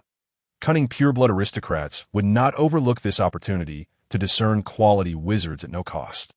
Thus, it becomes evident that pure-bloods are indeed essential for the sustenance of the magical realm, particularly those of noble lineage. The quality of magical power is a matter I had never previously contemplated. The Malfoy family also declare that although they continue to uphold pure-blood supremacy, they are willing to accept Muggle-born for the future of the magical world. Furthermore, they succinctly elucidated the implications of the declining pure-blood population on the magical community and envisioned its future development. However, due to my busy schedule, I have yet to thoroughly read these details. I shall revisit them later, at present. I am far too occupied to ponder such intricate matters at all. So this is the essence of pure blood status. Indeed, if proponents of pure blood ideology cease their rampant dominance, maintaining this system would be advantageous. Although numerous questions warrant deeper contemplation, my current busyness compels me to merely skim through them. Nevertheless, I find myself mechanically completing a vast amount of work in a state of confusion. Witnessing these changes, Shackle and his companions, who had previously remained silent and dutifully executed their tasks, have finally voiced their stance, declaring allegiance to the Black faction and committing to reforming the Ministry of Magic. They explicitly stated that the future magical community requires neither Voldemort nor Dumbledore, articulating the sentiments held by many. Indeed, as ordinary individuals, we wholeheartedly concur that both Dumbledore and Voldemort are no longer necessary. Shackle and his team display exceptional work capabilities, rendering them highly dependable. Despite already shouldering a significant workload, Since they declared their position, they have commenced handling affairs within upper departments at an astonishing pace. Operations are advancing rapidly, and alongside this progress, the workload for us lower-level employees has surged dramatically. This seems amiss. Ever since Shackle's announcement, our workload has escalated considerably. Before the dust settles, Slytherin graduates have united to accuse Dumbledore of obstructing their employment opportunities, asserting that Slytherin students are deliberately discriminated against in the job market, particularly within the Aura department. Please, no more. My workload is piling up. Stop tormenting me. We have fully grasped that Dumbledore is a perilous figure. However, Dumbledore appears to cleverly evade accountability. Although he has had his magical powers siphoned by Black's malevolent artifact, he remains remarkably vigorous. After all, they are dark wizards. Measures to prevent control by darkness are indeed necessary, thus posing no issue.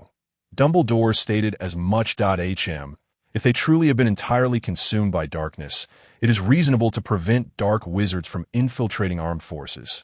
However, among the Slytherin students pressing charges, many are half-bloods, along with those of us from ordinary wizarding families.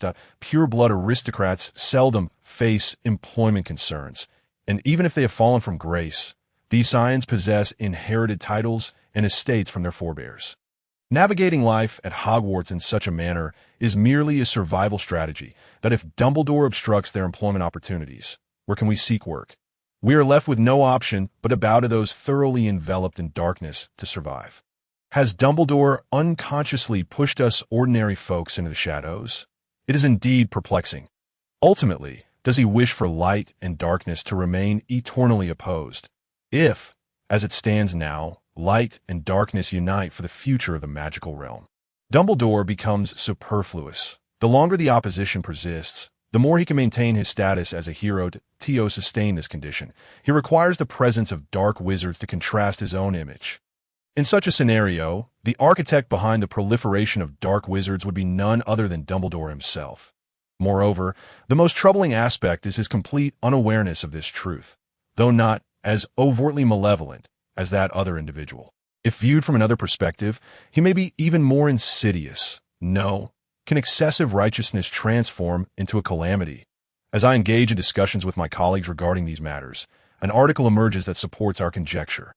This time is a collective expose by Hogwarts graduates who were contemporaries of Voldemort, revealing his background. That we learn that he too has been a victim of Dumbledore and the pure-blood elite's employment obstructions, simultaneously unveiling his half-blood heritage. If even Dumbledore and the pure-blood aristocracy hinder his employment, how can he possibly survive? Furthermore, he grew up in a Muggle orphanage without any family to rely upon. From his perspective, he shares little distinction from us ordinary individuals, which evokes a sense of sorrow. As mentioned in the article, he had virtually no alternatives, inevitably leading him down the path to Nocturne Alley. Is it not the responsibility of educators to guide such individuals correctly? Indeed, Dumbledore is a perilous figure who wields righteousness as a weapon. Nevertheless, his magical prowess remains formidable. Perhaps we could devise a dangerous artifact akin to Black's, utilizing him as a power source. However, confining him within Azkaban, where that individual's fervent supporters reside, might be more fitting. This may elucidate why those fervent dark wizards harbor such animosity towards Dumbledore. Perhaps they are aware of the suffering endured by that individual. It seems we must reevaluate our perspectives on those extremists. Nonetheless, despite their fanaticism, we must ensure they do not resurface for the sake of peace within the magical realm. After all, we have finally achieved a favorable situation that must not be jeopardized by their actions. They may possess a deeper understanding of Dumbledore's darker facets than we do. Fanatics like Bellatrix Lestrange might seek to torment him. While solitary confinement may not suffice, what if we were to imprison Dumbledore among these zealots, outfitted with dangerous artifacts to render him incapable of using magic, rotating him in and out daily? This arrangement not only appeases the zealots, but also provides us with a sense of relief.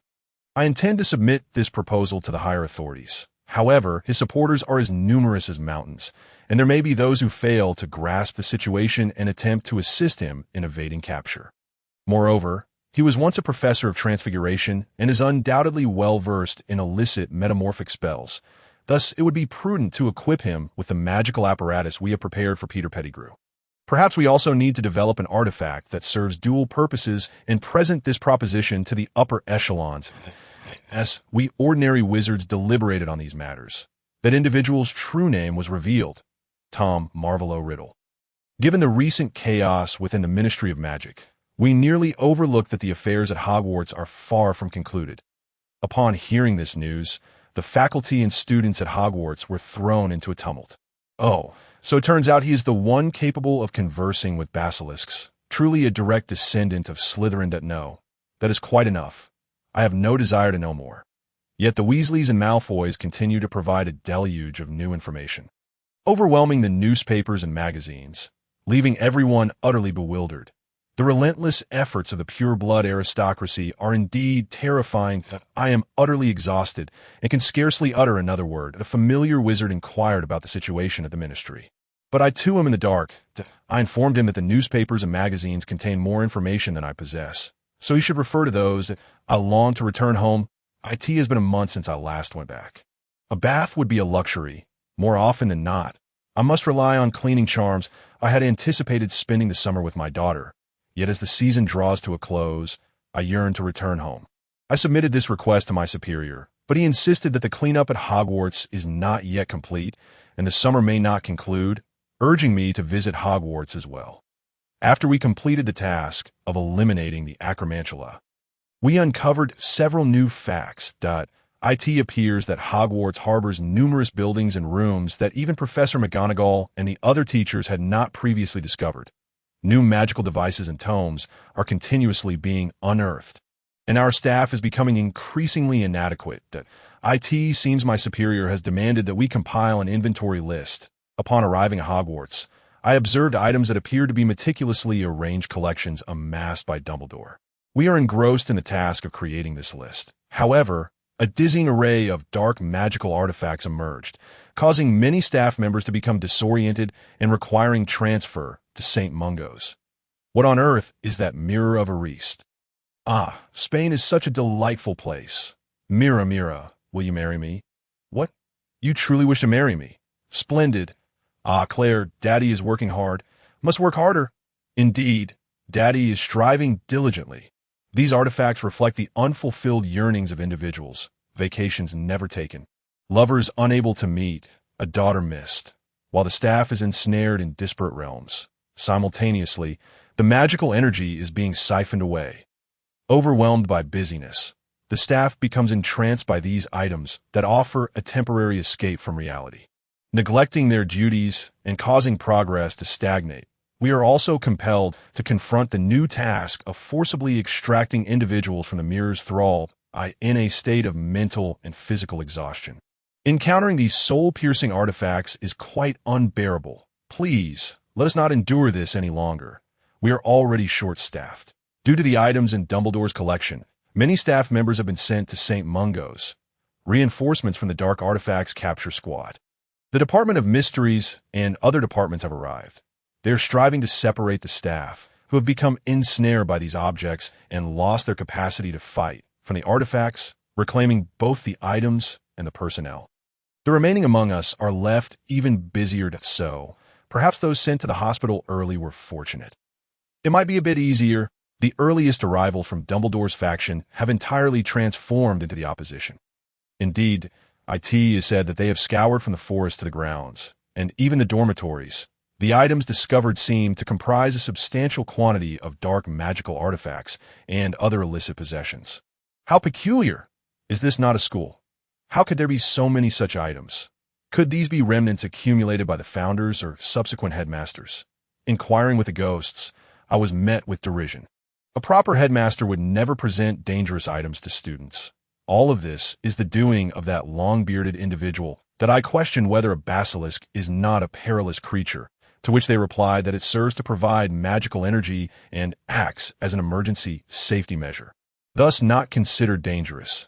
And historically, speaking Parseltongue was not as taboo as it is now. Slytherin was still his good friend. Some seem to have their fantasies shattered, particularly Professor McGonagall, who was, of course, the first to awaken to the reality. While some remained oblivious, they were bound by Professor McGonagall and Professor Flitwick and sent back to the ministry. Hooray! Professor McGonagall is truly impressive. Huzzah! We cheered, exhilarated by our exhaustion. We are no longer in need of those foolish individuals who remain oblivious. However, more fools emerged. Those with sticky fingers sought to pilfer Dumbledore's possessions, exacerbating our staffing shortages and inflating our workload. Soon, new revelations came to light. The staff from the Department for the Regulation and Control of Magical Creatures, preoccupied with clearing the acromantula and other dangerous creatures, failed to notice traces of certain illicit hybrid experiments conducted using magical creatures. For heaven's sake, let us have some sense. I, along with the equally fatigued personnel from the Magical Creatures Management Department, slumped to the ground. Consequently, our duties increased once more. Had I known it would come to this, I might as well have remained at the ministry. Yet we are directed to continue our investigation. This scarcely qualifies as clerical work. It is essentially a matter of stuffing where required. I sought to examine the management situation here, only to discover that it was exceedingly lax. Moreover, the management had been in disarray during the tenure of the previous headmaster. And under Dumbledore's leadership, the situation deteriorated further, with virtually no improvement over the past 40 years. What on earth is going on? How has such a state of affairs persisted until now? No wonder it seems that students die here every year. We convened the professors who had already abandoned their summer vacations to ascertain the situation, but they are even busier than we are and scarcely comprehend the school's actual operations. They insist that this should be a task for the most idle headmaster to handle. We also summoned the youngest and most vibrant Professor Snape, yet he sent a letter stating his resignation to attend to affairs of the Prince family, despite the pleas from the board and the professors, including us, for him not to resign at this juncture. He steadfastly refused to undertake any further Hogwarts-related matters and would not appear at the school, leaving us with no response regardless of our attempts to contact him. We requested additional personnel, yet even so, the ministry remains rife with zealous Dumbledore supporters running amok, further complicating matters and leaving us still undermanned, effectively sentencing us to our doom. The professors have come to inquire, will the school still open in September? This is precisely what we wish to ask. Frankly, the possibility of a September opening seems increasingly unlikely, something even outsiders can discern. Perhaps the ministry is currently inundated with inquiries regarding the commencement of term at Hogwarts. However, in order to guard against the acromantula and basilisk, Hogwarts is now enveloped in an extraordinarily powerful barrier, rendering Owl Post unusable. The owls of Hogwarts have been relocated to Hogsmeade for safety, and those from outside are entirely barred from entry. Those owls are likely wandering outside the barrier now. Consequently, we have a new task, to inquire with the ministry and the board about the school's opening date. Simultaneously, we submitted a report indicating that it would be impossible to complete all tasks within August. After urgent discussions with the expert team responsible for the assignments, they stated that September is absolutely unfeasible. Why are we only inquiring about such matters now? Thus, we duly reported the circumstances. The Ministry of Magic and the Council decreed the shortening of the year-end holiday, the cancellation of the Easter break, with the aim of reopening in October, and insisted that we must ensure campus safety before that date, at all costs. Furthermore, we were tasked with gathering sufficient materials within the year to prepare for a lawsuit against Dumbledore and Hagrid.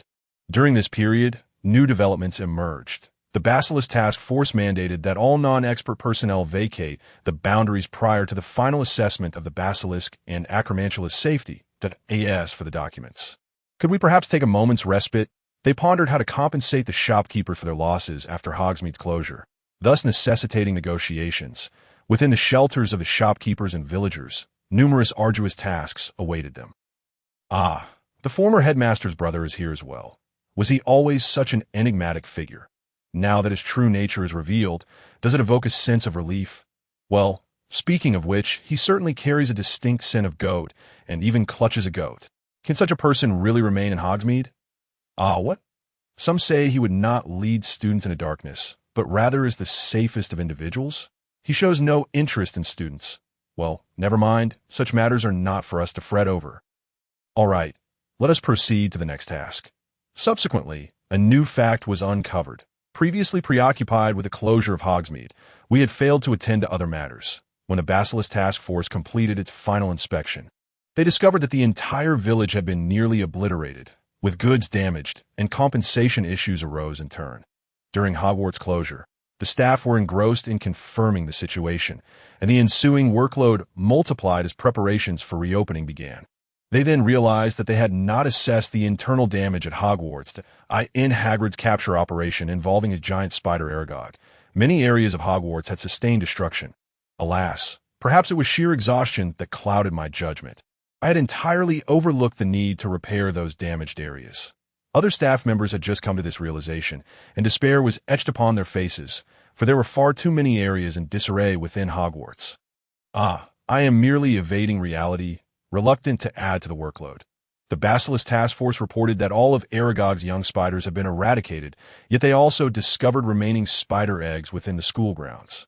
Basilisk Kreber inquired if they could take a moment to patrol and consume those eggs. They acquiesced. Subsequently, Kreber mentioned that due to the underground tunnels leading throughout the school, although he generally slumbered, a sudden awakening could result in a fatal encounter with students. They suggested sealing off the entrances to the underground toilets, as anyone fluent in Parseltongue could access these passages.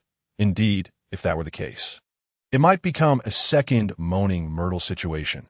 Speaking of which, we had already expressed our gratitude to Myrtle, and everyone conveyed their appreciation, which made her somewhat bashful. Although Japanese Onmyoji had claimed that if Myrtle wished to traverse to another world, they could facilitate her journey, she chose to remain at Hogwarts. Myrtle stated that while she had faced considerable bullying in Ravenclaw, she harbored no disdain for Hogwarts.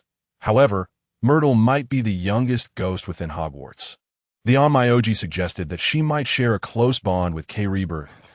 In Japanese mythology, snakes often symbolize water deities. Thus, Kreber's presence at Hogwarts serves to protect the school. Yet, when he inadvertently caused the death of a student, he may have, in that moment, bound Myrtle's soul to this body of water. Myrtle herself acknowledged that she could move freely within the water, but it was not so easy elsewhere, as it is. Let us continue to safeguard this place. Thus, they returned to the restoration efforts. Hogwarts encompassed vast territories, with the internal plumbing alone being exceedingly intricate. They sifted through old records and compared them with Kreber's detailed exploration logs, deliberating on how to manage the hazardous areas. Concurrently, they acknowledged the extraordinary value of the ancient and immense Kreber, necessitating fortified defenses in the basement to prevent its theft or harm while it slumbered. Indeed, Professor Kettleburn's exuberance suggested that those deranged individuals might not refrain from targeting it. If they could repel even that professor's intrusion, then they would be safe. Thereafter, the Kreber Task Force uncovered another revelation, a secret passage leading from the Whomping Willow to Hogsmeade, where they were astonished to find small spiders still present. The Whomping Willow must surely be quite precious. The Magical Creatures Control Department nodded in agreement. They urgently needed to ascertain the ownership of the land in Hogsmeade. Was that house privately owned or rented by someone? This remained entirely unclear. Thus, they commenced an investigation. However, due to years of neglect, this matter remained ambiguous. Should we seal this passage or preserve it as an emergency exit? Such a predicament. Let us submit this issue to the Council, as such decisions should not fall upon ordinary staff. Let the upper echelons of the Council and the Ministry of Magic deliberate on it. They drafted a report and submitted it to the Council and the Ministry. What shall we do? Can it truly be accomplished before October? Someone proposed that Kreber could awaken periodically to patrol and check the school's safety. Hence, they resolved to seal off the tunnels leading to the school, while retaining a few exits for the headmaster's inspections. Simultaneously, they suggested repairing the areas within the school that had been ravaged by Hagrid and Aragog. Yet the Hogwarts staff were utterly exhausted, lacking the energy to undertake these tasks, thus sending a distress signal to the Council. The Council dispatched volunteer members from pure-blood families. They arrived in splendid attire, diligently restoring the school. This chapter is not yet concluded. Please turn to the next page to continue the enthralling narrative. By the way, they also brought along a professional restoration team, equipped with ample raw materials necessary for repairs. For areas requiring specialized skills, they directed the team, while they themselves swiftly mended what was manageable through magic. Wow, how impressive are the pure-blood aristocrats! Those who once perceived purebloods as merely arrogant now offered resounding applause to these individuals who accomplished tasks swiftly while they were utterly fatigued. Moreover, these nobles appeared to relish such admiration. Pureblood status is indeed paramount, they lamented. Hogwarts seemed rejuvenated. The Kreber task force remarked. In addition to this, Kreber, while patrolling within the school, infused the place with magic. Oh, I see, Kreber. What do you intend to do next? Continue your slumber. However, they suggested that you could awaken during the long holidays to conduct inspections. Not every year, but perhaps every few years. If someone covered your travel expenses. Would you be willing to undertake this task every few years, considering it a holiday? If you could reside in a noble's estate, would you accept this task at a reduced rate?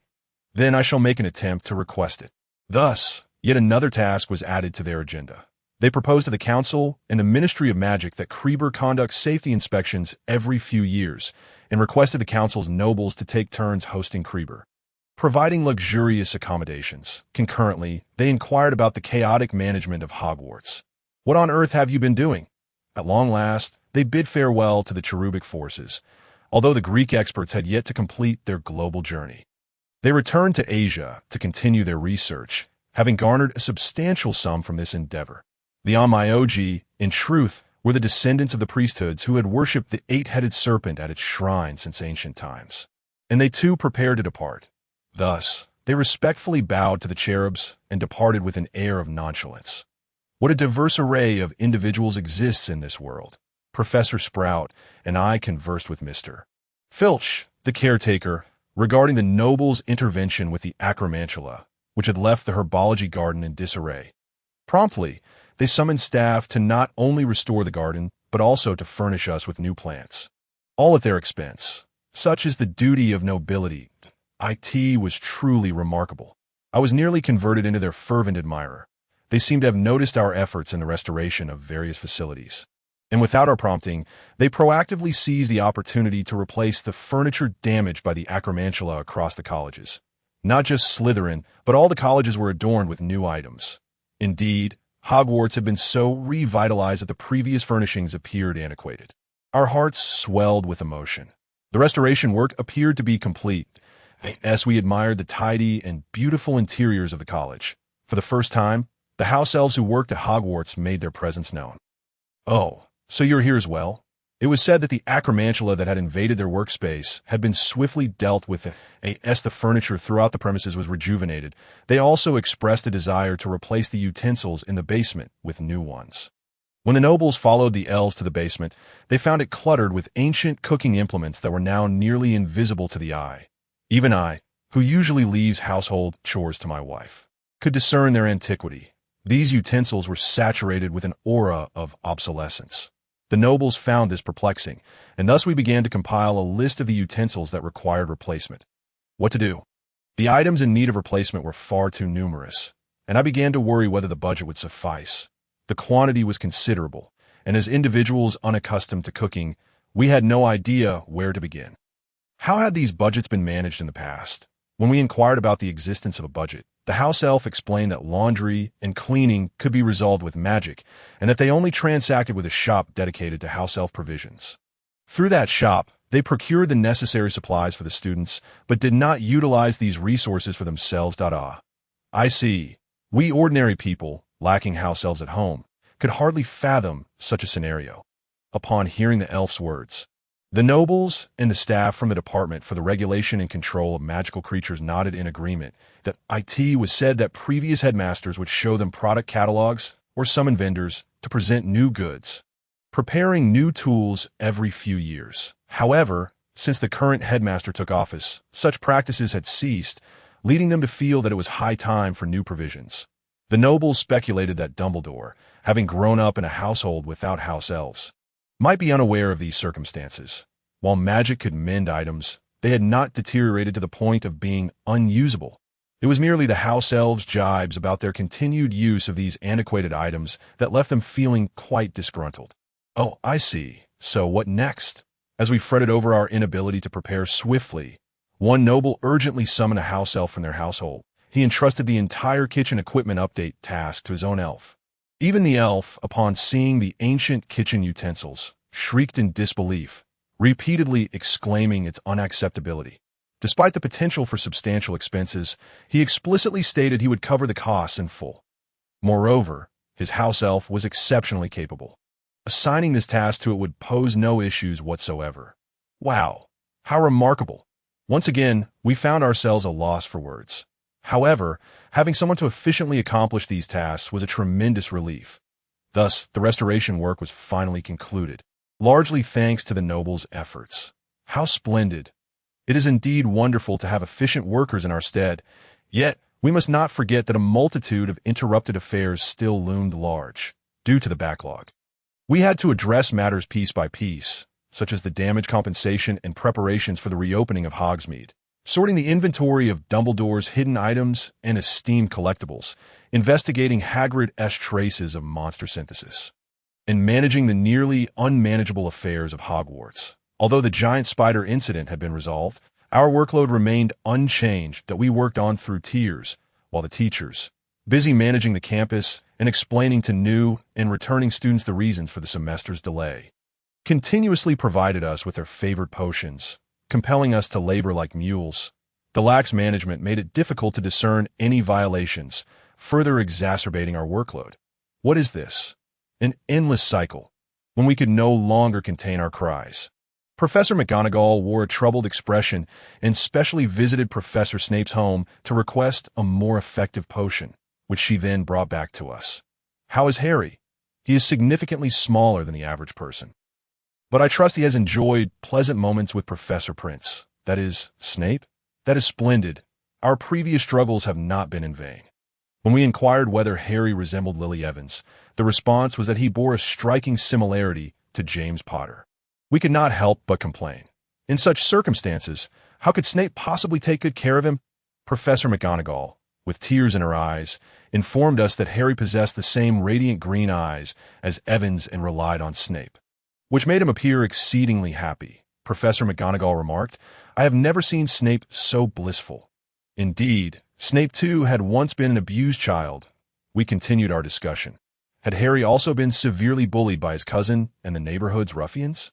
If he were aware of James and Sirius's past actions towards Snape, would he have known? Oh, it turns out that the aunt who raised Harry had been Snape's childhood sweetheart. No wonder Harry was privy to these insights, and why their relationship was so strong. But what of Sirius? Would he not feel neglected? After all, he is the leader of a new faction. If he were to crumble, it would spell trouble. Did Harry manage to soothe Sirius adequately? Was he not visiting Harry, but rather seeking solace himself? We could not refrain from lamenting. Why must adults rely on children? Yet Harry insisted, Sirius has been severely reprimanded. My role is to comfort him. Indeed, the inner dog remains. However, children should not be reared by dogs. Thus, entrusting Professor Prince with his care is the most prudent course. Harry has just emerged from a harsh environment and requires an adult capable of showering him with affection. Speaking of which, what potion is this? What is it? It is a potion that allows you to work for an entire week without sleep. The teacher smiled as they informed us. What? You routinely employ this potion. And Professor Prince assures us that the more one consumes, the healthier one becomes. Hence you offer no malice in suggesting we drink up and keep working. Do you? We were left speechless, while the teacher smiled once more and reassured us. Fear not. It is non-addictive to a horse. Thus, we commenced an investigation into the teacher's working conditions. The results revealed that their working hours were astonishingly excessive. To cope with their unfinished tasks, they frequently resorted to time-turners and potions. Truly, this is quite outrageous. All the staff who came to offer support were utterly astonished. We found ourselves entrenched in a work environment considerably more severe than usual. Compounded by alarmingly low wages, our workload continues to escalate. Although we have dug this pit ourselves, there truly appears to be no way out this time. Dumbledore, what on earth have you been doing?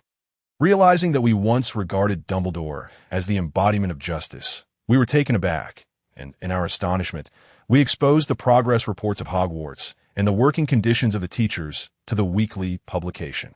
While we refrained from mentioning the time-turner, The hours worked were nonetheless shocking that we also ordered additional potions for the teachers and Professor Prince, hoping it might slightly alleviate their financial burdens, that we pen a letter to Professor Prince, requesting his cooperation in the work conditions investigation, indicating that he need not come to Hogwarts to participate. However, he did not respond. The other teachers remarked that he was the busiest among them. And our situation wasn't as dire as we claimed. Indeed, Professor Sprout, McGonagall, and Flitwick had exceedingly heavy workloads, with Professor Kettleburn closely following them. However, the potions curriculum necessitates extensive practical work, and the preparatory tasks are quite cumbersome. Moreover, Professor Prinz meticulously reviews every assignment, remembering each student's name, making him undoubtedly the busiest.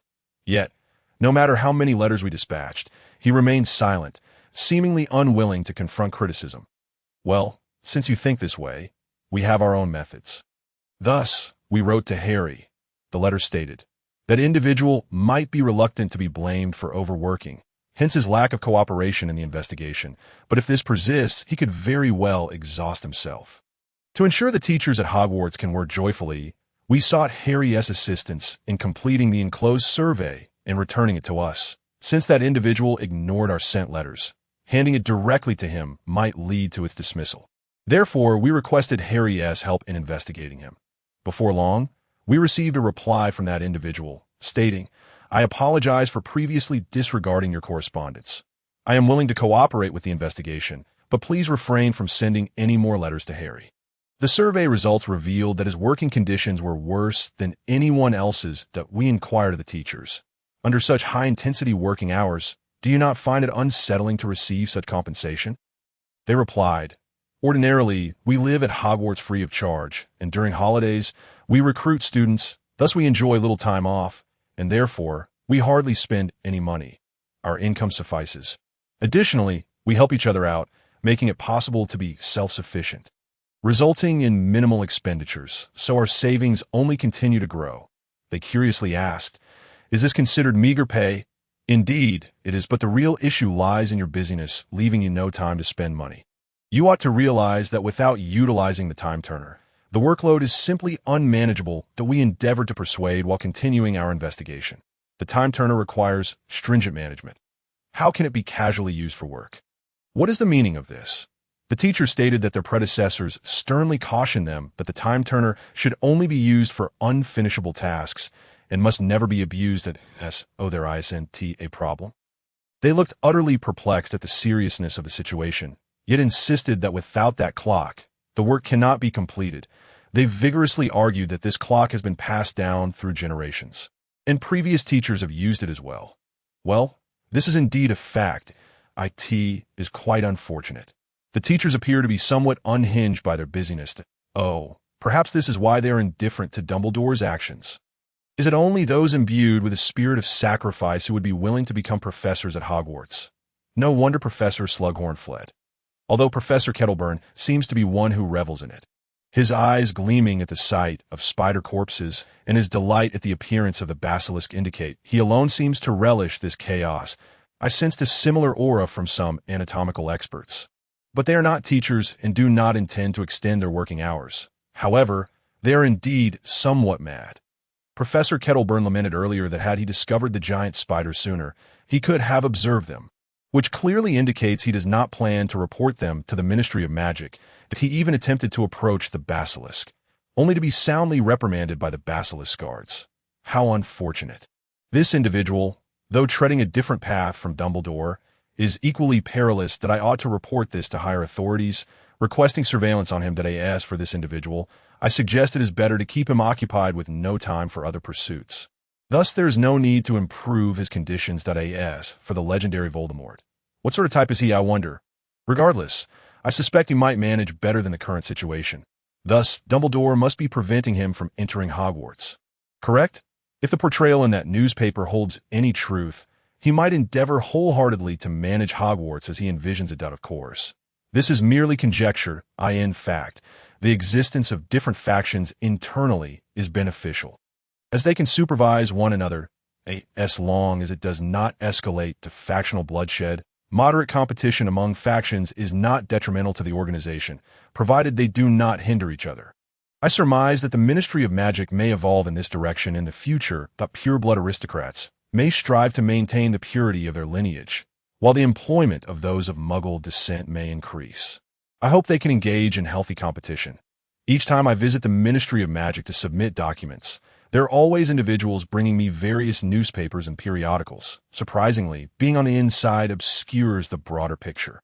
Viewing from the outside renders a more objective perspective, which is quite beneficial for me.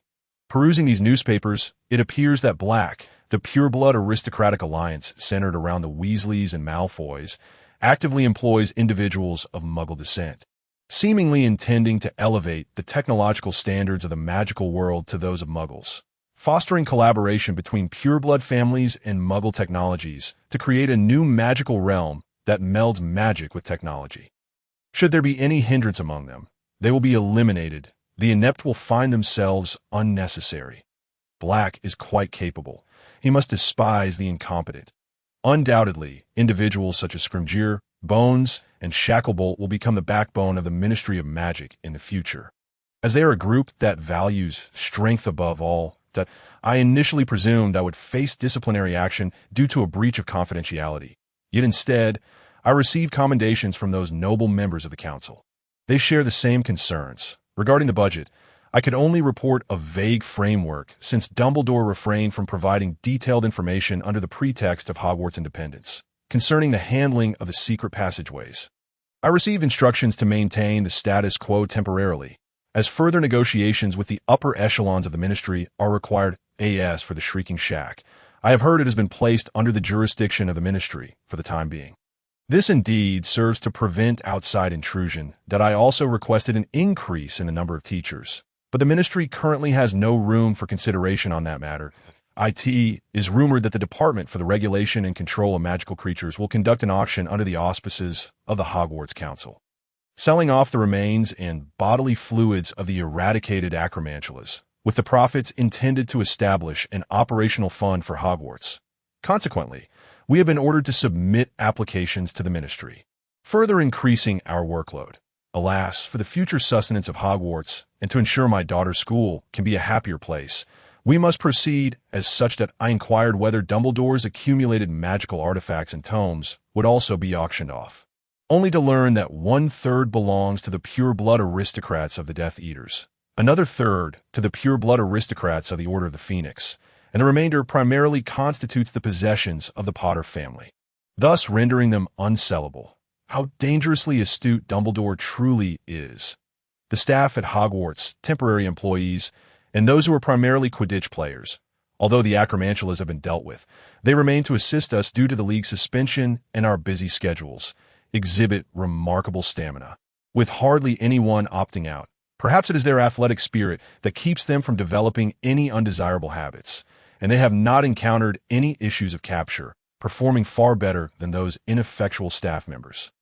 By the way, we have even extended invitations for them to work at the ministry post-retirement. James Potter was indeed a clever fool, being so thoroughly utilized at AS for the Guardian. He is also a clever fool. Sirius.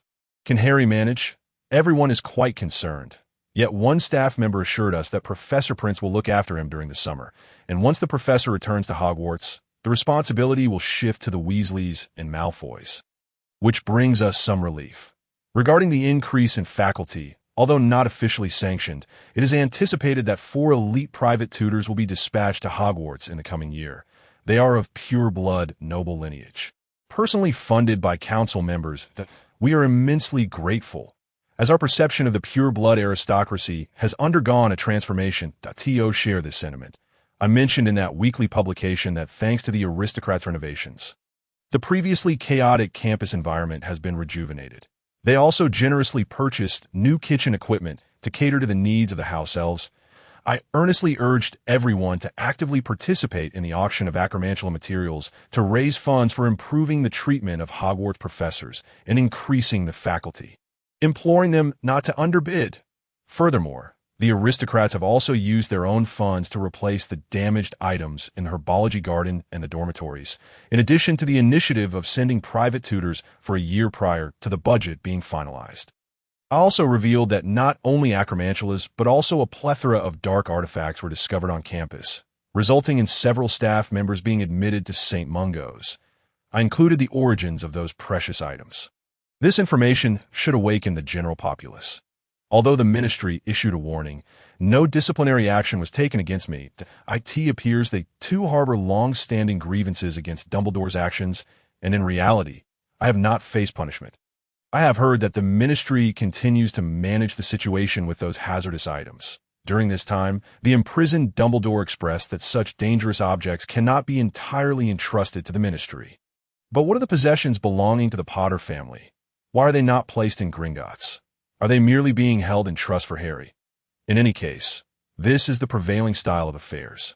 Dumbledore evidently does not perceive this as criminal behavior. What a vexatious old man he is. However, rumors suggest that the upper echelons of ministry are on the verge of a significant outburst, having seriously contemplated our half-jokingly proposed applications. This could spell trouble, as they appear poised to unleash their wrath. While they may not disclose such matters to us insignificant individuals, it is rumored that they have uncovered even more terrifying truths within the seized items. Well, by the time we arrived here, it is likely that the most crucial items had already been confiscated. Nonetheless, it is truly astounding that we managed to gather these items. Subsequently, the ministry notified all professors that starting this year, they must submit annual permission requests for the use of time turners. They require a record of usage frequency and duration, intending to increase faculty numbers based on this data, and have requested everyone's cooperation in the investigation. Clearly, the ministry has not grasped the extent of time turner misuse, and they're taken aback by it. After all, time turners are typically prized possessions of the Department of Mysteries, and no one would expect professors to abuse them due to their overwhelming workload. It is said that these devices have been passed down through generations of professors. Thankfully, they have not been misused, or perhaps it is merely that their misuse has gone unnoticed. Those in used time turners have already been reclaimed by the Department of Mysteries. For instance, Professor Trelawney's time turner has collected dust in her room, left entirely untouched.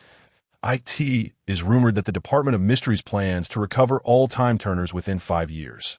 Well, that seems reasonable. Regarding the investigation of working hours, professors, due to their excessive misuse of time turners, have lost track of their actual working hours. This is utterly disastrous. Our current predicament is already dire, but the professor's situation is even more severe. Nevertheless, despite this, they remain remarkably energetic. Should this continue, only the most elite Aurors will be fit for teaching positions at Hogwarts. Consequently, there will be no one willing to accept the role of professor if working conditions do not improve. No reasonable person would be inclined to take up a teaching position at Hogwarts. However, I have heard that no time turners were discovered in the headmaster's office. Perhaps he never had one, or the professors simply do not know. Frankly, the headmaster's responsibilities appear to be several times less burdensome than those of the professors. Moreover, judging by the lax management, he seems rather indifferent to the operations of the school, so he must have considerable free time. Alas, I truly do not understand how he has managed to remain headmaster for so many years. Amidst this whirlwind of activity, the new semester quietly commences. Acting headmistress Professor McGonagall has unwittingly been replaced by Slughorn, who has officially taken office as headmaster. Oh, when did he arrive? It has been quite some time. You appear to be in good spirits. Slughorn likely does not recall those ordinary students who do not hail from prestigious families, are not members of the Slug Club, and whose academic performance is unremarkable. Nonetheless, in terms of evaluating students without regard to their background or house, he is far superior to Dumbledore. Although he has a penchant for the exceptional, which may be somewhat superficial, it can be said that he places greater emphasis on merit. Given the future development of the magical world, such a choice seems quite appropriate. With the onset of the new semester, the professional players have also departed from school. Thank you. You've been immensely helpful. If you consider reemployment, perhaps the ministry could be an option. Oh, well, I'm still rather hesitant about that. Do not say such things. Improvements may be forthcoming. However, while patrolling the campus, the players noticed that the quality of brooms at Hogwarts is exceedingly poor. They were astonished and asked, "Are you still using these?"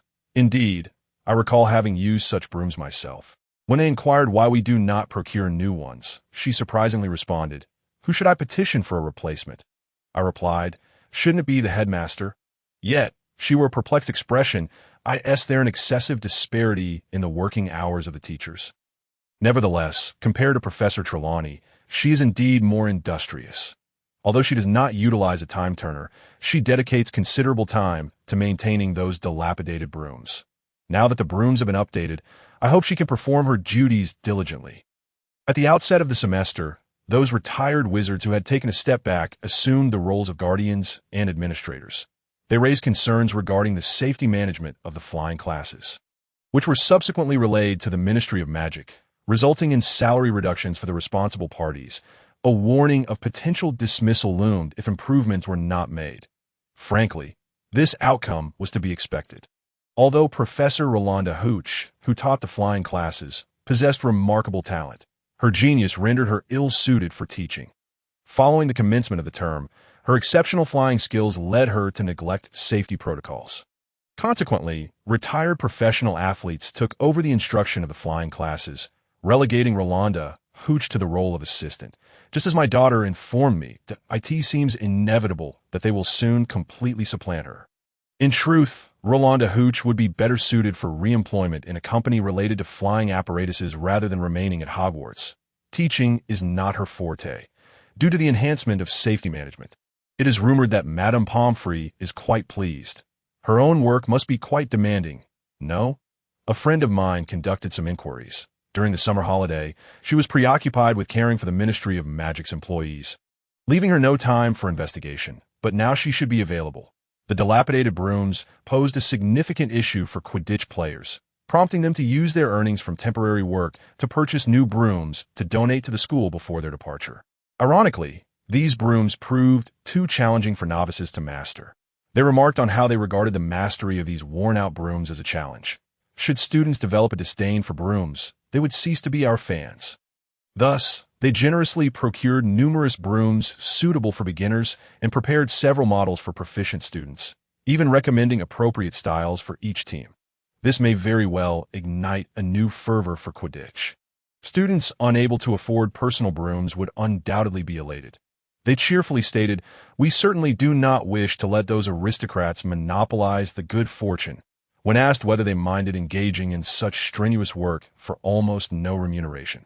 They responded, "Not at all, for we are Quidditch players." Each team donated brooms emblazoned with their respective names before departing with flair. How splendid! Remarkable! To be honest, I harbor little interest in Quidditch, but once I complete this task, I shall certainly attend more matches and join their fan club.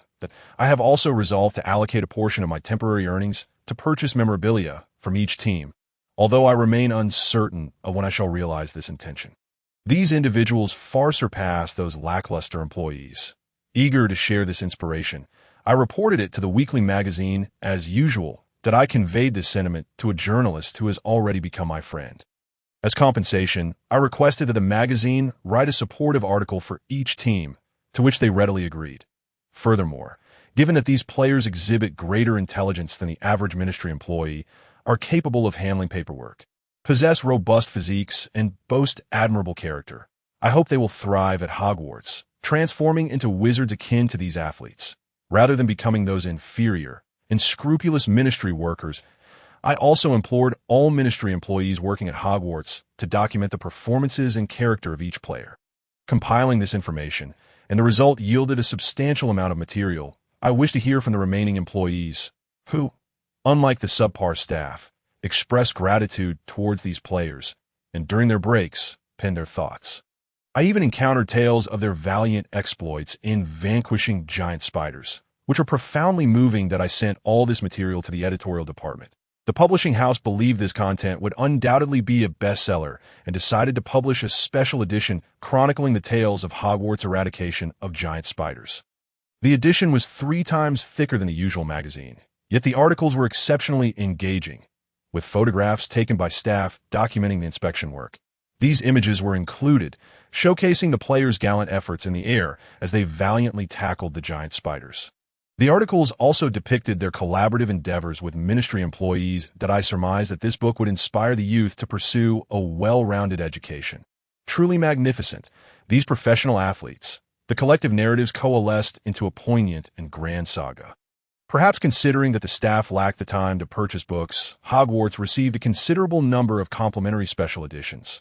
The articles generated significant buzz, and the first print sold out rapidly, prompting the publisher to decide on a reprint. The publisher profited handsomely and inquired if I desired compensation. However, I replied, "No need. We are civil servants, the diligent servants of the people." Instead, I requested their continued support for truly exceptional wizards in the future. I have heard that various Quidditch teams have secured new sponsors, and membership in fan clubs is on the rise that a few days later, each team sent letters of gratitude, and the students expressed great joy upon seeing the new brooms. Although we declined remuneration, the Touched Weekly magazine still conducted interviews with the players and featured the achievements of the Magical Creatures Management Department's employees in the next issue. The employees of the Magical Creatures Management Department were moved to tears and expressed their happiness upon receiving letters of support from the staff. Indeed, I accomplished something remarkable. The formal employees of the Magical Creatures Regulation Department returned to the ministry in preparation for the upcoming auction event before the new semester commenced. However, several employees remained in the forest to conduct inspections. Although the forest harbors no dangerous creatures, Hagrid's introduction of certain animals that should not inhabit the area has rendered the work interminable. Meanwhile, we, the remaining staff tasked with paperwork, found that although no formal employees were dispatched, the Board of Governors arranged for some exceptionally skilled tutors and assigned dormitory supervisors to each college. Dormitory supervisors, indeed, this would alleviate the workload of the college heads that I had not considered this aspect before. College heads already bear a heavy teaching load. With some professors having more free time, why are these perpetually busy professors designated as heads? Even without the headship, they must utilize time turners to manage their daily teaching responsibilities, let alone assume the role of head. While everyone might enjoy a little relaxation, these professors are exceedingly responsible individuals, especially the head of Slytherin, and would never slack off. Yet those professors who do not need to use time turners seem ill-suited for the role of head.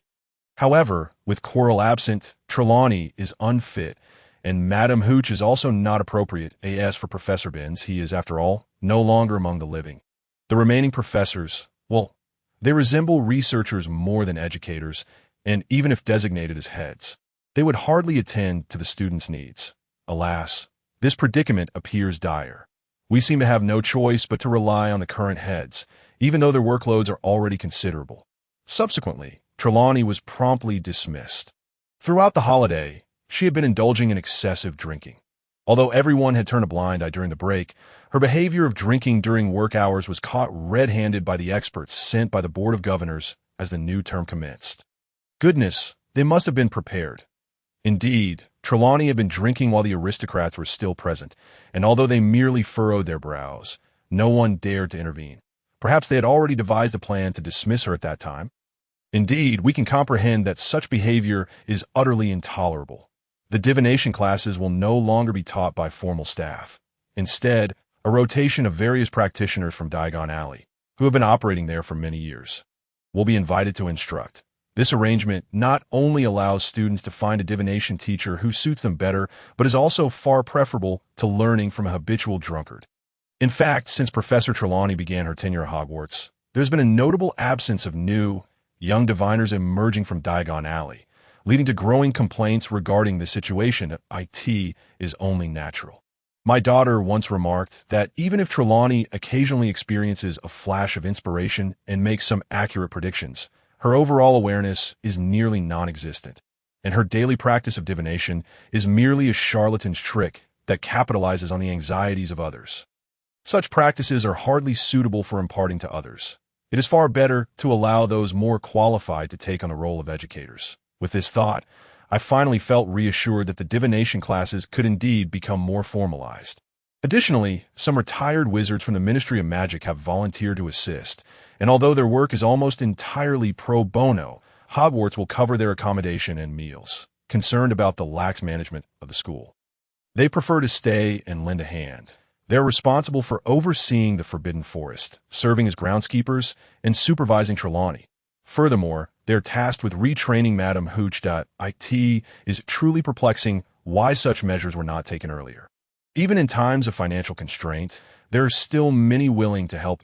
As for Mr. Filch, The Board of Governors, as a reward, has offered him the choice of residing in a rather pleasant retirement home or utilizing a country cottage belonging to a noble family for the remainder of his days. Additionally, they have arranged for him a modest pension to ensure he can live comfortably.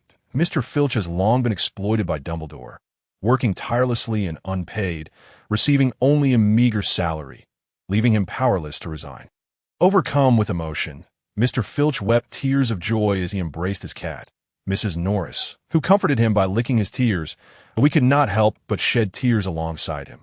Before the new term commenced, Mr. Filch relocated to the country cottage with Mrs. Norris. Upon his departure, he appeared considerably more cheerful than before. Alas, at long last, a colleague has found happiness. After bidding farewell to Mr. Filch, we returned to our duties. Once the new term began, although most returned to the Ministry of Magic, we remained behind to continue our work. Though the labor was exhausting, the thought of the children visiting us at Hogwarts lifted our spirits. When the children arrived, they did not blame us for not taking them out during the summer, but were instead startled by our weary appearances, quickly encouraging us and expressing appreciation for our hard work, which brought us great comfort. Thus, we resolved to remain at Hogwarts for the time being, diligently working until we were unexpectedly summoned back. Subsequently, a new batch of staff came to take over our roles. Moreover, a new team of curse-breaking specialists was assembled, and we also had to deal with some cursed objects I nearly forgot. With tearful farewells, we bid adieu to the children and returned to the Ministry of Magic without going home. Though summer had come to a complete end, we had yet to return home. Observing the staff with even more haggard expressions than ours, I realized that the teachers at Hogwarts truly possess remarkable capabilities. Despite initial skepticism towards those potions, it is indeed a fact that after consumption, our health improved significantly. We then began preparing materials for the impending trial, as the ministry commenced the arrest of wizards obstructing operations, resulting in an ever-increasing workload that we handed over the potions recipes taught to us by the Hogwarts professors to those skilled in potion making, who began crafting the elixirs. However, due to the complexity of brewing potions with the prince's mark, a substantial quantity of finished products was sent over from Hogwarts. This seemed to be a gesture of gratitude for our improvements in the work environment, with costs covered by the Black family. The additional potions would also continue to be funded by them, as they would send them free of charge upon our orders. Everyone was moved to tears. We shall undoubtedly work diligently. Although Black was a despicable character during his school days, it appears he has redeeming qualities now. Yet, just as we were pondering this, Black dropped another bombshell. He revealed that Azkaban is unable to deter animagi, as Dementors do not respond to them. Why had no one noticed this issue before?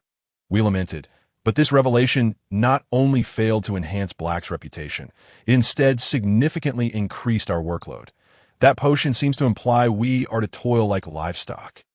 In a bid to evade the substantial compensation demands from the Ministry of Magic, Black instead sought a position within the ministry itself, ultimately becoming an aide to the minister. Such a maneuver is indeed astute. However, it is evident that this was not a strategy conceived solely by Black. It may well have been the brainchild of either Weasley or Malfoy. After all, Black would hardly have devised such a tactic on his own. Although we understand that Black, like us, is laboring tirelessly, his capabilities are so formidable that he accomplishes tasks with ease that we can only manage through sheer effort. Having spent numerous years in Azkaban, his immense mental fortitude and physical prowess are truly enviable. Consequently, a significant backlog of wizards within the ministry discovered that they could not proceed without verification. Some trials have commenced, yet these wizards remain without recourse. Worse still, no one is willing to voluntarily declare themselves as an animagus. While the truth potion can reveal such secrets, its preparation is exceedingly intricate, and amidst our overwhelming busyness, no one has the time to concoct it.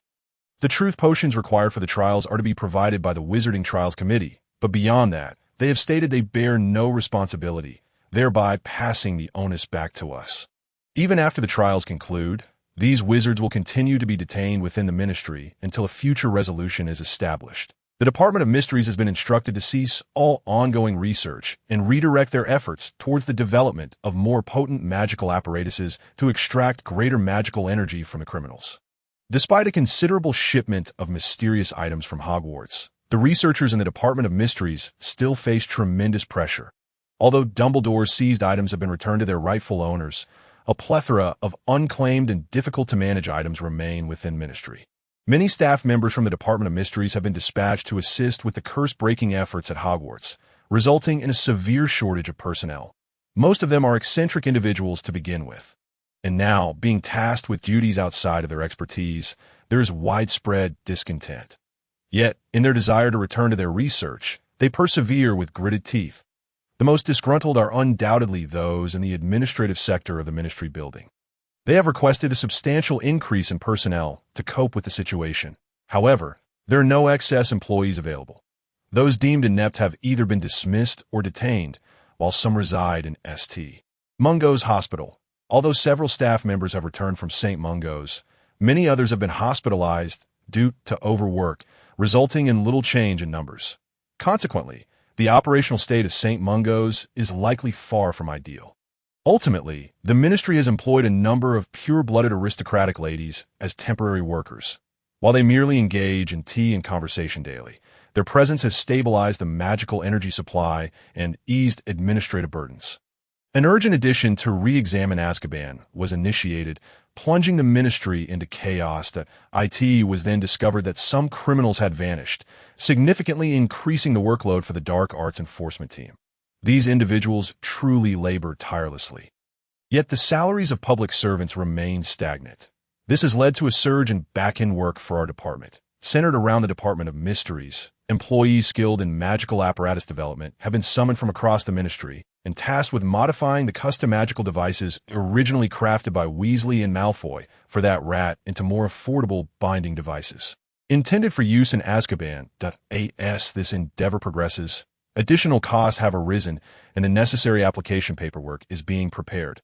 Although there are concerns regarding the sufficiency of research funding, the substantial reduction of redundant staff has significantly lowered labor costs. Furthermore, there are plans to extract as much funding as possible from those former employees who will face fines, alleviating concerns over financial issues. However, it appears that these magical devices were crafted by the children who were taken in by Weasley's family from Arthur and Molly. These talented children, disregarding costs, added various features with a fervor akin to madness, resulting in a product of exceedingly high complexity and expense. Generally, an excess of magic can lead to explosive outcomes, yet the enchantments on these devices have been applied with such exquisite balance that it is hardly evident they were created by children. Nevertheless, since they were made by children, the cost of raw materials is quite low. It is said that even the most elite among the Ministry may struggle to replicate these devices.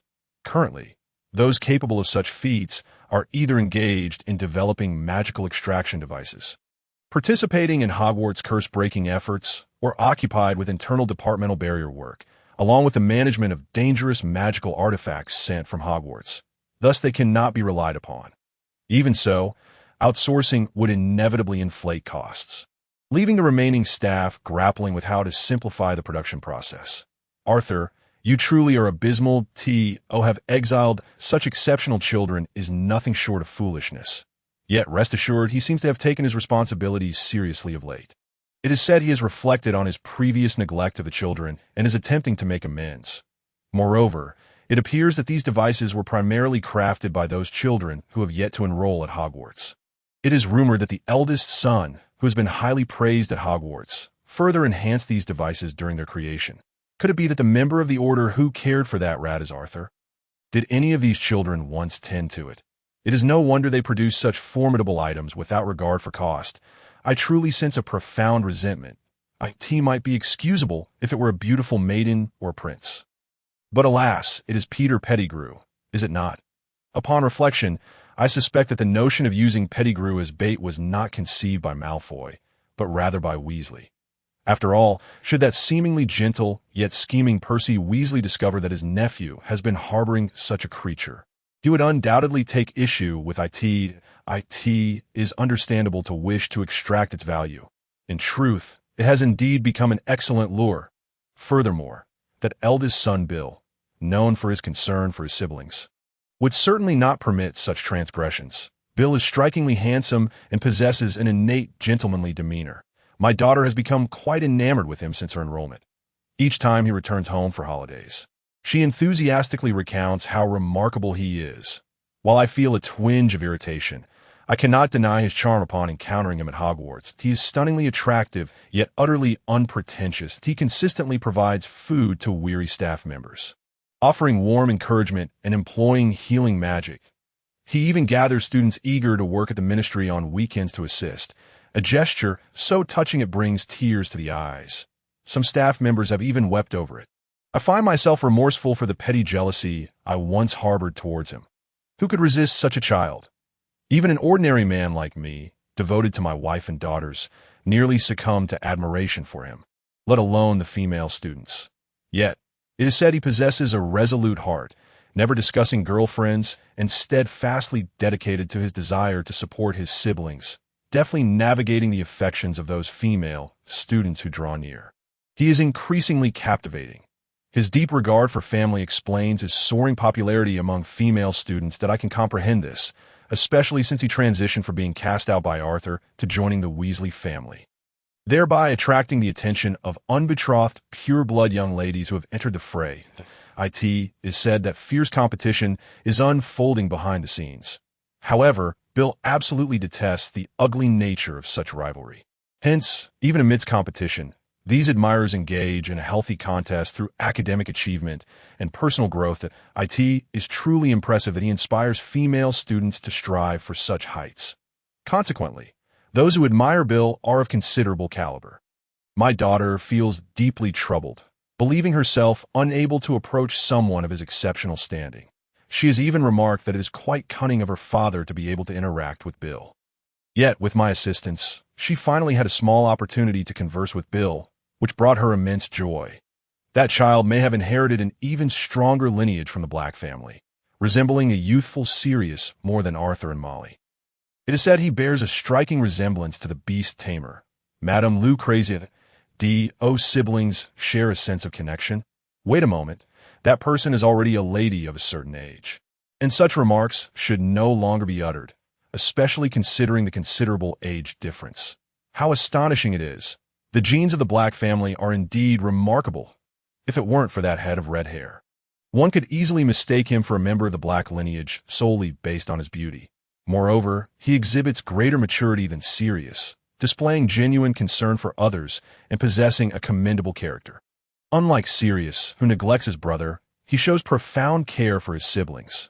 His brothers are also exceptionally talented, and with the absence of their dreadful parents weighing them down, it is no wonder he garners such popularity. Frankly, he is several times superior to Sirius, who is merely a cursory semblance of a dog. In fact, one could argue he is hundreds of times better. Why not appoint him as Sirius's heir? Furthermore, the Department of Management has requested the creation of a more powerful magical extraction chamber. In addition to the magical tools being developed by the Department of Mysteries, that it appears they plan to retain a significant number of criminals within the department for an extended period. Due to a shortage of personnel, those developing magical tools in the Department of Mysteries have begun collaborating with the Management Department for research. The Management Department seems intent on not sending minor offenders to Azkaban, but rather utilizing them as sources of magical energy. After all, one cannot perpetually employ those pure-blood matrons on a temporary basis. Indeed, it seems more prudent to handle them this way than to render them utterly powerless, as sending everyone to Azkaban would jeopardize the future stability of the magical community. It is no exaggeration to say that the number of wizards remaining in the department is staggering. If this continues, the public servants will be the subject of ridicule. Consider that even those Quidditch players appear more normal than the staff, with none among them having been arrested. Reflecting on that article I wrote, it was rather well crafted. Don't you think I deserve a temporary bonus? Although I don't genuinely require it, I have heard that Hogwarts is even contemplating adding a course to address this alarming lack of ethical awareness. Yes, that would be splendid, but before that, a thorough reevaluation of the ministry's regulations and hiring standards is imperative. Even we, the lowly foot soldiers, are valuable entities. We are merely ordinary individuals. After all, that is said that the upper echelons of the ministry are genuinely troubled by the low standards of wizards. Indeed, with Dumbledore's absence, Hogwarts' curriculum should be utterly reassessed to cultivate more exceptional wizards. However, we have no intention of assisting. Moreover, the management department has called for further improvements regarding external influences. Indeed, the upheaval caused by Dumbledore and Black was exceedingly troublesome, necessitating more enhancements for the sake of us nameless foot soldiers. What was once a leisurely department tasked only with maintaining the status quo is now being asked to undertake high-difficulty missions. Can they truly manage it? However, it appears that there are quite a few pure-blood individuals within the department who possess considerable expertise regarding family protection and enchantments. So the situation may not be dire. Nepotism can sometimes prove advantageous. Those second-generation scions, thrust in forcefully, must step up in times like these. Then, an emergency unfolded. Upon re-examining Azkaban, the clown Barty Crouch, who could only perform menial tasks, was found to have aided his son in escape and was subsequently apprehended. It is said that after doing so, he bound his son with the Imperius curse at home and relegated household chores to the house elf. We, the nameless foot soldiers, were utterly horrified. His subordinates wept and pleaded. Observing their distressed state, Crouch seemed to swell with pride, perhaps mistakenly believing he had managed his subordinates effectively over the years. Yet, what followed was a torrent of reproach. What remains of you besides your work? You worthless wretch! Indeed, were it not for your work, you would be inferior to those old drunks. Quite right. My uncle is one such example, despite his incessant drinking and incessant complaints about the ministry. He at least looks after my children and occasionally gifts me some pocket money after winning a bet. He is far superior to you. A normal parent should have resigned the moment their son escaped. You might as well eat dung. How can you continue to work as if nothing has happened? You scoundrel! You let house elves care for your son. Do you not see yourself as a failure? No wonder your son has turned to darkness. Those old drunks in the taverns at least didn't raise dark wizards. They are far better than you. Your son has become this way entirely because of your wretched self. Do you comprehend? You worthless scum! Because of you, our workload has increased tremendously. We endure your incompetence in parenting only because, at the very least, your work is commendable. As they berated him, his subordinates continued to toil tirelessly. Crouch was nearly brought to tears amidst the cacophony of insults. Meanwhile, the other ministry employees silently accepted these words, nodding in agreement, and no one intervened. Crouch sank deeper into despondency. Farewell, Crouch, due to the crimes he committed.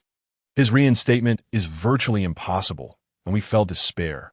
For, as a subordinate stated, his work was exceptionally competent, leaving a substantial void in his absence. Who will fill this gap? Who can step up? Who desires advancement? It seems our workload is endless. Sirius Black wronged. Peter Pettigrew apprehended, lurking as a rat. Sirius Black released, acquitted. Subsequently, the revival of the Black family is announced, heralding the resurgence of the royal line of the magical community. Dumbledore obstructed Black from adopting Harry Potter. The ministry finds itself in a predicament of insufficient magical energy due to the surge in detainees. Sirius Black intends to establish a new faction. The Weasley and Malfoy families express their intent to participate, while other pureblood families follow suit. The significance of pureblood is re-evaluated. Dumbledore not only encroached upon Harry Potter's inheritance, but also seized the assets of other members of the Order of the Phoenix. Accused in Germany of possessing Grindelwald's wand, the keeper of the Hogwarts grounds has bred acromantula, and the school is overrun by spiders.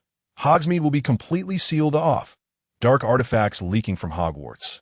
Are they part of Dumbledore's collection? His qualifications as headmaster are under scrutiny. Dumbledore has long hindered the employment of Slytherin students. That individual's father was a Muggle. What is the truth behind why half-bloods despise Muggles and devolve into pure-blood extremists? Though that person's physical form has been destroyed, their soul schemes for resurrection. Recently, the reports in the newspapers have caused quite a stir, with daily news shaking the magical world. During the summer break, my brothers and I have been enjoying a more intimate and leisurely time together than usual, while the magical community is embroiled in turmoil. Hogwarts is currently unable to conduct normal classes, and it may not reopen until October. However, there are murmurs that even October may not see a timely resumption. Although separated from our parents and in a drastically altered environment, our time spent with Bill and Charlie has been exceedingly delightful, far surpassing our usual summer joy. With no concerns about daily life, this summer has proven to be remarkably more relaxed. Point one could say this is the first time I have experienced such carefree childhood days. I never imagined that the summer devoid of the fear of Bill and Charlie leaving could be so joyous. Previously, the end of summer signified the onset of an anxious existence. Each year as Bill returned to Hogwarts, I felt as though I would weep. In truth, all four of us did plead with them not to leave. Yet this year I should be able to bid them farewell with a smile. Bill appears more relaxed than ever before. Well, after all, he has always cared for us like a parent, hasn't he? Yet here, even Bill is regarded as a child. He must feel a sense of relief as well. Bill is happy, and so are we. In July, Bill and the twins were commissioned by the Weasley family to create a selection of restraints. These were unique creations, designed with remarkable complexity, reputedly capable of stretching at will. Regardless of deformation, weight gain, or loss, they expressed an unwavering desire not to be unshackled. I proposed that upon release, the magic would be siphoned from the Liberator, thereby enhancing the restraint's effectiveness. Additionally, I suggested that indelible marks should manifest on the Liberator's face, which even magic would be unable to erase for several days. Upon hearing my suggestions, the three of them wore mischievous smiles and eagerly resumed their work. The design was initially conceived by Fred and George to ensure food security during times of hunger. Originally intended as a toy to impress their brothers after capturing animals, its functionality was enhanced after the deprivation of food. The IT allows captured creatures to move and seek sustenance within a designated area. Yet they cannot exceed this boundary. Furthermore, they can be summoned back at any moment through an attraction charm. We have benefited from this countless times that I was responsible for the dissection and cooking. You see, due to their insistence on a swift completion, we worked at an unprecedented pace. Ultimately, the finished magical apparatus turned out to be far more formidable than I had initially proposed. The IT is truly impressive. I wonder what purpose this item will serve and upon whom it will be utilized. My curiosity piqued. In August, we attended an antiques fair. Mr. Edgar's cousin was supposed to assist, but due to a sudden commitment, a lady who appeared to be of similar age to our mother came in his stead. She believed that Bill needed a bulwark beside him, as he was too alluring to the opposite sex. This witch from the Weasley family also possessed a Muggle driving license. Thus she accompanied us. She married a distant relative of the Weasley family, effectively being born into and marrying into the clan. The outcome? Her judgment proved remarkably astute. Thanks to her, we nearly sold out our merchandise without significant discounts, leaving the brothers' pockets pleasantly plump. Yet, it must be noted, Bill certainly attracted a considerable number of admirers. Though Charlie found himself in a precarious situation. Openly gay individuals are rare in the magical world, and even if they exist, they tend to remain discreet. However, this is not the case in the Muggle realm, where Charlie and Bill standing together seemed to garner much attention from such crowds. The lady not only had to fend off girls for Bill, but was also busy managing these situations. Leaving her quite overwhelmed, I initially intended to express my gratitude to her, but she coolly remarked, "You are still children. A simple thank you suffices. Do not overthink it." Thus, we brothers collectively thanked her, watching her drive away until she vanished from sight. By the end of July, having delivered the magical apparatus, August commenced with the brothers enjoying a blissful period. While the adults of the Weasley family appeared exceedingly occupied, they had originally planned to gather the children for combat training and defense against the dark arts tutoring during the summer break.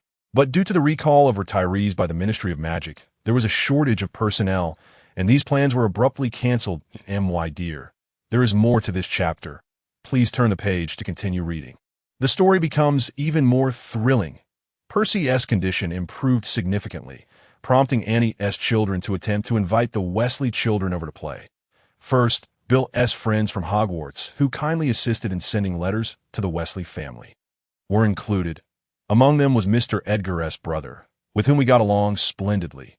Gradually, as we grew more familiar, it seemed Percy was no longer an issue, and we ventured to the Weasley family's ancestral home to train alongside the other Weasley children. With the adults scarce, the children taught us the basic combat techniques we had previously learned as novices. We focused on practicing defense, yet we also acquired numerous methods to repel adversaries using simple magic. It turned out that, with clever application, even the most basic spells could buy us ample time, depending on how they were wielded. The little ones took great care of Percy. They truly are remarkable children. Although Charlie had nothing particularly special to teach, it was suggested that he should learn to control his strength, as it far exceeded that of an ordinary human. They also learned the measures to take in emergencies, skills that are essential for the Weasley children to master. The Weasley children are indeed impressive. However, we were equally determined to put forth our efforts. Moreover, we took to our brooms and went camping outdoors, sharing delightful moments together. Engaging in play with so many children was a novel experience for me, and I relished every moment. Realizing that we were still merely children was such a beautiful experience. Observing the joy on Bill and Charlie's faces as they watched their younger siblings was heartwarming. Indeed, we had not seemed like children before to alleviate the burdens on Bill and Charlie. We suppressed our childishness, though this may have inadvertently caused them more concern. Reflecting on this now, I feel a sense of remorse. Yet the current environment permits us to embrace our true selves. Thus, I came to the realization that under parental guidance, we had little time to feel secure, carrying a constant weight on our shoulders. Even without considering Percy's situation, I had been living in a state of tension prior to this. Percy, in that house, was not as serious as he is now. I suspect Percy's previous earnestness stemmed from a desire for parental approval. Though he remains quite serious, he appears much more relaxed than before. The twins have also ceased their mischievous antics, declaring that rather than playing pranks, they would prefer to embark on new inventions. Nevertheless, they still crafted items capable of bringing joy to everyone, though these can hardly be classified as pranks anymore. These creations are more about surprising and delighting people. I believe those pranks were perhaps a form of rebellion against their parents. The Weasley children also adored these creations, prompting the twins to continue their production. Some of these even garnered suggestions for sale, and they began to offer their wares in shops along Diagon Alley. Although they priced them affordably enough for children's pocket money, thus earning little profit, they derived immense joy from the endeavor. Bill and Charlie expressed their willingness to assist in procuring antique clothing, but due to the difficulty in finding companions, they ultimately did not go. Instead, we undertook the task of assessing items within the various Weasley family warehouses that might sell well. This also served as a form of greeting during our visits to different households, allowing us to traverse the area. While it appeared that the adults were preoccupied with their work, rarely seen, I felt we had established wonderful relationships with both the children and the elders. As September arrived, Mr. Edgar returned after concluding his work, during which an important event had transpired. Many of Edgar's clients are researchers engaged in teaching, who often devote themselves entirely to their studies while ordinary people enjoy their holidays. Thus his work paused following the end of summer break. Having earned some money, he intended to take a well-deserved rest. How wonderful! Not having a formal job is quite agreeable. This is not the Muggle world, so one need not adhere to a conventional path of securing employment with the government or corporations post-graduation. I wish to live freely. The convenience of magic is truly remarkable. Let this be my aspiration, that in the worst-case scenario, should the twins embark on an entrepreneurial venture, I could take on the role of a silent partner within their enterprise. However, considering the talents of those two, they would undoubtedly be overwhelmed, and chaos would ensue in their work. Consequently, a carefree existence would become unattainable. What a dilemma! Perhaps I shall take my time to decide. Who knows, upon entering Hogwarts, I might uncover other latent abilities within myself. Nevertheless, Mr. Edgar is indeed far more capable than he appears. It is this very lifestyle that facilitates his smooth journey. I had thought I would miss the return of Bill and Charlie to Hogwarts. But due to the extended summer break, we were fortunate enough to meet with Edgar and express our gratitude for his prior kindness. He insisted it was no trouble and mentioned his desire to provide funding for the twins' entrepreneurial endeavors, stating that should they truly decide to start business, they must not forget to inform him. Although he spoke with intention, he reiterated that we need not concern ourselves with it. When the twins mentioned their commitment to mass-producing garments imbued with protective enchantments, Mr. Edgar eagerly joined the development efforts. Bill also participated, while Charlie took charge of testing the prototype samples. They were dedicated to their development work. Although they had produced some trial pieces, the quality still rendered them prohibitively expensive. Thus, they continued to strive for improvement. Fred and George appeared quite pleased, and Percy exhibited unexpected talents as well, that he demonstrated an ability to perceive subtle differences, or rather, he could sense the flow of magical energy within the enchantments.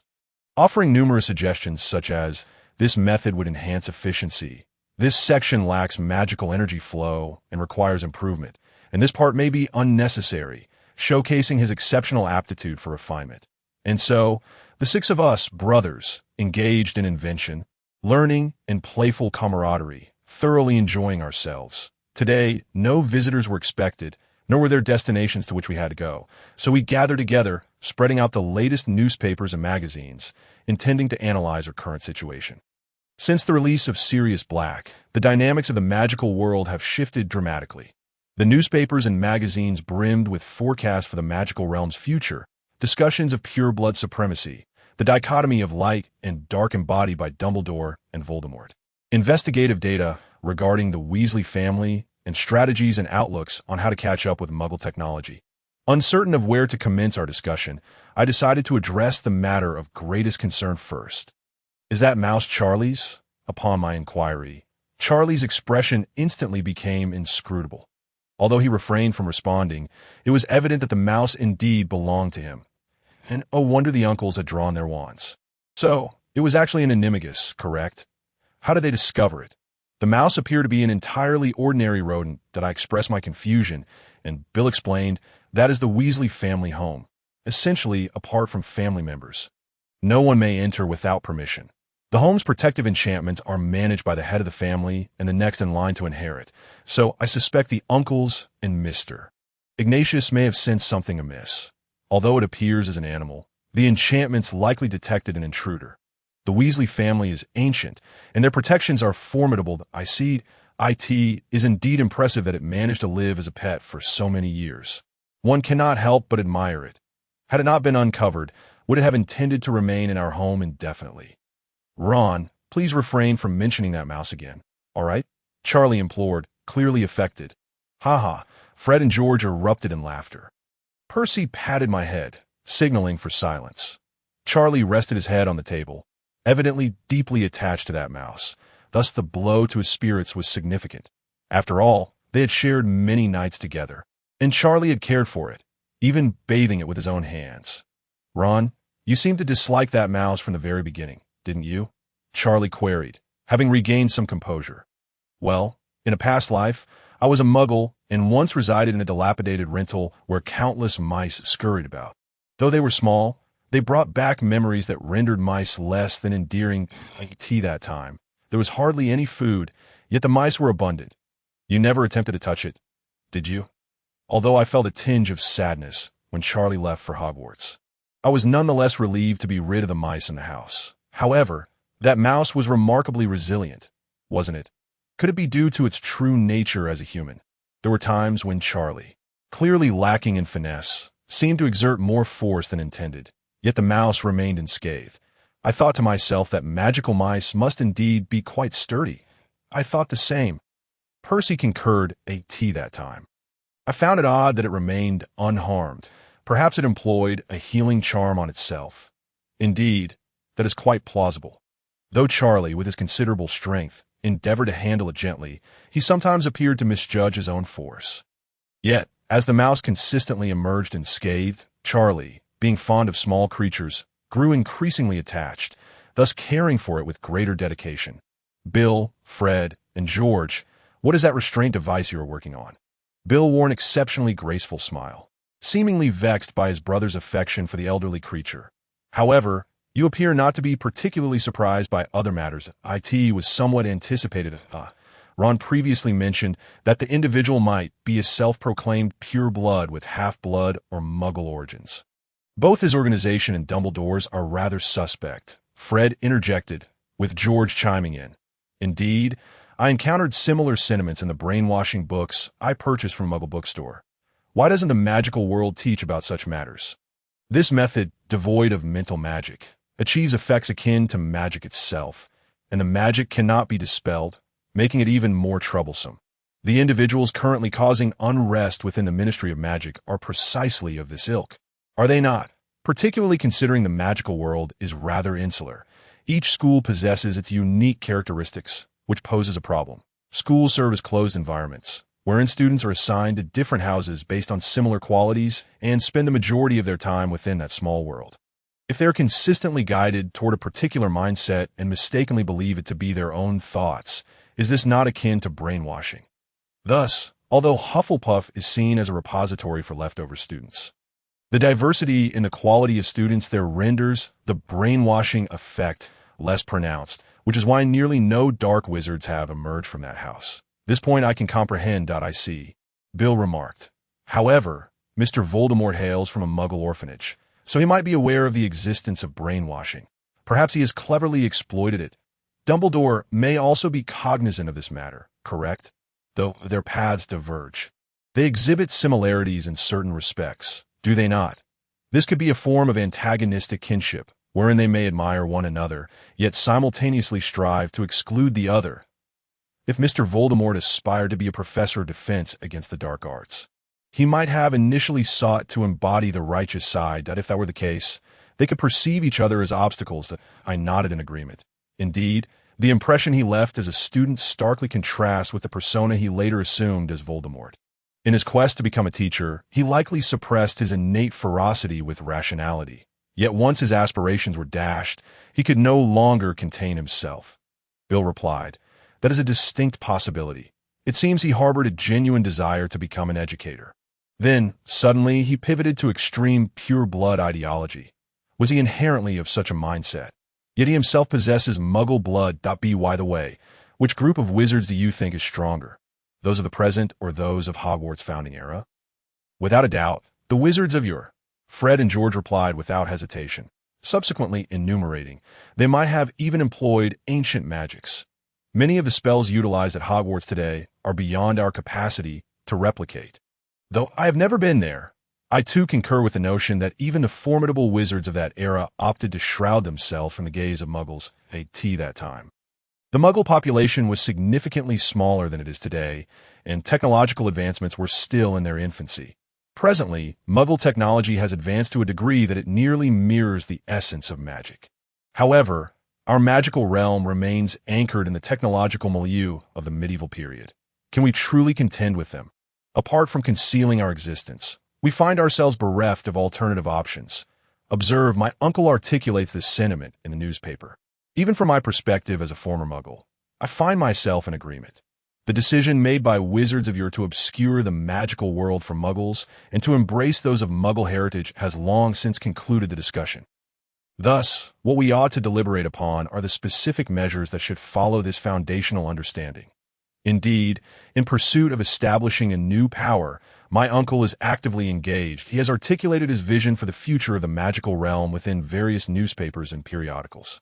He elaborates on how the magical community interacts with Muggle society, emphasizing the significance of Muggle-born individuals to our world, advocating for their elevation in order to forge a better magical society than we currently possess. Concurrently, he elucidates the meaning of pure bloodlines, asserting that their existence is imperative for the preservation of ancient protective magics within the magical realm, and positing that in response to the future advancements in Muggle technology, we must enhance our information management practices. These discourses are indeed rich and laden with bureaucratic jargon. The accounts of inhumane experiments during World War II, as described in the book Ron procured, are utterly horrifying. Might these experiments still be clandestinely pursued? Could wizards potentially serve as ideal subjects for such trials? What if that German leader were to discover the existence of our magical world?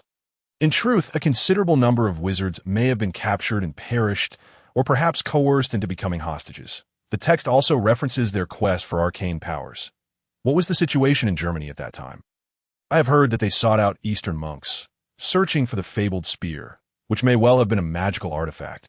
They might have been in pursuit of such power. It is precisely due to the tribulations endured that the ideology of pure-blood supremacy has intensified upon the continent. This elucidates why Durmstrang restricts the admission of Muggle-borns. from a historical perspective, this appears to be a reasonable measure. Since the onset of World War I, Europe has been mired in chaos, and it is plausible that many wizards were slaughtered or, once captured, compelled to wield their powers under duress.